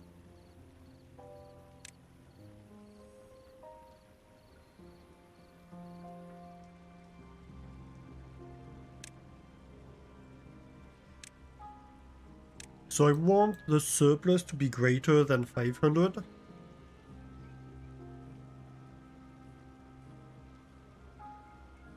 So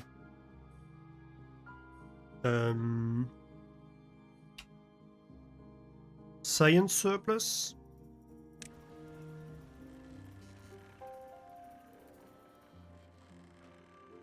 And I want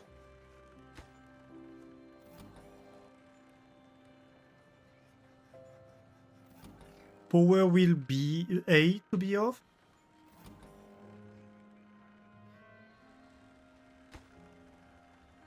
Which does mean I'm going to need another relay.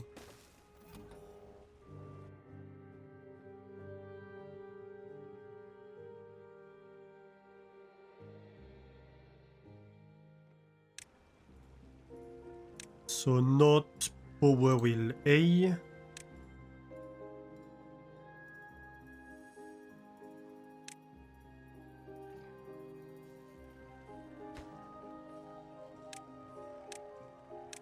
And so I want science surplus and power wheel A off. You're an indicator. You're an indicator and you are green. You're all hidden from the signals list. You are science on.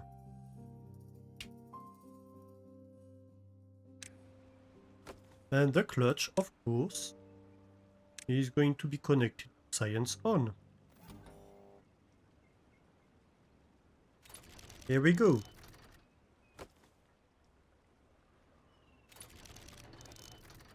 Number cruncher, activate.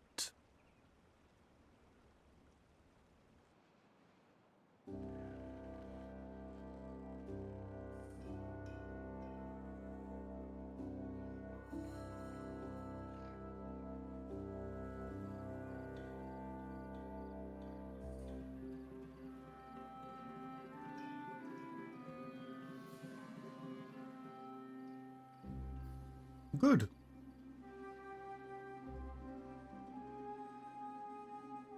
Oh, we have a new high score, 31.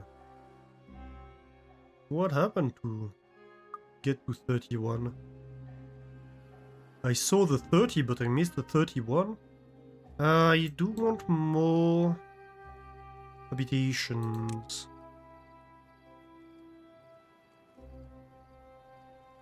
Could get large barracks.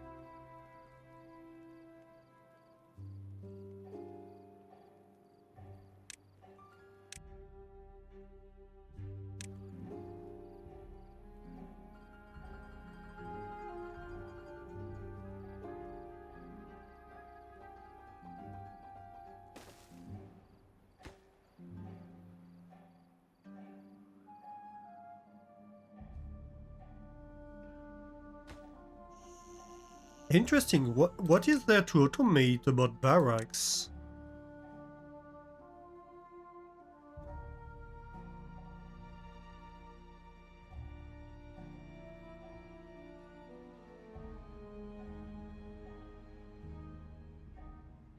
That's weird. Maybe it's to send beavers towards different living areas based on certain conditions? That's... I mean, it's nice, but I don't understand what you would do with it.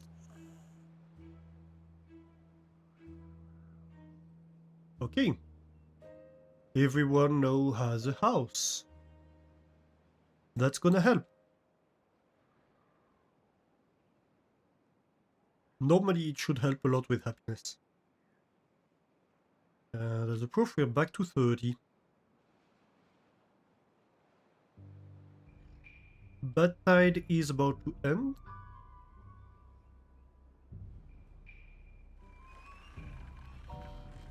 And this building has been restored. So yeah.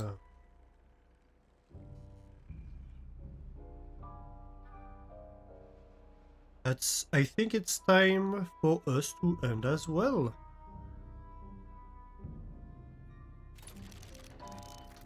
Yeah, this is producing 10 science per hour. This is producing already much more than we already were. Which is interesting. To be fair, we only just started producing so much power. So we couldn't really have done that.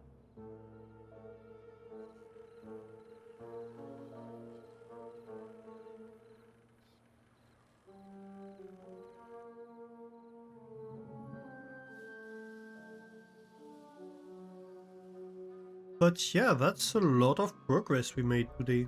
I'm very happy with our progress. Look at that. We have an efficient mine, so we have a renewable source of iron. We have a lot of power. And well, we haven't been able to test it since we dug out a whole part of the dam, but we have a bunch of storage which should allow us to last a little bit more during a drought.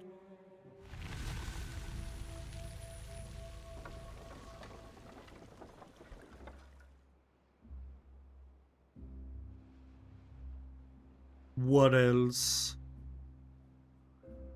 We have gotten into corn rations. We have a good supply of cassava now. Actually, we have a good supply of corn rations too. We have increased the automation. We have automated power a little bit. We have increased the happiness quite significantly. Also, we have developed this whole industrial district on top and leisure district. Building lacks goods. What are you talking about? Unable to get required materials? You're unable to get corn? Why?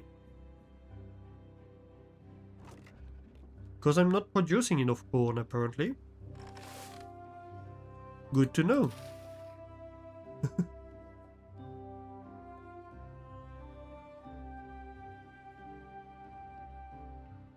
So, yeah. That's gonna be it for today. Let's go and raid somebody, shall we?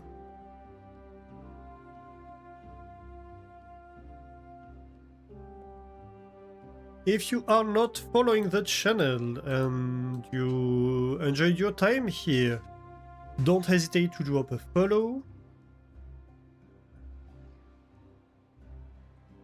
I play a lot of similar games, factory building games, colony building games, city building games. Currently I'm playing Timberborn, of course, and a lot of Alchemy Factory. So that's what you can expect to find here. And if you're already following the channel and you want to get more involved in the community, I do have a Discord channel that you can join. And if you want to find the VODs of the channel, well, you have some over here on Twitch, but eventually, as you know, they go away. After that, you can find them on my YouTube channel. And hopefully we should start getting them relatively fast after the streams, if I can keep up with it. So, yeah. Let's see, who do we raid?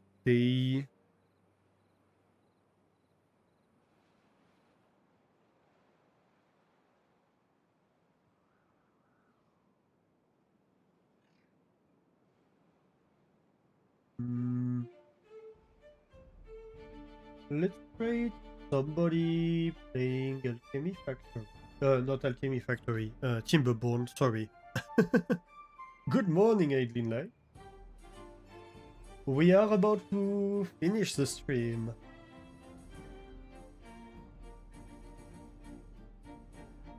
We are about to raid, please. Let's trade rule.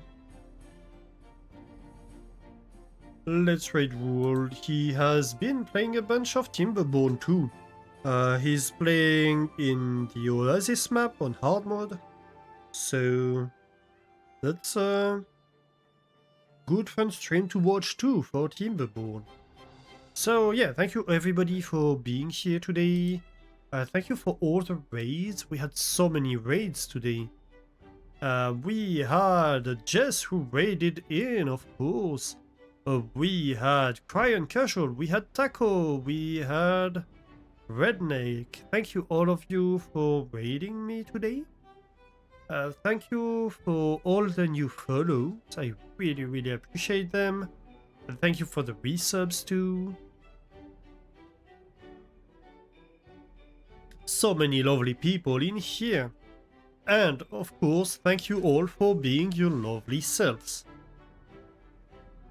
Alright, so I do have a raid message for you.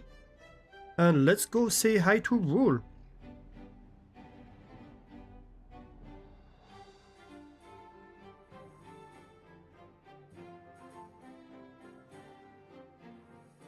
Alright, so thank you once again for being here today. I do wish you all a great time zone. And I hope to see you next time.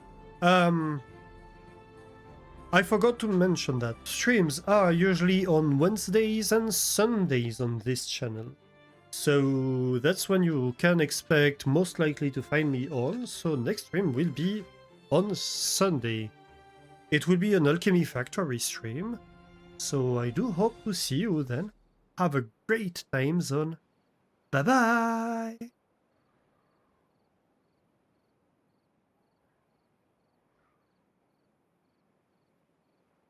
Also, don't forget to grab a raid message.